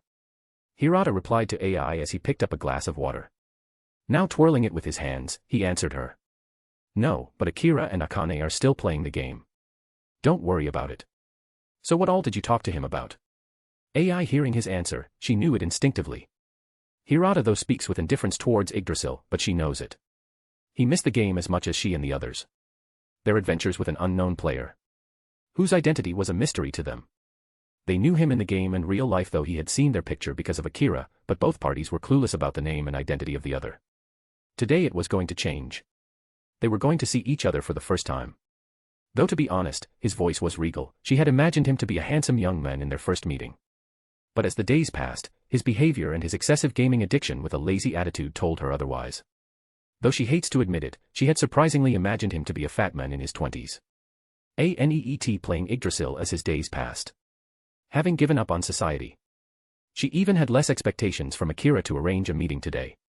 She didn't have much hope for the men to show up. It was something she and Arisa shared. They enjoyed his company and he was a great guy to have around among dense idiots like Akira and Hirata. He was more mature for his age. He was a smart man. A man of many talents. She would have never imagined him to be a NEET if not for him denying meeting them IRL on multiple occasions. Akira had bought it up many a time in the game. Though she and others had rejected his offer every time. She wasn't truly against meeting him IRL, but his repeated rejection brought about this fantasy about him. Akira, you didn't mention the reason for meeting, did you? No, I haven't, AI. Can't you trust me a little bit? Well, your actions till now compel me otherwise. Hirata was silent throughout their conversation. He was thinking about his future and their future as friends moving forward. It has been a couple of months since they last met him. Even Akane had maintained her distance from them. None of them could reach her. So, what did he say when you met him? Hirata, seeing them done with their conversation, asked Akira. He was the same as always. But it was difficult contacting him. I don't know, he may have changed his game timings. But still, it was difficult to convince him to meet. Also, he spoke about how he had met none of us after the last meeting. That means neither. He hasn't met Akane either. AI didn't let Akira finish his sentence. Everyone turned quiet after AI spoke. They didn't know what to say. They were shocked and speechless. No one wanted to break the silence. There's still 5 minutes till the scheduled time. AI slumped down on the table as she checked the time. Just as they were passing time by going through social media, they observed a man approaching their room. They were seated at a private section of the hotel where each table was placed in separate chambers or rooms, with see-through glass walls from the inside. They saw him turn the knob of the door to their room. Unlike others in the hotel, he alone was wearing a mask. Customers after entering the hotel were instructed to remove the mask. Even they were not exempted from this rule. But the man who entered their room was wearing a mask and no employee of the hotel obstructed his path. More so since the man was wearing what you could call a clown's mask. Not the usual air filter mask used for protection. Or it may have been the same mask but designed as a clown's mask. They were surprised. "Who are you?"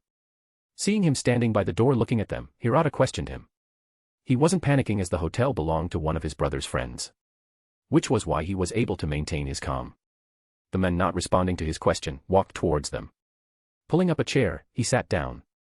Hirata was going to call the management when Akira interrupted him. "Vishentai." Hirata and AI were surprised. Shocked was a strong word. "It's good to finally meet you, Akira, Hirata, and AI. You are Vishentai." It was Hirata this time who asked him a question. "Good guess, Hirata. You also know our names." "Akira." "It wasn't me." "Well, I did my homework before coming. Akira is not at fault here." After confirming it was Vishentai, they settled down.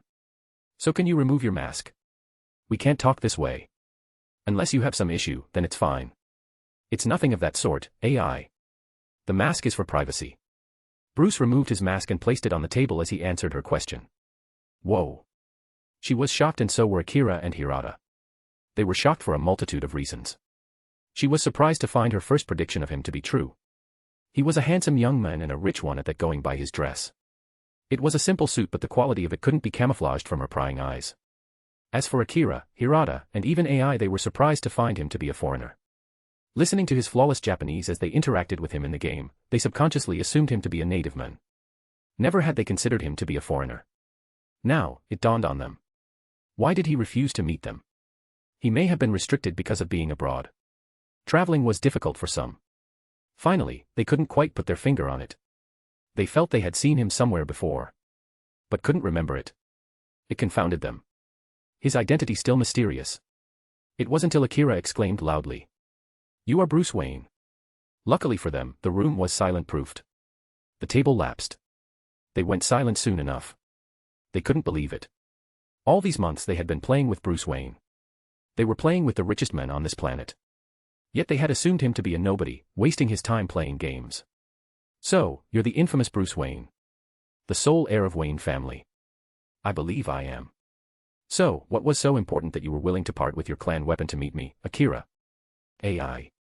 Hearing Bruce call out to him, Akira, not knowing how to proceed, called AI. AI, seeing her name called out, looked at Akira as he pleadingly asked for her help. Bruce watched as they silently conversed among themselves. After coming through with their silent agreement, AI, taking the lead, spoke out. "We wish to apologize to you for what happened at our last clan meeting. We had wished to apologize to you back then but couldn't. So, the reason you called me all the way here is to apologize." "Yes." Her agreement was soon followed by Hirata and Akira. Seeing him silent, AI called out to him. "Bruce. It's nothing. I'm just surprised. I wasn't sure of the subject, but I had an inkling of it."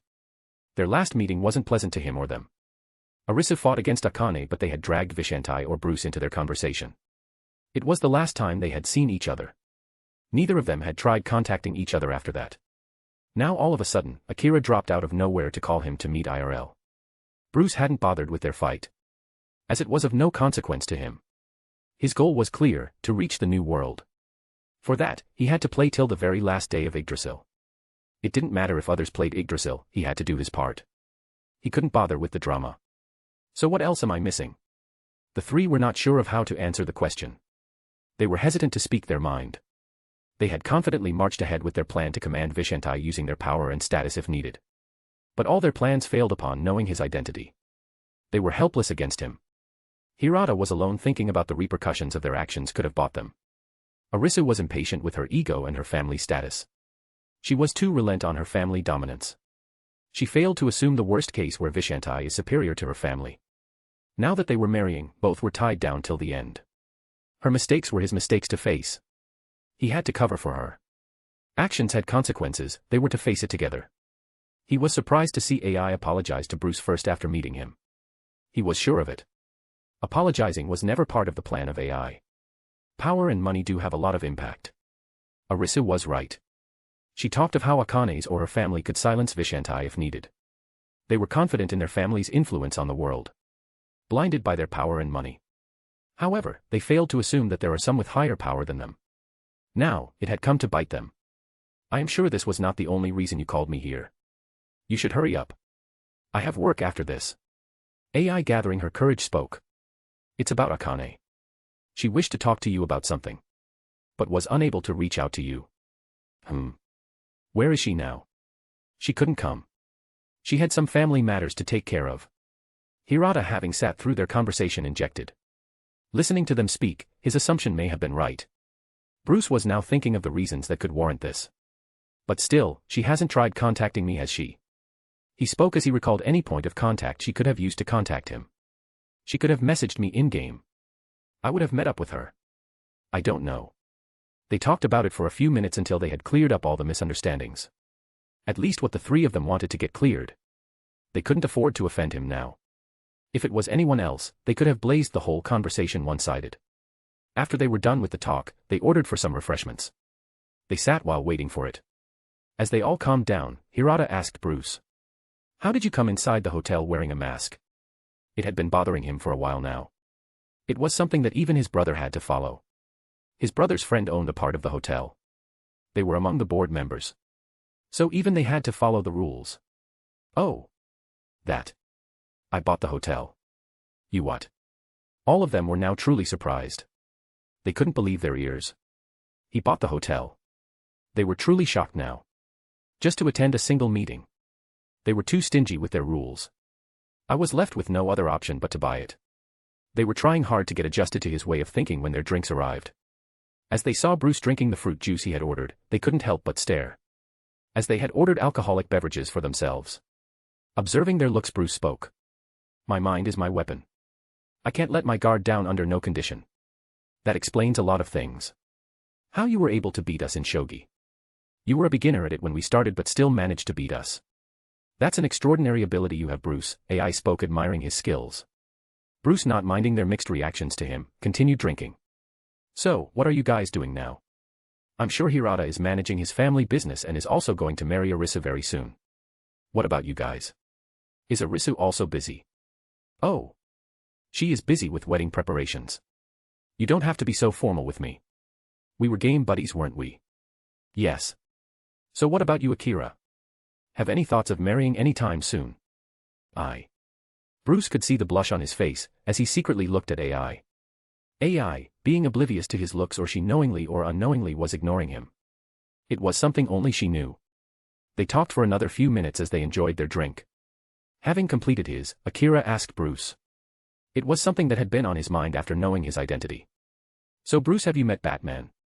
Batman. Seeing Bruce's lost expression and Akira's fanatic look, Hirata answered Bruce. Akira has been a fan of Batman from our high school days. We got to know Batman in our high school. Hearing his fights and battle against Joker. All of us in our school were a fan of him. We dreamed of one day meeting him. But sadly he died before we could meet him. With his arch-rival Joker. We all grew out of the superhero phase, but Akira is still a fan of Batman. That's surprising. All these days we played in Idrasil and you never talked about him. So, did you meet Batman? Yes, I did. It was at the orphanage run by my family. That day he saved it from Joker. It was at the time that I first met him face to face. So you know him? Yes. So do you really think he died in that fight with Joker? Batman was strong enough to survive an explosion on the same scale before. Then how could he have died that night? I am sure it was the officials doing to get control of the city. Don't bother Bruce with your theory, Akira. Do you know how many people died because of their fight? I'm sure even Bruce had to suffer because of them. Hirata, seeing his vigor, stopped him before he could escalate it further. Don't worry, Hirata. Batman was and is a symbol of justice in Gotham. He has saved a lot of lives. He also took care of Joker. Even now the criminals and the government both are scared of him. They rethink their every move. The government did take their stance in the last battle. They chose the narrative where both the Batman and the Joker died fighting each other. Their victims were the mayor and his group. They were scared of going against him. Even after the incident, Batman failed to show up on multiple occasions.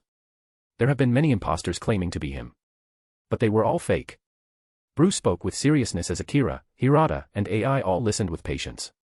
He did a lot for the city. Joker was a criminal who had wronged a lot of people. His past may have shaped him to be what he was.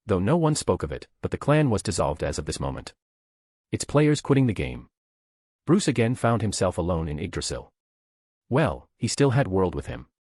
Chapter 21. The Dragon, Fafnir. Asterisk horn. You shouldn't have met them today, S.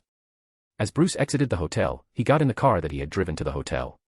Bruce had conveyed his wish to travel alone. The meeting place, the hotel where he met his IG clan members. The very hotel was situated in a neighboring city. A 2.5-hour travel in his car from home. It wasn't that he was being careless, rather he was very conscious of any attack on him. But he had more confidence in World's capabilities than that of his security. Bruce got down the stairs as he entered his car, that had been brought out from the parking. What's the harm in it?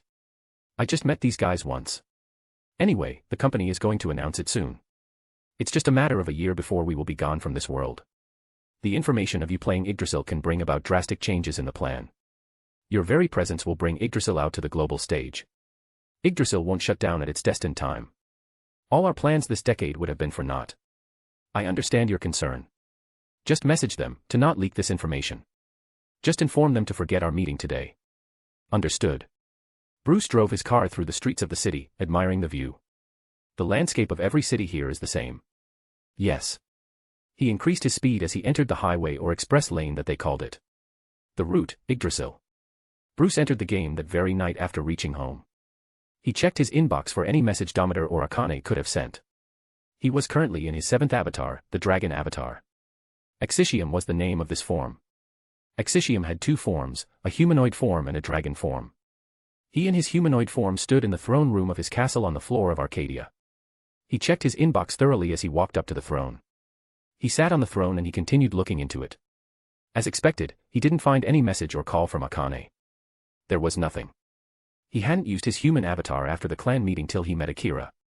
Being what they are, his every avatar is treated as a different player account by the game. In the truest sense.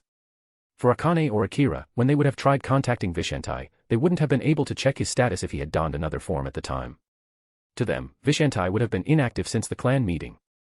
Bruce contemplates the situation, as his gaze turns to the platinum blonde-haired woman standing on the stairs leading to the throne. World on Bruce's suggestion had decided to create a NPC for her to possess in the new world. A platinum blonde-haired woman with blue eyes. Her skin is white as snow. She stood 174 centimeters tall. Sensing his gaze, she blinked as she tilted her head looking at him with a questioning look. Is something the matter, S? It's nothing. Was just thinking about the future. I just hope that our ride to the new world to be a safe one. So do I, she answered as she looked at him warmly. Right, wait. I didn't just jinx myself, did I? We are well within the bounds. I think. We don't know about the limits. The extent to how much we can interfere and change it to what extent. It is all in the hands of ROB. Yes, but truthfully speaking. We have crossed many points that have changed many a thing in the plot. Me being a world champion and the existence of the root.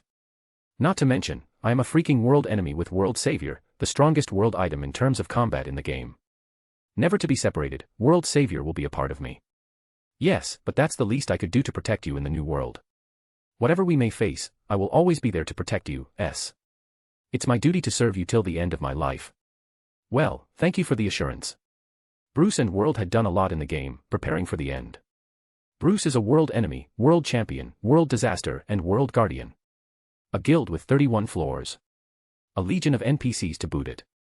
Lastly, there is World, an NPC and a player. She was designated as both an NPC of the root and a player of the guild the root. And she wasn't like the other NPCs of the root. She was built similarly to the Rabido of Ain's old gown. A world item was used while building her. A world-breaking item. A cheat among world items, one of the 20.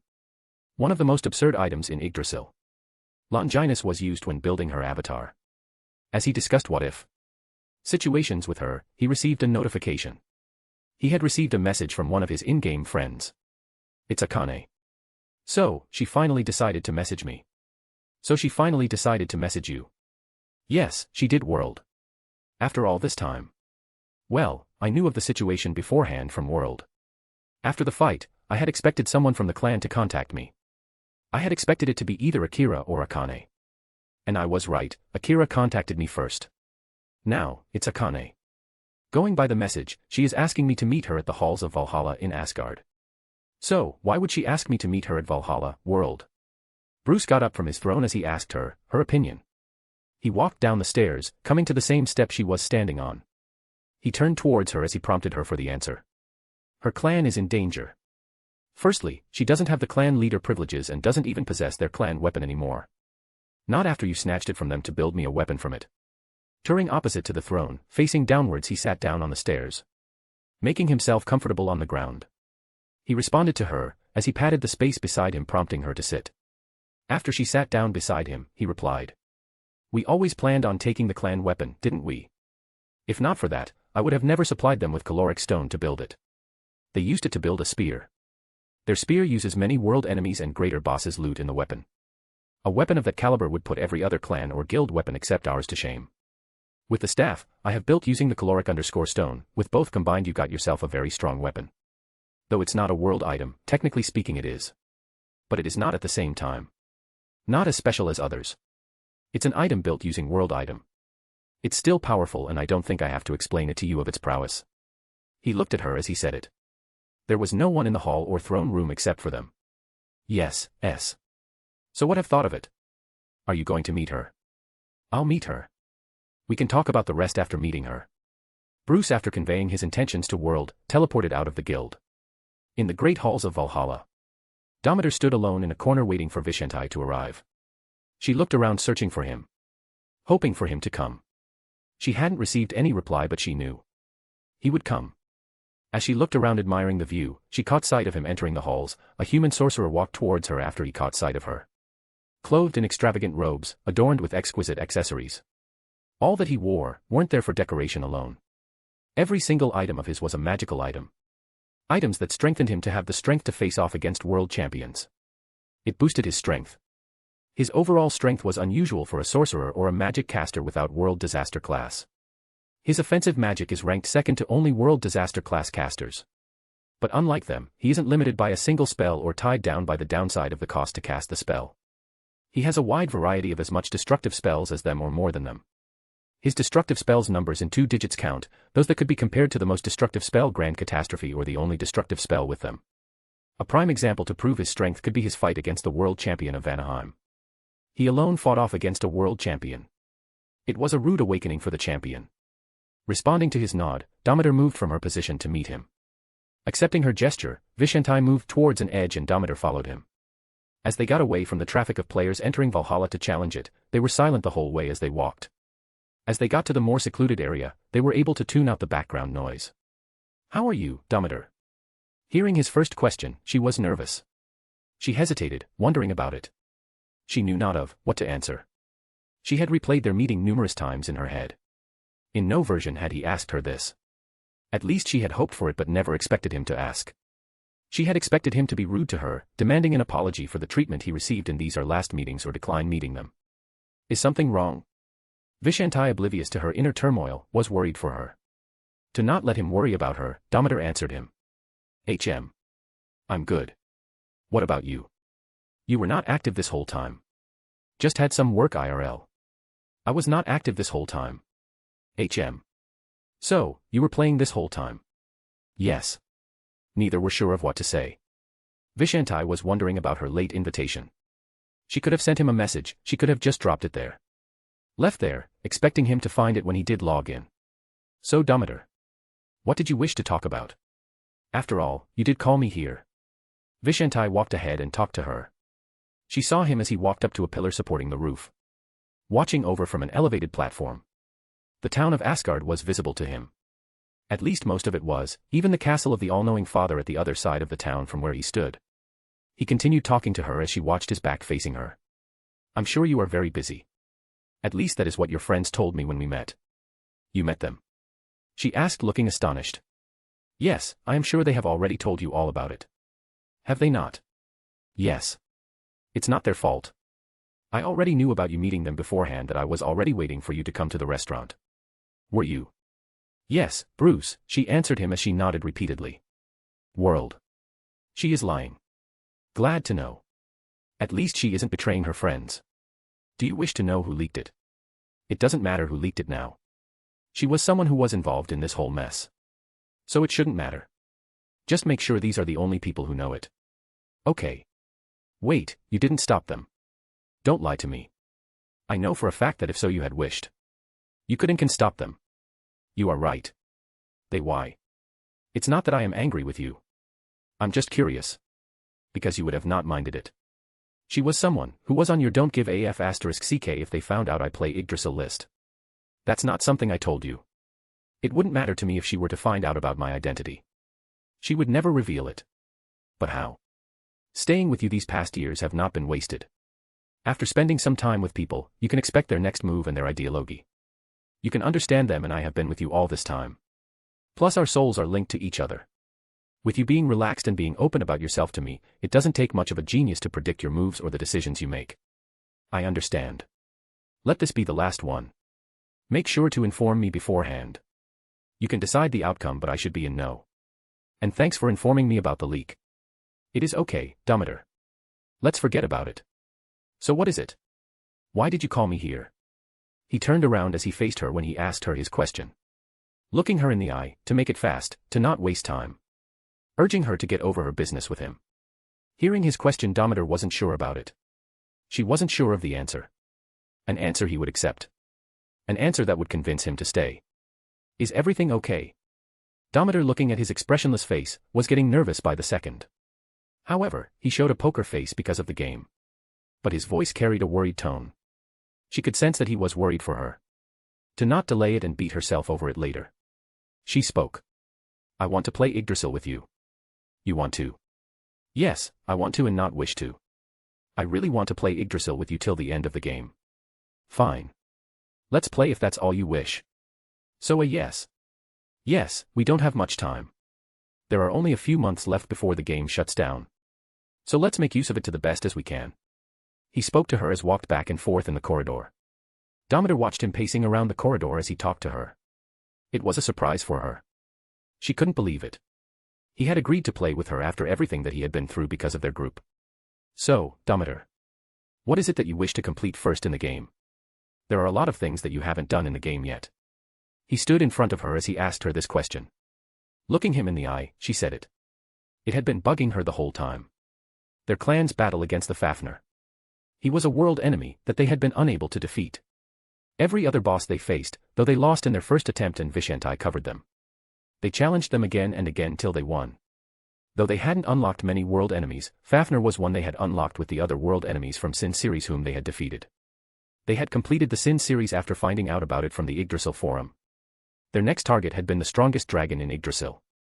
But from what they heard from Vishentai, they even with his help were no match for World Devourer, the strongest dragon and the strongest world enemy. It was a hopeless dream.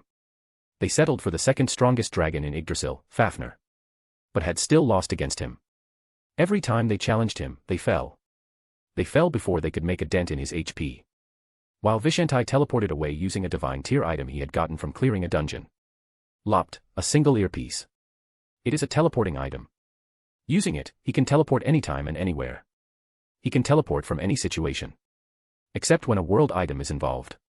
He can even teleport or escape from raids, where teleportation or escaping are prohibited and blocked. Using it he could teleport, and he had been teleporting away from the raid. He couldn't have Fafnir throw dirt on his record of not having died for the entire span of the game. Escaping world enemy is not possible, but Vishentai was armed with world items every time he faced him. They cancelled each other out, which let him escape. Bruce, after getting the item, was struggling to decide on whether to equip it or not. It was a ring at first when got it, but he already had 10 rings equipped. Each ring was perfectly arranged to boost his strength and overcome his weakness. Every single ring was there to make him more versatile. They boosted his strength and were also there to address his weakness. He couldn't equip any more. Using his golem avatar he changed it to an earpiece. Solving the problem of the ring. Whenever they lost to Fafnir, he teleported away. Thinking about it, Demeter asked him what had been bothering her this whole time. Why did you teleport every single time we fell? I did say about it, didn't I? I didn't wish to grind experience again and again. Fine, I'm sure one day you will tell me the real reason. That is the real reason. You don't have any idea as to how much experience I have grinded since the beginning of the game. If say so. She talked to him as she led him to her clan. He followed her. As they got seated at the table. Vishentai spoke first. Demeter, you do know that your clan is in danger, don't you? Wait. Recruiting Vishanti to her cause, or better say recruiting Vishanti to an adventure, had taken up all over her that she had forgotten about one of the main issues at hand. But to her, adventuring with Vishanti and spending time with him had and is more important than a clan. It may be the place where they shared some of their memories. It was a place filled with their memories of their adventure as a group. She was willing to save it if she could. So, Bruce, where is our clan weapon? Bruce. That is your real name, isn't it? Yes, it is my real name, Akane. Are we done with it now, Bruce? I guess yes. So I'll ask it again, Mr. Bruce Wayne. I don't care what you are in the real world and who you are. In here, you are a player just like others, myself included. So, where is my clan weapon? As our clan leader had deleted his account, the leadership of the clan can be transferred to any clan member who equips it next. I have already received it as a payment. Also, I am a player with a stake in Idrasil. And I'm a board member of the parent company XYZ Company. I know, Akira said it to me that you received it as a payment for the meeting. But wait. You also own the game. Yes, but partially. Then you should also know that I can't return it. Why is that, Bruce?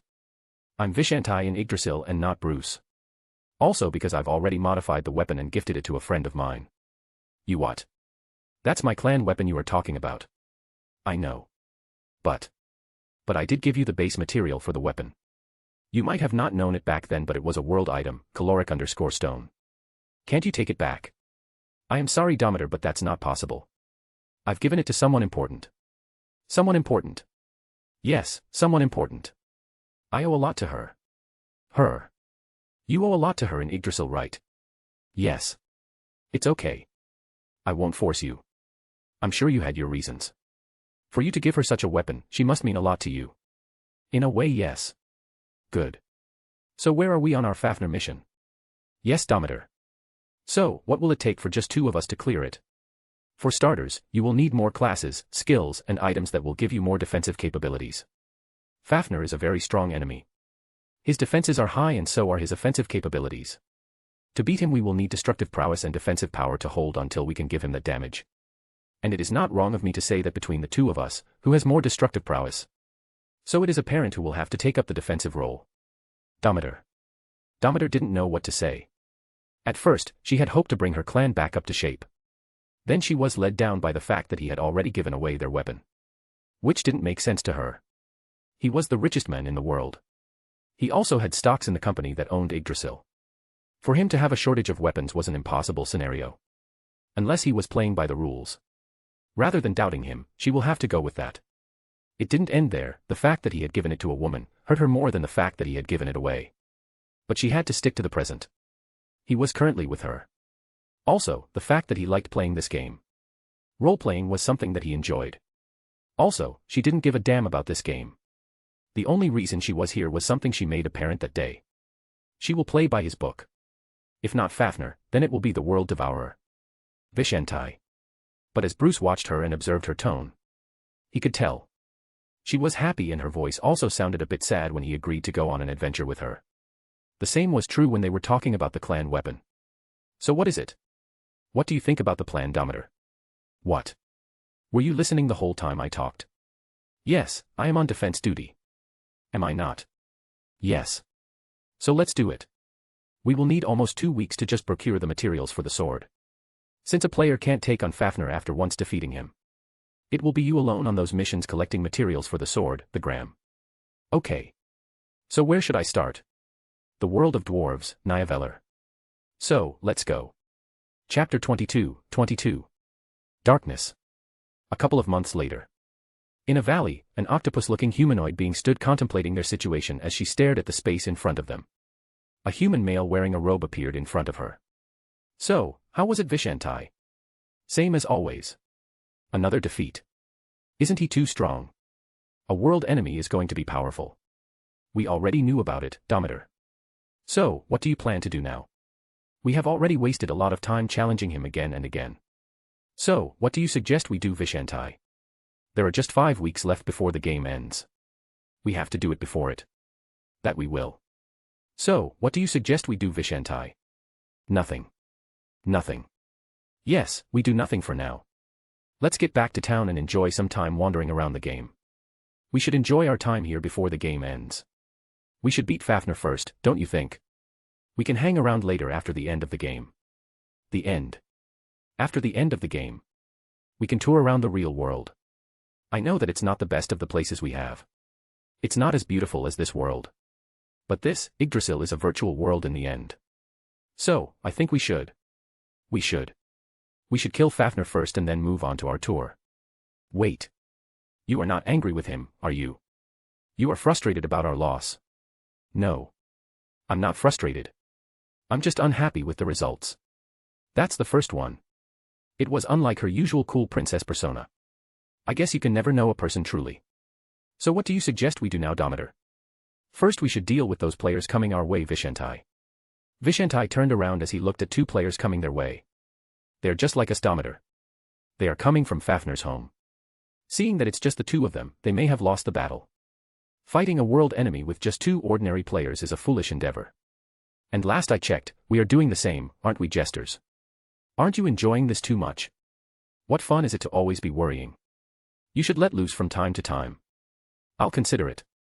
As they talked to each other standing near a valley, the other two players got near them. As they got close enough, Vishentai turned around to face them as he questioned them. So, what do we owe the favor to meet you, esteemed guests? Hearing his question, the duo walked close to Vishentai and Dometer, stopping a safe distance away. Well, we were hoping to ask you a question. The men stepped forward as he asked them a question. The duo consisted of a man and a woman. Both of them were max-level players with unique dressing styles. Bruce did not need to use appraisal on them to find out about them, he had World to provide him with such information. Vishentai also stepped forward as he answered him. Well, we are happy to answer your question. Are you guys here to challenge Fafnir? Yes. Would you guys like to join us? We tried our luck recruiting others, but no one was interested in joining just the two of us. It is a good offer, but we will have to decline. We are done with Fafnir for the day. So you are interested in fighting Fafnir? If not today, then we can surely fight him tomorrow or by this week. We will think about it. For now, adios. Saying what he had to say, Vishentai turned around to Dometer, signaling her that it was time to leave. Seeing them get ready to teleport, the man Baba Yag rushed towards Vishentai and he tried to stop him. Wait, at least tell me this. Are we going to fight Fafnir together or not? At the same time, tomorrow meet me here. If you still want to fight Fafnir. Okay. As Ars stood watching, Vishentai and Dometer teleported from the place where they stood. He stood there watching as his female companion arrived by his side, watching at the spot where Vishentai and Dometer stood a second ago. Why are you interested in them, Sato? Don't you get it, Amain? That guy was armed to teeth with divine tier items and may also hold a world item. Also, I am unable to use appraisal on him. So, the chances of us winning are higher with them than with ourselves or with others. Is that what you are trying to say? But in the end, it's just the two of us and two of them to face a world enemy. Do you think we can win by this week? Sato turned to face his companion, who also happened to be his wife in real world. That's a chance I am willing to take. We have no other choice. Next week we will have to leave for Gotham. Once there I won't be able to play Idrasil anymore. Moreover, the era of Idrasil is ending. It's true. I understand that you're trying your best to fulfill my wish to fight Fafnir, but you can take it easy. I won't be mad at you even if we fail. Amain. So tell me, Sato, how is Gotham? Fine. Gotham is a giant city. The biggest city on this planet and a city with the latest technology this world has to offer. The forefront of every revolution. And you don't have to worry about much there. I have got everything we will need ready. We will have to thank Wayne Enterprises for that, won't we? That we do. No matter the situation, I will never forget about Idrasil. It was due to Idrasil that I met an executive of Wayne Enterprises.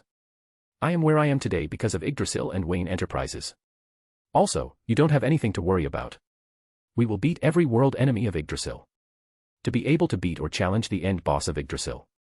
The strongest and the last world enemy of Idrasil, the World Devourer, to complete our set. We should have beat every other world enemy Idrasil has to offer. Only then will we have our ticket to challenge the World Devourer. We will beat them, Sato. Yes, we will, Amain. In the streets of the small town of Hell, a man and an octopus-shaped humanoid being walked silently after teleporting here a minute ago. Seeing a human player roaming around in Hell could have caused other players to attack him.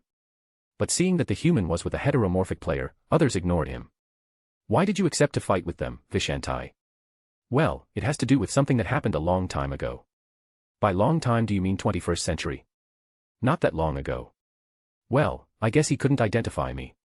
You knew him. Yes, it just feels like yesterday. But it has been a long time since I last saw him. He is the last world champion of Muspelheim. The one I told you about last year. The world champion of Muspelheim. Wasn't his account deleted from the game? That it is. But it's a different account that he is using now. How are you so sure of it? Let's just say that being a member of the board of the parent company of Idrasil has its advantages. You violated the privacy agreement. No, I did not hack into his console Akane. It was World, anyway, who did what she did. Moreover, the man works for me. Won't I know his status by just checking in with the company? That's understandable, but still. How were you able to do it so fast? Don't worry too much, Dometer. Let's just say I wouldn't be in my position if I wasn't as good as I am. Fine. So we will meet tomorrow, huh? Yes. I will take my leave now. Good night, Dometer. Good night, Vishentai. Both of them logged out of the game at the same time. Both their bodies dissolved into specks of light as they went back to the real world. Next day. Were you waiting for me, Sato? Who are you? Sato and Amane, as promised, had arrived at the valley to meet Vishentai and Dometer. They waited at the location as they had chosen to arrive 10 minutes early. As Vishentai teleported right behind them and whispered the question. They were startled by his sudden arrival and more so by the fact that he knew Baba Yaga's IRL name. Amane was too shocked to react calmly when Vishentai called Baba Yaga's IRL name. Sato chose to remain silent to see how it played out. But Amane couldn't hold herself back. She ended up asking something that had been on both of their minds after hearing him call Baba Yaga by his IRL name. Baba Yaga, the world champion of Muspelheim. Well, ex-world champion at least. You know me. You're the one who got you your job, Sato. Sir. Don't worry much about hierarchy here, Sato. So, you're the executive of Wayne Enterprises, who hired me. Something like that. I'm very grateful for everything you've done for me, sir. I did not know of your identity. Had I known it before, I would have already visited you to thank you for all that you have done to me. There is no need for it. If you say so. Sorry for the late introduction, sir. I am Sato Kendo. You already are aware of it. She is Amane Kendo, my wife. Amane, this here is my benefactor who has helped me a lot. The men who hired me in Wayne Enterprises. As they continued their talk, they were interrupted by Dometer, who teleported near them. After getting together and planning their attack strategy, they moved ahead. Defend me. Dometer shouts as she gets ready to cast a super tier spell. Baba Yaga was relentless in his attack on Fafnir with his sword. He hacked away at Fafnir, but its HP showed no sign of difference. Amane had died already due to her weak defense being a magic caster. While Vishentai circled Fafnir, raining spells down on him. Vishentai, hearing Dometer's call for assistance, teleported in front of her. A spiral of flame spewed by Fafnir was heading towards Dometer as she was casting a super tier spell. Raid bosses or any other boss monster in Idrasil were designed to target those casting super tier spells over others. Fafnir ignored others attacking him as he focused his attention on Dometer. The speed of flame breath of Fafnir was fast enough to obstruct Dometer from her goal. She couldn't divert her attention enough to use a cash shop item to hasten the cast. Vishentai made it in the nick of time, as he teleported in front of her. Vishentai raised his right arm to shield against the dragon breath of Fafnir. Answering his call and his hand acting as a catalyst, a giant shield formed in front of them. The dragon breath wreaked havoc the next minute but did not harm them. Dometer and Vishentai were protected by the Fafnir's dragon breath. The shield broke down after tanking the breath. The shield had done its job. Dometer was successful in casting the spell with the help of a cash shop item. The casting time had been cut short. Super tier spell, End of Earth. Beckoning her summon, 9 huge meteors descended from the skies. Baba Yaga backed off as he looked at the meteors descending on Fafnir. Fafnir rose to the skies as he gazed down upon a lone human below on the ground. It's just me now. With all this effort and all, we managed to get his HP down by 23%. In the grand scheme of things, it is something.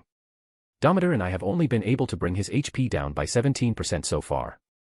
With Baba Yaga's help, we have made great progress. It is difficult to beat a world enemy with just 4 max-level players. Sato is an asset but his wife Amane holds him back. But he still was able to make a difference despite the drawbacks.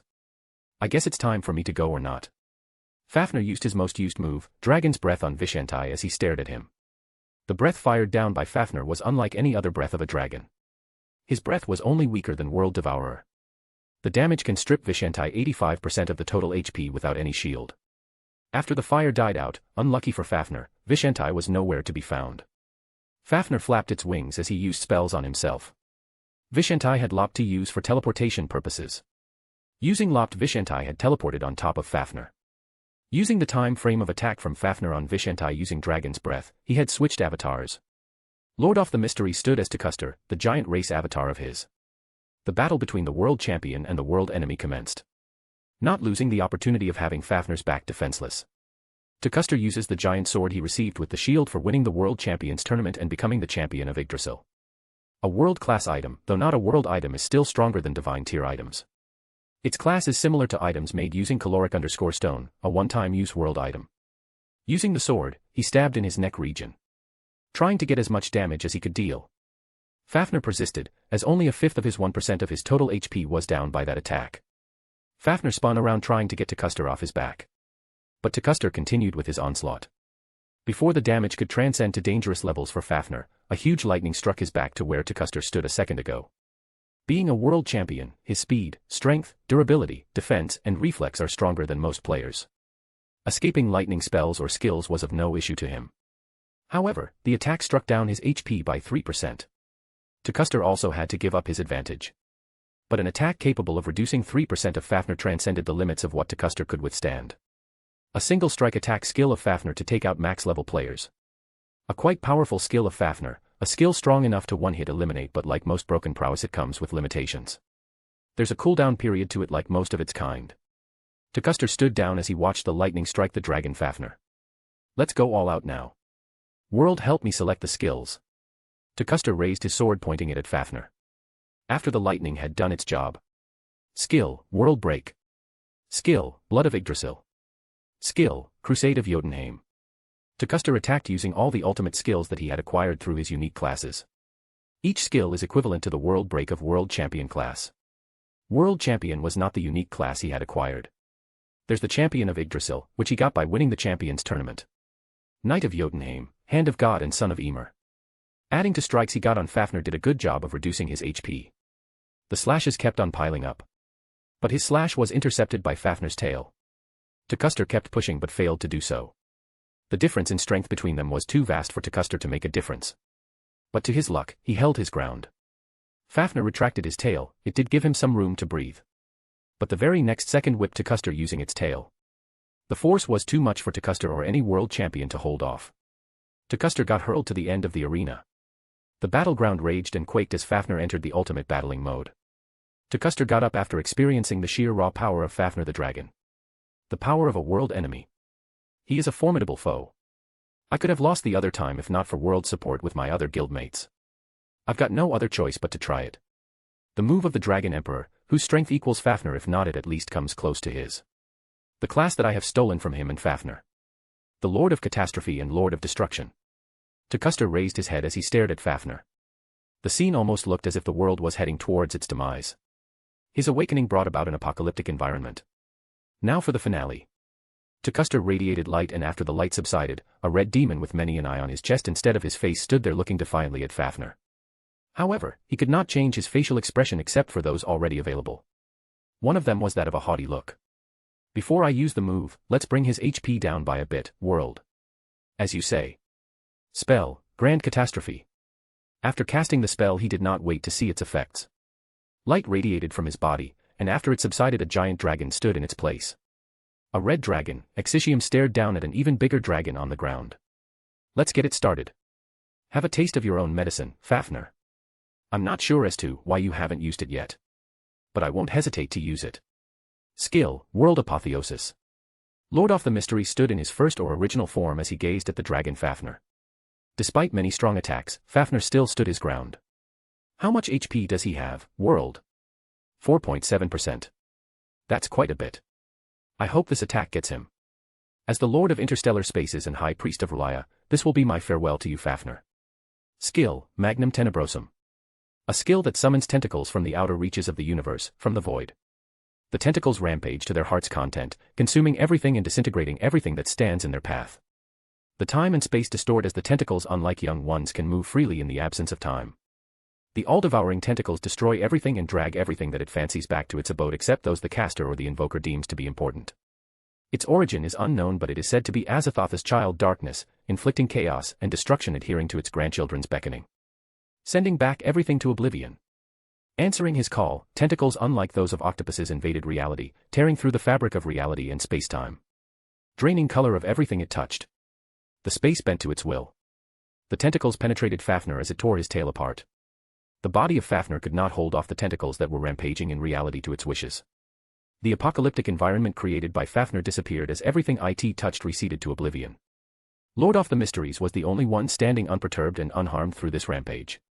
Lord of the Mysteries stared at Fafnir as his body was getting torn to shreds. Lord of the Mysteries observed a glitch when Fafnir's heart was penetrated and torn to shreds, consuming and corrupting the origin and the essence of his existence.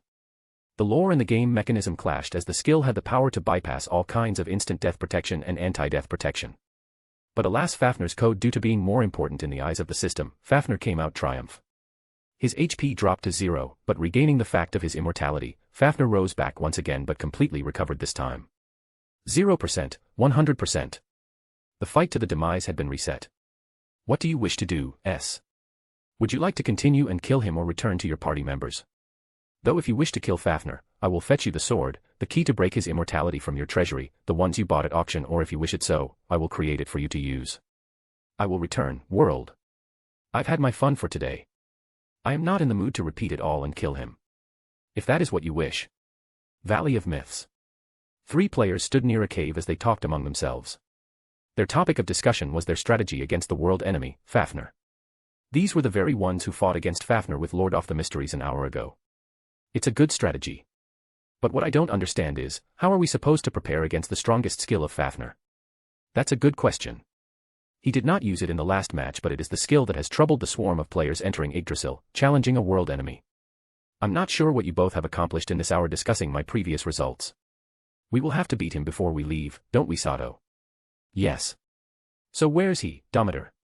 I'm sure he is trying his luck against Fafnir even now. He is not your everyday player. He is strong, very strong. Back in the day, he managed to defeat a greater dragon, the boss of a greater dungeon, all by himself.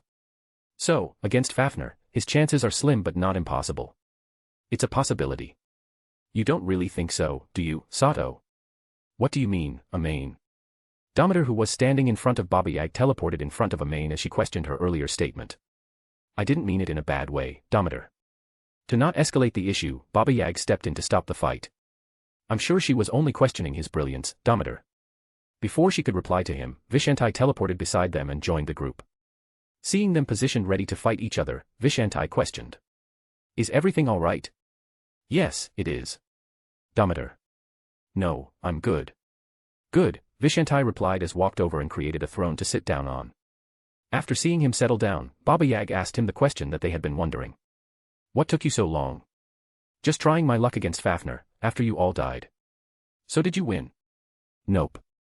But it was a great fight. Fighting alone against a world enemy or the dragon Fafnir was very entertaining. Though as much. But seeing how long you were gone, what took you so long? Was busy using hit and run methodology to waltz down his HP.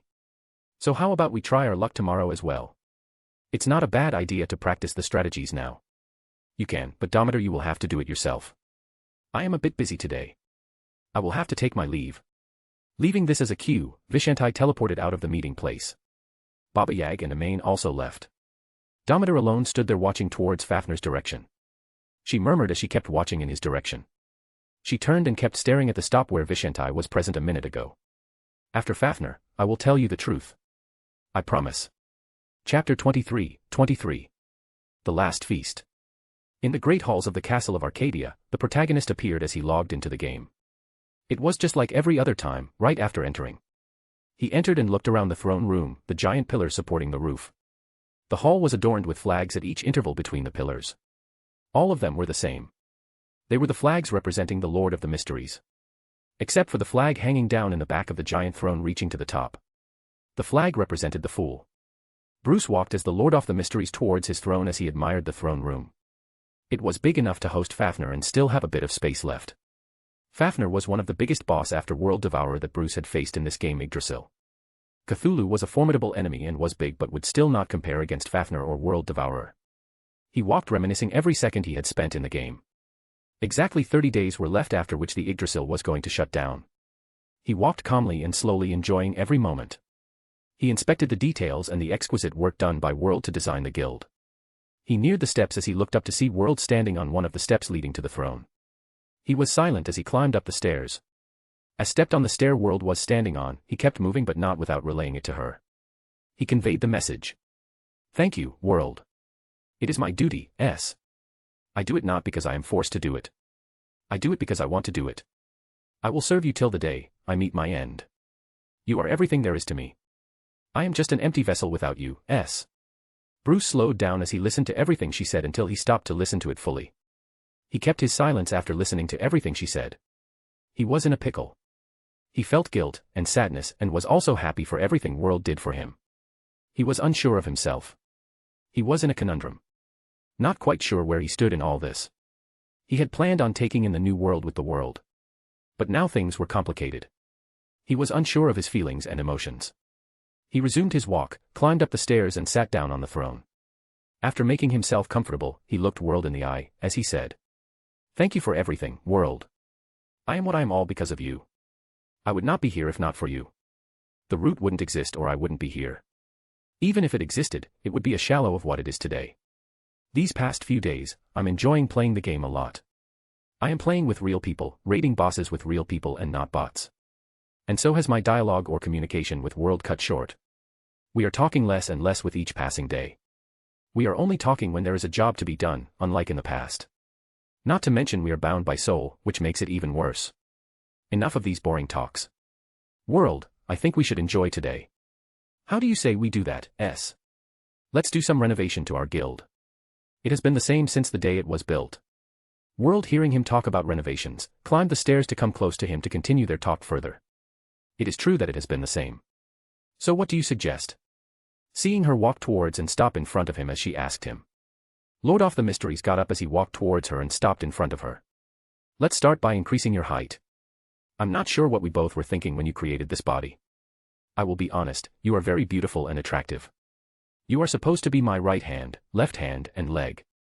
When you stand beside me, the difference in height between us will stick out. True. Seeing her nod at his appraisal, Bruce continued. Increase the height to 180 centimeters. I'm 186, it will be a good combination. Consider it done. So what's next? Good. He replied as he watched her grow taller. Say what do you say, we break some rules. Unlike every other time, we do it brazenly. I see no problem in it. So what do you have in mind?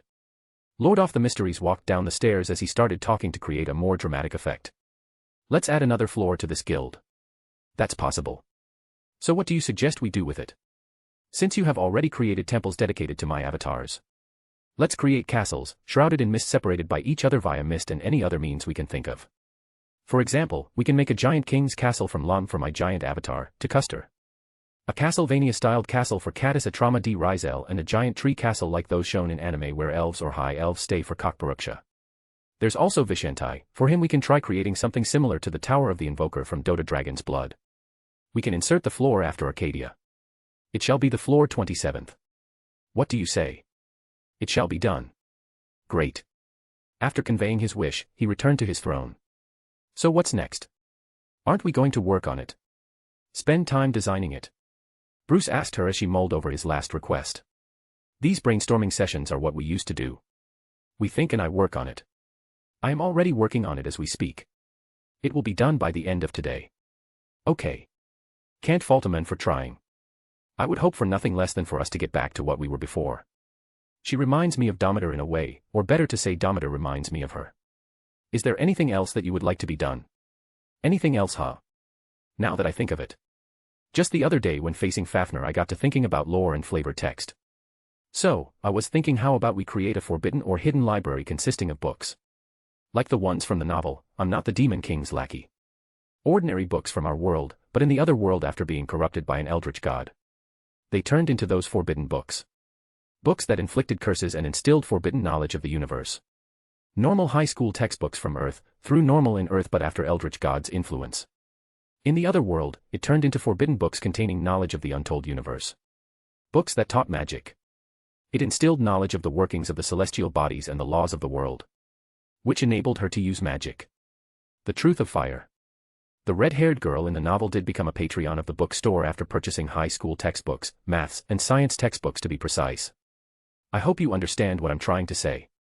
Also, make it so that only you and I are allowed to enter the library. It will be done. Anything else? Ting. It's Baba Yaga. He wishes to meet. I will have to take my leave now. It's understandable. I'll get back to you about it at a later time. See you later, world. Your order is my command. Bruce disappeared as he cast a teleportation spell. In the halls of Valley of Myths. Fall back. Cover me. Fafnir roared as he struck the players that had invaded his abode with lightning and fire. We are low on HP. It's inevitable, we will lose. Amain spoke as she conjured a shield to defend herself. Today is the last day. We are playing, we can't lose. Baba Yaga rushed Fafnir as he erratically slashed at Fafnir. I understand that he has to leave for Gotham today. So he won't be playing from tomorrow. His wish to fulfill his wife's dream is great. It isn't just his wife but also Akane who wishes to beat Fafnir. We are still in this because of my holding back. I'm tired of these repetitive fights and the losing streak that we are on world. What do you think I should do? Vishantai stood at the back as he watched Dometer and Amain rain down spells on Fafnir as Baba Yaga slashed at Fafnir as he circled Fafnir. Fafnir still stood with 77% of HP. There is only 1 month remaining for the end of Idrasil. Sato and Amain will keep quiet with whatever you do in the game. As for Dometer, it will depend on you. Do you trust her enough to give it your all? At least put enough strength to beat Fafnir. CK this. Vishantai retrieved a grimoire from his storage as he got ready to cast a spell. Get back, Baba Yaga. What is it? Without turning back, Baba Yaga replied. Get back. Fine. As Baba Yaga retreated, Akane and Amain also backed off. They waited with heated breaths as Vishantai teleported himself right in front of Fafnir. Spell, Grand Catastrophe. How? He isn't a world disaster class caster. Then how? Vishantai did not wait for the effects to finish. He retrieved a spear from his inventory or storage. Activate, Spear of Yggdrasil. He held Gungar the world item. After activating it to use its special skill, Vishantai threw the spear at Fafnir. The spear traveled at breakneck speed as it pierced Fafnir and penetrated his body. The Grand Catastrophe and Gungar drained a lot of his HP. The Fafnir lost nearly 36% of his HP, it was mostly Gungar that damaged Fafnir the most. Fafnir withstood the attack, as he finally activated his special skill. World Apotheosis. Chaos ensued but before it could deal real damage to them, Vishantai teleported back to his teammates. They had been too shocked to make a move. It was easy enough for Vishantai to get them all together. Vishantai dropped the grimoire as it disappeared after leaving his hands before it hit the ground. He retrieved a shield from his inventory. Aegis. Aegis has the power to reflect all types of skills and spells. Aegis is a special world item. It can reflect almost anything but not an attack from a world item or reflect an attack from world enemy back to it. Usually, that is the case. The special skill of a world enemy or any attack from a world enemy can't be reflected back to world enemy. But it's different now. There's always a loophole. When they weren't looking, in the middle of the chaos that had ensued earlier, he had sneaked into Ramadal's. A cash shop item that is used as a substitute for any attack from the enemy. A skill or a spell. It will tank the damage for the player. But it has a limit, of only being able to take damage up to 8th tier spell and level 75 fighter's prowess. Unlike what players usually use it for, I'm using it to reflect the skill to it. It would absorb the power till its end but this skill is an AoE skill.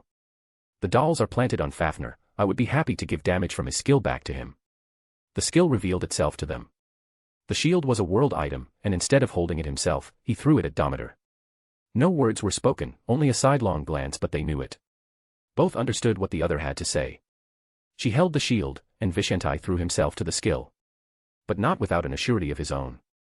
The rules of Yggdrasil are confusing. World items that affect status or play with the concept do not affect world enemies. But attack-type world items that only cause damage are allowed. Vishantai used Lop to teleport above Fafnir. The skill's effect. Moments before it affected him, Dometer threw the shield towards him. The effect of the skill strikes him, but before the doll's damage is overcome. Vishantai caught the shield. Using the shield, he reflected the damage to the doll. World Apotheosis is a special skill that when activated creates an apocalyptic environment. Dark red clouds gather above, and storm blaze as red and blue lightning strikes. With the black orb forming in the skies. It rotated as it pulsated. Every pulse of it invoked instant death to all those present. Each pulse shot spikes from it to the ground. The spikes exploded after making contact with the ground or any other obstacle. Lava burst open from the underground as the black orb exploded at last. Vishantai took lightning damage but when the orb was about to explode, he took the shield back. while Domitor and others defended themselves from the lightning, storm, and spikes. The spikes were too powerful for even Vishanti to take on. Last he used it against Fafnir, the spikes and orb managed to eat away 38% of Fafnir's HP. Using the shield he reflected the spikes to the doll. They penetrated the doll and exploded while aftermath later affected Fafnir also. It was not just one doll that he had planted on Fafnir. Every doll exploded unable to withstand the blow. At last, the orb exploded which he directed towards a doll on Fafnir. The whole damage from the attack was transferred to Fafnir. Though Fafnir was not part of the initial damage, he had to bear the brunt of the aftermath. After all, Vishanti threw himself to the orb, it was going to explode at point-blank range to him had he got the shield back a second later than he did. Unlike last time, Fafnir only suffered 26% of the total HP with this roundabout attack. At first, he suffered the attack damage from lightning and transferred it to the dolls. Later when it was turn for spikes, he transferred it to dolls though he wasn't hit by many of them. He still did lose quite a bit of his HP. Later he used the shield to reflect the attacks to the dolls rather than transferring it through him. If he did so, he would have to bear the brunt of the attack. After all, the dolls weren't strong enough to take the damage from spikes. Luckily the dolls were treated as player replacements in the game. A bug to be precise, which could only be misused in raids. The dolls not being able to bear the attack transferred it to the closest game entity, Fafnir. It would have transferred the damage to Vishanti had been holding them. To the system, Fafnir was no different from Vishanti. Due to the bug, it considered dolls to be something that Fafnir was equipped with. Vishanti was playing the game exploiting every bug he could find. He had also planted some of them himself with World's help. He retreated a bit to observe Fafnir. I am not left with many options now. If I don't press on, he will recover. I've still not pulled all the stops. What do you think I should do now, World? Do what your heart desires. It's unlike me to say that, but I leave this decision in your hands. I always find my way to you whenever I am in trouble, World. Let's go. Vishanti radiated light after it subsided, and a man wearing a suit stood in his place. The spectators were too shocked to react. Baba Yaga was shocked by the outcome and Amain was speechless. As for Domitor, she stood showing no reaction. Skill, Summoning of the Dark One, Spawn of Yog-Sothoth.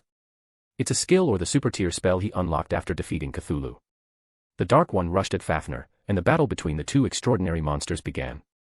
Though the Dark One was huge, still the Dark One was dwarfed by Fafnir. Both the monsters surpassed the level 100 mark. He had not wished to resort to it, but he had to. He had used the world item, Jewel of Souls, to summon the Dark One. After all, he had to still use his super tier spell to put an end to this farce. Super tier magic, the promised star fall, Stella.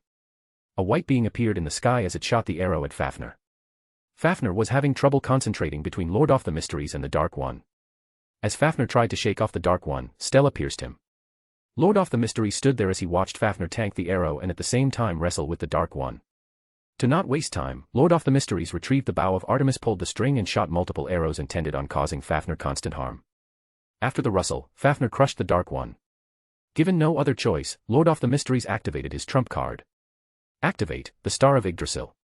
A special skill of the bow, a world item. A long arrow that radiated golden light formed on his bow. As he pulled the string, the space vibrated between the bow and the string. Fafnir, who had been distracted all along, went distraught as it sensed the attack. But it was too late, the arrow was more powerful than Stella. It was obvious as it is a special skill of a world item. The arrow brought its HP down to 0. Without wasting his time, Baba Yaga ran through the remnants of his attack. He stabbed the Fafnir's heart with the sword. The sword that he and his wife had built. World. Congratulations, you won the match. Fafnir fell. Amain and Domitor did not move an inch the whole time. Baba Yaga came to his senses after the Dark One was summoned. He had seen it before. It was the skill of a very famous player. One of its kind, belonging to a special and unique class. Baba Yaga watched as the sword infused into the heart of the Fafnir, as it melted and turned into an orb. The orb was a magical item. It could be used as a special catalyst in staff or magic items for casting spells. It could also be turned into a weapon. Or a staff. Baba Yaga picked it up as he walked towards Vishanti or his boss. Thank you for doing this for us, Lord of the Mysteries. The guild leader of the Root. Thank you, boss. Relaying the message, he left the orb in Lord of the Mysteries' hand. He teleported to his wife before she could open her mouth to say. He teleported out of the arena holding her hand. He had seen it. He had seen Domitor's reaction throughout the match. He had also seen them together. Their friendship. He knew it by reaction. Domitor was shocked. It could only mean that she was unaware of his identity. So did he, neither he nor Domitor knew of this. He was sad, the match hadn't played out as he had hoped for it. It felt anticlimactic. But he knew it, he had been there before. When he lost his childhood crush. It was unlike his situation, but he still felt he needed to give them some room. Lord of the Mysteries stood there as he watched Domitor walk towards him. You are the Lord of the Mysteries. He couldn't refute her, she said it with conviction. It would have been a happy moment if not for how relationships are complicated. It was not a matter of how he had come out now. How he had rescued their party. Not like in those anime or novels where after the MC shows his true or hidden self the FMCs fawned over him. It was a matter of trust. This was a game in the end. It could mean a lot to Bruce, but to anyone else, it was just a means of entertainment. Akane. Yes. They both stood there not sure of their stance. Congratulations, Vishentai. We won. We beat Fafnir. Yes. There was no mention of his avatars.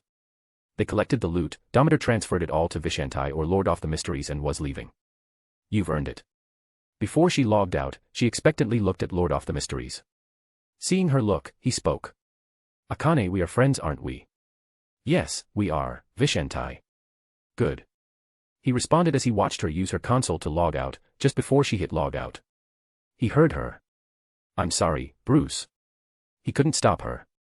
She was already out of the game. Unsure of why she was sorry.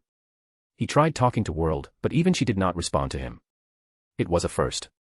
He sat there on Fafnir's corpse unsure of it. World, World, World. World. It was not until 10 minutes later did World get back to him. I'm right here, S. All this time, she had been calling him Vishentai and he without realizing it himself had started calling her by her name.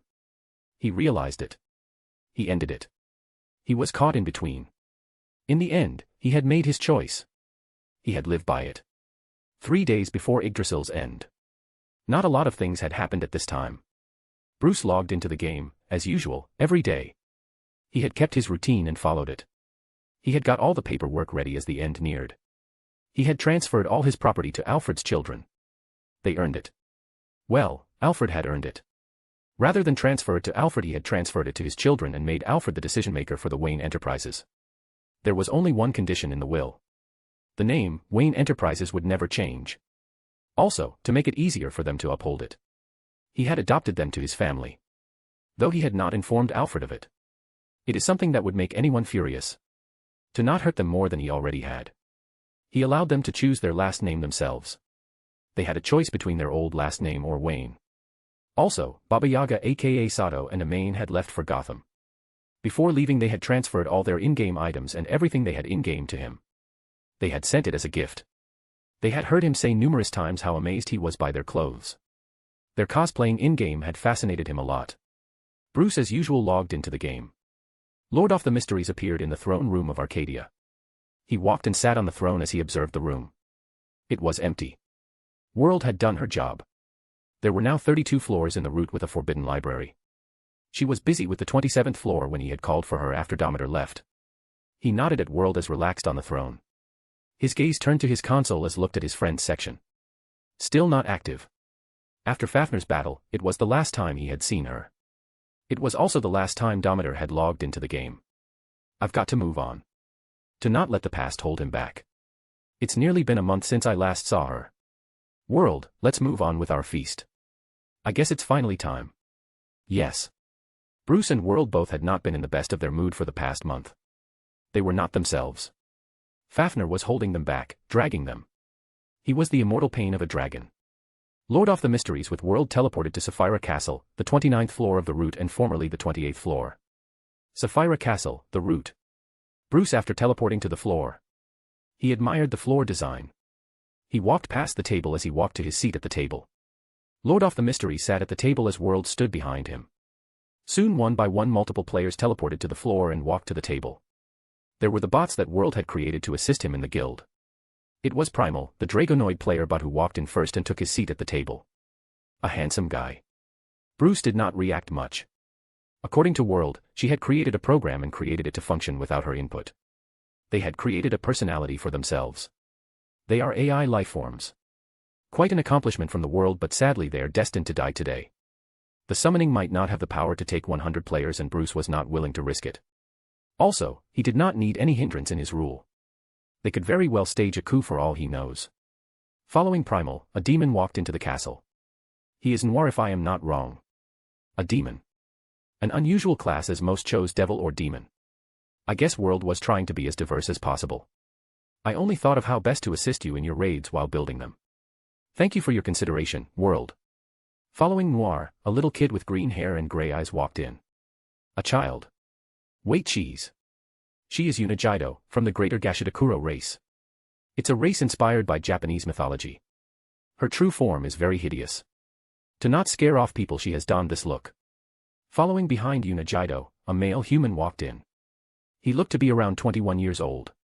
He's Machiavelli Draven. A human and a drow. He's a warlock. Following them, an automata entered the castle. Scarcity was its name.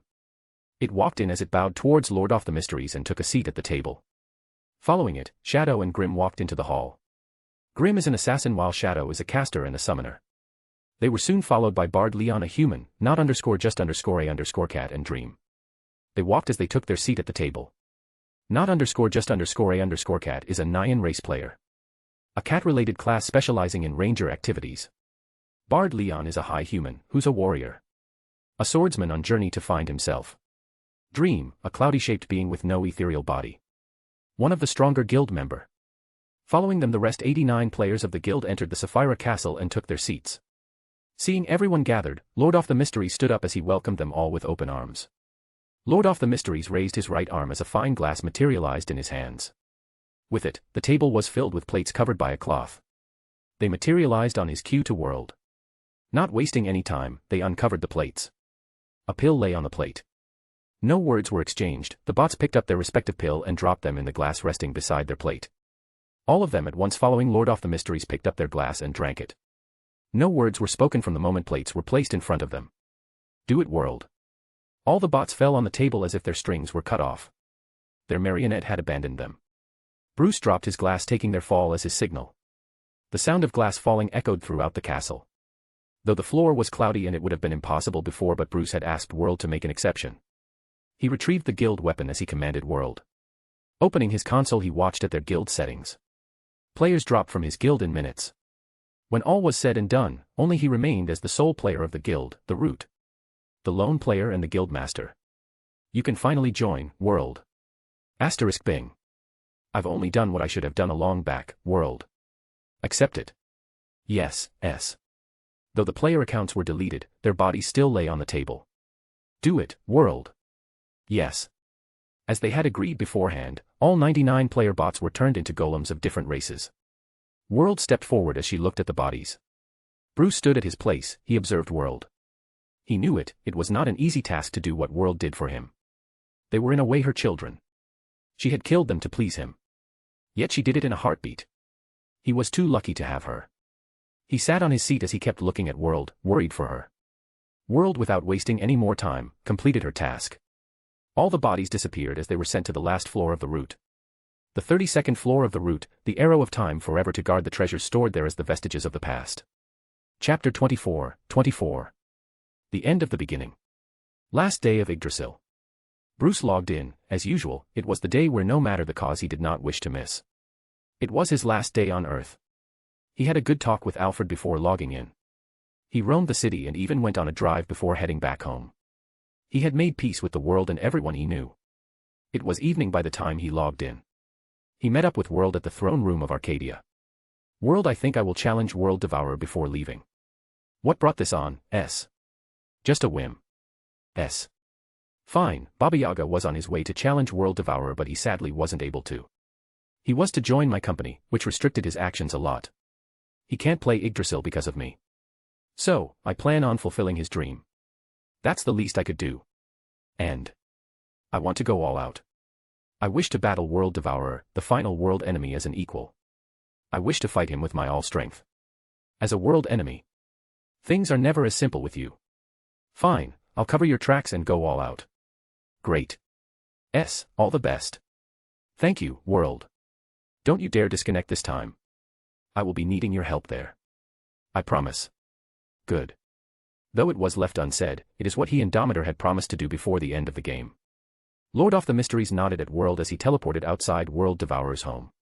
He checked his console for any other item he might require before he entered. His eyes wandered to the friend list. Still not online. Bruce walked in the space, as he headed towards World Devourer. He did not wish to waste his time clearing the mobs on his way, so he had the world deactivate them.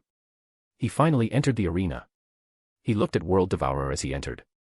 This is not going to be an easy fight. Fafnir is a kid in front of World Devourer. I can't imagine what would happen if he were to get teleported to the new world. His flavor text and the lore dwarfs any other world enemy except for Cthulhu only because World has put extra work into Cthulhu for me.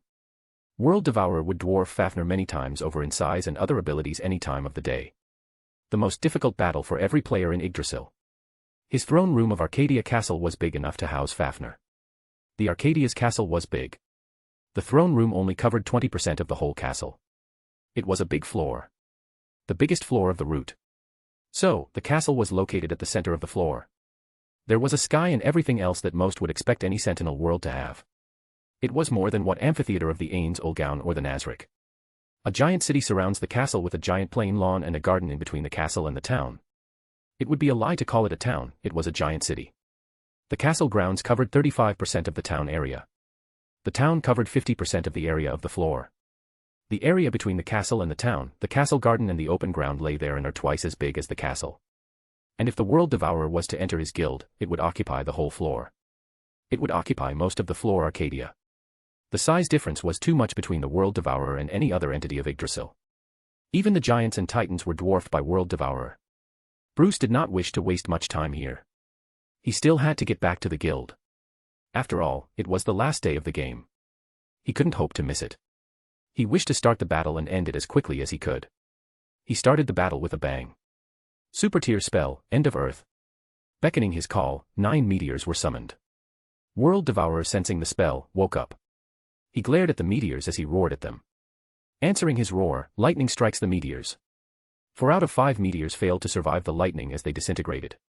World Devourer was one of the original reasons why the concept of guild alliances was formed. The other reason was forming race alliances and for other special event bosses. For same-race players to unite and form community was their aim. As the game name suggested, it was a massively multiplayer online role-playing game. World Devourer was the massive raid boss for this game. The final end boss. This is not going to be an easy fight. Bruce wondered aloud as he hovered above looking over World Devourer. World Devourer stared back at him, getting ready to bring this mortal down. Lord of the Mysteries switched to his demon avatar as he cast. The act was swift, he moved around selecting spells and maneuvering landing as much damage as he could. Spell, Grand Catastrophe. He continued the battle without waiting for the spell to show its might as he used his skill. Skill, the Scarlet Archon Dystopia. He switched back to Lord of the Mysteries avatar as he used his skill. Skill, Summoning of the Dark One, Spawn of Yog-Sothoth. He turned to Vishanti as he casts. Super tier magic, the Promised Star Fall, Stella. He teleported from his position to avoid the World Devourer's strike. He teleported himself up above. Fly. Hovering in the air, he retrieved his grimoire. Super tier magic, 10,000 Swords of Demeter. He dispelled Fly, as he switched avatars again. As light radiated from his body, after it died down again was seen falling. Skill, World Break. Tukuster did not stop at it. He drove the sword in the World Devourer using his fall. He slashed repeatedly as much as he could. He jumped back as World Devourer struck him with lightning strikes. Ice spikes were launched at him. He jumped around dodging as he circled on World Devourer, getting in as many slashes as he could. World Devourer roared as it took to the flue above. They were currently in the void between the worlds. Outside any of the 9 worlds. At the time he met World Devourer was resting on a leaf of Yggdrasil. World Devourer used his dragon's breath to distance itself from him. Tukuster jumped from World Devourer's back.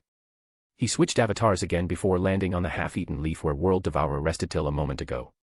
It was small leaf 7 times bigger than his floor Arcadia. It was quite big. Though when the devs didn't have to work much on the environment, they didn't give a fuck to make it so big. After all, the surrounding environment was all space. Lord of the Mysteries now stood on World Devourer's back. He had no other choice. Not like he had any platform here in the void to stand on except for the half-eaten leaf, which now was a bit too far to get. Their fight had brought them a good distance away from it. He could try taking World Devourer back there with him, but that would end up wasting a lot of his time. World Devourer lived up to how beings on his size moved. Though his attacks were quick and fast. Maybe faster than him, which Bruce would definitely deny, but his body was too big and he moved slow. Skill, Magnum Tenebrosum. Darkness clashed against World Devourer. It's time now, World. He switched again as he turned to his last avatar. The sequence 0 of his pathway, in a way. The Fool now hovered above the World Devourer as he watched the tentacles clash against the World Devourer. Now let's see if this reality manipulation, or as you called it, acausality and causality, works on World Devourer. Though that's what it says on his lore, but he does have outcome manipulation, or let's just call it superior version of Wish. So, let's just call it as Wish. Bruce sighed as he recalled his fight against Cthulhu, where Cthulhu had used Wish against him. The numerous times he had to defend against his own attacks and the times where he couldn't escape Cthulhu's attacks because he deemed it so. It is quite the powerful ability in Overlord world, isn't it? Yes, but it was quite a pain to deal with it. Though aren't you grateful, now that you have it? So the fight was worth it, right? Totally worth it. Now let's see how you fare against this, World Devourer. The strongest skill of Fafnir, the third strongest entity in Yggdrasil after you, World Devourer and Cthulhu. Skill, World Apotheosis. As he activated the skill, he saw World Devourer's body and his own character experience a glitch. He lost sight in the game. All he saw was darkness. This was the second time he had experienced something like this. World. S. What the F***ck is happening? I'm not sure. This was not supposed to happen. There seems to be some problem. Maybe because of the closing, they are closing some of the game features. As he was conversing with World, he regained vision. But unlike before, the position of World Devourer and his was switched. He teleported as he saw World Devourer open its mouth. Not a second later, it fired Dragon's Breath. I guess it might have been a glitch. Everything is okay now. No, something is not right. World Devourer is being treated as a player entity by the system. It is being classified as a player, world enemy, and a raid boss at same time. What the foo **k? World Devourer, unlike its past movements, raised past him as it tried to devour him. But due to his world enemy status, he was able to escape. As if his lore was coming to life. He was moving way faster than before, or better to say he was moving faster than what the devs had set the limit. Had he moved this fast since he was introduced in the game, no player or guild could have defeated him. The game glitched as World Devourer moved past its predesignated moves. World Break.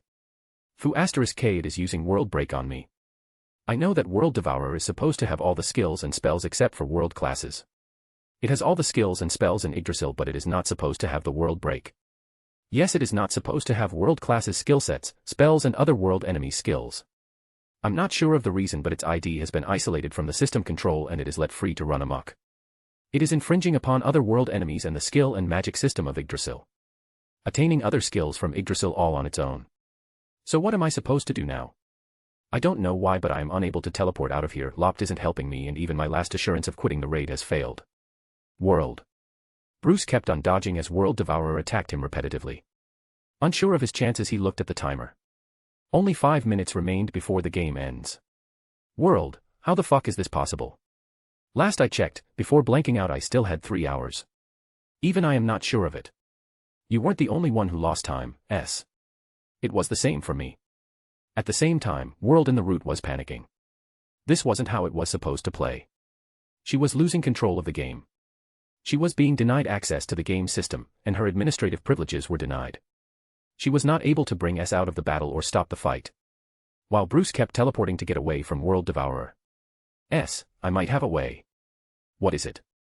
I will have to access World Devourer and control it. After all, it is being treated as a player account by the system now. Good luck, but what about your avatar in the guild? I can't lose you here. You are coming with me to the new world. Don't worry. I can handle them both. I can control 2 accounts simultaneously. I have already controlled 99 player accounts before, haven't I? Fine, do it. But promise me. You will come with me. I promise. As soon as he said it, World Devourer stopped in his tracks. S. World Devourer spoke in its hoarse voice. Its speech resonated through the space. World. You can leave now. Good. Bruce sighed in relief as his hands went to his console. He saw it. In the friends list, Dometer had logged into the game. He saw it when he clicked on the leave icon. It was not a conscious action, but as soon as he saw it, he looked up at World. World, who was in World Devourer's body. She couldn't delete its character or leave its control open. It would again start its rampage.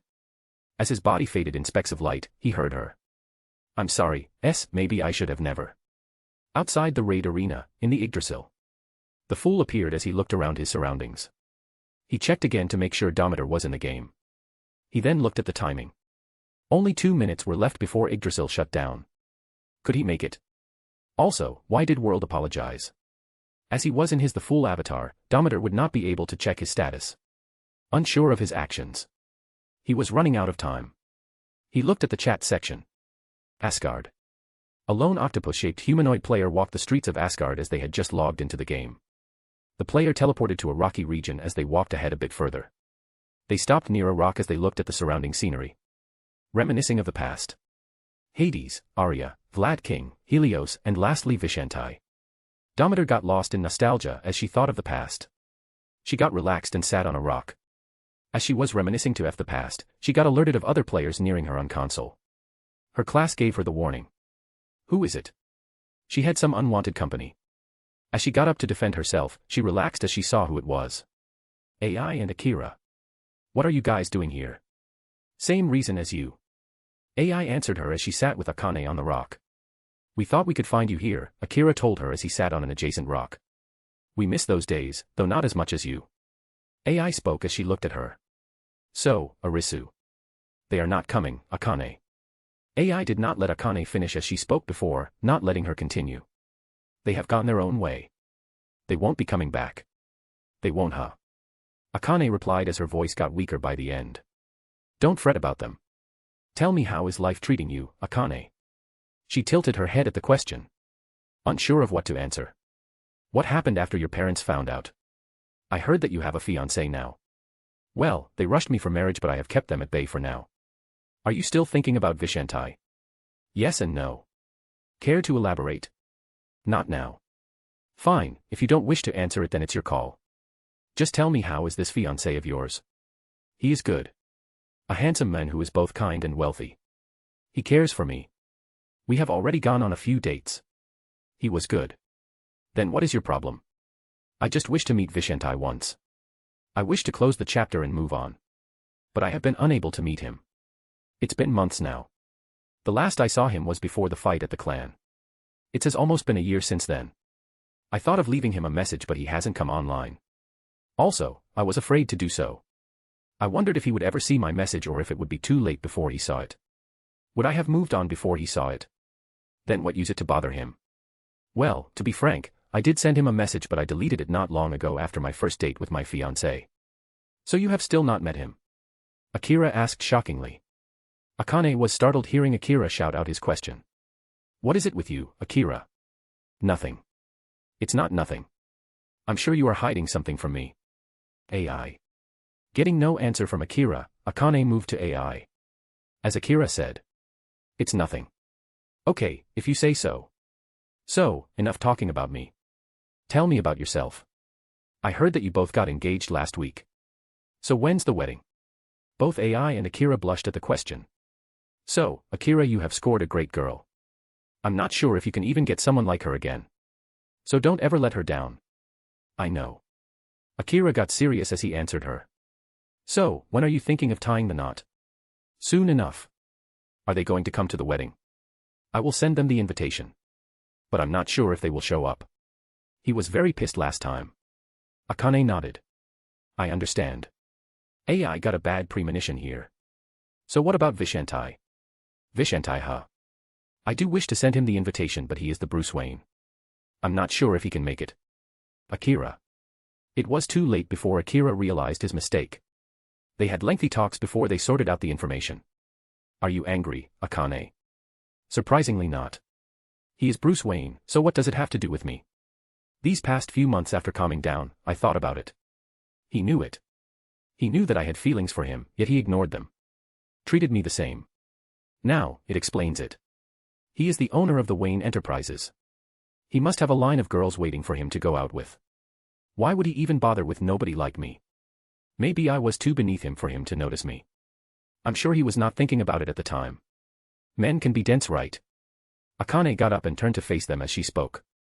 It's fine, AI. I'm done with it. I have made my peace. AI confused asked her. So what is it? I'll say yes to him. I'd rather have someone who cares for me. Who will put me before himself and everything else than someone who? Someone who? Never mind. Akira got up. That's good. You were so engrossed in your talk that you forgot to check the time. There's only 2 minutes left before Yggdrasil ends. That's right. So what do you guys say we do a countdown? Akane asked as she turned to them. I'm fine with it. To which they both agreed. Time passed as they turned to see her doing something with her console. What are you doing, Akane? AI asked her curious. So what if is he offline? I'll just send back everything that he has given to me. Every item that he gave me and even those that he helped me get. It's your choice. He won't even find out about it. Before he logs in to find it, the game would be gone. It's okay. I'm doing it for myself. So let's start the countdown. 10, 9, 8, 7, 6, 5. As they continued their countdown, Akane heard it. I'm sorry. She heard someone apologize to her. She turned around to find Akira and AI continue with their counting. So they did not hear it. She looked around, seeing her distraught. Akira and AI were going to ask her before they all found themselves back in their bedroom. Thank you for playing Yggdrasil. Yggdrasil had ended and there was nothing she could do. She won't be able to find the owner of the voice now. She was a woman. As Akane contemplated her situation, Akira and AI called to check up on her. She said it was nothing but there was really nothing she could do about it. The least she could do was, not worry her friends. After all, they did not hear it. It might have been a figment of her imagination. All right. It's time to move on from Yggdrasil. Bruce read through the messages. Texts that should have existed, weren't there. As he went by it, he received multiple gifts for his Vishanti avatar. Akane aka Dometer had sent loads of items to him. He did not know what they were but he did not care now.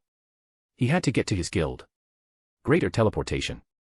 He tried teleporting to his castle in Arcadia but found himself right outside his guild. He checked the time as only 18 seconds remained in the game. He couldn't afford to miss his ticket. He couldn't afford to go to the new world without his guild. What was the whole point of building it if he couldn't take it with him? He sacrificed a lot of things to get it done. He could have gone just like Momonga and enjoyed Yggdrasil with others. And also make some friends along the way. But he chose the loner path. He used LOP this time. He wished to teleport to the throne room of the castle in Arcadia but the game glitches again. Above all, he wasn't able to contact World. As luck would have it, his character suffered another glitch. Luckily it wasn't outside of the route. As he was wearing the ring of his guild, he was able to enter but not where he wished. He found himself in Sapphira Castle. He looked at the table and chairs neatly arranged. They were the same as when he left it. I can't risk using teleportation again. I was lucky enough to find myself in my guild when it glitched.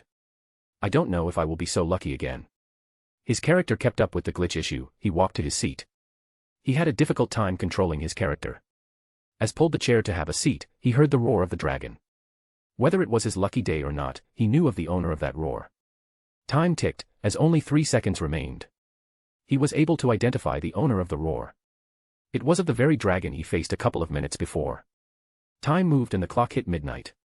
Yggdrasil ended. And he still remained in his avatar in his guild. He had made it. Oh. This marks the end of Yggdrasil arc. I was hoping for your feedback on something. I was hoping to do a Machiavelliverse thing in this FIC. The MC resuming or living up to his name, the Fool. Start the Tarot Club or the Fool's Gathering. Rather than the usual world residents being the members of the club. I was hoping to bring them from other verses. A Machiavelliverse Tarot Club. Which will in a way add Machiavelliverse travel function to this FIC. If you do agree then can you suggest names for who will be part of the club? Please keep it to anime and some famous Marvel or DC characters. I have read the comics but not everyone there is. I have not even read them in order. I have only read a few of them. Sayonara. I have my end semester exams from day after tomorrow. I will be busy next 2 weeks. After which I will have semester holidays, so more chapters then. See you guys after 2 weeks. Though I will try to reply to your comments if I get time in between or when I'm trying to refresh my mood from continuous studying. In this gap I would appreciate if you guys can drop a review. Sharing your feedback of the FIC. What you liked and disliked. Any improvements that you can suggest. Chapter 25. The Blind Idiot God Azathoth. It's finally over. Bruce sighed as looked around Sapphira Castle. The pillars, the table, the chairs. Everything was the same but now they looked more realistic. Though the game was close to perfect, it still couldn't be compared to the real thing. It was as if there was this essence that was missing. Something that distinguished it from the real. Now, it's different. It's not just that, I can now truly feel this body. Plus the fact that despite my many efforts, I can't pull up the console and neither can I contact GM. Also, the power I'm feeling with my body now. It's unlike anything I have felt till now. It's intoxicating. I just hope that I don't fall in love with myself after this. Right, I couldn't be any more narcissistic than this, could I? But who is to say what the future holds? Anyway, as for World, she is still not receiving my call. Might be angry or disappointed and sad about it. I should drop by Arcadia to check on her as soon as I can. But before that. Bruce relaxed on the seat as he made himself comfortable on his chair. His chair was more extravagant, taller and bigger than the rest. I had to try the GM function. After all, even Momonga tried it. It's sort of a ritual now. He just sat there on his chair staring ahead, looking at the empty chairs placed on both sides of the table. With his left arm resting on the chair's armrest, his right arm moved towards the table. Bruce, or the now Lord of the Mysteries, extended his right hand and caressed the table edge. He tilted his head to observe the fog covering the pillars and the walls. The floor was made up of some unknown materials filled with unknown inscriptions. A very small amount of fog permeated through the floor. It covered very little and the fog on the floor was thin so that the floor was still visible. Still in his old position, he raised his head to check the ceiling. A giant ceiling for a giant hall. He looked at the realistic painting or mural on the ceiling. On it was a giant tree with many branches. Each branch has only a single leaf. The leaf was big and was represented with various symbols and designs. Had any player seen this during Idrasil, they would have lost their mind. The giant tree was the world tree, Idrasil. Each of those branches with a single leaf represented worlds. The mural didn't end with just the drawing of the Idrasil. The leaves were not so simple. These designs and symbols covering leaves made the map of the 9 worlds of Idrasil. Bruce's greed or longing to hoard everything he could know no bounds. He had put up Yggdrasil's map on the ceiling for him to admire in the new world. In the new world, it is of no use except as some decortications. But he still moved ahead with it. The details were accurate. He had the map of every world of Yggdrasil. Even the half-eaten leaf near the root. On it sat a giant dragon, almost as big as the leaf itself. The giant tree, Yggdrasil, was made inverted. It was an inverted tree on the ceiling. He stretched his right hand as he rapped on the table. Let's try it. I can't wait. Beckoning his call, golden particles gathered in front of him and formed a portal. Lord of the Mysteries observed it closely. From within the golden portal, a sword entered reality. Lord of the Mysteries did not attempt to take the sword. He stopped his rapping as he snapped his fingers and the portal disappeared.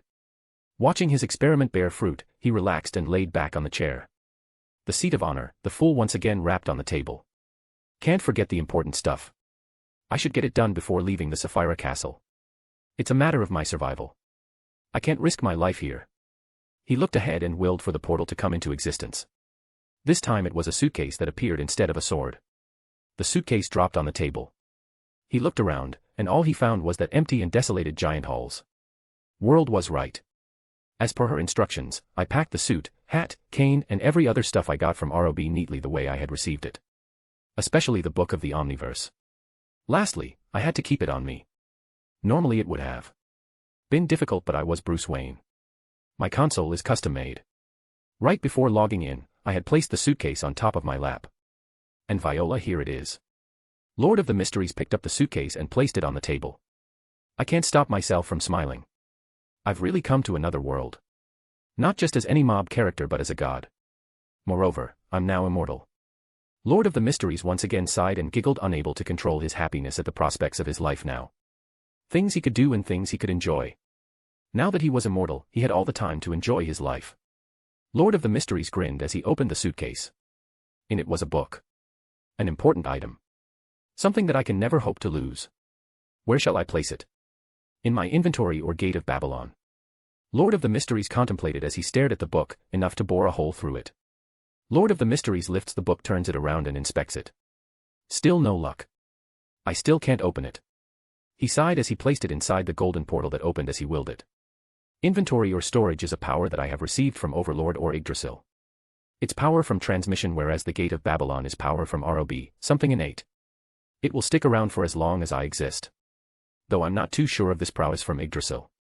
What if there's an item or someone who could neutralize it? Lord of the Mysteries as he was done with the book. He next moved on to the only items left in the suitcase, his suit and the cane.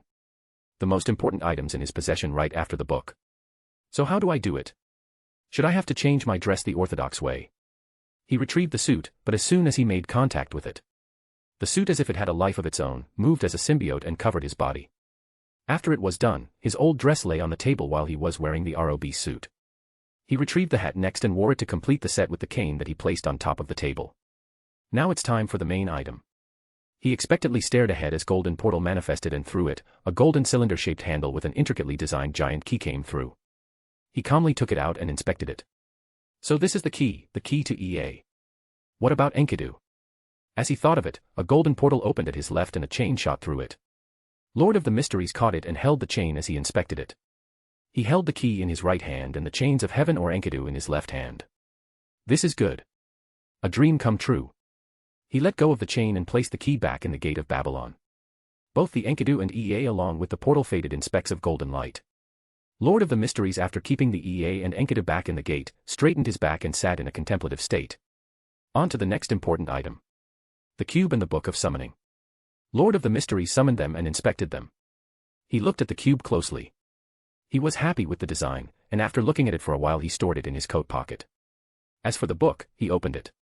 Let's try summoning something. As for the cube, I'll try riding a bike in the race arena world built on the floor Arcadia. What should I summon? It can't be a living organism, I won't be sure of what to do with it now. What can I summon to test it? Should I summon something to eat? It's not like I've had the best of the food for the past few years. Though it was a luxury in the old world, artificial food could never match the real thing. Lord of the Mysteries moved back a bit on his chair, he threw his arm forward striking a pose to call the summoning. Idrasil is rubbing off on me. Grr, I would have cringed at myself had I seen myself doing this while back on Earth. Summon coconut. Though I said something to eat, I felt the urge to drink something. As he had commanded, a coconut manifested in front of him. He caught it, cut open the top and enjoyed the drink. He relaxed while drinking as he placed his foot on the table. It's as if I'm in Hawaii.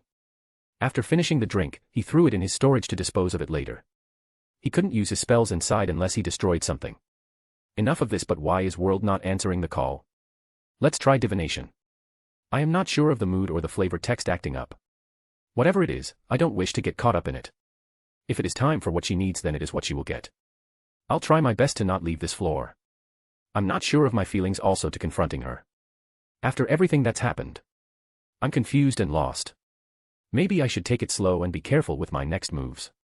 He contemplated his situation as he felt a tremor. The whole world of Sapphira Castle quaked. He felt the impact, he got nervous. Was it world? Is she angry? I'm not too sure. I know that she is strong, but she wouldn't be this strong, would she? Well, she was an admin in Idrasil. That line of thought is not helping. Children throwing tantrums. He sighed as he spoke. His voice carried his tiredness. I'm sure it was not world. She wouldn't be so childish, would she? She does behave as a child would sometimes, throwing tantrums. She would never do something so damaging. After all, she is loyal to me. No flavor text of Idrasil can change that. She is the creation of ROB. Idrasil could never hope to compete with him. So off the chance it is not ROB, then are we under attack? If so, then I will have to get to world as soon as I can. Lord of the Mysteries rapped the table as he got up. Sooner had he got up, he observed the hall covered with specks of light.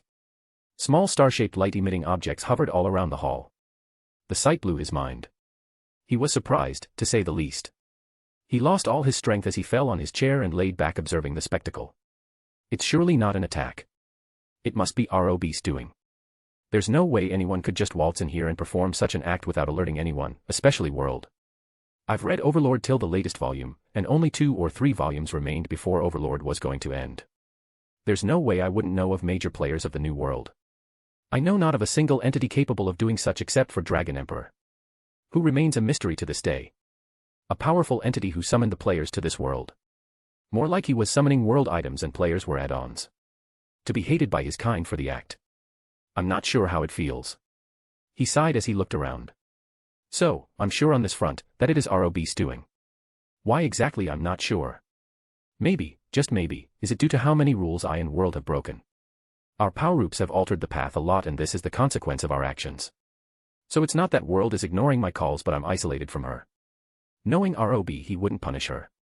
So it is safe to assume that I'm the one isolated from the guild and world. Then what is this place? Spell, greater teleportation. Neither greater teleportation nor LOTM is functioning. Or maybe. Lord of the Mysteries disappeared from his seat as he teleported using LOTM to the opposite seat of his at the other end of the long table. He again used the spell. Spell, greater teleportation. To come back to his original seat. So it does work, but I'm unable to leave this castle. So my first hypothesis is right. I'm the one isolated from all of existence. So where am I? Lord of the Mysteries laid back on his chair and raised his head, trying to look through the roof of the Sapphire Castle, but all for naught. He sighed as looked ahead at the many stars occupying his abode. Until I find a solution, I am locked in here. Guess there's no other way than to tap on these stars. They do look somewhat similar to the stars from LOTM when Klein Moretti first entered the Sapphire Castle. So am I getting followers out of these? Start a tarot club maybe. He gave up too fast and tapped on the 2 stars closest to him. Why settle for one when I can go for more? Though he wished to tap on more sooner, had he tapped on them, he vanished from his spot. Maybe it might not have been the best idea to touch it without any care. Lord of the Mysteries, when he opened his eyes, he had found himself in a dimly lit room. He looked around. He sat cross-legged atop a stone platform. An array of magic circles is drawn on the stone. He looked up and saw an old man standing at the back looking at him with a scrutinizing gaze. In the front stood a girl of 15 to 16 years old, and beside her stood a boy of the same age. The girl looked at him with a curious gaze while the boy stared at him with contempt. The boy is looking down on me. I'm not too sure how to proceed further with this. Maybe I should teach him a lesson. Lord of the Mysteries observed the occupants of the room as sat cross-legged on the floor. Fuyuki City, Japan. A black-haired girl wearing a red top and black skirt could be seen walking down the streets returning home from school. The girl walked across the street and entered a compound. She hummed as she opened the door to the house and entered and locked the door. The girl had walked into a giant mansion. While holding her school bag in her hand, she entered her home. As she walked through the hall, her gaze wandered through the place. In the end, her gaze wandered to the telephone placed on a stool at her house. The voicemail indicator flashed announcing a voicemail she had received. Seeing it, she clicked on it to hear the message. You have one message, recorded on January 31st, 3:21 p.m. Fuyuki Church. Rin, it's me. As I'm sure you are aware, tomorrow is the deadline, Rin. I insist that you start taking this seriously, and soon. Only 2 openings remain: the Archer and Saber classes. The rank of the Master must be filled without delay. Summon your servant and establish your command spells immediately. Of course, if you do not wish to participate in the Holy Grail War, that is a different matter. If you value your life, seek shelter with the church. The girl named Rin cut off the call as she. I know what I have to do. You don't need to tell me. In a dark underground chamber, a girl named Rin stood facing a giant red magic circle drawn on the ground. Preparations, ready. Time is perfect. Wavelength ideal. She measured her pulse as she walked towards the circle. By performing the summoning at 2 a.m., when my mana's at its peak, I'll get Saber, even without a catalyst. She calmed her nerves as she retrieved gemstones and stood before the magic circle. For the essence, silver and steel. For the foundation, gems and the Archduke of Contracts. For the ancestor, my great master, Schweinorg. The chants continued, and with every stanza the magic circle lit up and glowed. Without stopping, she continued. Close the cardinal gates, be bound to the circle, and follow the 3 columns of the Sephiroth to descend from the crown to the kingship. Fill and lock, fill and lock, fill and lock. Set. Heed my words. Your fealty shall be mine, and my fate shall be yours. My will creates your body and your sword creates my destiny. If you heed the Grail's call and obey my will and reason, then answer me. I hereby swear that I shall be all the good in the world. The chat continued. Guardian of the Scales. As she finished her cast, a powerful wind blew and the room lit up, resonating with the ritual. I've surely pulled the strongest card. As the light died down, the girl or Rin looked at her surroundings, but there was no one to be seen. Soon, hearing the sound coming from the living room, she ran up the stairs and entered the living room. Only to find a white-haired man comfortably sitting on the sofa. Whereas the living room was completely in shambles. It's still 1 a.m. All clocks in the house are running 1 hour late. I messed up again. Rin stomped on the floor as she looked at the white-haired man wearing a red coat on a black armored dress. So, what are you? Hearing her question, the man looks at her. Well, that's the first thing you say to me. Seems I've been summoned by an outrageous master indeed. Wait a minute, it seems I might have drawn the shortest straw after all. They further talked and made peace. Establishing their roles as master and servant. Though calling it or declaring it, as them having made peace is an understatement. The peacemaking did cost Rin her one command seal. It also did end up with Archer calling Rin an idiot, but Archer did finally accept her as his master. Rin acknowledged that she had ended up summoning an archer and not a saber. Though she did regret it, only time could unveil if her regret does hold. Next day. You are the perfect master and there is no one I could hope to serve other than you. Rin blushed and turned around shyly. Rin and Archer were both standing atop a tall building as they looked at the city, getting a bird's eye view. After inspecting the city that would soon turn into a battlefield, they went on their way. Rin led the way as Archer followed her in his invisible state. Rin hid behind a pole as she watched her classmate talking to someone across the street. What is it, Rin? I've skipped school today. I don't want to run into anyone from school. You see the purple-haired girl over there standing, talking to some blonde-haired man with a young man in a suit leaning on the gate.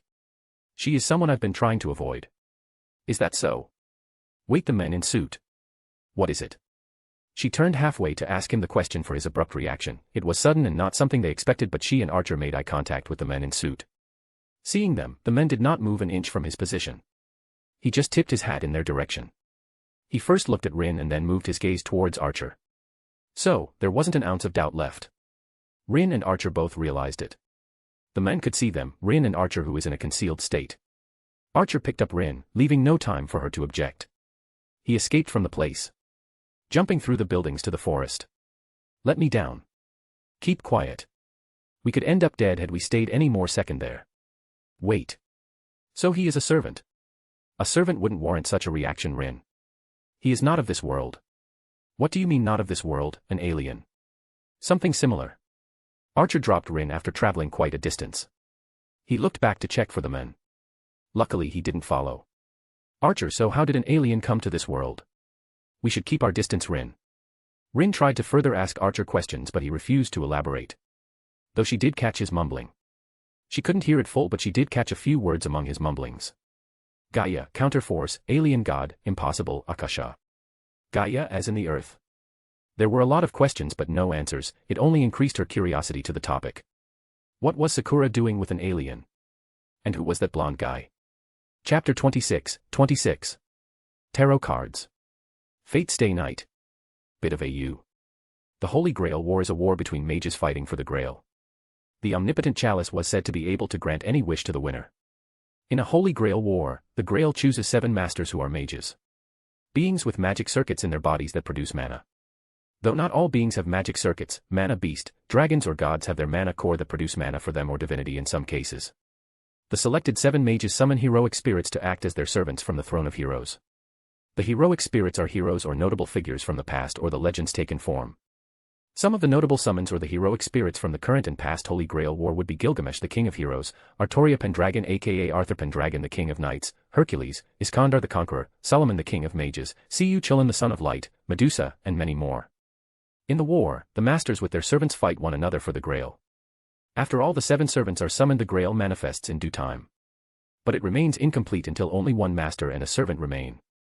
By killing the rest of the masters and servants only will one be worthy to hold the Holy Grail.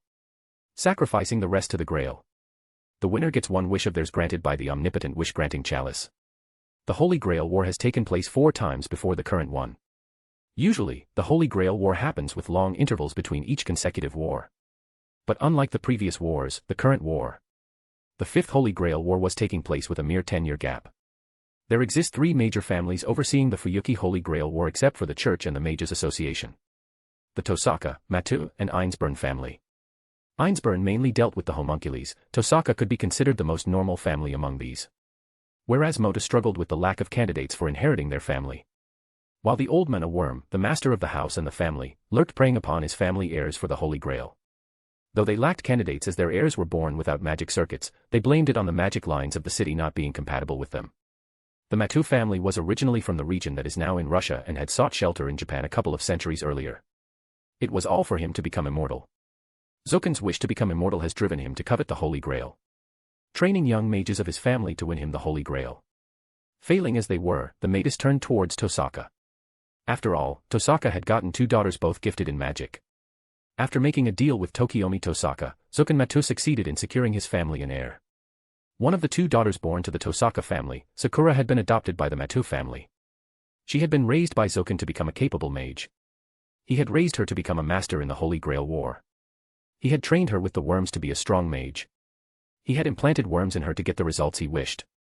There had been an instance in the previous war where Kuriyamato, a friend of Sakura's mother and also Sakura's half-brother Shinji's uncle, had proposed a deal to Zoken to free Sakura in case he won the war.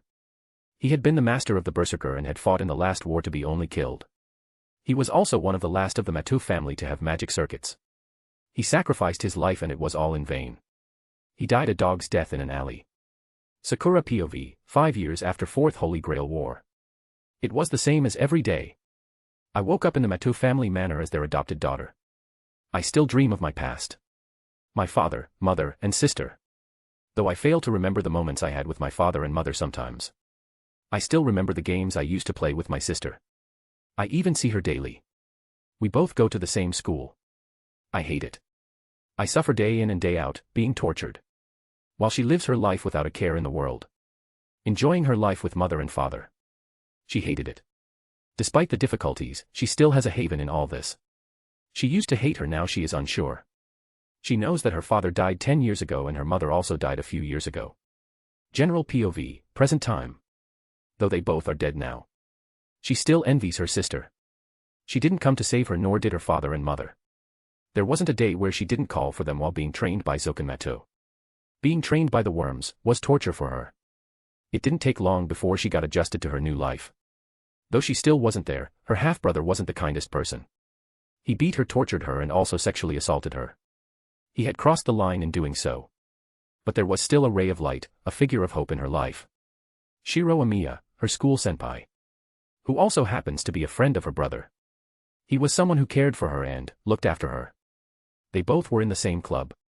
Just like this, she lived through her life.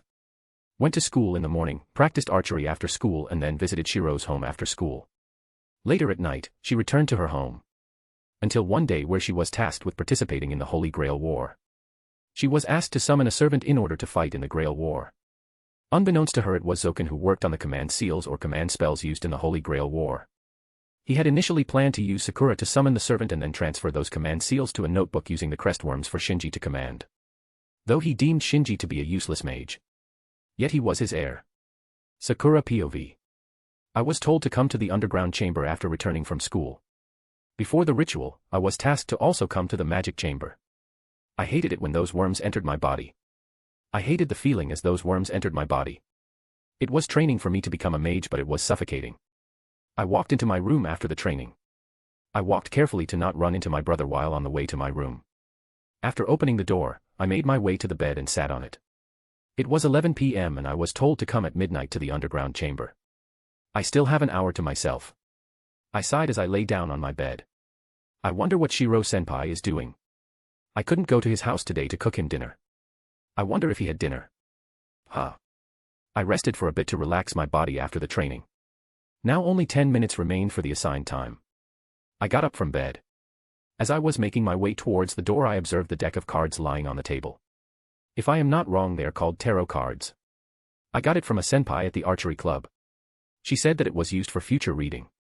From what I heard, the senpai had suddenly gained an interest in horoscope. It's a gift she brought for me from her tour. She gave one set of it to everyone in the club. I wasn't able to have my horoscope read, but I wonder if this is also magic. Does this work similar to magic? Should I give it a try anyway?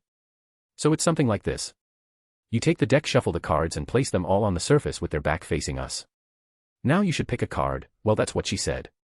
I shuffled them up and placed them all on my table. Now to pick one card. I picked it up and turned the card to see its contents. It was the Fool. But I am not sure what this means. I should have asked senpai when she gave it to me. It is a unique card. I stared at the card as I made my way to the door. I walked out of my door and was on my way to the underground chamber when my brother came out of his room. I hid the card in my pocket to hide it from him. Had he seen it, he would have gotten angry. He was already angry with others in the club for his reading. Senpai did the tarot reading for everyone in the club and brother couldn't wait his turn and forced his way to draw the card. He got the death card if I remember it right. After the reading, he had a burst of anger on the cards and senpai wasn't able to continue with her reading. It was also because of this that senpai couldn't read my horoscope.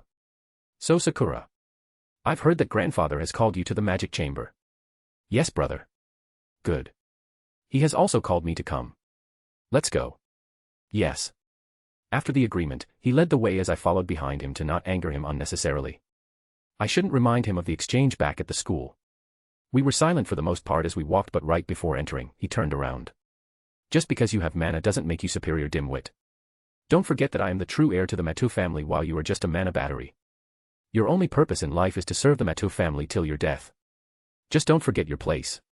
Yes, brother. Good, now let's go. We can't keep grandfather waiting. Just make sure to know your place. Soon after speaking his mind, he walked into the chamber and I followed behind him. The chamber was dimly lit, with a giant magic circle drawn on the floor. The head of the Matu family stood a bit distance from the magic circle. The chamber had a lot of shelves filled with potions and items and bookshelves filled with ancient books. I've been here before. Right across that bookshelf is a hidden room. Grandfather had once taken me there after the session with the insects and worms. I've seen grandfather go in and out of it multiple times. From what I have seen, it is filled with old books and scrolls. Though I am not allowed to enter it. But I am not sure if brother is allowed to enter or if he knows its existence. Right now, the door to the secret room was partially open. Grandfather must have forgotten to lock it. Shinji, step aside, maintain your distance from the circle. As you say, grandfather. Grandfather instructed us on what to do as soon as we stepped into the room. Grandfather, upon seeing us, first instructed Shinji as he turned towards me. Sakura, today you will be summoning your servant. For the Holy Grail War. Yes, grandfather. I've prepared an item to be used as the catalyst for the summoning. TSCHH. As grandfather was explaining about ritual and the requirements with relation to mana and the requirements of the mage, I heard brother click his tongue in annoyance. It was inaudible. Though grandfather heard it, he brushed it off. Not bothering about it. I moved in front of the magic circle and got ready to perform the summoning. I repeated what grandfather had taught me previously. The only reason he repeated the agenda after our arrival was to remind my brother and me about what was at stake here. He didn't have to recollect the information he had given us again and again. As I stood in front of the circle, grandfather stood beside me and handed me a piece of cloth. This is going to be the catalyst for your summoning. Yes. Now start it. Heed my call. I had started my cast for the ritual. I repeated everything grandfather had asked of me. As I was at the end of my cast, the magic circle was glowing and strong wind blew in all directions despite there being no opening in this chamber for wind to come in from outside. Magic is fascinating and dangerous. It is also cursed. My eyes wandered to grandfather while casting. I was trying to gauge his reaction to make sure I was not making any mistakes. I could not afford to mess up. I did wish to go to the worm room again. Grandfather had the same face when I showed up. I am nervous as it is. I shouldn't mess up. It was the same emotionless face that he always had. At the same time, I saw my brother from the corner of my eye. He was making it, the same face whenever he was angry at me. Whenever he wishes to punish me. I messed up. The mana I was trying to build up and transferring to the circle got disrupted. I messed up.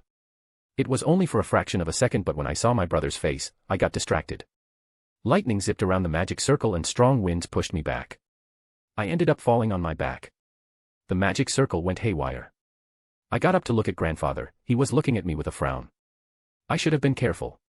My brother was standing right behind grandfather but now came forward. He stood to my left. I could see his smirk. He was happy that I messed up. Grandfather tried moving towards the circle but the strong winds and the small lightning that streaked around the magic circle pushed him back. Yet he tried cutting through the wind but the mana flowing in the circle pushed him back. I had truly messed up. Now I won't be able to visit senpai tomorrow.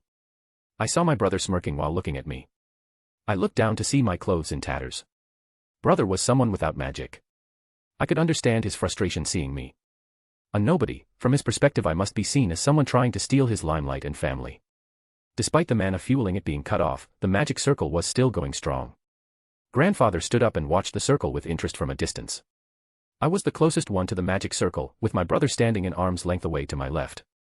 While grandfather stood to my right but was a few feet away from the circle. It might be because I was the one standing closest to the circle. After all, I saw the Fool card lying at the center of the circle. It might have fallen off when my dress got torn off. The magic circle suddenly went silent.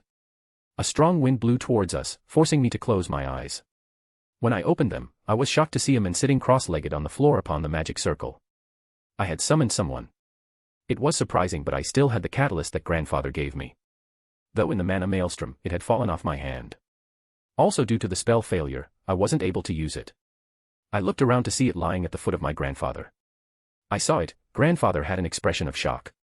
I guess he couldn't believe that the ritual worked. I looked to the left to see my brother looking at the magic circle with shock.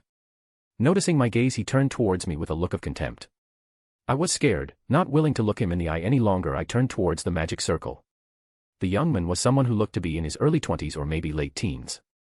He was wearing a suit with a hat, and there was also a cane beside him. Not much time had passed since the summoning, but he hadn't opened his eyes yet. I was nervous, thinking of the consequences of it. I looked to the side to see that grandfather had recovered from the shock and was looking at the men with a scrutinizing gaze, while my brother was looking at the men with contempt. He was also smirking at him, maybe hoping for the summoning to be a failure. I stepped forward to check his condition. I wondered if he ended up like this because I messed up. If he was in this situation because of my failure, then I couldn't forgive myself. Yes, I was a failure. That might be why my father and mother abandoned me. It was also because of that my sister didn't come looking for me. It is also because of it that my brother hates me. Right before I could step on the magic circle, he moved. His hands moved. Thank God that he is alive.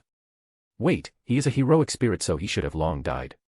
But I wonder what heroic spirit he is. Before that, I should make sure he is all right. Next, I saw his eyelids twitch. He opened his eyes. They were beautiful. He had a beautiful pair of red eyes. They shined like gems. I was going to call out to him when I made eye contact with him. It was for a brief moment, but I saw it. My body froze from fear. I couldn't get the words out of my mouth. In his eyes, I saw many worms squirming around. The worms had been patched up together to create a single entity. It also had tentacles with many eyes on it. The tentacles were squirming around. Each worm had a big eye, and there was some sign made on every pupil of all the eyes. It was a giant monster made up of worms in the shape of a human. Even those tentacles were made of worms. As I looked at them, I couldn't move. It was as if time had been frozen. In the brief moment I had laid my eyes on the monster, all the eyes on the monster turned towards me. They were all staring at me. I couldn't move my body. In those eyes, I saw that weird sign or symbol. I wasn't sure what it was. It was far more horrifying than what I have been through. The worm chamber of grandfather couldn't compare to it. I couldn't get my eyes off it. My body refused to move. It was as if my body had been hypnotized. It refused to listen to me. We kept staring at each other. Right when I thought that I had seen it all, in those eyes, I could see a giant city. In the city were many buildings. Each is unique from the other. But I couldn't see any occupants of the city. It was an abandoned city. The walls and buildings were made with ancient architecture. Made from unknown material. They had many unknown inscriptions on them. Written in some long-forgotten or some alien language. It was a giant city cloaked by dark clouds with occasional lightning streaking past the clouds. In the center of it was a giant building on an elevated platform. Maybe it was a pyramid, but I wasn't sure of it. I was seeing visages. I was being forced to see them. It was as if there was this will that was forcing my body. I couldn't move my body, nor could I take my eyes off it. I was being forced to watch. From the moment we made eye contact, it was as if I was but a puppet and he was the marionette. It was a silent city. There I saw it in the giant building at the center. It might have been a temple, I am not too sure. It had these engravings with some taboo language or foreign language, alien to mankind. That's the feeling I got from it. Its architecture told stories of the old days, maybe older than our world. The temple was a spacious one, supported by giant pillars. In the grand hall, everything was frozen. As if the concept of time didn't exist in this ancient temple, an abode of an ancient god. In there suspended a being rest. At first, I couldn't see it, but now I could see it. A being of vantablack body with a purplish-violet hue covering his body and highlighting various parts of his body. Outlining his body to announce his existence to the world. Without it, he would fade out of existence from this reality. Light bends near him. His body was suspended in the air upside down. I kept staring at him, but there was nothing I could do. It happened suddenly, but the being locked eyes with me. It was sudden, but I could feel blood oozing out of my eye. I was crying blood. I felt my brain being squeezed. I felt breathless. They were vast, black voids that seemed to absorb all light around them. For a fleeting second, I glimpsed galaxies swirling within those pupils, stars being born and dying in a cosmic dance that defied all reason. At that moment, I knew I had not summoned a mere man but an entity far beyond my understanding, a being of ancient terror. As I gazed into those abyssal eyes, I felt a primal fear grip my heart. It wasn't just his eyes that unsettled me, his entire presence exuded a wrongness, a discordance with the laws of nature and sanity. The air around us grew heavy with an oppressive silence, broken only by the faint sound of my ragged breaths. My view changed. I who was inside the temple was now outside it. Just a moment before the town was empty. But now the temple was surrounded by beings made of darkness.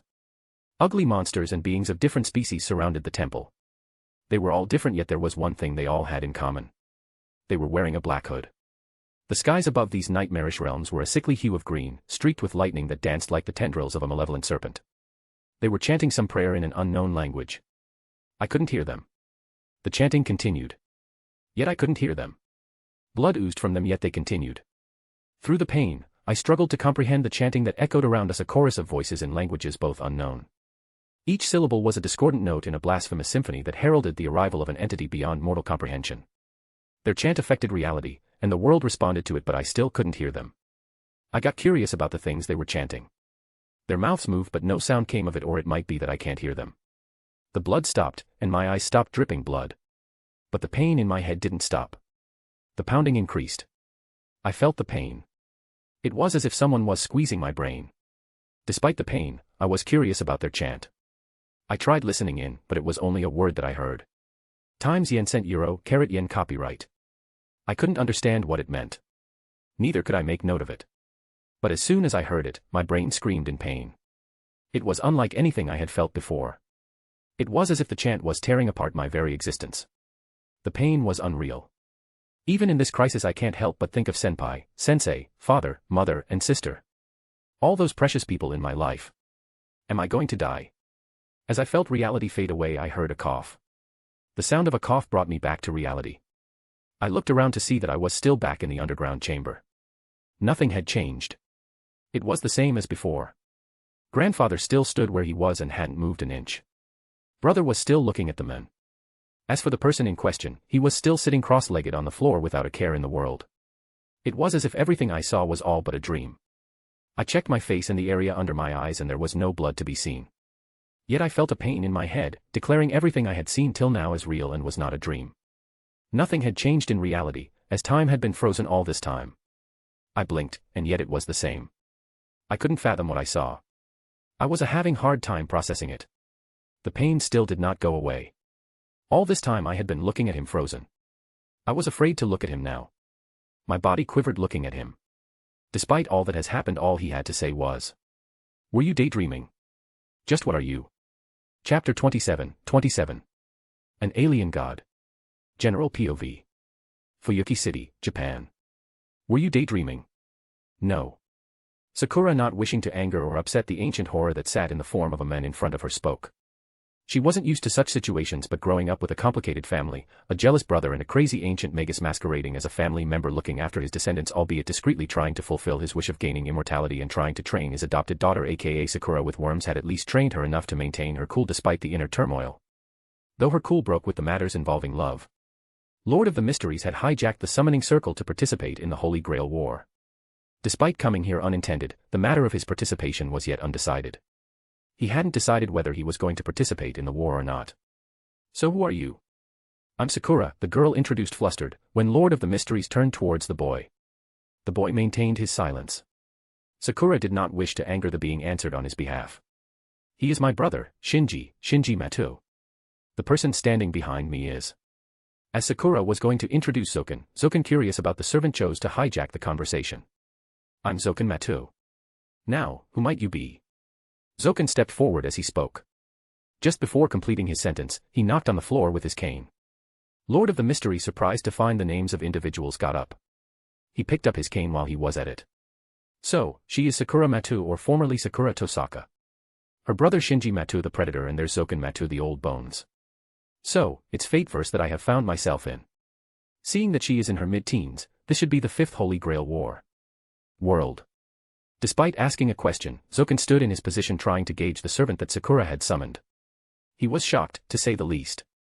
She had failed the summoning, yet there stood a being. Due to the failure, she had failed to use the catalyst he had procured. It was an artifact from Greek mythology, more precisely he wished to have her summon Medusa with this. What's done is done. There was nothing he could do now. They couldn't cancel the summoning. All that was left was to see if he was any stronger, or was the summoning truly a failure. After his introduction, he was still waiting for the men to respond. Whereas Lord of the Mysteries was trying to contact the world only for it to fail. Despite his many attempts, everything failed. Seeing that he was getting nowhere, he turned towards Zoken to get this stuff out of the way. He could try contacting World later. So, it's Zoken Matu, Shinji Matu, and Sakura Matu. And it was Sakura Matu who summoned me. Yes, Sakura answered Bruce as he turned towards Zoken. Zoken was still waiting for his answer.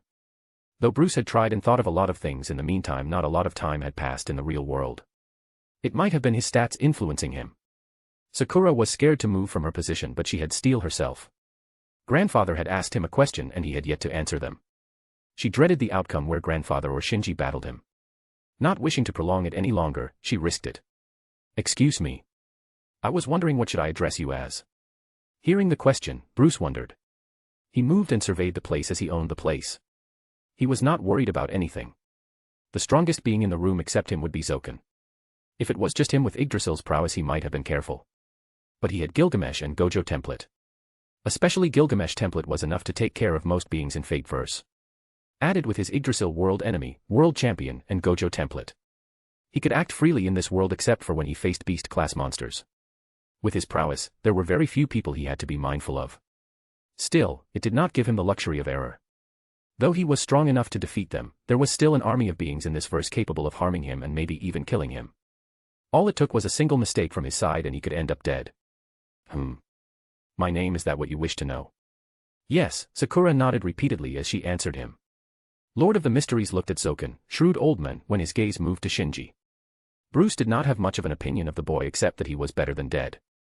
Lastly, he looked at Sakura as he answered her. Name, huh?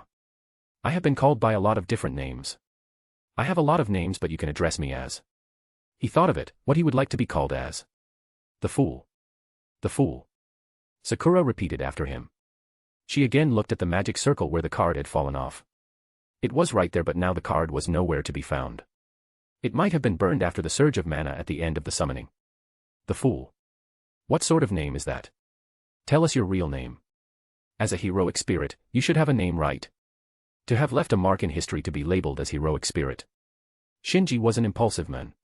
He was always careful of what he did. Always treading along the safe path. Yet he misspoke this time. It might have been because of what happened at school, but he was not in a good mood today. It was the death card, continued by Sakura's successful summoning and Shiro's pesky behavior at the club.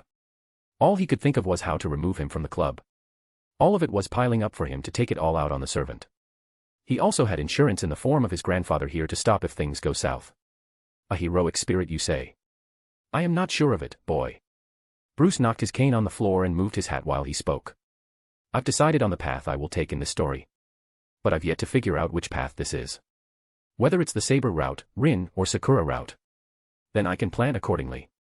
Shinji was dumbfounded by the answer. The same was true for Sakura. Whereas Zoken was taken aback by the answer. He first wondered who the fool could be. As he heard the answer, he observed it now. The answer had been in plain sight all along. The being that Sakura had summoned was not a heroic spirit. To be a heroic spirit, the being had to first die. But the being who stood in front of him was very much alive. She had summoned a living entity for the war. How is this possible? It was wrong on a lot of fronts. If he was still alive, then what was their relation now? Would command seals work on him? As the founding member of the Holy Grail War, he tried checking the status of the war and the being in front of him. The man was definitely participating in the war. He had after all taken up a spot among the seven. I'm not a heroic spirit. I'm very much alive. Also, neither am I a servant. Sakura heard him talk, her heart skipped a beat. He was alive. She cursed herself for the failure. She looked at the command spells and him. Zoken moved behind Sakura and used his crest worm on her to use the command spell to bind the mysterious man. The summoning wasn't a failure. Zoken could now see it, it wasn't that Sakura had failed to summon a servant. The demon that now stood in front of them had trespassed upon their summoning. The crest worm did its job. Yet nothing happened. When Zoken moved to check the command seals on Sakura's hand and the crest worm, the seal had failed to activate. Grandfather. Shinji, afraid of the action, turned towards Zoken for answers. Zoken, afraid of the outcome, tried using his worms to buy him time to escape. Flaming Blaze. A lower version of Primal Blaze where the spell incinerates everything with the pillar of flames within the range of 3 meters of the caster. All the worms left on by Zoken were burned down by the spell. Sadly, Bruce couldn't allow it. Zoken Matu was a formidable adversary. He was the one who came up with the command spells. He was unsure of why he moved to confront Bruce. He couldn't allow Zoken to escape after attacking him. He was lucky that the command spell didn't work on him. Though he did not know the reason, he was happy with the outcome.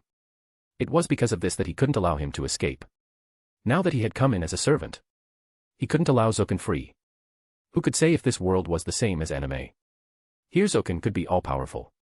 Though not as strong as to defeat him, but still has the power to create a superior version of his previous creation, command spells. One that would work on him. To not let him escape, Bruce counterattacked. Zoken was on the verge of teleporting when he was faced with reality slash. His body was severed in two halves. The worms moved to combine, but they failed. The worms that suffered the cut refused to respond or join, though the rest of them were fine except for some injuries. To pile up the damage, Bruce continued. True death. The worms struggling on the floor died. Lord of the Mysteries walked towards the worms as he inspected them to make sure the man was dead. In the end, he was not sure though. True death. Zoken was a persistent man. His worms were his cover. He used them to camouflage his truth. As long as his true body was unharmed, it didn't matter. No damage inflicted upon the worms would matter. Similarly, now he had woken up in his true body. His body was stored in an underground room of an old manor that belonged to him. It was a hideout that he bought for safekeeping. He would have never imagined his worms to be killed too easily. Never had he faced such situations. Usually, he would buy time with his worms for him to escape. Despite the security, he roamed around in his fake body. His real body was very weak. This was also one of the reasons why he was getting desperate to get the Holy Grail. As long as his real body lived, he would live. He chuckled as he thought of the men that Sakura had summoned. He might have to finally give up on living with his family. At the very least until the end of the Holy Grail War. He suddenly grew curious about the men that was summoned. He was curious about the identity of the caster or whatever class that men belonged to. To so efficiently take him out, within seconds since the battle started, is an achievement. Zoken wasn't sure if even Kister Zelrich Schweinorg could take him out with such efficiency. Growing curious of the men, he checked his worms, lucky to find a few still alive. He possessed it to get more information about him. But sadly the men noticed him. He thought of giving up the control, but his curiosity got the better of him. He waited to find the method the one called Full might use to kill the bug. To only decide the result wasn't worth the risk. He called off the connection and moved outside to empty the place. He couldn't let the Fool know of his location. Just his possessing the worm might have clued him off his survival. His techniques, spells and skills were still an unknown aspect to Zoken. He first had to collect more information to best respond to him. The spells that he used are intriguing. I haven't seen anything of their kind. Zoken sadly had locked his fate the moment he had decided to check up on his worms. As Lord of the Mysteries stood among the pile of dead worms looking at the result of his action. He dreaded the result had he not faced Joker. He would have not had the courage to face Zoken now or the determination and the strength to kill him. I would have hesitated. Or be scared to make a move. He stood there unmoving as he looked at Shinji and Sakura. Shinji was screaming his mind out. He fell on his back in fear. Looking at the carnage, he was too afraid to talk. As Shinji locked eyes with the Fool, he was too scared to be in the same room. Shinji somehow managed to gather enough strength to move his body. He got up and ran, abandoning Sakura in the process. Zoken had made it just in time to watch the whole spectacle. He, not wanting to risk it, got rid of his link. Though he got rid of it, the worm had been connected to his soul till now when Zoken rid himself of the link. Lord of the Mysteries observed a worm squirming at his feet. He stood there as he watched Shinji run away from the underground chamber. Yet Sakura remained rooted to her place. She was too afraid to move. I'm having a headache thinking of the future now. Maybe I shouldn't have killed him. But whatever, he had to die. It was now between him and me. Only one of us could live. Just like this worm. As he finished his monologue, Bruce squashed the worm that was alive with his cane. The root, aka Akasha. Lord of the Mysteries or the Fool, was quite different from other players of Idrasil who transmigrated. They transmigrated with their Idrasil character and items. Each of them with its unique flavor text. Normally it's the Overlord world or the New World that transmigrated the players. Dragon Emperor's magic that brought them to the New World. It was that magic that brought a few lines of code to reality. It wasn't just that, it also brought the flavor text of those items to reality. But unlike his guild or the other players, Bruce never made it to the New World. Neither did the Dragon Emperor's magic affect him like others. It was ROB who sent him to another world. It was fate or Nasuverse. Due to the ROB factor, Bruce was able to bypass into the Nasuverse from Overlord verse. Normally it would have been impossible. Overlord verse is quite weak compared to the Nasuverse. Despite heavy flavor text to the spells, it might be boosted to an unimaginable level. Yet it can never overcome the limitations of the universe. Despite its great strength compared to Nasuverse, it would still fail. Even world items would still end up as A-ranked noble phantasms, shying away from being the strongest of items. All because of its origin being from a lower-ranked or less powerful verse. Yet for Bruce it is different. He made it into Fate verse through Heaven's Feel system, hijacking into Throne of Heroes and by extension the Root or Akasha to bring his identity to reality. The power difference between the Root and Dragon Emperor is quite vast, which makes his every move more impactful to their lore. His spells held true to their lore. Even the spectacle Sakura witnessed by making eye contact with him was due to his character lore. His lore is the world enemy aka Cthulhu, or the Fool dictated he has causality manipulation with reality wrapping or outcome manipulation aka wish. It might have been his wish, as unlike the game he was not limited by the system, where he could only use wish after losing 80% of his HP.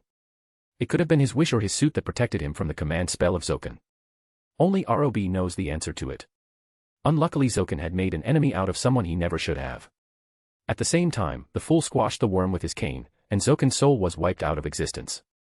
It could have been the cane or the wish, but Zoken was no more. Even the Root was left helpless in this situation.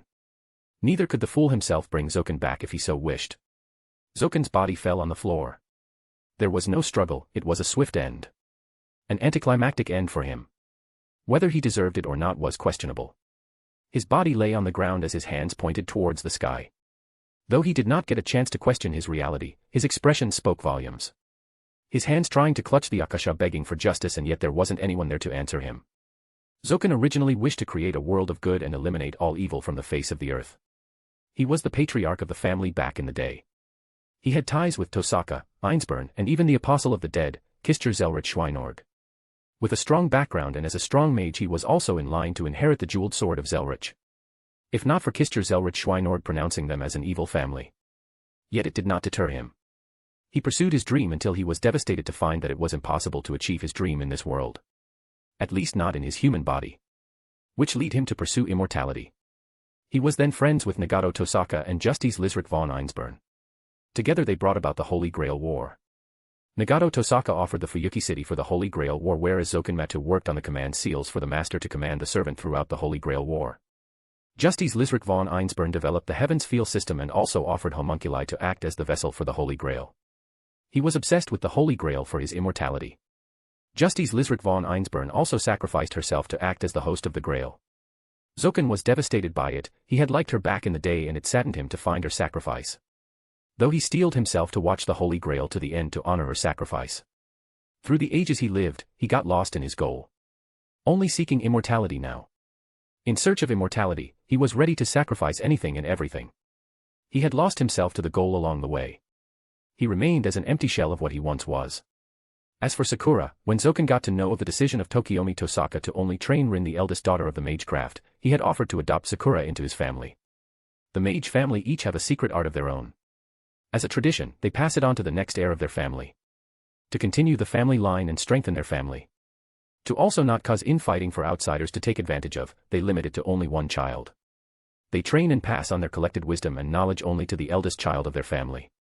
Though he had adopted her, his intentions were unknown at the time and his reasons still questionable. He hadn't done a very good job. It was apparent through his actions, he had been too fixated on his goal to achieve immortality.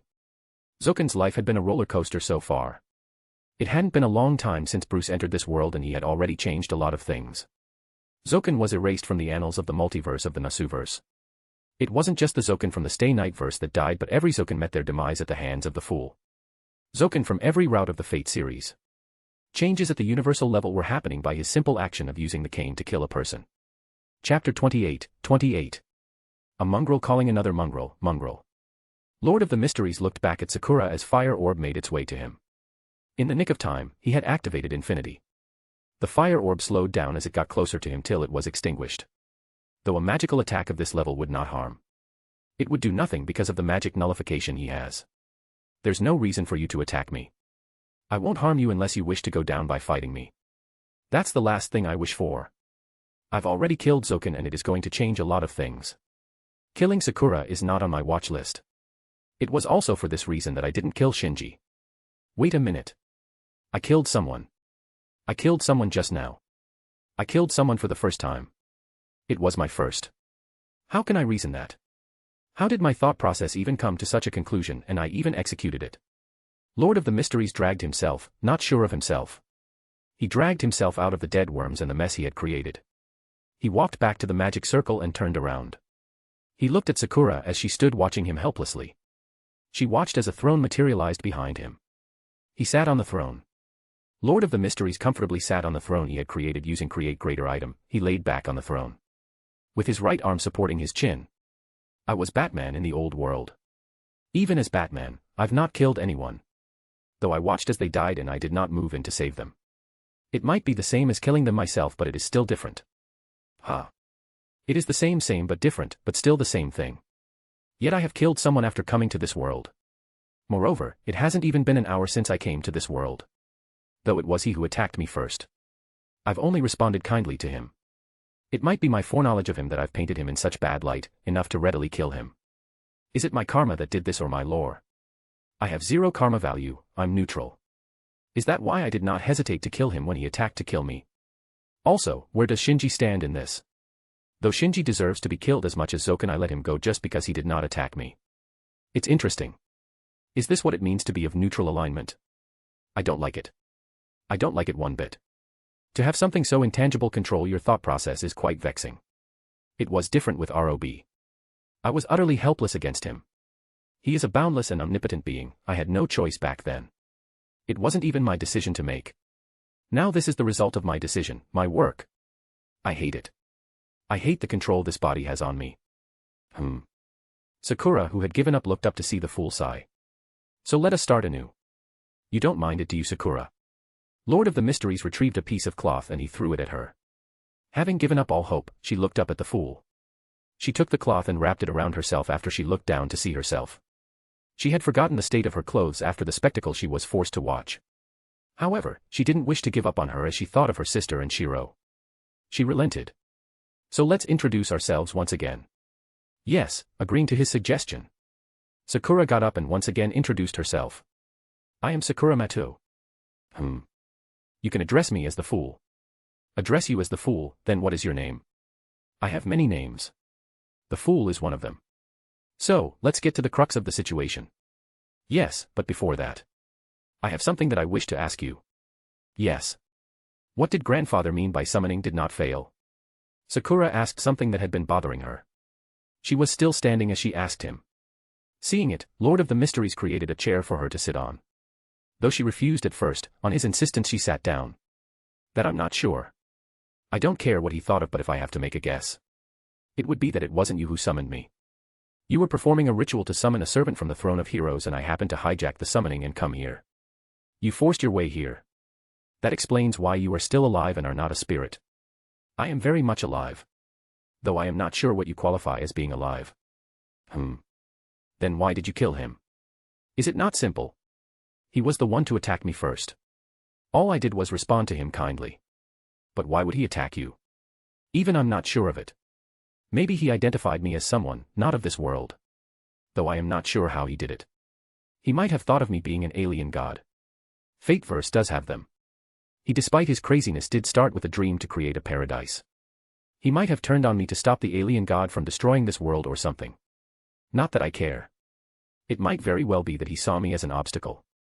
He wished to control me through command spells, and when that failed, we go into a fight. What is it? Sakura, seeing him silent, asked out. An interesting question, but only he knows the answer to it. He is gone now, never to return. After all, Li did use the cane on his worms. Worms were connected to him. I may have erased him for real. I should have thought more before acting out on impulse. Okay. So, Sakura, what is your opinion of your brother? Do you wish to bring him back? I will stand with you no matter what you decide. It's his choice. He can come home if he wishes. Great, now that it is out of the way. What do you think of the Holy Grail War? I'm not sure. I was told to fight in it to win the Grail. The Grail can grant any wish, can it not? Yes, but it is not as simple as you think it is. Do you have any wish that you wish for it to be granted? Yes, I wish for us to return when I used to live with my parents. Sakura thought as she answered him. Well, you should take your time to think about it. After all, it was the Holy Grail war that has claimed the lives of your father and mother. How do I know it? There are a lot of things I know. I can see a lot of things that you can't. Sakura nodded at his remark as she thought back to what she had seen when she first made eye contact with him. How could she forget what she saw in his eyes and still pick a fight with him? She was a bit nervous when she asked him, "So Mr. Fool, what would you do if I said yes to joining the Holy Grail war?" "I'll support you. Do not be mistaken, I'm not here for the Holy Grail. I have no desire for a toy. Why would I covet an item that grants wishes when I can grant my wishes? Moreover, I have no wish that the Grail could grant. A corrupted Grail would only spell trouble and I am not sure if I can handle it." Even Gilgamesh was not spared by it. "My biggest insurance in this verse is my Gilgamesh template. I also have Wish Upon a Star. As long as I can offer experience, it can grant any wish. I also have the Book of Summoning for any item I would desire." "Yes, well, since when did gods have any wish to be granted?" Sakura replied, thinking back to what she saw back at the temple. And all those people offering prayers. But you should think about it. The Holy Grail will appear after all the servants have gathered. But it would still be in incomplete form. For it to be completed, only a single master and servant should remain in the war. Rest should be sacrificed to the Grail. I understand. It won't be easy. You may face your sister in this battle. My sister? Yes. You should think about it. It won't be just her. You may have to fight someone close to you. I'll think about it, Sakura replied nervously as she looked down, thinking back to the happy times she had spent with her family. Don't leave your home till then. Now that I have come here, you are officially part of this war. There will be mad dogs roaming around the town hunting other masters. I understand. You shouldn't worry about school till then. Okay. Unless you wish to drag those close to you in this. I understand. Good. Sakura accepted the warning. She got up from the chair and was returning to her room when turned around to ask him. What class are you? You may have brute forced your way to the war, but what class have you been assigned? A good question. I've replaced Medusa, who happened to be of Rider class. Also, why was I summoned to Sakura? It might be, I am not sure, but could it be? Sakura kept looking at him, as the fool retrieved a cube from his coat pocket. I am not sure. But it could be Rider class. Unlike others, I don't have access to the throne of heroes to fill me in on the situation. Is that so? Yes. You see, this is quite a cube, it can turn into any vehicle I desire. So it could be Rider. You can think of this as something similar to an NP. Okay. So the cube can turn into anything. Yes, we can go on a ride later. You should rest for today. Yes. Lord of the Mysteries sat on his throne thinking of his situation for almost an hour. Trying to remember anything he could get. Thinking of future events. I can't plan for the future when I don't know which route this is. If it's Saber or Rin route, it would make my plans a lot easier. Not only will Sakura play by my rules, but Zoken's influence is a lot less in those two compared to Sakura's route. As contemplated his options, he got up from his throne. It disappeared as he got away from it. He had noticed a hidden room in this underground lab. The room was filled with magical items and books filled with knowledge of the magic of this world. He couldn't contain his curiosity about reading this. Now that Zoken and Shinji were out of the way, he could do as he pleased. Though Shinji was still alive, he would never dare to set foot in this house as long as he stayed. He got himself to read the books in the underground chamber to then move on to the hidden room for more books and scrolls. A week later, Sakura got up. There wasn't anyone in the mansion except for her and Mr. Fool. She checked just to make sure. Her brother had also left the house, his location wasn't known. And he had yet to return. She got up and made breakfast. She arranged them on a plate. She prepared coffee to go with it. She took them in a tray as she went down the stairs to the underground chamber. The tray contained enough food for 2 people. After opening the door, she found Mr. Fool busy reading a book from the secret room. She was curious about the content of the book but couldn't gather enough courage to ask about it. Neither could she understand why a being of his caliber was required to read, or why was Mr. Fool even reading those mortal books on magic. Despite having such a treasure trove of knowledge on magic and being a strong magus, grandfather still lost against him. Yet Mr. was interested in reading those books. Oh. Good morning, Sakura. Good morning, Mr. Fool. I've prepared breakfast.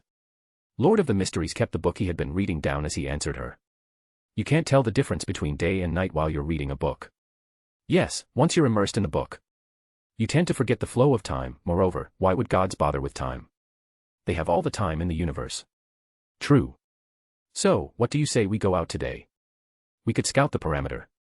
Don't you already know the surroundings? I thought it would do you good to take a walk outside. Maybe enjoy what this city has to offer. Sakura stopped as she looked at the fool, thinking of his proposal as she answered him. I understand. We can leave after having our breakfast. Yes, we can. This girl is quite peculiar. I must have scared her a lot by my display of power. She readily agrees to everything I say, not objecting to it. It is quite dull this way. Lord of the Mysteries walked outside the mansion as Sakura followed him. So from where do you think we should start the tour? Sakura turned to him as she thought of his question. Tour. We are going to roam the city, are we not? Then why not use this chance to explore and enjoy the attractions this city has to offer? Yes. Sakura was distracted thinking of school when she heard the fool mention roaming around the city. Sakura readily agreed to the suggestion of what bad could happen from touring the city. The Holy Grail War was taking a toll on her. Firstly, she had summoned an ancient horror. A god, an alien god at that. She wondered where they going to go. She waited and watched as a being of shadow rose with a wave from the fool. She watched as the shadow opened the gates of the mansion. The fool had hypnotized and sent everyone else in the mansion on vacation. It was only then in the mansion now, except for the monsters that the fool had summoned. After the gates were opened, the fool pulled a cube from his coat pocket. It was the same cube that the fool had shown her on the day she had summoned him. The cube had the power to turn into any vehicle that the fool wished it to. She watched as the cube turned into an old car. Well, to her it looked like those cars, she was not sure, but she had her classmates talk about it, the vintage cars. The car looked attractive. The fool opened the door for her and he got into the car. So, do you have any particular place that you wish to visit? Sakura was busy looking at the car interior when he asked her the question. She turned to him as she thought of it. She couldn't think of any place that she could visit. I don't any place that I wish to visit. You should have thought of a place when I mentioned about the visit. Did you not? She thought of it once again and replied as she turned to him. We could try seeing the city layout. It will help us fight better. Would it not? A good idea. We could roam around the city. Mr. Fool, after conveying his decision, drove the car outside the mansion. She had been wondering about it. Mr. Fool was not of this world. He was an alien god. So, how was driving a car? Moreover, how did he know about cars, or this car specifically? It was a good car. She could tell, as she observed many pedestrians turning heads to take a look at their car. It might not be his first time in our world. She threw the thought at the back of her mind and put her mind to enjoy the passing scenery from the car. To enjoy the ride. Mr. Fool drove the car through the streets. She was surprised to see him drive the car into a mall parking. She had been wondering about the license. If he was of eligible age to drive the car. He is a god. An alien god who could be older than our planet. License is for humans and not for gods. As for this car license, I don't think it would affect us. She was sure of it. If the police did come to them, Mr. Fool would hypnotize them and send them back on their way. From what she had observed of Mr. Fool these days, she was certain of it. He was not someone who engaged in violence unnecessarily. When asked about it, he did speak about being an entity of neutral alignment. He cared not for mundane things. In the mall. Sakura was truly surprised today. Mr. Fool was not what she had expected him to be. Unlike the image she had portrayed of him in her mind. Her concept of what a god is was crumbling by the moment. Mr. Fool bought many electronic products. She watched as he bought himself a phone. A laptop with it. It was a first for her. She watched as an alien god bought and used a mobile phone. Though she was not sure of how he purchased it. From what she saw, he bought it with a card. She wasn't sure where he brought the card. He even encouraged her to buy anything that she fancied. Surprisingly enough, a chess tournament was taking place in the mall. It was a local event. A selection for the World Championship. She would have never imagined him to participate in it. When she asked him for the reason, he replied. Just curious about it. You do need something to cure your boredom in between those boring fights. She had quite a unique day. It was evening when they got out of the mall. She watched as the car drove through the silent roads. She watched as he drove the car near a park. She knew of the park. It had been a part of a residential area for 10 years. She looked at the park and spoke to the fool. Due to the huge fire from a gas leak 10 years ago, this place had burned down. They developed the rest of the area but let this place be as it is. In the end, they developed it into a park. It wasn't a gas leak. This here is the aftermath of the Fourth Holy Grail War. It's a corrupted grail. Sakura listened silently as she contemplated his words. It was a surprise to her, but she saw her sister. She was standing idly in the park. She wasn't sure of what to do. In the end, she turned to Mr. Fool. Sure enough, he neither asked her any questions nor forced any task on her. He drove the car from the park. They soon reached home. Mr. Fool was getting out of the car after her when she noticed a blonde man walk up to her. She had seen this man before. She had seen him with her father and with the priest. She was surprised to find he not changed in 10 years. He walked up to her. She was nervous to find out why he would come to her. She saw him look at Mr. Fool for a brief moment before he turned to her, apparently after losing all interest in him. That's what she could presume from his expression. She was nervous, but she had Mr. Fool here with her. If things were to get out of hand, Mr. Fool would handle it. She wondered about it.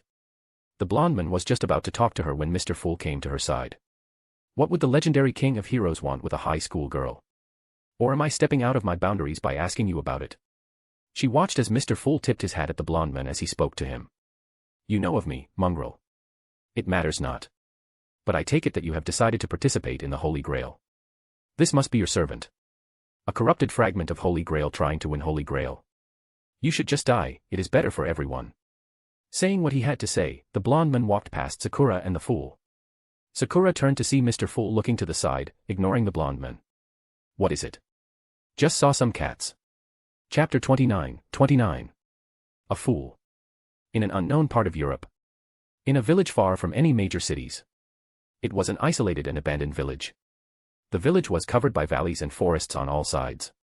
It was isolated and abandoned enough to be long forgotten by most of the world. Adjacent to the village was a hill. Upon the hill sat an old castle. The castle, similar to the village, had been abandoned centuries ago. It was abandoned due to the plague. At least the world assumed it to be because of a plague. Most of the historians believed it as such. But in reality, it had been abandoned due to a curse cast by the mages who used to inhabit the castle. Those who came died a torturous death. Even the mages that came later to solve the issue died by the curse. Left with no other option, it had been decided by the Mages Association to leave the castle and the village as it is. It was an abandoned village until a few days ago. It was an abandoned village, and it would have stayed as such if not Bruce. Bruce was in search of a hideout, overlooked by the residents of this world. Plus he needed cash and other accessories that he may require to use during his stay in this world. He used one of the world items he had brought with him to this world to cleanse the curse afflicting the village. Presently Bruce stood at the top of the castle overlooking the village. Who knew the Holy Grail could also heal places? And that includes curses. Bruce thought back to his meeting with Gilgamesh. Sakura was shocked by his revelations. She is devastated by the fact that she houses a fragment of the corrupted Holy Grail. Sakura, after Gilgamesh's departure, looked at the fool, the god she had summoned, looking for answers. Despite her insistence for answers, Bruce gave her no answer. She might be in a state of shock now. I have told her to rest. But I should get back to her soon. Bruce, after contemplating his decision, teleported inside the castle. A lone man could be seen watching a wrestling match sitting comfortably on a bean bag in a room of the very castle. Hit him. Just give him a fucking RKO, damn it. The man was too engrossed in the match as he watched two grown men wrestle in their innerwear in front of a huge crowd, no less. As the match entered its final stage, the man was at the edge, ready to jump. He intently watched as the opposite man fell, and the referee started the countdown. He repeated with the referee. 7, 8, 9 and 10. There you go. That's how you fucking do it. The man, unable to contain his joy, jumped around the room, celebrating the win. Jumping around celebrating the win, when his eyes wandered to the balcony of his room. He was startled as he jumped back scared. A man wearing a suit was sitting on the rail of the balcony. Oh. It seems you have been enjoying yourself well. I take it that there was no problem in my absence. The man, though scared, looked closely at the man with a suit. It's you. The man calmed himself as he watched the man in a suit for any reaction to his earlier outburst. Seeing the fool raise his eyebrows at his reaction, he prostrates himself on the floor begging for mercy. I'm sorry, oh. Great fool. I will not commit such transgressions again. Bruce sighed as looked at the real fool who was prostrating on the floor. Enough of this nonsense. Tell me, did you do it? The man known as X16 checked the almighty fool's reaction.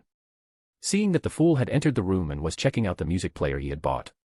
After making sure that the fool had moved past him, he got up and moved to the table beside the television which he had used to watch the match. X16 sat on the chair and booted up his computer. I'm almost done with it. The location you're asking for is very difficult to find. Does this place hold any special significance to you, Mr. Fool? Bruce kept the record back at the stack. Despite being in your 20s, you still fancy such old records, enough to buy this antique gramophone. My caretaker used to listen to them.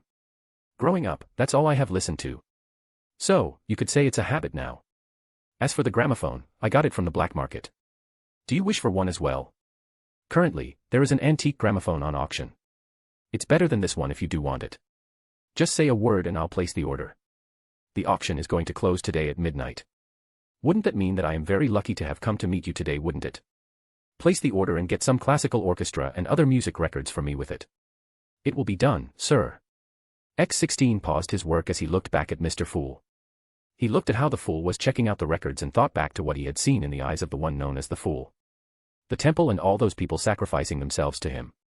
It gave him goosebumps whenever he thought of it. Even now he has nightmares thinking of the city he saw in those eyes. He knows not of such a city, if whether it exists, but everything he had seen with the Fool proved his hypothesis.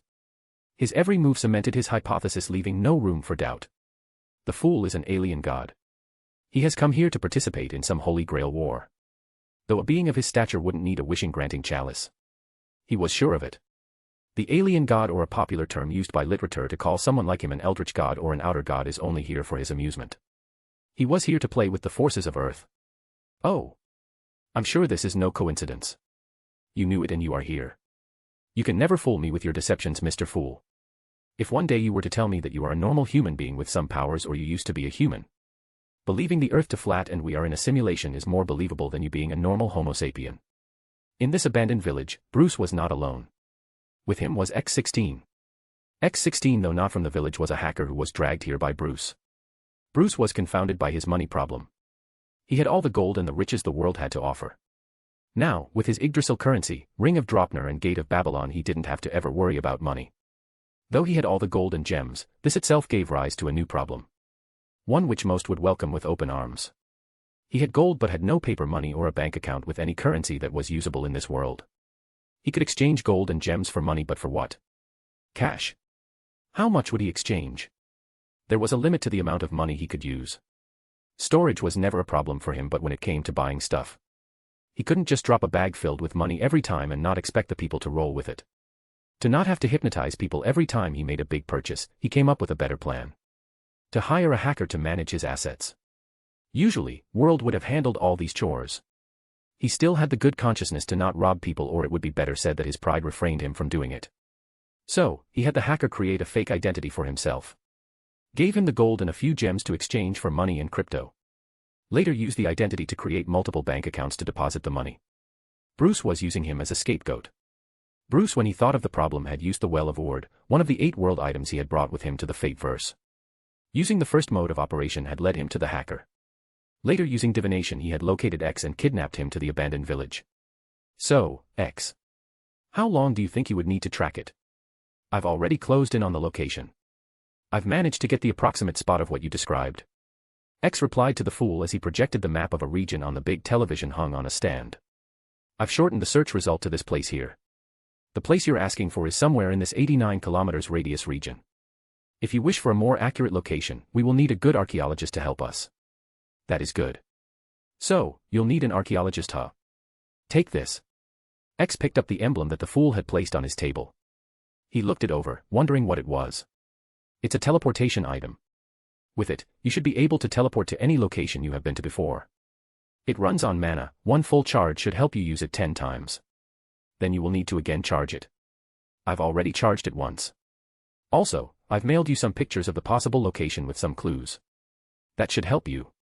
As I've said, do this and I will give you enough gold to last you a lifetime. X was shocked to hear what the emblem was for. He could have never guessed for something like it to exist. He turned around to ask more questions about the emblem to the Fool, but the Fool had left. I wonder what is hidden in that location for an eldritch god to take an interest. From what I've seen, he is not desperate to find it. He is just interested in it, well, whatever is in there. I wonder what important thing is hidden in the region of the old kingdom of Uruk. An item that could interest an eldritch god must be something very special and important. An item more important than the Holy Grail. Huh. I doubt it. What could be more important than an omnipotent wish-granting chalice? I wish I could participate in the war, but facing Arthur Pendragon or Hercules does sound dangerous. Getting your wish granted, that is if you are alive till the end. Though they are strong players in this game. But I doubt even they would have imagined an eldritch god to happen on their game. I should get to work, but the Fool is a tolerant being. He is quite a lax guy. Nothing like those eldritch gods mentioned in the novels. He even humored me for his reason for being here on the planet. Even told me the history of the so-called Holy Grail War. What sort of eldritch god would be so relaxed? Going by his personality, there must be some antique piece hidden in the ancient city of Uruk that he is interested in or must have forgotten on his last visit. Equal exchange, huh? He did say that he believes in equal exchange. So something like the law of conservation or the law of equal exchange. Fuyuki City, Japan. Bruce teleported inside the Matsu mansion as he made his way to the room he had chosen for his tentative stay here at the mansion. He sat down at the study to read the book on magic that he had yet to complete. I've sent him the pictures I got from Well of Ord. He should be able to find it by this week. As for Sakura, I'll have to handle it today. Bruce was engrossed in his reading when the room got darker. As if the very darkness was eating away at the light in his room. Sensing the anomaly, Bruce puts down the book. What's the update? Answering his call, an arch-shadow demon rose from the ground. The demon escaped the embrace of shadow, and the effects of his arrival took effect. The darkness embraced the room, darkening it. In the room with no light, the shadow demon kneeled before the fool. Upon coming to this world, Bruce summoned a special demon, a unique demon that requires an item to summon in the game. It was a high-level demon but was weak when it came to defense. It had considerable power for its level, a level 80 summon. Shadow demons are quite weak and could be detected by the servants. Whereas the Arch-Shadow Demon specializes in staying undetected. You will need a level 100 player specializing in Assassin or Ranger build with the best detection skills to be able to sense them. They were part of the limited item queue in the cash shop. Though I have used the cash shop item to summon this one. But I have the Crown of Shadows after beating the Shadow Dungeon. It's a world item that I had gotten from the dungeon 2 months before the end of the game. With it, I can summon him with no cost, but sadly it's in the guild. I suppose the guild is in the new world. I wonder how everyone at the guild is doing. In the new world without their master the world with them. She should manage. I should move to the new world as soon as possible. Seeing that I was summoned to fight in the Holy Grail. Maybe finishing the war could take me back to the guild in the new world. Bruce sighed thinking of the future and turned his head to look at the Arch-Shadow Demon he had summoned to keep an eye on the school where Sakura, Rin, Shiro, and Shinji attend classes. So, what is it, Shadow? Seeing its master, Shadow was too excited and it couldn't control its feelings. He ran back to his master and knelt in front of the fool as a lost puppy to its master. Bruce could imagine Shadow wagging its tail despite it having no tail. Oh! Supreme One, my master who compasses the whole of existence in his palm. I've completed the task you had assigned me. As the Supreme One foretold the strings of fate, it played out as the Supreme One had surmised. The mortal named Rin saved the mortal Shiro. Shiro also managed to summon a servant who was later attacked by the one you had described as Lancer and Archer. Now, those mortals have left their abode to meet with the priest. These foolish mortals think of themselves as the masters of their fate, when it is the great Supreme One pulling the strings of fate. They surely do not realize it, but they are puppets dancing at every turn, moving at the behest of their marionette the great Supreme One, the fool. Your servant cannot fathom what you can see, my lord. Fate is but a servant serving the whims of the Supreme One. Bruce got lost in the strings of fate as he listened to everything the shadow had to say. Now having given its report and completed its task, Arch-Shadow Demon expectantly looked at the fool asking for praise. Also, waiting for its new orders. That was extreme. So this is what Momonga had to take. I think I can now understand his pain a bit. It's not bad to hear your subordinate praise you. But when you are running against time, it becomes quite a hassle. I do not wish to miss their fight with Hercules.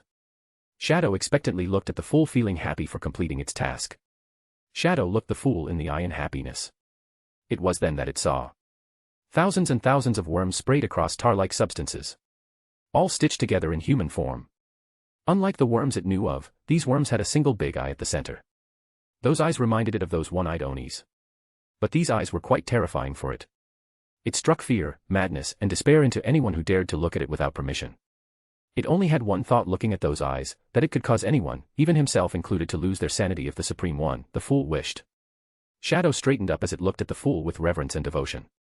Bruce, after contemplating the information he had received from Shadow, decided on his plan of action and then looked at the shadow he had summoned. He was shocked to find the sudden change in its attitude. It was at first pleased with itself for having completed the task, waiting to be praised like a puppy. But now, it was looking at him with devotion and reverence. It had the look of a fanatic.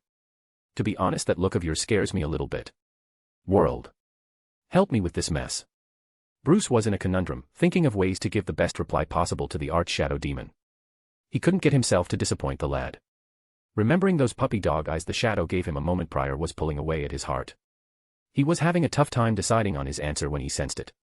The arch-shadow demon moved back to the shadows, sensing Sakura's arrival. Though Bruce hadn't explicitly mentioned it to hide its existence from Sakura, it was something innate to the arch-shadow demons. They only showed themselves to their summoners. After all, they prided themselves on their scouting and infiltration skills. Bruce looked as the shadow returned into the shadows, returning the light to illuminate the room. With just a second delay, Sakura opened the door to Mr. Fool's room. "I presume you have something you wish to ask of me?" Facing the fool's questioning right after entering his room, threw her off the game. She weakly asked him. How do I know, huh?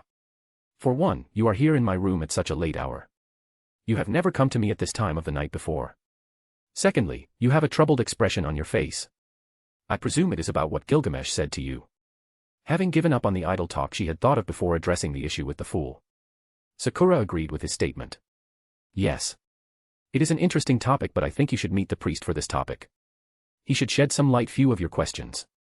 After all, he used to be your father's student. He also is the overseer of this Holy Grail war. You should meet him just for formality. Also, because I have a few things I want cleared up.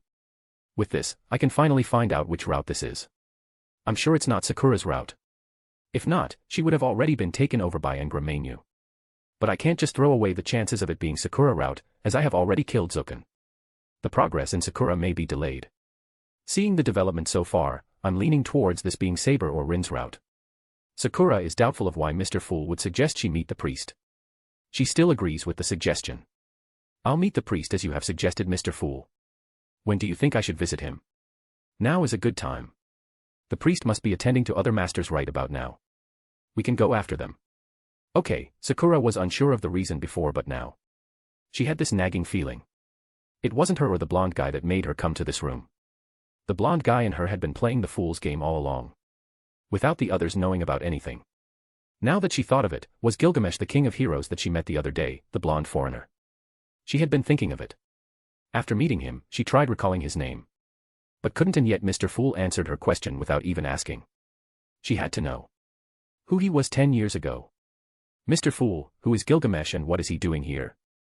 "Oh. Gilgamesh was the servant your father summoned. He survived the war to live to this day. He is quite tenacious." It was a shock to her. There were a lot of questions she wished to ask, but she told herself she will have time to ask them. Now, only one question swirled around her mind. It was related to her survival after all. "Mr. Fool, did you not feel anger when he called you that?" The fool, who had been reading the book from the moment she had entered the room. He had answered her every question while keeping his eyes still on the book. Looked away from the book, placed the book down on the table and looked at her. Humans are quite different. Each is different from the other. While some are prideful, some are humble. Gods are also different from one another, and yet they are similar to humans in that regard. Some are kind and benevolent, and some are prideful and cruel. Gilgamesh here is the famous king of heroes. He is a mongrel, there is no doubt about that. After all, he is 2 of 3 RD divine and 1/3 human. He has a goddess for a mother and a human king for a father. Moreover, why would I be bothered with what a mortal had to say? I blink and they are gone. That's the lifespan of a mortal like him. Yet, I do sometimes feel the need to show them their place. Throwing dirt upon me is an insult. Sakura intently listened to what the fool spoke. She was surprised to find him stopping mid-sentence. It was also the first time Mr. Fool had spoken to her for so long. Their every conversation so far had been short. She couldn't fathom the anger the fool was feeling. While the fool was giving a speech he had thought of on the spot. He had been a fan of these contemplations and deep thoughts. Overthinking does throw a man in a loop. He liked thinking of abstract concepts. He did like philosophy. Unlike Shadow, where he had to be direct with his message. Here he could play around with words. Sakura's question by itself was philosophical, which enabled him to go full-on philosophical mode. He went on and on, unbeknownst to Sakura, who was fully engrossed in his answer and was contemplating the information he fed her. Bruce was sensitive to the environment. The room remained the same, but he could see darkness engulf what little light was illuminating the mansion outside his room. He could guess the reason. The arch-shadow demon was furious at Gilgamesh for insulting him. He had to say his true thoughts rather than circling with words. Something to please it and satisfy Sakura simultaneously. Gilgamesh is a prideful man. The truly powerful ones do not retaliate as barbarians. When you have power, when you are truly powerful, when you are the strongest. Most in such conditions do not work more trying to gain more strength. Some do, but for most of them, it is to remain at the top. They do it to satisfy their ego. To Gilgamesh, he wouldn't be upset or bothered when a person retaliates after his bad-mouthing session. But when you do something that hurts his pride, then you can consider your revenge to be complete. Most of them do wish to do such, but they fail when he attacks back. Well, that is not going to be a problem for me. I will play with him. But not now. I don't remember if it was Giannopoulos or Sidwell from Suits.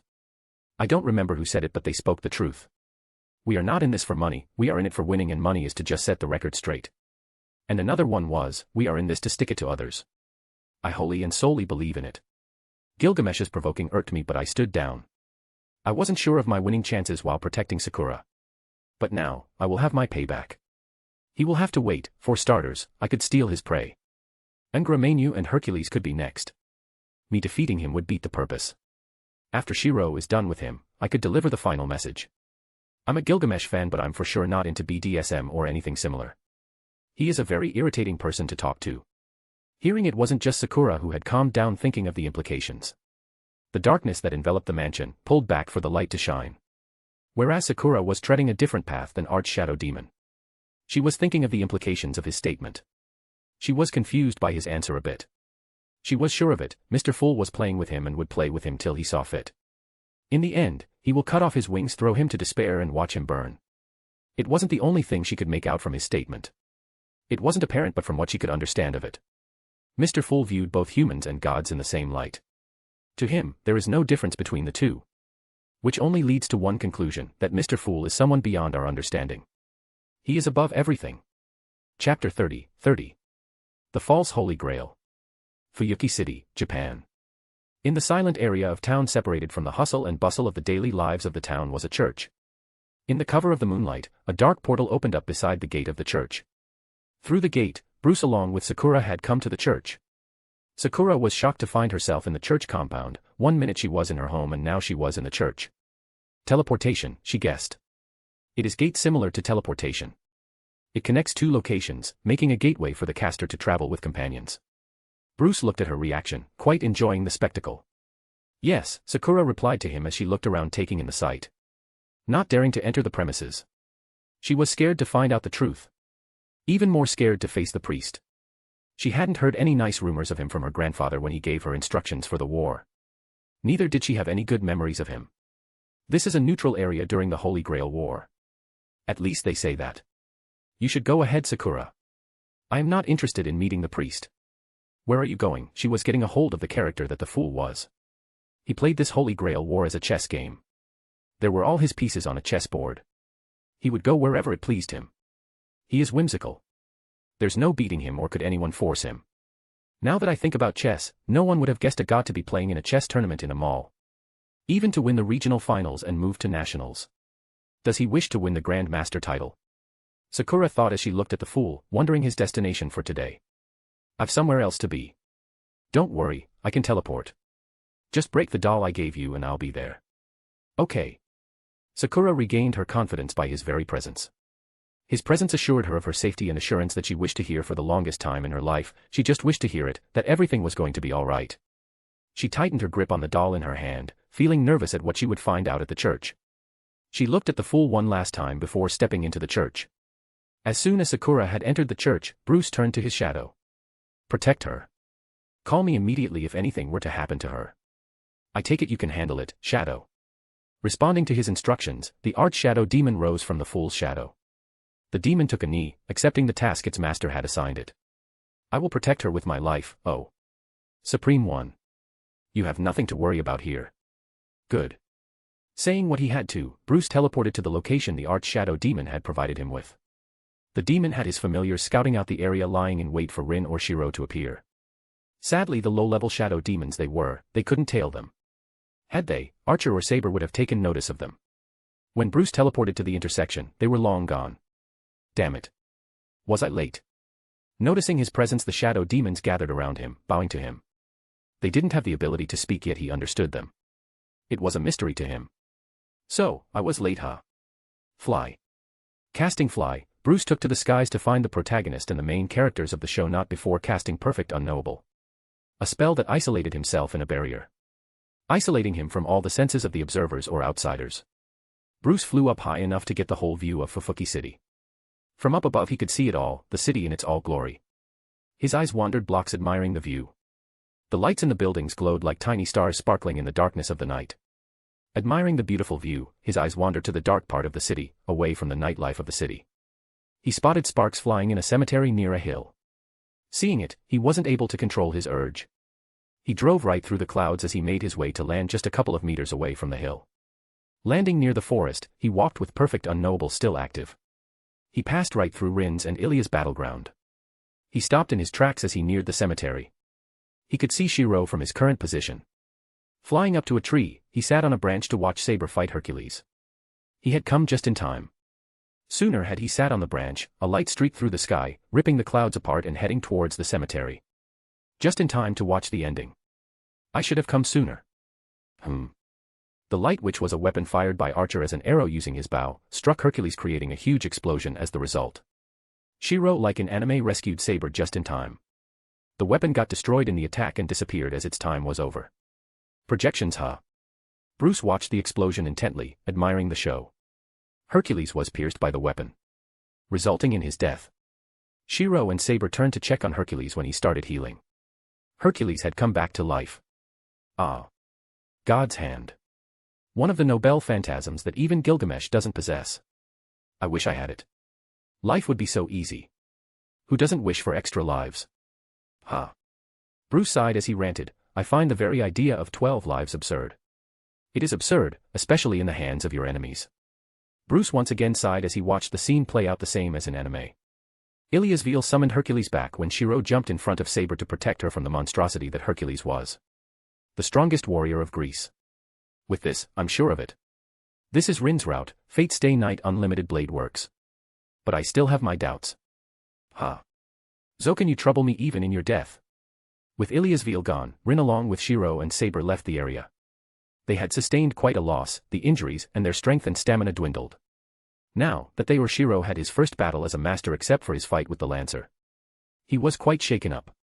With them gone, Bruce jumped down the tree he had climbed to watch the fight. He walked on his way back, trying to remember every detail he could from the anime. Perfect unknowable was undone. Concocting plans for future scenarios. After all, this is what overthinkers do. Plan for situations ahead and think of various situations and their plan of action for each of them, trying to guess their actions and reactions to his moves. He walked through the forest admiring the view as he thought further for his plans. He soon was out of the forest and had arrived at a road leading to the city. Today was a fruitful day. I'll guess I'll use the cube for a car, to head back to the church to pick up Sakura. Teleporting is boring and I'm not in the mood to fly. So, a car it is. Last time it was the Mustang 1969. Or better called as John Wick's car. Unknown POV. In the silence of the night, covered by the darkness of the clouds in a house in the residential area of Fuyuki City. Near the old park, the old remnant of the Fourth Holy Grail War. Though the Fourth Holy Grail was over, its scars still haunted the world. In a secluded area near the park, in the corner house, late at night, a woman quivered as a child of 10 to 12 years old stood behind her trembling, holding onto her.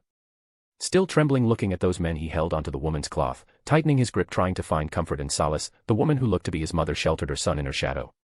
The woman and the child were trembling, on their knees in a corner of their living room. 5 masked men roamed around the house, searching. While another man stood before the mother and child holding a gun, threatening to shoot, should they move. While the 5 men were trying to find some mysterious object their leader had instructed them to, their leader sat on the sofa in the living room eating the hot food which the mother should have cooked for dinner. Gyarios, the leader of this mission, was enjoying his food, waiting for his goons to find the item.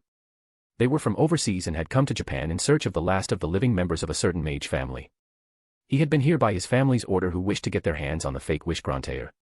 Gyarios enjoyed the food and finished it soon enough.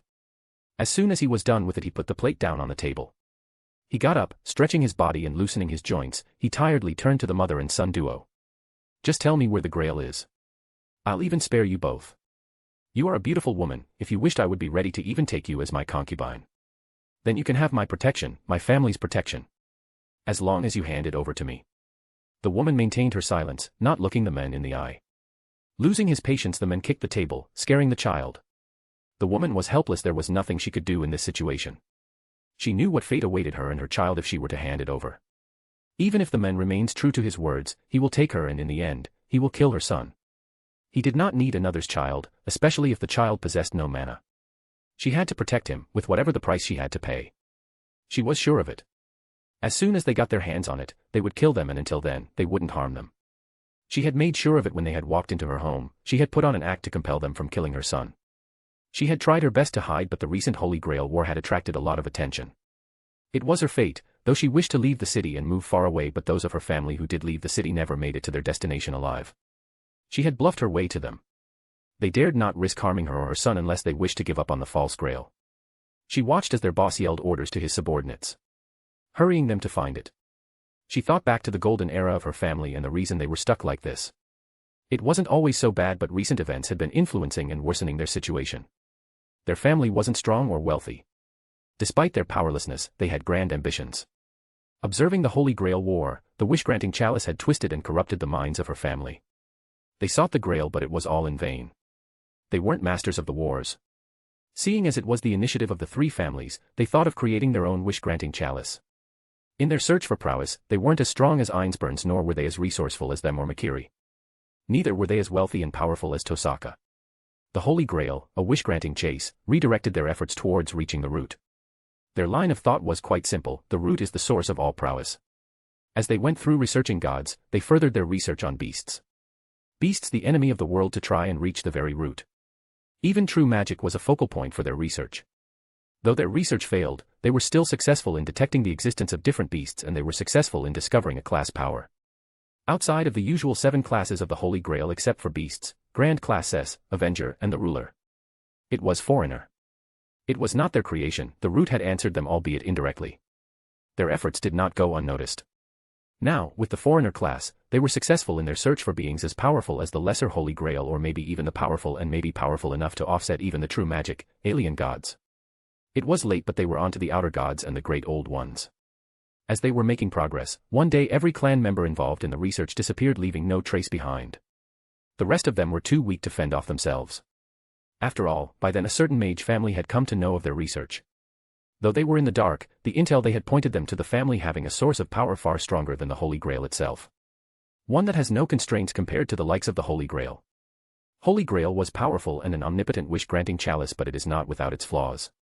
The item was rumored for it to be something that could be used to build the ultimate Grail.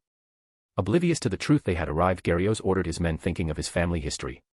Fuck this. Slice the bitch. As for the boy, I'll give him a slow death. It might have been a fake rumor after all. We have been searching for so long and killed many of their family. Yet we have nothing. Let's get this done with. Though I'm not in the mood, you guys can do whatever wish with her before finishing her off. Just make sure to complete the task. After all, she deserves it for all the trouble she gave us. Gyarios got up from the sofa as he instructed his subordinates. Fearing for her child, the mother grabbed the locket hanging in her son's neck as she activated it. It was a simple locket with a piece of gem attached to it. The light shone from it as the magic activated, trying to connect to the forces beyond the root, that which is the source of everything. The false Holy Grail. Despite their search for powers, and even after finding alien gods, their ambitions didn't end there. Holy Grail was a project to connect to the root. They knew that for a fact that through their research.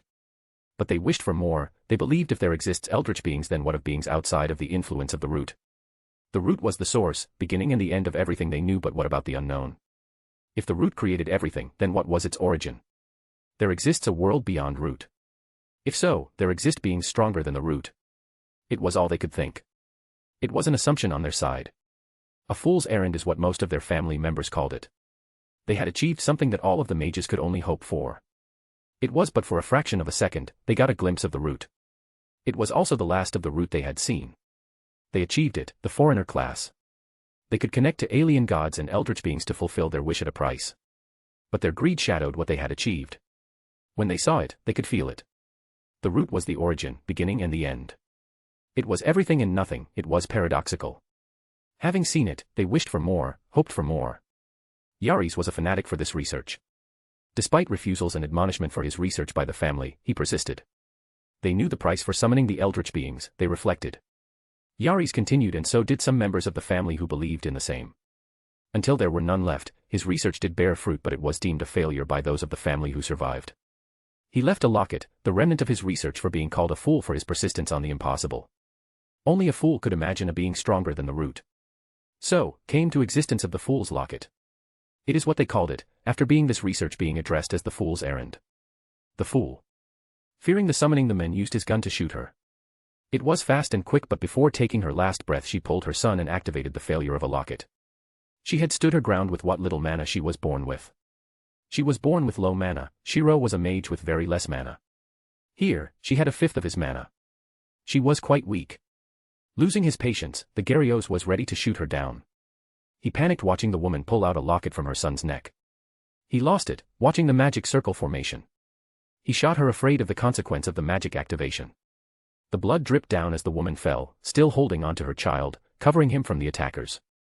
Her child screamed for his mother, as blood sprayed over him. Mother, mother. Mother. Having enough of this charade, Gyarados moved ahead to snatch the locket and stop its activation. He was relieved to have found it. However, it ended up being activated if he could kill the son. He could still salvage the situation. Even the magic circle had died down. Only a couple of steps left for him to claim the locket. An item they had been searching for almost a century now. It had been a horrendous path to finding it. After all, they were lucky to come across it because of the woman from this family who had married into theirs. So they were lucky to find it out. Even more so since they did not have any competition for it. The woman had hated her family, she resented them. After all, she was also initially involved in the research before her marriage.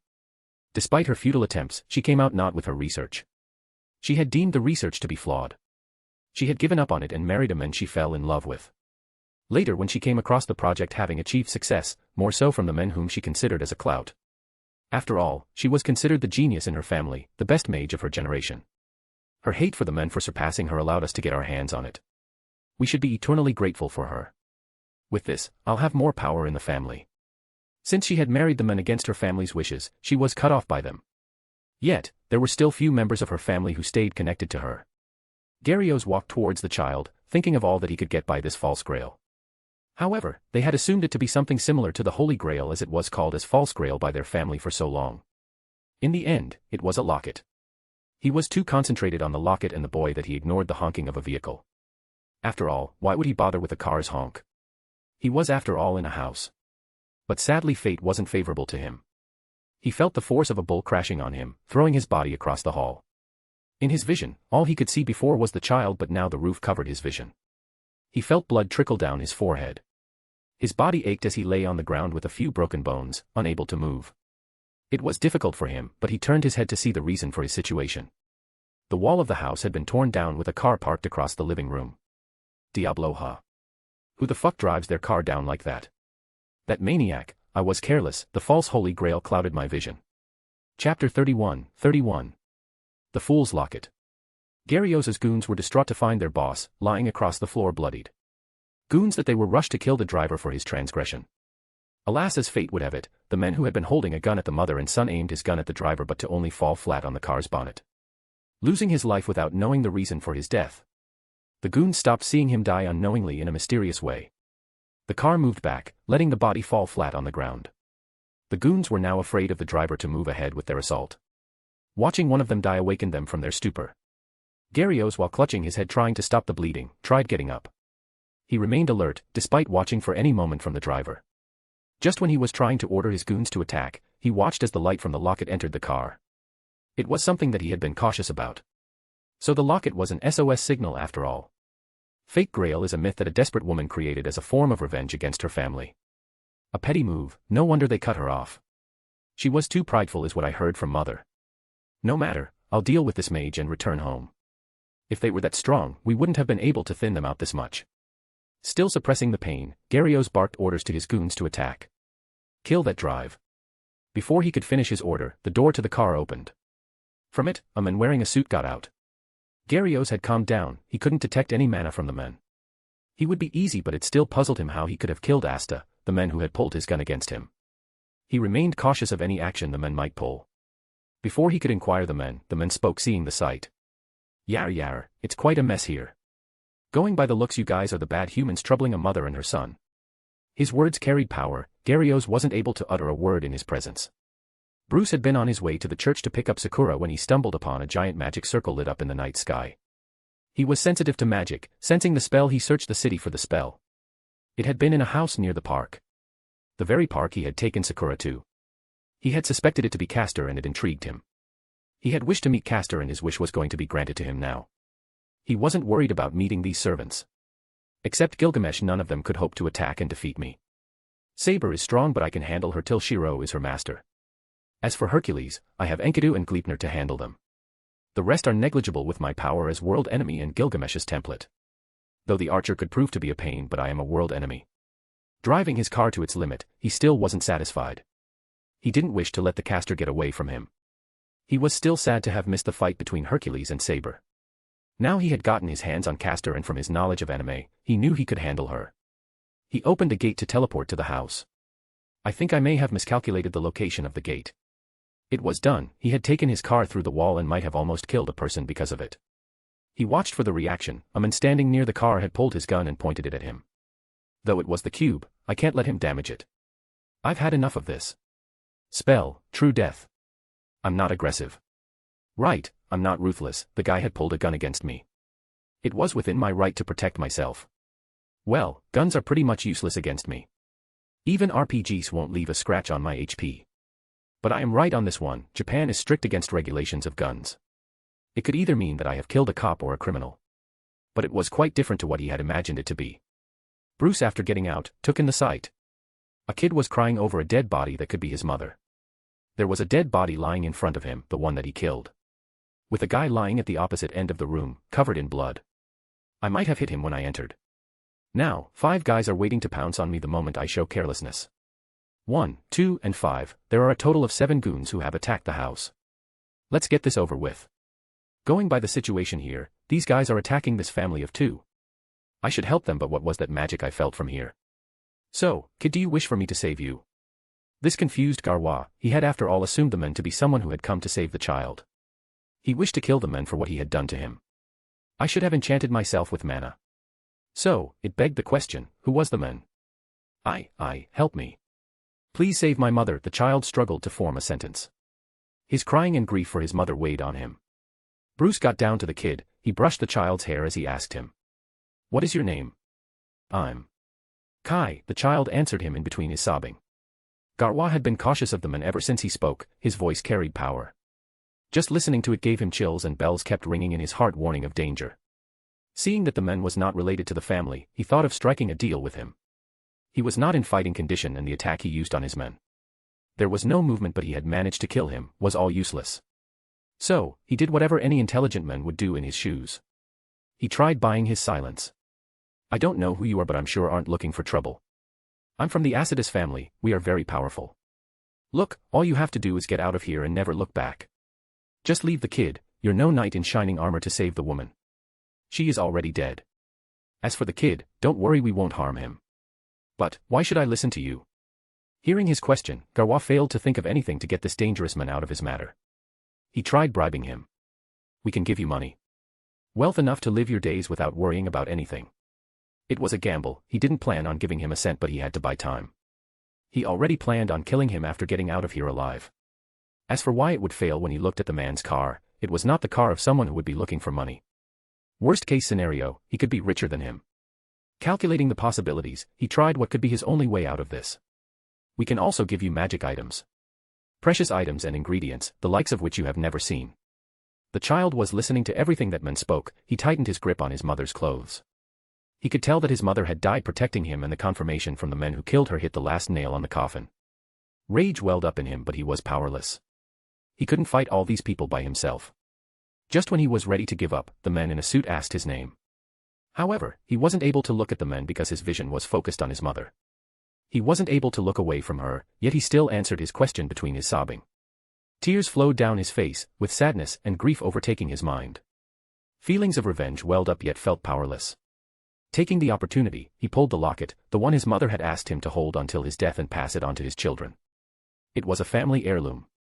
It was a precious item, a gift from his mother, but she was no more.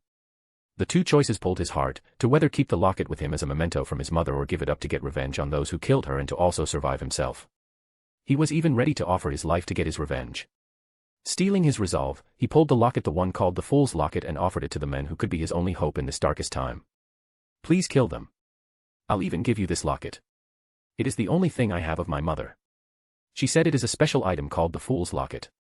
The Fool's Locket, huh? Interesting. Bruce had already decided to help the kid named Kai, but hearing the name of the locket, its name intrigued him. The kid threw the locket, seeing he had caught the attention of the men in suit. Gyarios was confused for a second there, but he caught on quickly. The locket was a special item, though he knew not of its significance, but seeing that glint in the men, he knew it. He had to get it, or it would have been all for naught. The worst-case scenario is if his family found out about it. It would be the end of him. Seeing the kid throw what could have been the item he had been looking for all this time, he took the risk. After all, the Holy Grail is an item worth risking his life for. The rewards were well worth the risks. Kill him, he had risked it all. The arrow had left the bow, there was no going back. He watched as the locket landed on the man's hand, and it was blinding. The moment the locket made contact with him, the locket shone brighter. The light was blinding enough to temporarily blind him for a couple of minutes. When he did get his vision back, he opened his eyes, it strained his eyes to open them. When the Holy Grail was involved, the things the men could do in Nasuverse were extraordinary. It was blurry, it took him a couple of seconds to get adjusted to the light. The man hadn't moved an inch from his position, he was standing in the same position he had last seen him in. Clutching the locket in his hands. It was as if they were all frozen in time, but the anguish cry for help from his goons ruined the melody of the scene. Not having it, Gyarios ordered them to kill the men. He couldn't drag this further, and neither could he let the men get away with the locket. He needed it. His voice was all it took. His goons hadn't even recovered, and the men responded to his instructions. He waved his hand forward, they fell silent. He couldn't hear their anguish cries anymore. He turned his head to try and look at them, to only find them lying on the floor unmoving. They were dead. The fear of death crept up on him. It wasn't a first for him, but never had he ever felt so hopeless. The same way Asta died. They all died silently, as if they were granted death. No fight or struggle, just eternal darkness and death. The end of their futile efforts. Now scared for himself, he looked up at the men. He had killed his men and had yet to turn to him. He had killed them without batting an eye at them, as if they were insects in his eyes. And he still refused to look at him or others. The man was still staring at the locket. Gyarios had given up on fighting him and the locket. All he could think of was an escape plan. Concocting the plan to escape from this place. He looked at the kid from the corner of his eye. He had gotten up, separated from the dead body of his mother. He walked to the men in the suit. "Thank you for saving me." "Think nothing of it, Kai." Kai had been anxious about his fate. He had decided to bet his life on the stranger and had even given up on the locket. He had won the gamble. The men had disposed of the goons without even looking at them. Though their leader remained, he was sure the men would even kill him. He was angry at himself for his powerlessness to avenge his mother with his own hands. Yet the reality made him realize the truth. His opponent was a mage, whereas he was an ordinary human. He wasn't special or gifted in academics or sports. He wasn't the strongest kid in his class, much less school. He could never hope to kill the men if he were to get out this alive. Kai looked at the men who killed his mother as he turned to the men in suit, wondering about his name. "What is your name, mister?" Kai observed as the man kept the locket in his pocket as he turned to him. "You can call me as the Fool." He was shocked to learn the name of the men. The Fool, he should be lying, is what he assumed it was until he saw the men in the eye. Kai stood frozen in his spot, trembling for the things he had seen. He fought the urge to collapse. He had seen his end. The things that shouldn't exist. It overloaded his mind. "Let us finish our business here, Kai. I will hold on to my end of our deal." Bruce turned to Gyarios, who was halfway across the street during their exchange, as he casts spell, grasp heart. The heart of the man materialized in Bruce's arm as he crushed it. Gyarios had died. There had been a problem with his transmission. Bruce got to know of it during his abandoned village exploration. He was capable of using wish, not wish upon a star. But wish was a skill of Cthulhu, which he could use in his final avatar. Yet he used it in his base Overlord of the Mysteries avatar, which should have been impossible in Idrasil. He experimented with it and found it out. This was only possible with his base avatar. He could use the skills and spells of his other avatars, but they were not as strong as when used by them.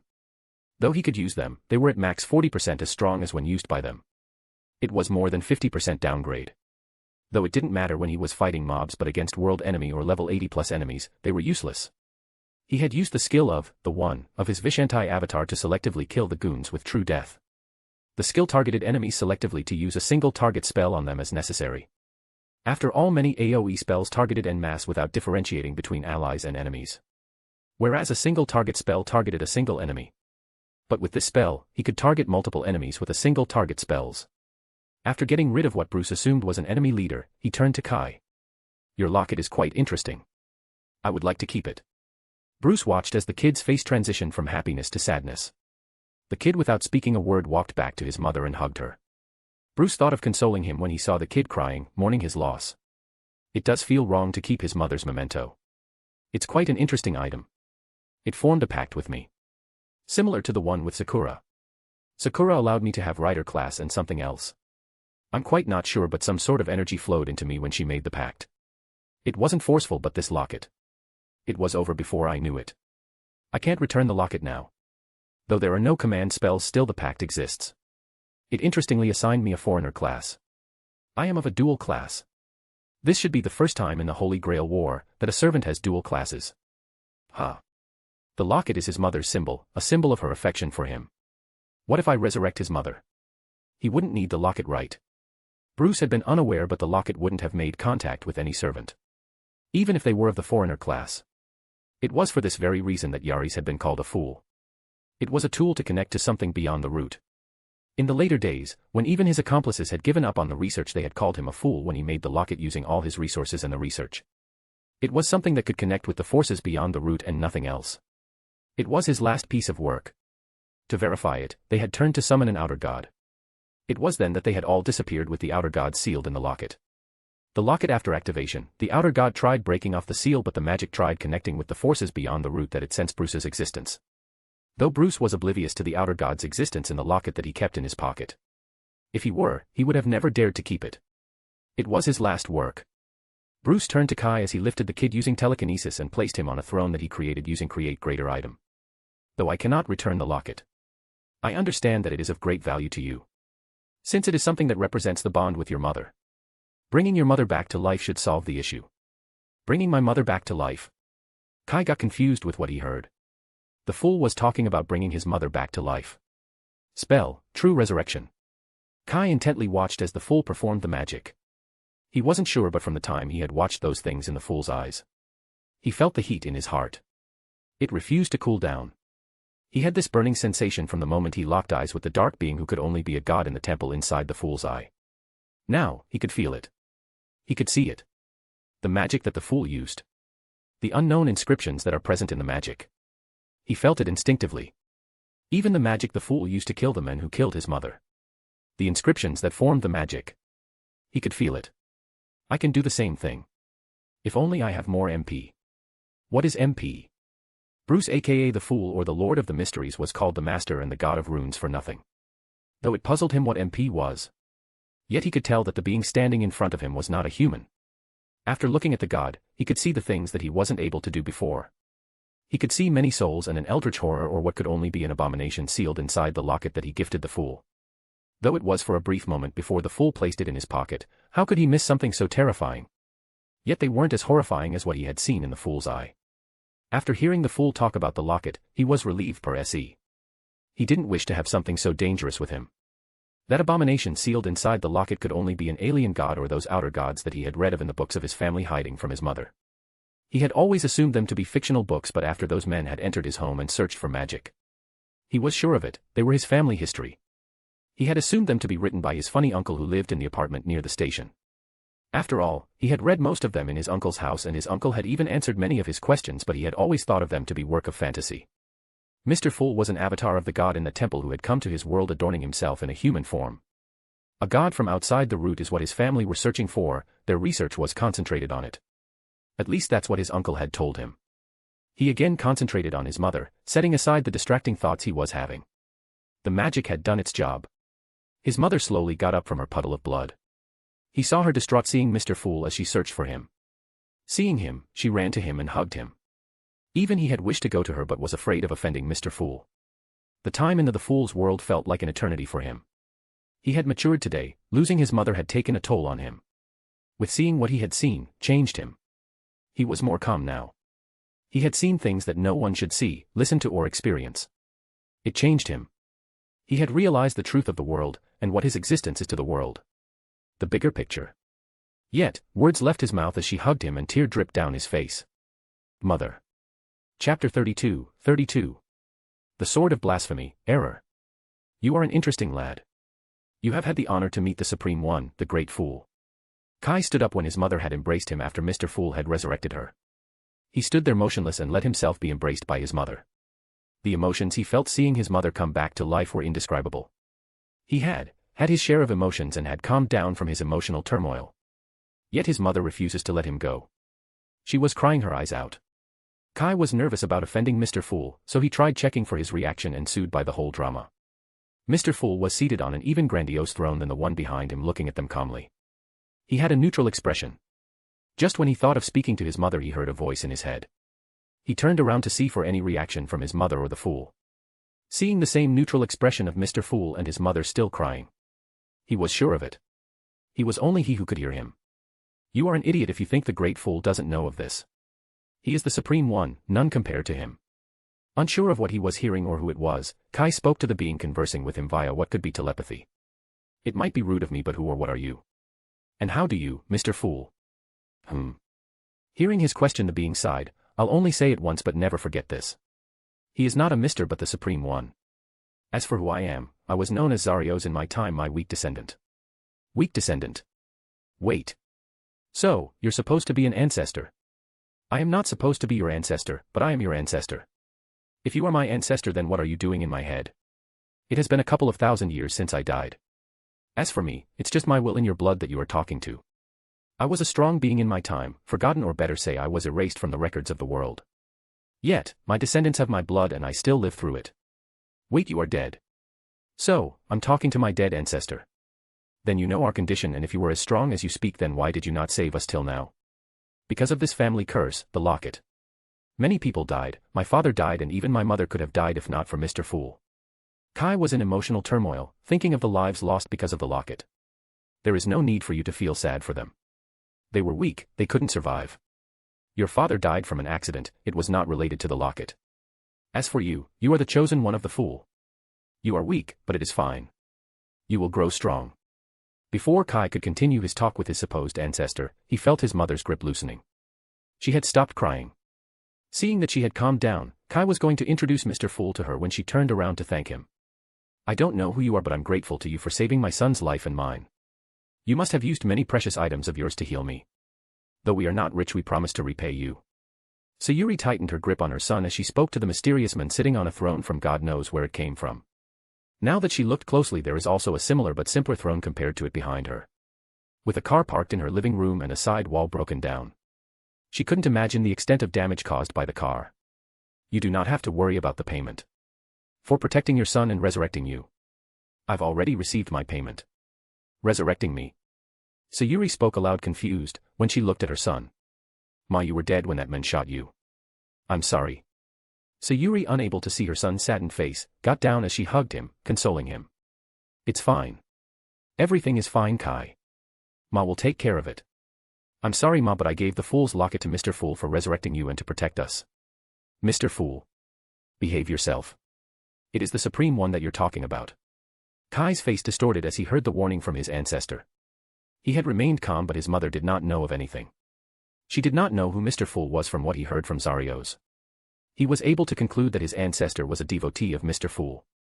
He discarded or didn't care for his descendants' death as much as he cares for Mr. Fool.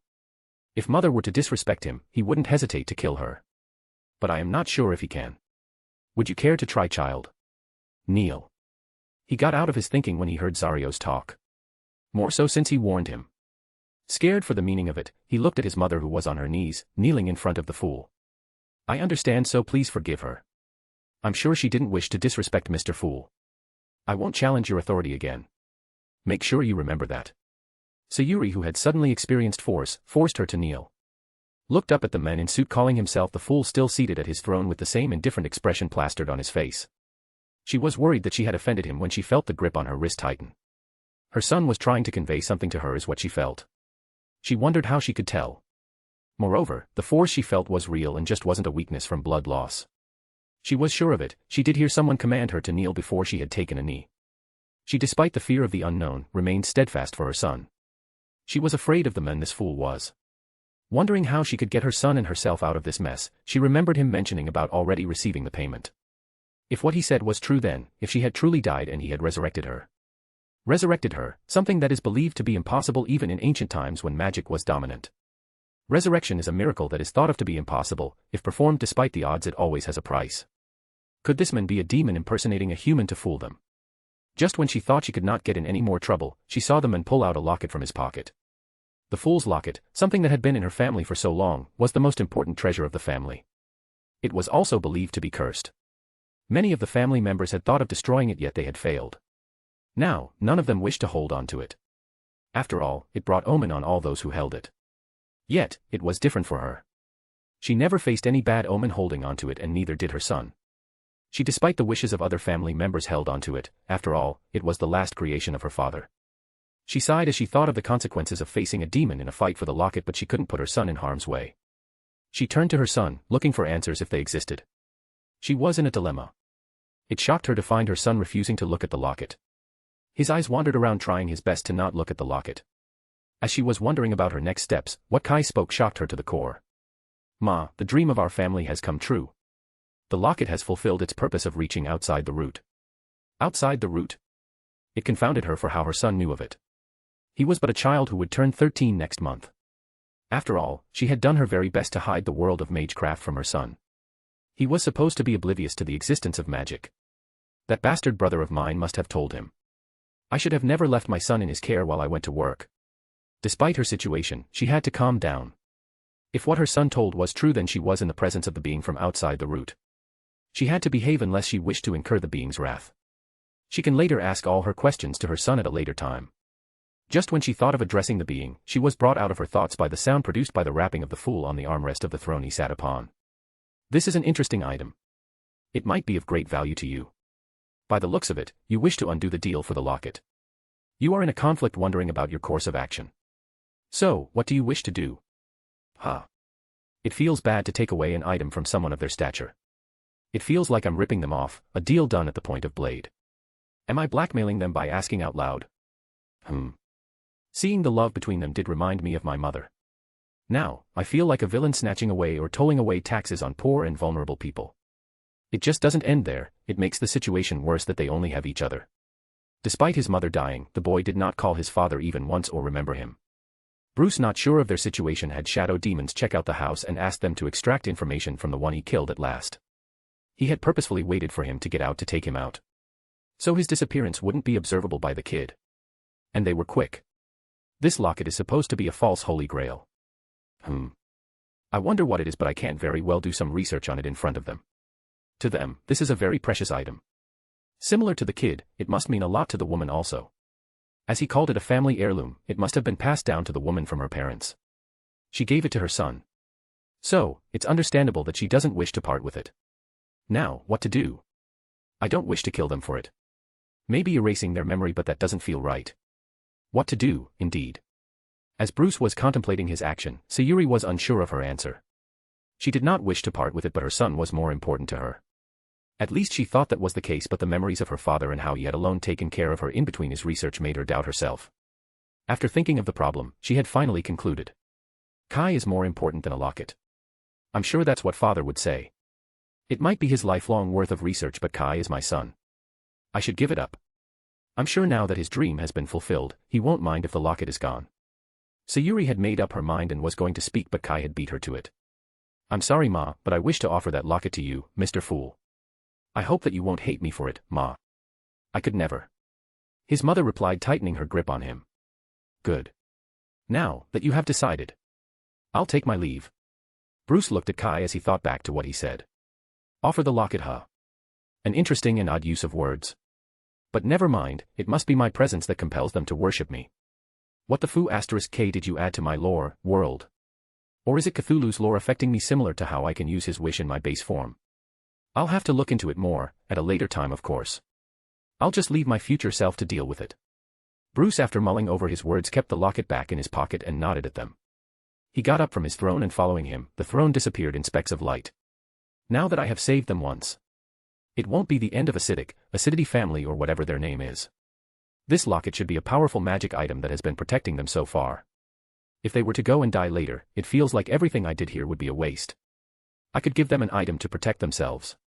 Anything from the Gate of Babylon is out of the question. They are one of a kind and are impossible to replicate in the new world. I could give them a sword, maybe they protect themselves. I don't have any magic artifacts that have both attack and defense properties.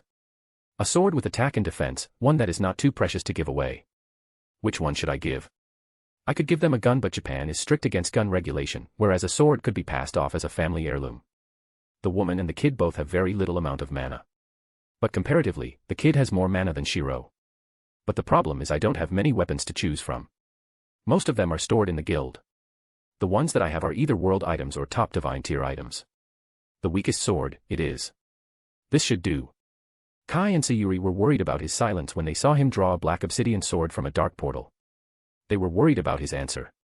They knew that if he did wish to kill them, he wouldn't need a sword to do the job. They watched him on their toes for what he would do with the sword. This should be good enough. Despite its base material being caloric_stone, it is quite mediocre. Among divine tier items, it is at the bottom. There are many legendary and mythical tier swords in the guild stronger than this sword. I've after all used all the data crystal to fill in the flavor text of this sword. The Sword of Blasphemy, or simply called Error. Bruce inspected the sword using an appraisal spell for confirmation before he handed it over. The sword belonged to a personal project of his where he experimented with the lore and flavor text of items. This sword had been his test subject. He had made it have all the prowess of all the 22 pathways of godhood from LOTM. Despite writing such extensive lines of lore for it, it still didn't reflect in its item sheet. He had already verified it using the world item, the Ravens of Knowledge. So, only abilities and knowledge are reflected through the flavor text and lore. Everything has a limit, and even if they work as stated in flavor text, it works as long as it is against lower life forms. If the sword's flavor text spoke of how unbreakable it is and its hard properties, the flavor text holds for only players at max. When a world enemy or stronger enemies come into the picture, they break at the first opportunity. I've already broken a sword using Gleipnir. It was another sword from the same project. It was stronger than this sword, speaking in terms of in-game abilities. It was also filled with lines speaking of its strength and durability. Its body was supposed to be unbreakable, and yet it broke. It is similar to how world items, despite being equal to worlds in terms of existence hierarchy, get singled out by wild magic. They are supposed to be the remnant of the worlds of Idrasil that have been devoured by the world devourer. There is a limit to the energy that brings these game or virtual items to reality. The power of the ritual of the Dragon Emperor should have a limited scope and power to what it could fulfill. There's no way a trash item with millions of lines of flavor text could ever beat an indestructible and all-powerful world items in the new world. There are rules that it follows. I'll think about it later. For now, I should give it to them. Despite the weapons and items brought to this world with the root or the swirl of the root, they followed a hierarchy that Bruce failed to check out. World items had more powerful lore and influence of the Yggdrasil that would beat any weapon with millions of lines of flavor text. The game rules beat or took more priority and influenced the items than the flavor texts of the said item. Bruce sighed as he saw the error, and swung it once with his right arm. Kaleidoscope Realm, just a name. Kistur Zelrich Schweinorg was not having the best of times. It was but a minor negligence from his side that he missed a world-shattering event. He would always check through the worlds during the Holy Grail War to observe the event. It always intrigued him, and he wondered if they would ever connect to the swirl of the root. It was also a favorite pastime of his. What could an apostle of the dead do for entertainment? It was a fatal mistake. Something major had taken place in one of the worlds. He flipped through parallel worlds trying to find the origin of the disturbance and yet failed to do so. Zokan Makiri was killed in one of the worlds and it erased him from all the parallel worlds. He tried searching for his soul, yet his soul had been erased. He usually would never visit demons or outer gods' servants for his task, but he was left with no other choice on this one. After meeting an ancient demon who also happens to be a primordial demon from ancient times residing in an isolated dimension and a servant of an outer god who resides outside the universe for his worries, they wouldn't bat an eye at his problem, but they did move at the prospect of him giving them an item that they had been seeking for a very long time. From his standing in the Mage Association, it was but a simple task for him to get them what they wished. Yet after meeting them both, they had the same answer. Zokan's source and origin had been erased and hadn't returned to the swirl of the root. It worried him, for there was an entity capable of it. His first guess had been the outer gods, but the servant of theirs that he met denied him of the hypothesis.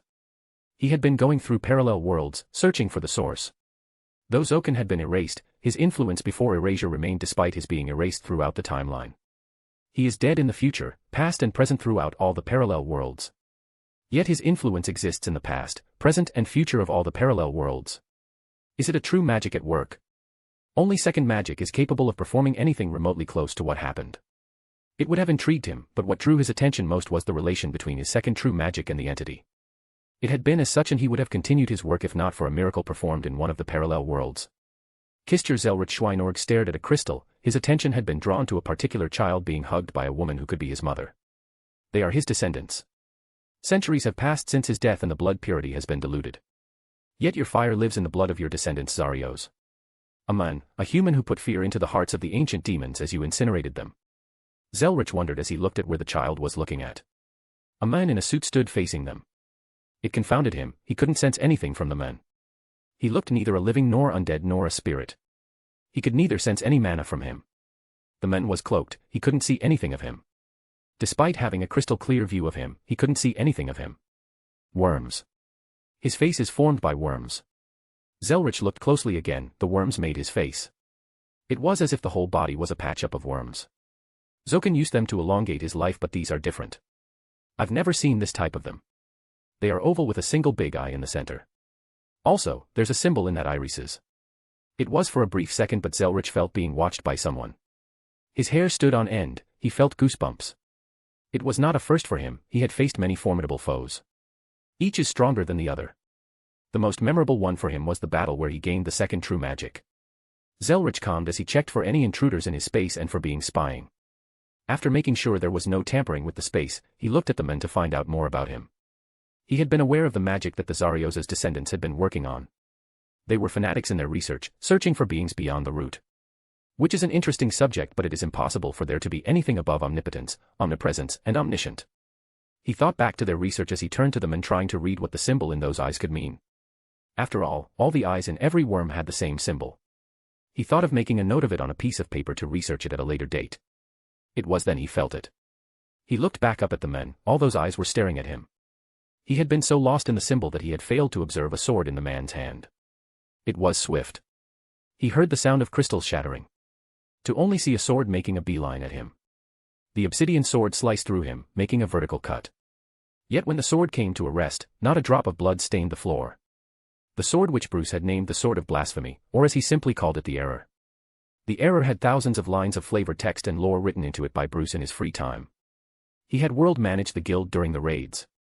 While he typed away on the keyboard filling in the flavored text for the weapons he made. It was his one of the beginning test subjects, but not the first weapon where he elaborately created lore for it. Neither was it the strongest. It might have been for the fact that he was ready to part with it despite having spent a lot of time on it. He wasn't the best power building or power system builder. Neither did he remember every sequence of all the pathways. He had explicitly made sure to leave more concise and detailed lore and prowess of the Lord of the Mysteries pillar.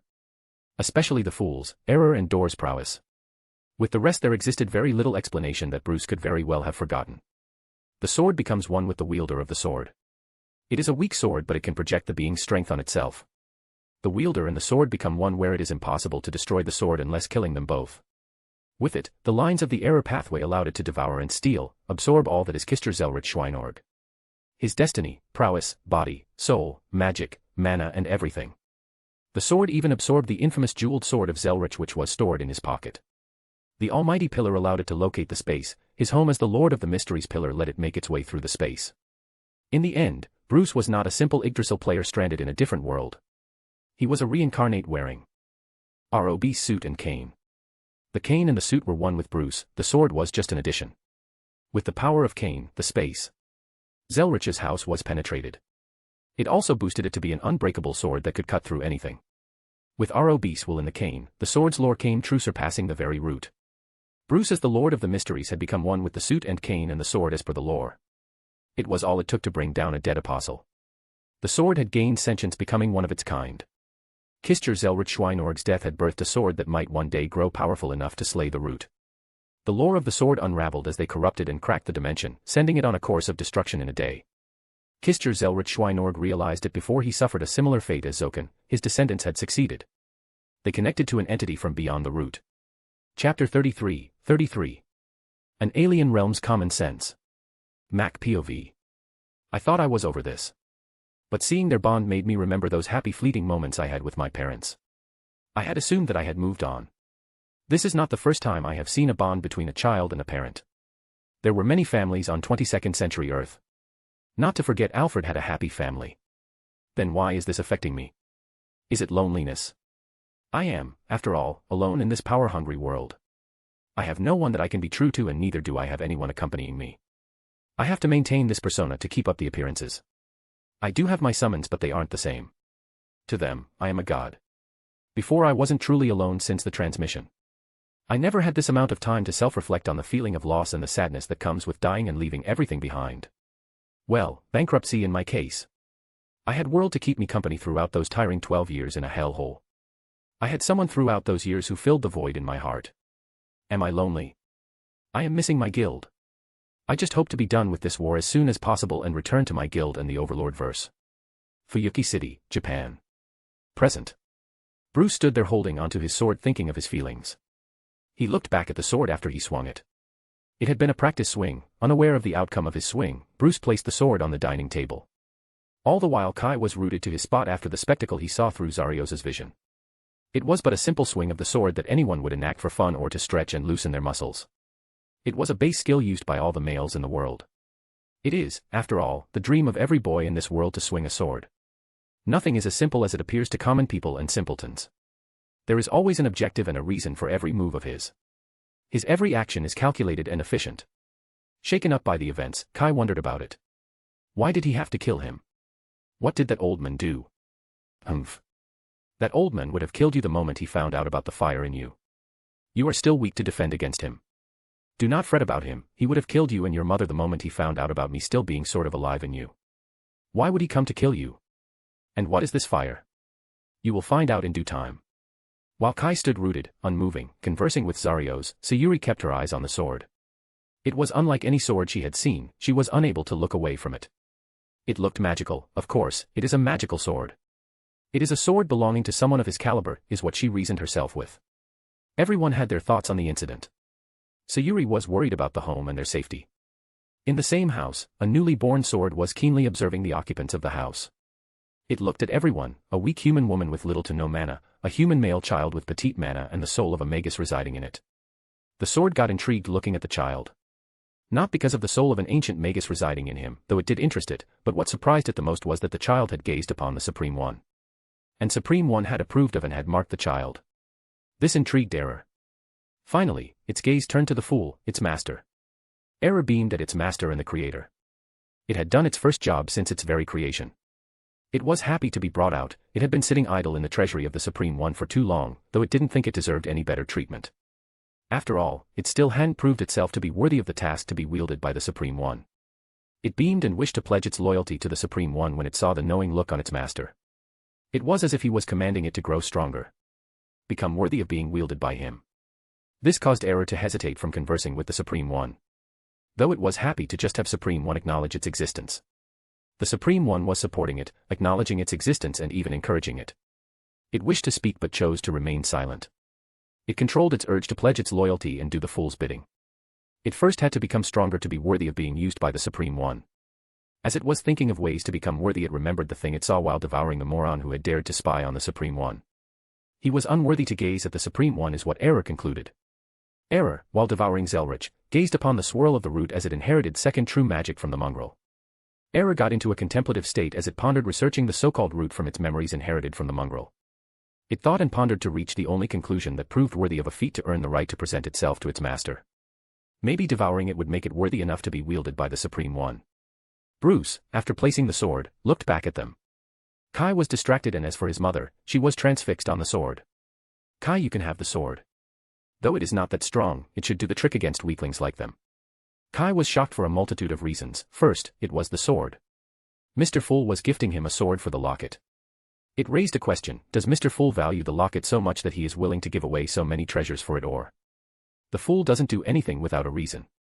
And anything that can be obtained in this lower realm created by root would not attract the fool's attention. Moreover, that sword is very special. But such a powerful weapon is being called as weak by Mr. Fool. It is weak to him, or should I say. Despite it being a strong and a special weapon, it is no different than an ordinary sword to him. It should be capable of slaying divine spirits and should be powerful enough to end me. Understood. I'll try my best to obey Mr. Fool's wishes. Good, you catch on quickly.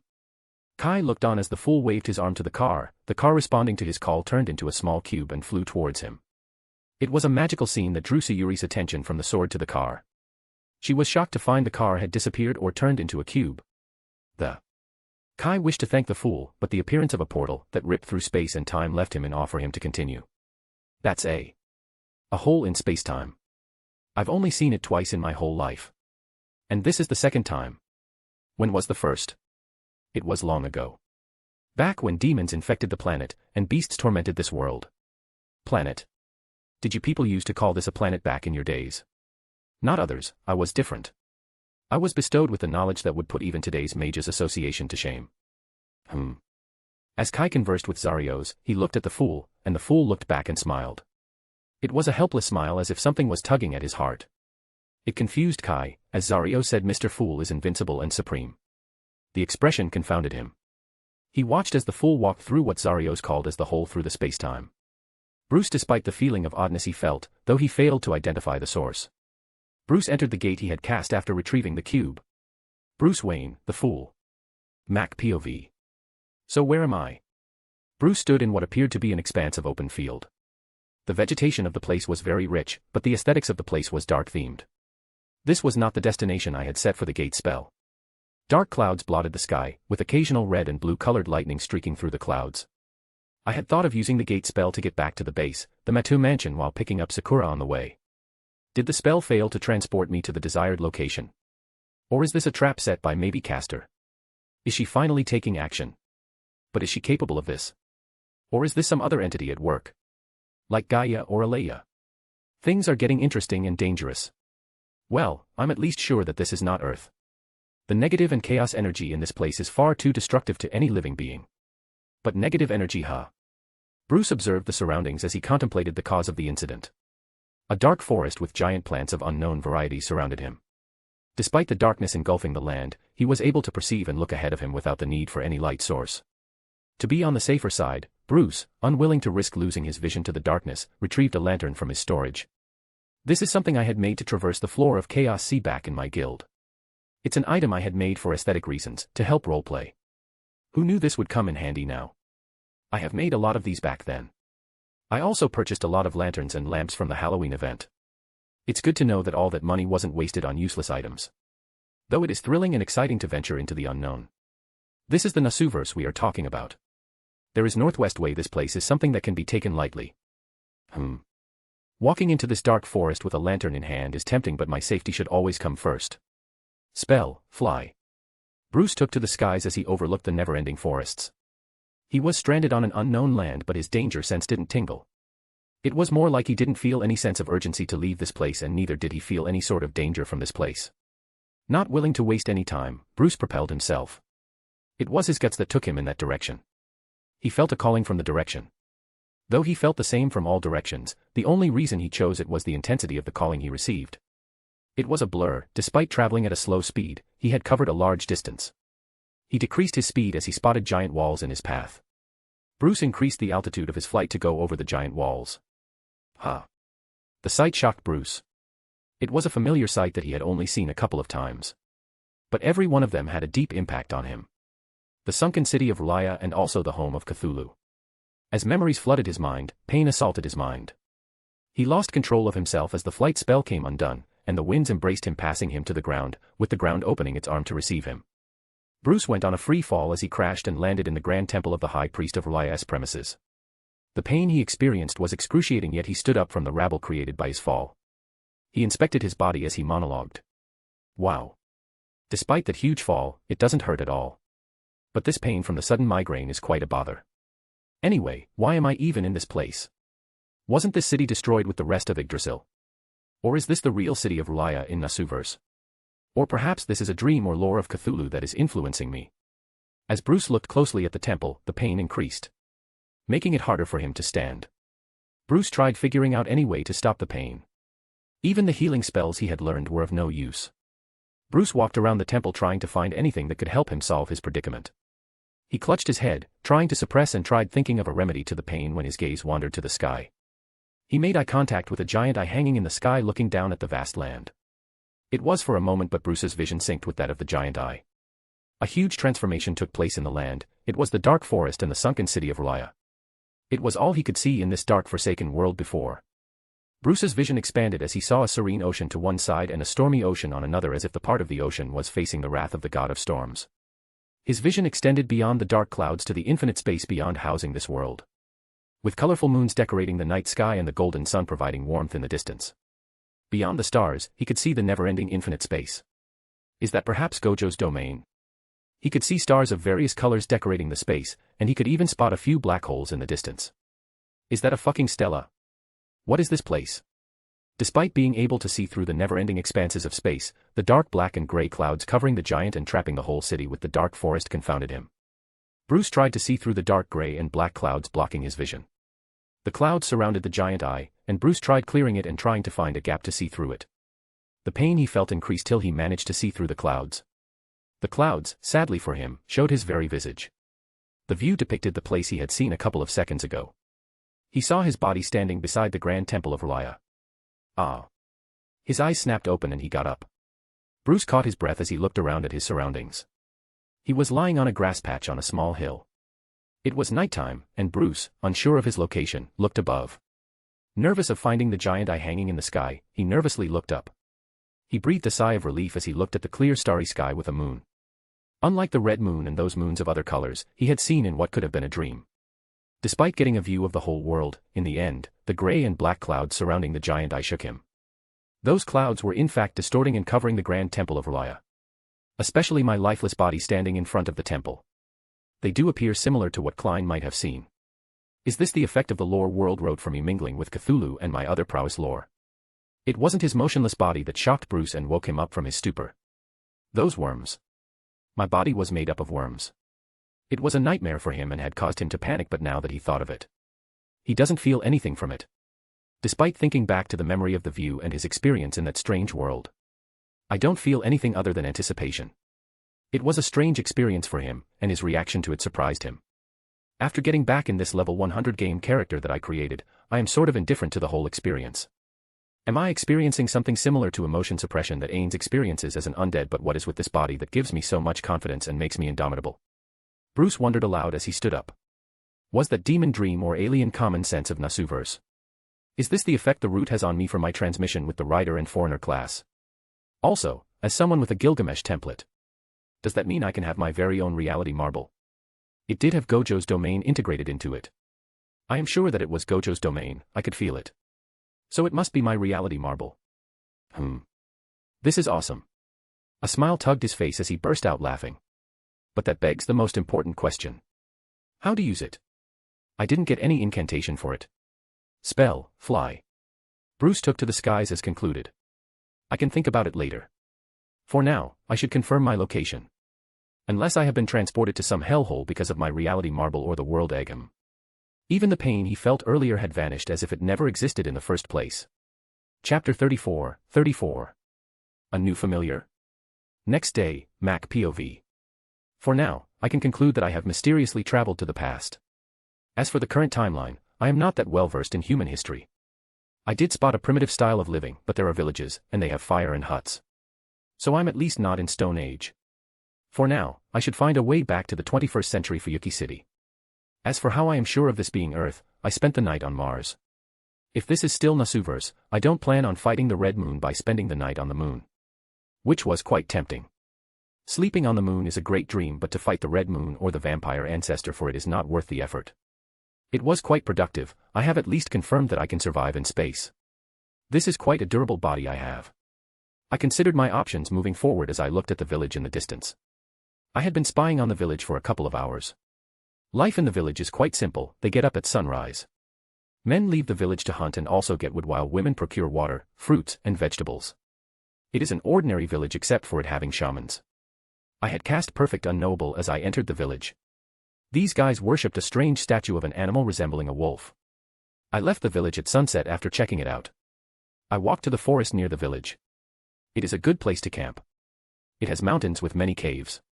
A perfect spot to rest till I find my way back. I haven't been able to return with gate or teleportation. We'll just have to wait till I can find a way back. With this body being immortal, there aren't a lot of things that I have to worry about. I don't wish for this, but I, for one, definitely do not wish to pass my time here till this place progresses and I live in hiding till the 5th Holy Grail War. Nor can I interfere with history, so worst case scenario I stay hidden. 1 week later. Bruce sat on a throne he had created using Create Greater item in his makeshift home he had made inside a cave. To make it more comfortable, he had chosen the largest cave among all the surrounding mountains. This earth should still be in the age of gods. Going by the situation in the village, I have traveled in time to even before Gilgamesh or Karna were born. Still, this is quite a dangerous place that I have found myself in. Though I am a god myself. At least in the title, but that wouldn't matter to these overpowered gods. Bruce, unwilling to bet his life on his luck, had got to creating a bomb if you could call it that. Since he had only a small amount of caloric_stone. He used them with the silver apple, the next high-level ingredient on him. Experimenting with his god of runecraft prowess, he tried studying his Heart of the Fire Dragon, Sword of Ra in the form of Rising Sunday, trying to crack the runes and scribbles on the world items to recreate another item on the same level as these world items. This should be a good policy against them. I can't use the form of the Rising Sun if possible. I can't go on a search to find it after its use, that is, if Earth survives the attack. As for the rest, I'll be making new enemies rather than dealing with old ones by using them. Gods chasing me for creating a replica of their most beloved treasures. The project had begun the very night he was summoned. Finding himself in Nasuverse and getting access to Zokin's library and items prompted him for this. This also doubled as a way for him to check his prowess and lore. The effect of lore and titles had on him. Moreover, if he wished to study space and time-related spells to try creating a way back for him, it would alert the gods of this world. It was a dangerous endeavor. 6 months later. Bruce kept the silver apple, which had taken a reddish-golden color, in his inventory as he stepped outside his cave in his golem avatar. He had been holed up in his cave trying to create a world item. Something that should have been an impossible task was showing promise. It looked promising, and if he were to keep at it, he could get it to the level where its power surpasses most world items despite not being a world item. It was an item built with the knowledge of Overlord verse and Nasuverse. The knowledge from Zokin's research and his library was eye-opening. With this world destroyer I'm building, it should be almost as strong as the form of Rising Sun, except it doesn't work on the concepts of its purpose as destruction of the world. The form of the Rising Sun would destroy this planet, or, at the very least, if powered enough, would also engulf the whole solar system in the blast. The concept of the world is very vague. What qualifies as a world here? Is it a planet, or is it the whole universe? It was very clear in the game, but here, it just raises more questions. However, the creation of this item could have been impossible if not for me being in Nasuverse. In Overlord verse, I couldn't have made much progress with this item in the same amount of time. The knowledge I have acquired here is going to be very useful for my future. Bruce or Optimus walked towards the exit, which also doubled as the entrance of the underground cave where he had built himself a home. Maybe I should check up on that village. There were few of those. Priest might be the word. They were worshipping a zombified version of a wolf statue. Might be a local deity. They did use some interesting magic back there. Light radiated from Bruce's body as he turned to his human form, Vishantai. I can't leave any proof of my existence here. So a human form is a good cover when I leave the cave. While the experiment can be done in my golem form. The fool will have to wait till the 21st century. Bruce had been living alone in the cave for half a year now. He had been living alone in a cave, managing himself alone, and for food, he had the food creation carpet, which he had created for fun, just like many other items in his inventory. Bruce walked down the mountain closely observing the trees and plants in the forest. Bruce turned back as he observed sakura leaves fall in the distance. A storm of sakura leaves. Unknown POV. Deep within a forest, 77 monsters stood facing a small white-colored dog. The dog was cornered against the tree trunk as it eyed the monsters surrounding it. They had cut off all escape routes he could have taken. Ancestral wolves. It thought about their race as it saw them closing in. It had hoped for this to not have happened. This was forcing it to use its prowess. Pink petals, or what some would call sakura petals, gushed out as the little dog raised its paw, causing confusion to spread among the wolves. The petals had done their job.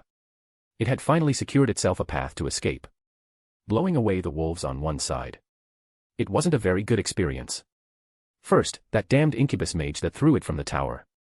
It had been sleeping peacefully far away from the struggles and cruelty of the world and humanity or that of monsters. But the incubus had to throw it out, disturbing its sleep. Now, it was stuck fighting these monsters who were serving the corrupted divine totem spirit worshipped by the humans in the nearby villages. Kath Palagran trying to get away from these monsters. It was not in the mood to fight these monsters or their master, who could only be wishing to devour it, to inherit its prowess. It stopped in its tracks. It still hadn't escaped from the wolves nor got out of their encirclement. As it sensed its doom, the wolves were too ignorant and weak to even detect the danger they all were in. It knew for sure that the presence it detected was not of the corrupted demigod wolf. The presence was very different than anything it had felt before. It hadn't come across any being with similar aura or presence. The presence vanished as soon as it had appeared. The wolves, oblivious to it, surrounded it again. It tried racking its brain for a way out when it heard a human voice. What do we have here? Few ugly wolf-like monsters ganging up on a small puppy. Cathpalag raised its head to see the owner of the voice. A man was sitting on a branch of the tree adjacent to it. It shocked Cathpalag that it had failed to notice the man till now. The man intrigued it. Enough for it to try to get a glimpse of the man from the hood of the cloak the man was wearing. It was a grand dress, enough to put even the incubus mage's wardrobe to shame. It was then that it made eye contact with the man. The red eye sucked it in as it watched numerous single-eyed worms forming a humanoid shape in the dark cursed world, which could be their home and the grand temple where their god resided. This reminded it of the presence it had felt earlier. Fear took hold of it. Cathpalag had never felt fear or knew what it was. It had been living its life remaining oblivious to all the struggles of mankind. For the first time, I had come across something that couldn't be explained. The causality curved and distorted in his presence. Just when it thought that everything was over. Strength gave out, it hadn't eaten in a long while. The weakness took over its body as it fell. Though it managed to maintain its consciousness. It had to watch as the man, it would be wrong to call it a man. It was something more. It was a nightmare, an eldritch horror. The eldritch being jumped down from the tree branch and picked it up. Cathpalag watched with wariness. It watched as the being raised its arm towards it. In response, Cathpalag closed its eyes in fear, awaiting its death. Instead, it was shocked to its core to find the arm petting it. The death it had expected was not there. Instead, it saw the man pet its fur. Moreover, the being had taken out a fruit with some magical means and brought it towards its mouth. Though cautious of it, the hunger took over Cathpalag as it devoured the fruit. It took a single bite out of it, cautious of the fruit. Seeing that it was still good, it ate the whole fruit. It wasn't sure what it was about the fruit, but it couldn't control itself. Its hunger had blinded its sense of danger as it realized that it had eaten food provided by an eldritch entity without a care in the world. Afraid for its life, it moved around in the mysterious man's arm as it checked itself. After checking for any external injuries and making sure that it was feeling normal and was not having any abnormalities, it looked at the man, wondering for its fate that this eldritch entity had decided for it. Thinking of its fate, it remembered about the monsters that were chasing it. It grew curious about their current condition. It was uncharacteristic of them to remain quiet for this long. Those mindless monsters would have attacked them without a care in the world. He decided to check out their situation for himself as it snuggled out of his grip by a bit as it watched where the monsters were standing earlier, only to find the whole perimeter empty except for itself, the man and some insects and birds loitering around. They had vanished without leaving a trace behind. It grew curious of their condition as it turned to look at the most probable candidate for this incident. It was petrified in fear as it was reminded of the scenes it had seen through those eyes of the eldritch entity. Not wishing to suffer the same fate as those foolish monsters, it remained silent and obedient as it let the men carry it. Contrary to the dog's thoughts for the whole debacle, Bruce was quite surprised with himself. Especially since the dog he got acquainted with was not a simple magical beast that is found easily in this world. Who would have thought I would get to meet Cathpalag, or the one famously known as the primate killer? One of the beasts of Fate-verse. It is quite meek right now. Does it feel indebted to me for saving it and giving it a fruit? It is snuggling up in my arms. Compared to other beasts and monsters, my opinion of Cathpalag or foe is very favorable. So, am an FGO now. And does this change canon now that I have picked him up? Will his meeting with Mash not happen now? I can think of it later, but for now, let's take this little guy or this little beast back home. Bruce brought Cathpalag up to his eye level and inspected Cathpalag for any injuries as he cast a healing spell. Well, I am not sure why he was having such a hard time against such small fries. A healing spell should be able to deal with any injuries he might have suffered in that standoff. Cathpalag stood alert as it sensed the eldritch entity cast a magic spell. It was cautious, its fur stood on ends. It remained still to not anger the eldritch being and to not suffer an even worse fate than what it was going to. But as the magic circle formed in response to his cast, it was very surprising. It was unlike any magic circle it had ever seen. It wasn't just the magic circle, the working mechanics of the spell were also alien to it. But its effect surprised it. Its body relaxed as Cathpalag allowed the magic spell to heal its body. It was a refreshing feeling. Cathpalag raised its head to see the being, growing doubtful of the things it had seen a while back. If it had all been a dream. It allowed the man pet its fur, trying to take another look at the man inside the hood. It felt a power in the man's eyes that was trying to suck it in, reminding it of the fact that everything it had seen was not a lie. Still afraid of the man, Cathpalag stayed still, resigning itself to its fate. Still, it enjoyed the feeling of being pet by the man. At least it was safe from the wolf for the time being. Chapter 35. Project Azura. 3 months later. Cathpalag watched as the being, who introduced himself as the Fool, struck demigod wolf with the arrow shot by a mysterious white being floating among the clouds. The divine totem wolf had been slain. It wasn't as surprising for it that the wolf had lost to the fool. It was an outcome it had predicted. It was inevitable, the wolf stood no chance against the fool. It watched as the body of the totem wolf disappeared inside a dark violet-colored portal. It was not something it would get used to. According to what it had seen, it was something akin to a storage space or a pocket dimension of the fool, where time was frozen and he could store anything of his choice inside it. Though for a second, it might have been an illusion. Cathpalig thought that for a second there, it had seen the fool smile. It was a genuine smile, one that would not suit a being of his caliber. It turned around to once again take a good look, to find him with the same expressionless face. Forgetting it be a mistake on its part, Cathpalig threw the thought to the back of its mind.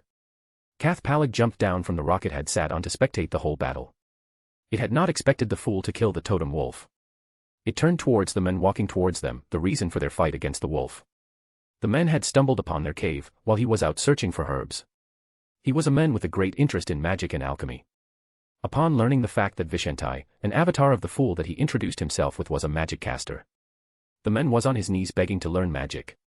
He had been coming to the cave daily, ever since his rejection. He had been adamant about learning magic. Cathpalig reminisced the persistence of the man named Yarrow, to keep up with his effort to request the fool to teach him magic. It had been cautious at first, for the fool could kill Yarrow for his annoying attitude. Yet it was surprising to find the fool did not lash out at him. Even the human nobles, who were of very little standing to the fool, who couldn't ever hope of comparing themselves to him, would not have tolerated it with their bottomless pride. "Thank you so much for saving my life, Master Vishentai." Bruce and Cathpalig stood facing Yarrow as he took a knee and bowed down, thanking the fool for killing Totem Wolf. "There is no need for you to be bowing down. The wolf had been pestering us for some time now. I had been delaying it for long enough now."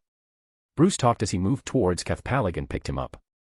He started petting him as he turned towards Yarrow again. "The wolf had been chasing my companion here for some time now. I had to take care of it someday. Still, to worship monsters. People are desperate in this monster-infested world. It is as you said, Master Vishentai. Would you please teach me magic now? The world is dangerous, I wish to survive." "No, it's not just that. What I wish to say is, magic is something that I desire. I wish to acquire this power. I wish to explore and take that power for myself." Cathpalig had seen the persistence the men had shown. It was surprised by his answer. It was a bit different than what it had thought. It raised its head to look at the fool, only to see him smirk. Following his line of sight, it saw Yarrow and his fanatic look. He was trembling, begging to be taught magic. Ready to sell his soul full for magic. Now that he had seen the fight, where the fool, in his Vishentai form, had taken down what he considered God with magic, he was love-struck by the magic of the fool. It dawned on it, as it thought through all the incidents that had led them here. Yarrow, despite his craze for magic, hadn't shown up at the cave for 3 days straight. Worried by his absence, they had come down to the village, where they found him ready to be sacrificed to their god. Was it all an act, or did he play it out this way to get here? "I'll teach you magic, but sadly, that's all I can do. Sadly, you don't have the skills nor ability to use magic." "But..." Cathpalig grew confused over his statement. Despite the petting, though it was enjoying the feeling, it was still listening to their conversation with focus. "I'll teach you magic. I won't destroy your dream to learn magic. I'll just say this once, despite your aptitude, there are ways of learning and using magic in this world for even those without talent or ability. But to find the way to do that will be up to you. Rather than teaching, I'll only help guide you. The rest is up to you, moreover, even if you asked. It's not like I can teach you anything.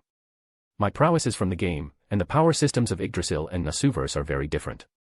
This should be good enough to score some good points with Cathpalig. Our time together has been joyful. Being alone in the cave for 6 months was very taxing, especially without the internet and my other gadgets. So, his addition to my abode was very much appreciated.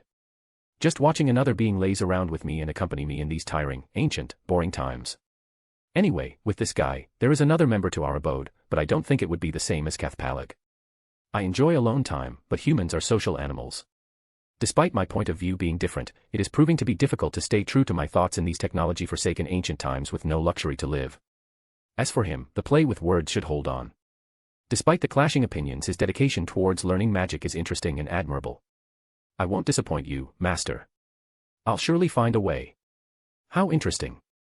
I just hope for you to entertain me to the best of your abilities. 1 year later.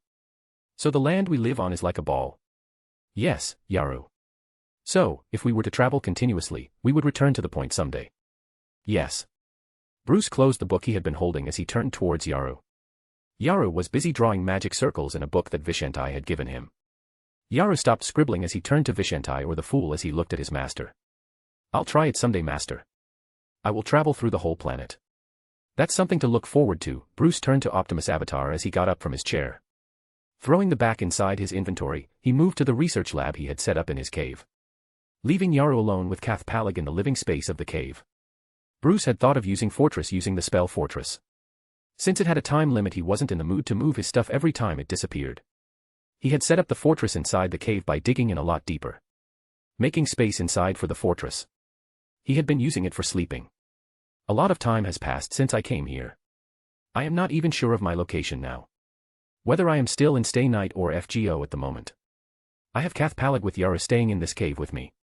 Yaru is busy studying magic on his own. All I did was give a grimoire and talk some nonsense. Well, my understanding of magic isn't that high. With my skills, lore, and class carrying me in World Destroyer creation. It has been a series of unconscious actions stacking up to build it. But it's not like I have been fully reliant on them.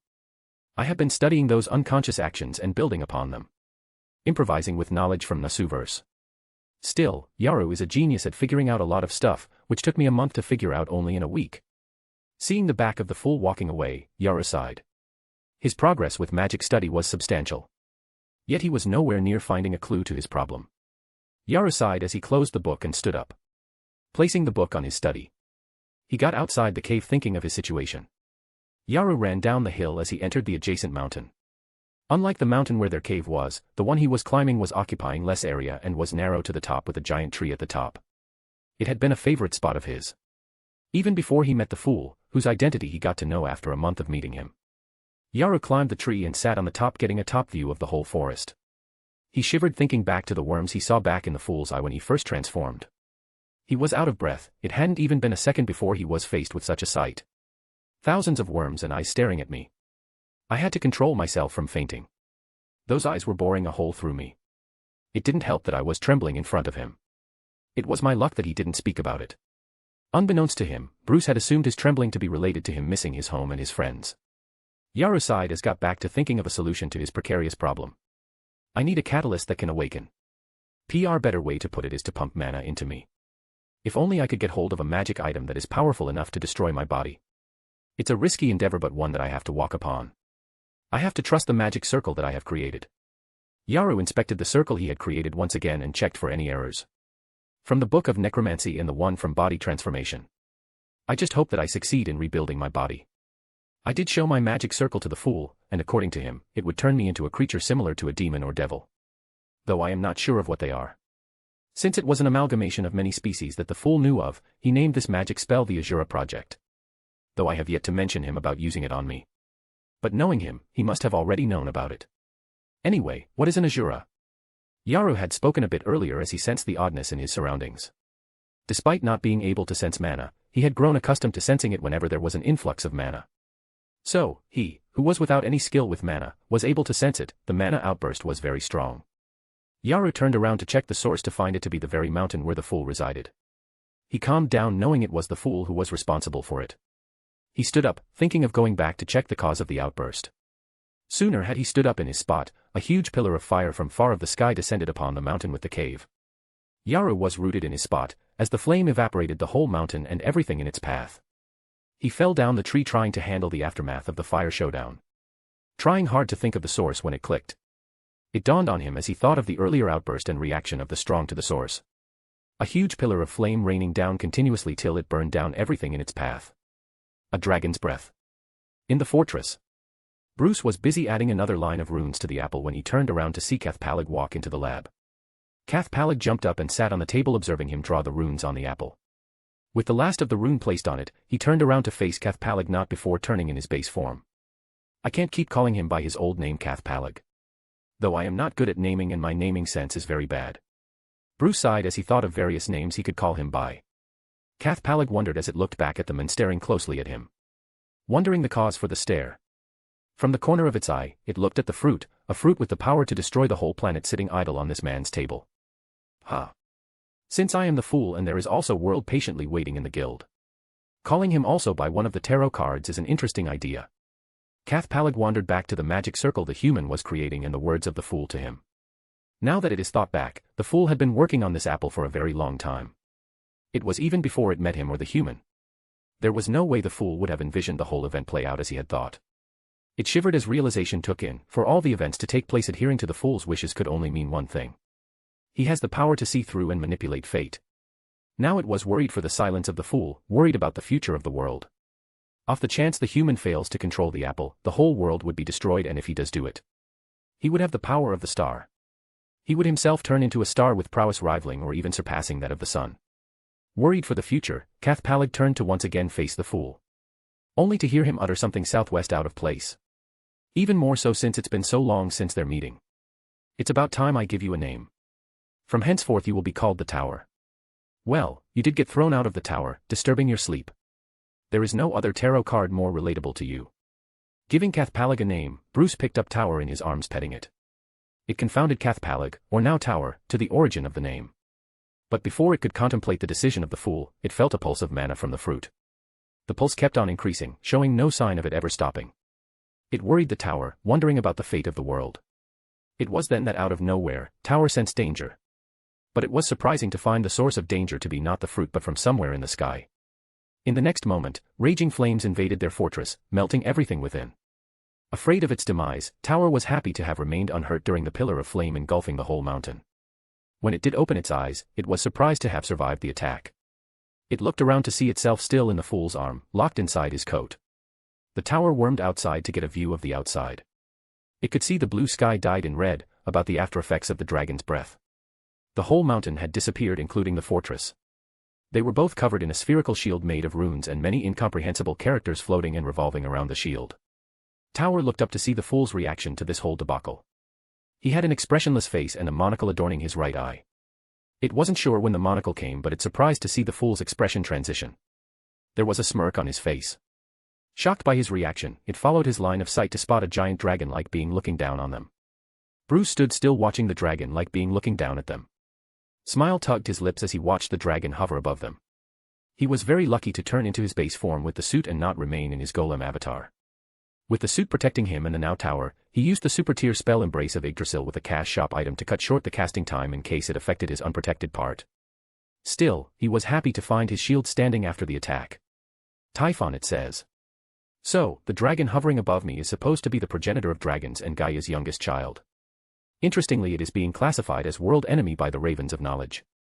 The smile turned into a smirk as he realized the implications. Despite Typhon being hostile to him, he was confounded by the reason. The only one he could think of was the apple. Still, the apple had survived the attack, and he could still sense it. But what mattered to him was the information he got from the Ravens of Knowledge.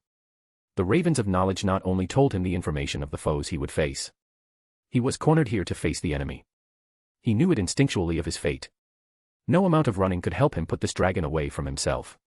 Resigning himself to his fate and also quelling his rage for the dragon's action of destroying his lodging and nearly destroying the world destroyer and the world with it.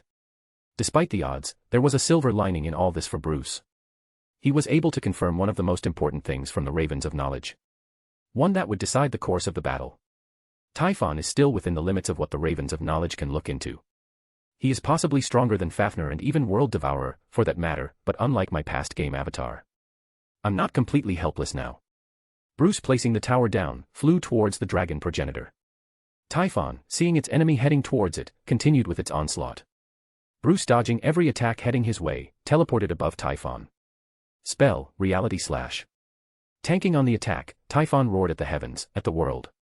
And so the dance between Typhon, the dragon progenitor, and the fool commenced.